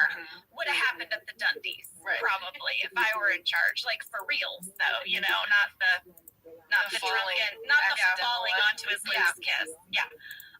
But I also think I have a tiny bit of Ryan in me. I have a lot of falling. She loves Ryan. I have fallen in love with Ryan on this rewatch. Which version of him? There's serious Talk different about versions. so many versions Yeah, of those a are character. different. Those are like it's like he's playing different characters. I think my favorite is Ryan the Temp. So I like early Ryan, but I guess it's just I have a lot of entrepreneurial ideas that go nowhere. You know, gadgets that I've invented in my mind and things that, you know, never get made and whatever. We've discussed on the podcast before that with my high school best friend, we invented something called the Tan Baster. It is, it's a way to put on sun tanning lotion without getting your hands dirty. It's called the Tan Baster. You know the thing that you wash dishes with that like fills with dish soap and then has a sponge on the end? So it's very similar, but with suntan lotion. And then you can also get the middle of your back with it. You know what I'm saying? The Tan Baster. About this thing. Bless your heart. The Tan Baster. Someday I need you. Yeah, I need you on HGTV. Dude. I don't know. I mean, I think I should call my friend and we should get it going Welcome again. to Celebrity Shark Tank. Today we have Jenna No. Fisher. Can you imagine? It's so humiliating. You should do it. You're really so passionate about it. You're so passionate, man. You just described it for so long. But what do you think? What's What's your honest opinion? I don't know. It's not happening, is it? Don't send me on Shark Tank just to be humiliated. There's lots of other inventions that do well that are stupider. I know. Oh my god. That's your. It's not a bad idea. It's really not. I mean, I totally get it. Like, you know, you get your hands all gross when you. I get it. Especially at the beach, and then you've got sand on your hands. You need to let it go. I think you need to let it go. One day, maybe I'll have time. You know what? Tans are going to come back into fashion, and when they do, I don't think tans are in fashion anymore. No, it's for the suntan lotion. It's sunscreen. Yeah, the sunscreen. I'm sorry. Yes. Sunscreen. All of these years, you have told me about this. I thought it's like a spray tan in a tube. No, lady. It's And I thought applying I thought sunscreen. this is such an uneven tan. It looks like from a sponge. Well, that would be true if that's what it was for. Are you behind it now that you understand it? Sunscreen. I want you to go for this now. Applying sunscreen. I want What you about to your do it. face? It doesn't work on the face. No Okay, well, there's squeegee the for the flaw. face. Well, we already have those like, you know, deodorants we can put on our face. The problem is that the rubbing in is where you distribute it evenly, and so that you actually get all the little cracks and crevices. Okay, all right. You know what? When we're testing that in our focus groups, we're gonna think about that. We're gonna make sure that we get a sponge that can apply evenly. So Ryan, because of your ideas, Yes. thank you for bringing us back. Sorry, just had to come back. Oh my god, Ryan, because of your ideas. What about you? I think I'm a little maybe a Phyllis Angela combo platter. Maybe a little bit. I'm a little bit Angela. And then Phyllis has a little sass. You know, she like hooked up with Bob Vance in the bathroom. She does. I have a little bit of Phyllis that. is a freak. A little bit. I might have a little bit of that combo in me. What do you think, Jill? I think you are way more Phyllis than Angela. There's almost no Angela in Angela except for maybe Love of Animals. But I think Phyllis is a strong Maybe choice. with the side of Kelly, like Chatty Kelly. Yes, Angela's very I chatty. get We like to chat. Yeah, I get it. I feel that. I feel that for sure. Like I could go to your family reunion and I wouldn't have a problem. I wouldn't miss a beat. Wow. I could go to your cousin's wedding. I'd Well, have the I time think of my that's life. also like you're a good hang. That's what that is also. Thanks, That's a Billy. good thing. That's a Oh good my thing. gosh. When you can just fit right in anywhere, you're good. Oh, I have a thing. What is it? Okay. Okay, I just got very excited about this. So, how many cast members have you met from The Office? So I've met Creed. Yes. I've met Rain. You know what's interesting? I've spoken on the phone with Steve and Brian. Yes, with Yes, Brian. mhm. Yeah, that's right. Steve and Brian. I think that. Oh, I've met Mindy and I've met BJ. Oh well, actually, okay. So two interesting things. When I was a kid, I think I must have been. I'm 4.5 years younger than my brother, and he was probably 13 or 14. So I was some years younger than that. My brother was in Bad Teacher, which is with Cameron Diaz, and I was like a little kid, and I remember going to hang out on set at one point and standing in craft services, and Phyllis, was right there, and I hadn't seen The Office. I was like, I must have been like, I was probably like 8 or 9 or something, and she was standing there, and I remember somebody saying like, she's in The Office, and I remember thinking, The Office, like, I know that show. That's really cool. I've never seen it, but that's really cool. And I remember standing right next to her, like she was right here, and she was eating chips or something, and she was having a conversation with somebody, and I just remember looking up at her and being like, she's a star. And like, look at her. And she doesn't know that. I don't think I've ever spoken to her. That was like a big deal for me. I talked about that for a long time after, and she had no idea that that little kid was me also. But, and then the other thing is one of my mom's long-lasting best friends is Amy Ryan. Oh my gosh! So I grew up around Amy. Yeah, and so I knew her. We knew her like before she was obviously cast. Yeah. And then she was just like one of my mom's friends. And then she, once I started being a fan of The Office, it was hard for me to be around her. Because she was Holly. She was Holly right then. Too. And I was like peak The Office was it. It was crazy. It was So she has been in my life for a long time, and she has a daughter who's a few years younger than me, and we would go to their house and like I'd play with her daughter, and it was cool. Yeah, she's great. I love her. She's great. I love hearing that. Amy is amazing. It's interesting because one of my daughter's friends recently started watching The Office. I have known this little girl, they're 14 now. I've known her since kindergarten, right? Best friend since kindergarten. She was over at the house the other day and she was like looking at me like this. Like, oh my God. And I was like, I turned around, I was like, what's up? What's going on? And she's like, sorry, I started watching The Office. Oh my God. I have known you forever. But now I'm Angela Martin, And I'm like, oh my gosh, it's so funny. You know what the other one was? I used to be a camp counselor, and there was this girl, and she was like my favorite student at the camp, and her name was Piper, and I loved her to pieces. And her mom would come pick her up every day, and I was like, that's Jan. That's literally Jan. And I was like, is your mom Jan? And she was like, yeah. Oh my gosh! That's so cool. It's Jan. And I tried not to freak her out because I'm sure she was annoyed with that a lot. But I think about her a lot. I hope she's doing well. Okay, I have a message for you from Creed. Okay, so Creed is my neighbor. Really? Yeah, he lives down the street from me. No way. Walking distance. Yeah, like we sometimes we walk. We call it the sauce trail. We get an adult beverage and a red Solo cup, and we go for a walk. And he often comes over and brings his guitar and like jams out. He'll be like, "Hey, I have a new album. You want to hear it?" I'm like, "Yes."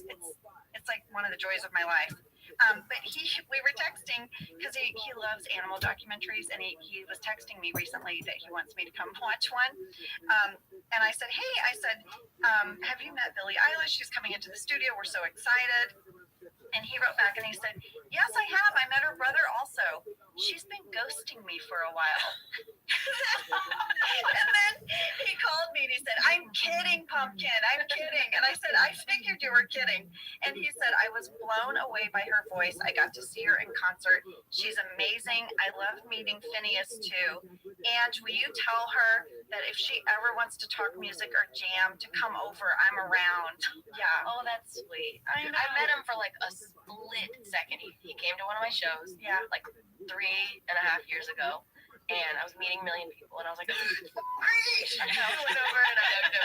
And it was really cool. But you know what's funny about, like, I love that his just all of his musical talent just comes throughout the show. Yeah. And what I think is really cool is, you know, when he's singing "Spinning and Reeling with Love" at the Christmas party, when everybody's doing karaoke, I love that that's in there because it's his song, but you don't know that, and you think he's just, honestly, because here's one more thing, is that I watched that thinking this is probably a super famous song everybody knows, and he's doing a karaoke to it, and I always thought the song was really cool, and I find a lot of the music that I love through other things, and like hearing in the background of something and looking up the lyrics. And so I remember after a while being like, every time I watch that scene, I'm always like, that song is really cool. I love whatever song this is. What song is this? And I looked it up, honestly, probably like last year, and I saw